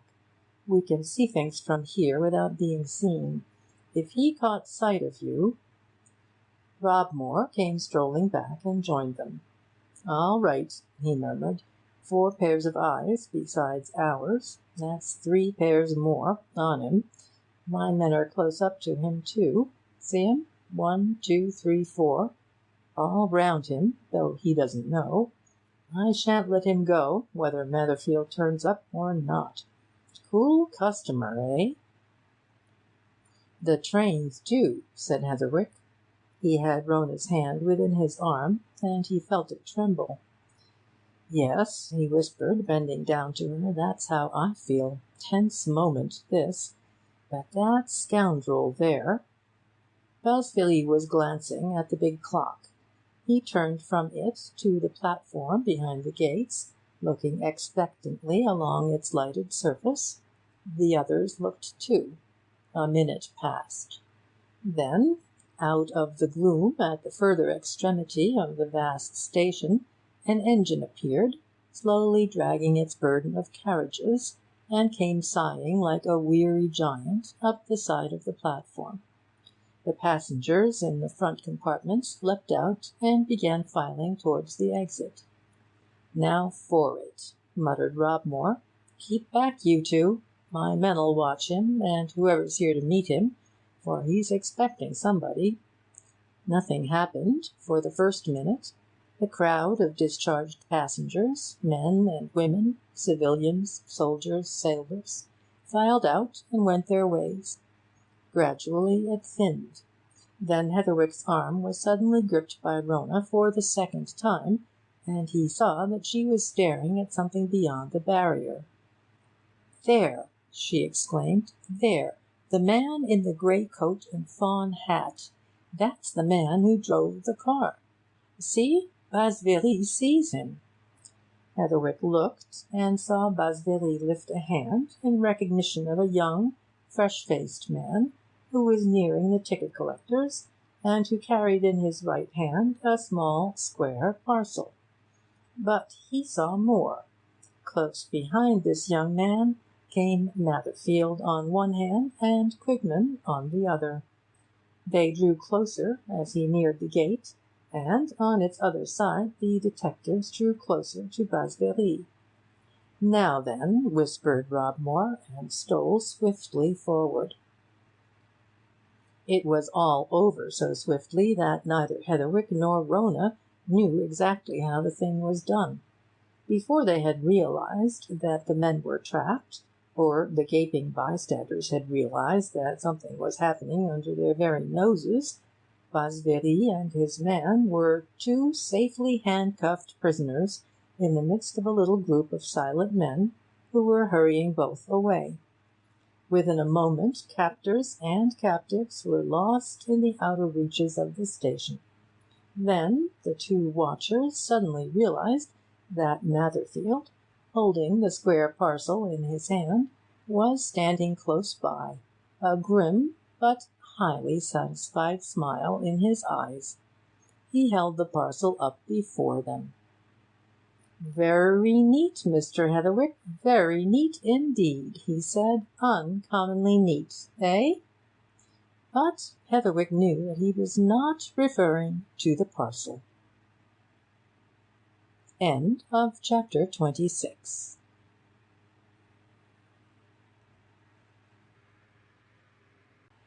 Chapter 27 of the Charing Cross Mystery. The Assurance. Rona went back to her old quarters at the little hotel in Surrey Street for that night, and next morning Heatherwick came round to her with an armful of newspapers. Finding her alone, he laid them on the table at her side, with a significant nod of his head at certain big black letters which topped the uppermost columns.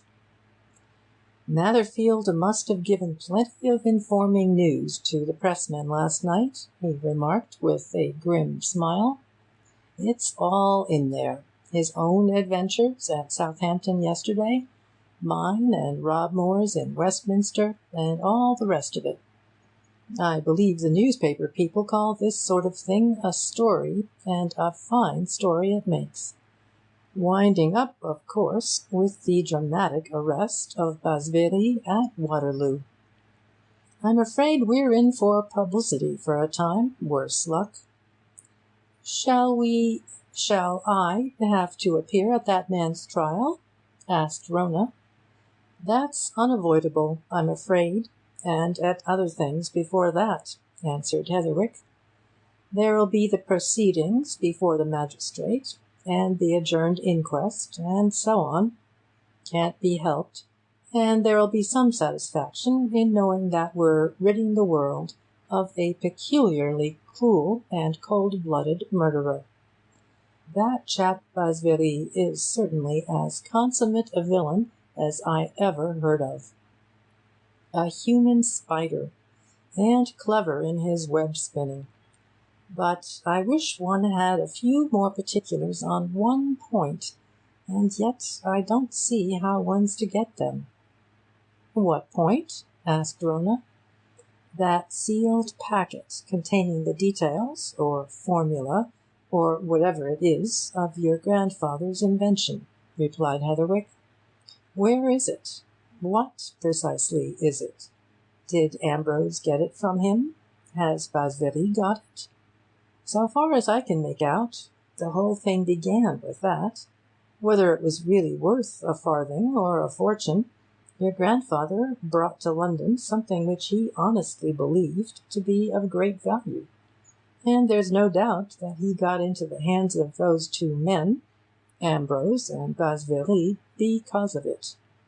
There's no doubt either that in conversation with them he told them, perhaps jokingly, what he knew about Madame Listorelle.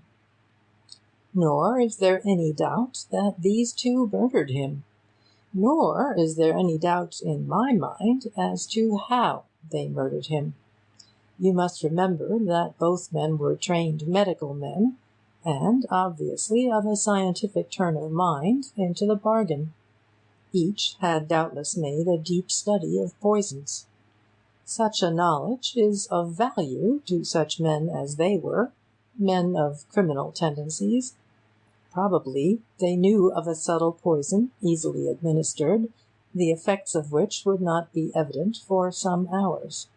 No doubt they timed their work so that their victim should die swiftly and suddenly when well away from their laboratory. And, of course, they did the same thing in the case of Granite. Granite paid the penalty of being with your grandfather. But for what did they murder your grandfather? Did they get rid of him so that they could keep his secret about Madame Listorelle to themselves, and blackmail her and her sister? Or that they could rob him of his invention and turn it to their own profit? If the latter, then— He paused, looking inquiringly at Rona as if he expected her to see what he was after. But Rona shook her head. "I don't follow," she said. "What then?" "This," replied Heatherwick. "If their desire to get hold of grandfather's secret was their motive, then that secret's worth a lot of money which ought to come to you. Don't you see? Where is the secret? Where's the sealed packet? I suppose the police would search Basvéry last night. Perhaps they found it on him. We shall hear. But, anyway, it's yours." Rona made a gesture of aversion. "I should hate to touch or have anything to do with it, if it had been in that man's possession," she said. "But I don't think there's any doubt that they murdered my grandfather because of that secret. Only I think, too, they'd a double motive. The secret about Madame Listorelle was their second string. Probably they believed that Lady Riversreade would be an easy prey, and I think she would have been if she hadn't had Major Pentony to fall back on. I know she was dreadfully upset after Basvéry's first visit. So I put it this way. always have done, though they thought they could sell grandfather's invention for a lot of money, and get another lot out of Lady Riversreade and Madame Listorelle as blackmail. "Black money indeed, all of it!" exclaimed Heatherwick. "Well?" A woman servant put her head into the little parlour in which they were sitting, and looked significantly at Rona. "There's a policeman downstairs, miss, asking for you," she announced. "Leastways, he wants to know if you can tell him if Mr. Heatherwick's here, or been here." Heatherwick went to the head of the stair. A policeman, standing in the hall below, looked up and touched his helmet. "Inspector Matherfield's compliments, sir. And could you step round and bring Miss Hannaford with you?" he asked. "There's new developments, Mr. Heatherwick. Important." "We'll come at once," assented Heatherwick. 10 minutes." He went back and hurried Rona away. "What now?" he asked, as they hastened towards Matherfield's office. "Perhaps they've extracted something out of VIII. Or possibly the newspapers have attracted the attention of somebody who can give further news." The last suggestion strengthened itself when, on entering Matherfield's room, they found him closeted with 2 strangers, whose appearance was that of responsible and well-to-do commercial men. All 3 were discovered in what looked like a serious and deep conversation, and Heatherwick was quick to notice that the 2 unknown men looked at Rona with unusual interest. Matherfield made haste to introduce her as the late ex-superintendent Hannaford's granddaughter, and Heatherwick as a gentleman who had been much concerned in the recent proceedings. "These gentlemen, Miss Hannaford and Mr. Heatherwick," he proceeded, waving his hand at the others, "are Messrs. Cuthwaite and Houseover, manufacturing chemists of Eastham. Incidentally, they've also a big place in Lancashire. And having seen this morning's paper, in which you've no doubt noticed there's a good deal about our affair, they've come straight to me with some news which will prove uncommonly useful when VIII is put in the dock before the magistrate this afternoon. The fact is, Mr. Heatherwick, these gentlemen have supplied a missing link." "What link?" asked Heatherwick, eagerly. Matherfield nodded at the elder of the 2 men, Cuthwaite, who produced a pocket-book and extracted from it a sheet of paper. Silently he passed it over to Matherfield, who turned to Rona. "Now, Miss Hannaford," he said, with a note of triumph in his voice, "I dare say you can positively identify your grandfather's handwriting and his way of making figures? Can you swear that this has been written by him?" Rona gave but one glance at the paper before looking up with a glance of positive assertion. "Oh, yes," she exclaimed, "that is his writing, without a doubt. Nothing could be more certain." Matherfield turned to Heatherwick. "That's the formula for the ink," he said. "Now we've got the big thing we wanted, and Mr. Cuthwaite will tell you how he got it." Cuthwaite, after allowing Heatherwick to look at the paper, carefully replaced it in his pocket-book. There was an air of anxiety about him, and about his partner, concerning which Heatherwick began to make guesses. They looked as if they were uncertain and uneasy, but Cuthwaite was ready enough to tell his story. "We got it in this way," he said, "and I may as well say, as I've already said to you, Mr. Matherfield, that I don't think we should have got it at all if your police people hadn't been so reticent on that one particular point. If you'd noised it abroad about Hannaford's secret, we might have been forewarned. However, some little time ago, a man whom we knew as VIII, and whom I firmly believe to be the VIII that we've read about in the papers this morning, a man, mind you, that we'd done business with now and then during the last year or so, came to us and offered us the formula for a new black ink which he asserted would drive every known ink off the market all over the world. He made extravagant claims for it. He swore it was the first absolutely perfect writing fluid ever invented. He brought a sample of it, which he'd made up himself. He put it to various tests.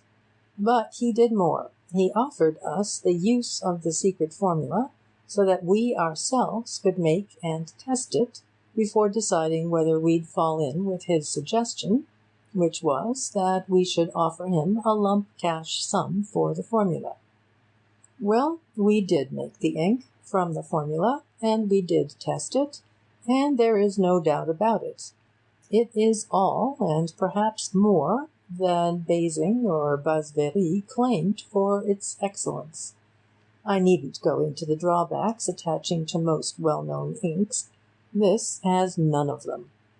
And when Basing came back to us a few days ago, we decided to buy the formula from him. We agreed upon a cash price, and day before yesterday we paid the amount over at our office in Eastham. "Yes," said Heatherwick quietly. "And what was the price agreed upon?"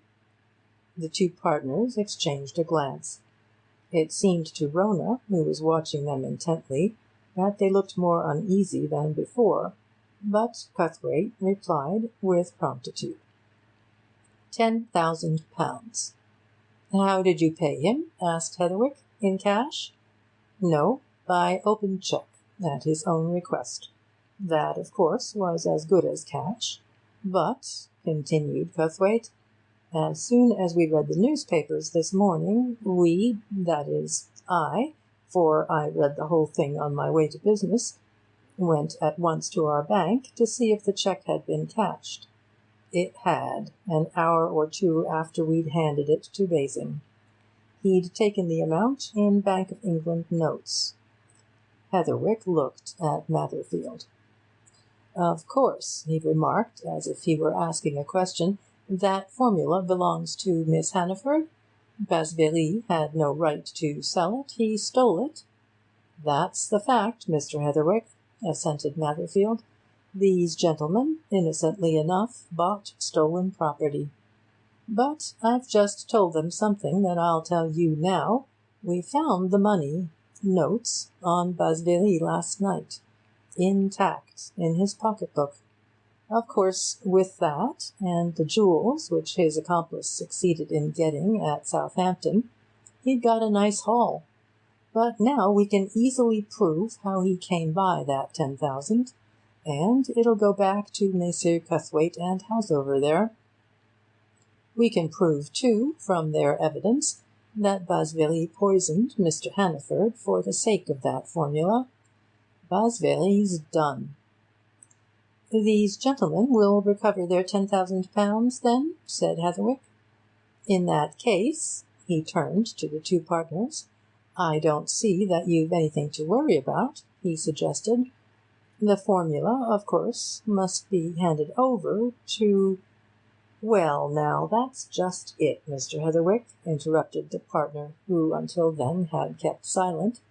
"The fact is, sir, we don't want to lose that formula. We gave this man Baring or Basvery £10,000 for it, but you really believe it to be worth more, eh?" said Heatherwick with a smile. "I see. Then in that case—" "If we get back our 10,000, sir, we shall be pleased to treat with the rightful owner," said Cuthwaite, after an exchange of looks with his partner. "In the meantime, the formula is safe and secret with us. We are well-known people." "We'll leave it at that just now," answered Heatherwick. "Miss Hannaford will trust you to keep your word about safety and secrecy. And later, business." He got up, and Rona rose with him. "Shall you want us to-day, Matherfield?" he asked. "If not—" "No," replied Matherfield. "Merely formal business to-day. Then this afternoon he'll be brought up. Only evidence of arrest and application of adjournment. You can go away, Mr. Heatherwick. We'll let you both know when you're wanted." Heatherwick let Rona out, and once clear of the police precincts, smote his stick on the pavement.